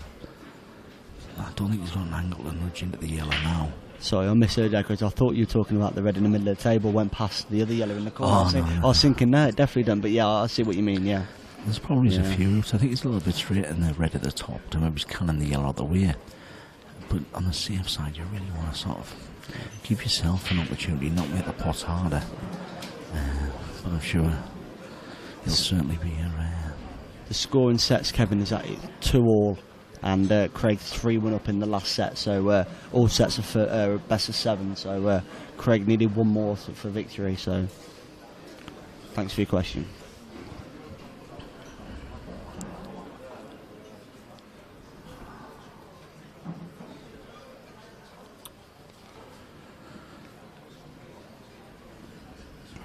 Yeah, Danny. Question from Danny Jones. What's scheduled after this? Simon Fitzsimmons is set to play Jeremy Hooper.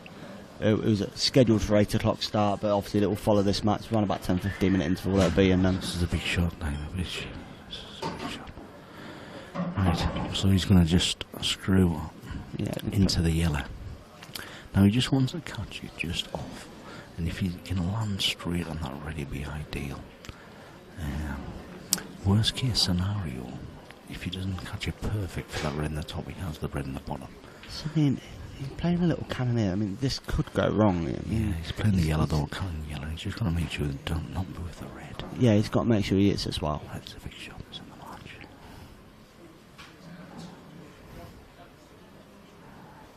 match. He's tight. It's stuck. It's not the best of shots. No, it's stuck. Honestly, it's stuck.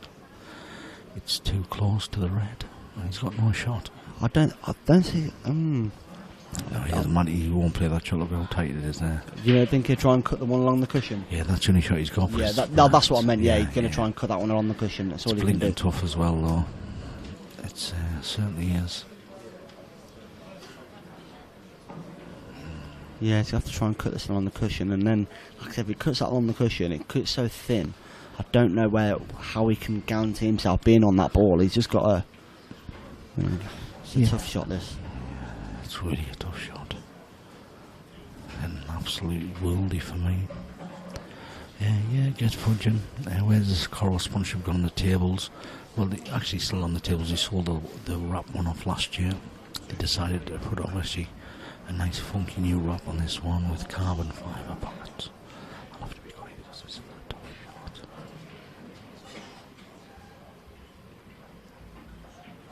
Oh, he's played a great shot, but he's just hung. Been unlucky there. Actually, would he be on the red? He wouldn't have been on the red anyway. To be fair, with even though Matt's got the pocket there. Craig's winning this frame. Yeah, I mean, seriously for this match, Craig Marsh, favourite to get into the semi-finals now. Where that red is, even though he's got the pocket, I don't think Mark's favourite for this frame. I mean, Craig can screw across there at any Actually, time. Can he screw straight back now into the yellow? Is he plumb on it? I don't think he's plumb on it, honestly. To screw straight back and get that right angle.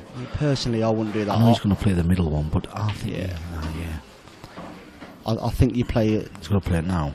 I would have played it now, but I don't know if he's the best on it now. I think he stuns this one in and then plays it. No. He's going to play the skill shot yellow on the red. He's needed last ball. He's not going to play the skill at all. He's not going to use yellow. He's just going to land on it for me. That's a strange sort of shot for me, Chris. I think that. Yeah, I agree. I'd have been going for that. But really, has got an angle in. I see what he's thinking. He's thinking if I was to do this, play the skill shot. Yeah, see, I think this is unmissable. To be honest, I don't think. Craig's never missing this. No, and then he plays. Question it, but I think Craig Marsh nails this for the match.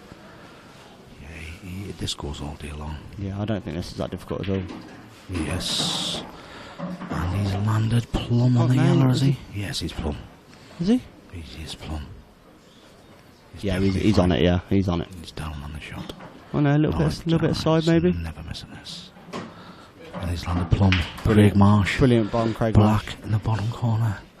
To advance to the semi-finals of this year's IPA World Championship. Craig Well done, Marsh well done, takes the Craig victory. A great match between two fantastic players. A massive round of applause to both players from a great audience there.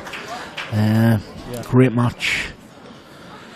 Brilliant. Craig will advance to the semi-finals. I'll probably see if Craig wants to jump in with you, Matt. You'd have a quick, brief chat, pal. Yeah, grab him over. Grab him We'll over, have a maybe talk. chat. Great.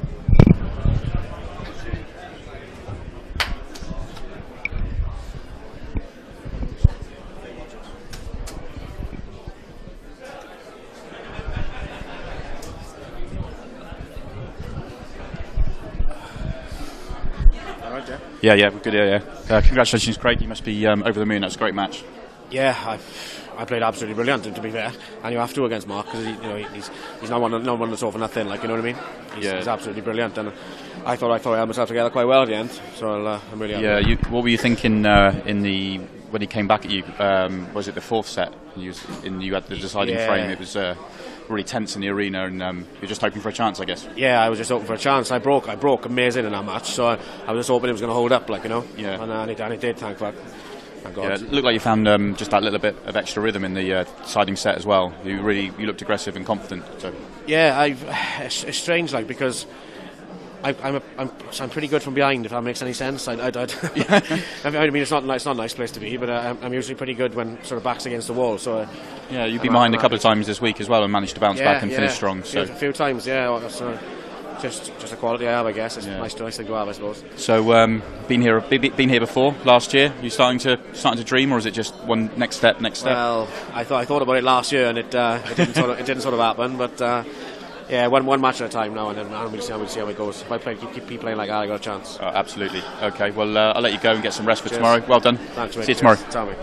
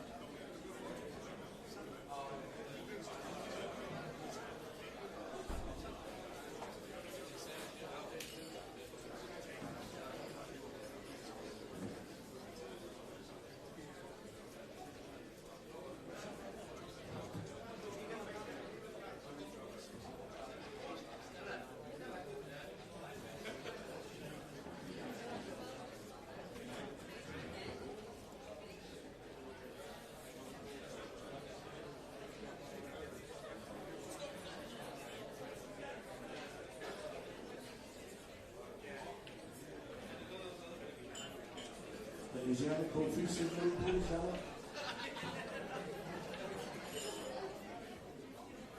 On table 2, Yannick O'Feese, Dan David. Yannick O'Feese, Dan David, table 2.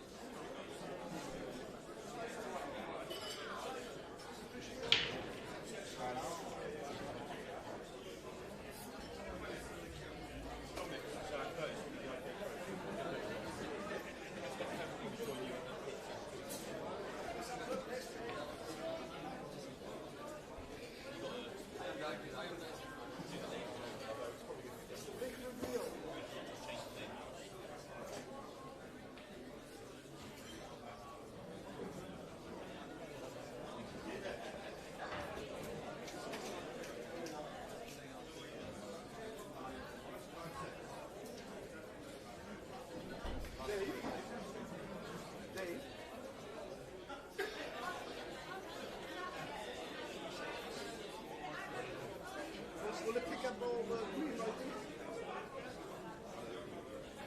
a couple of adverts on it as well, 70s or IPA.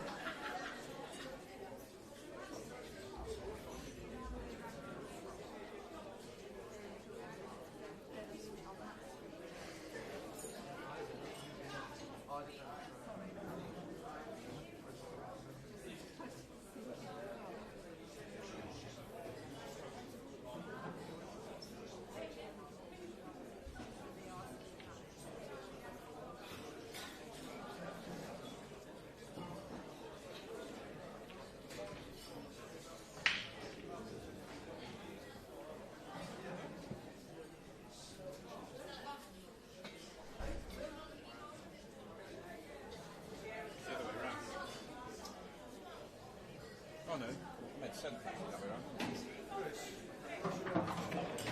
Sorry. Okay, let me do that one. I'll do this one.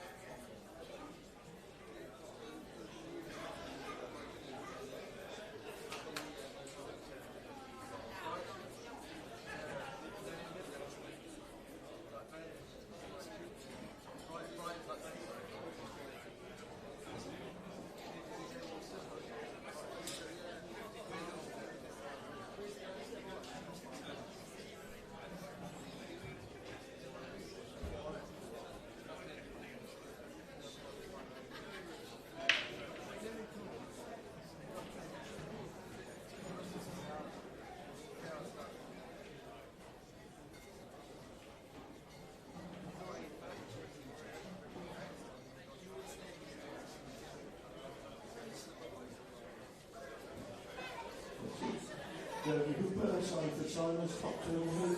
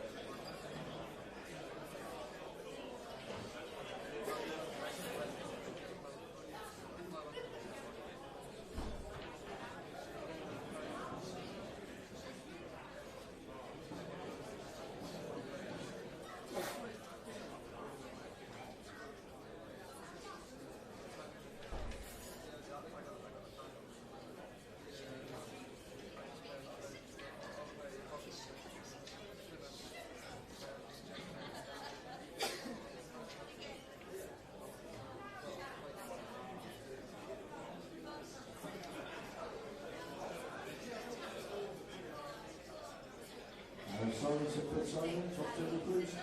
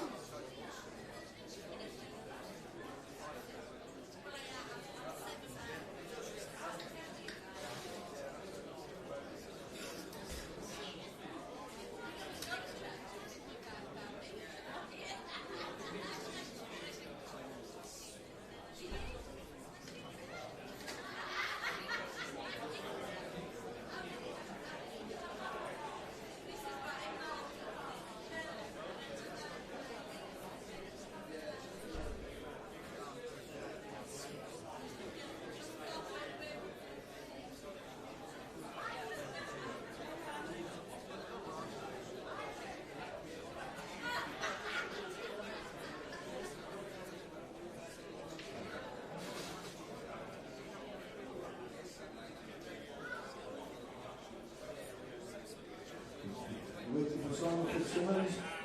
Is in the way, please.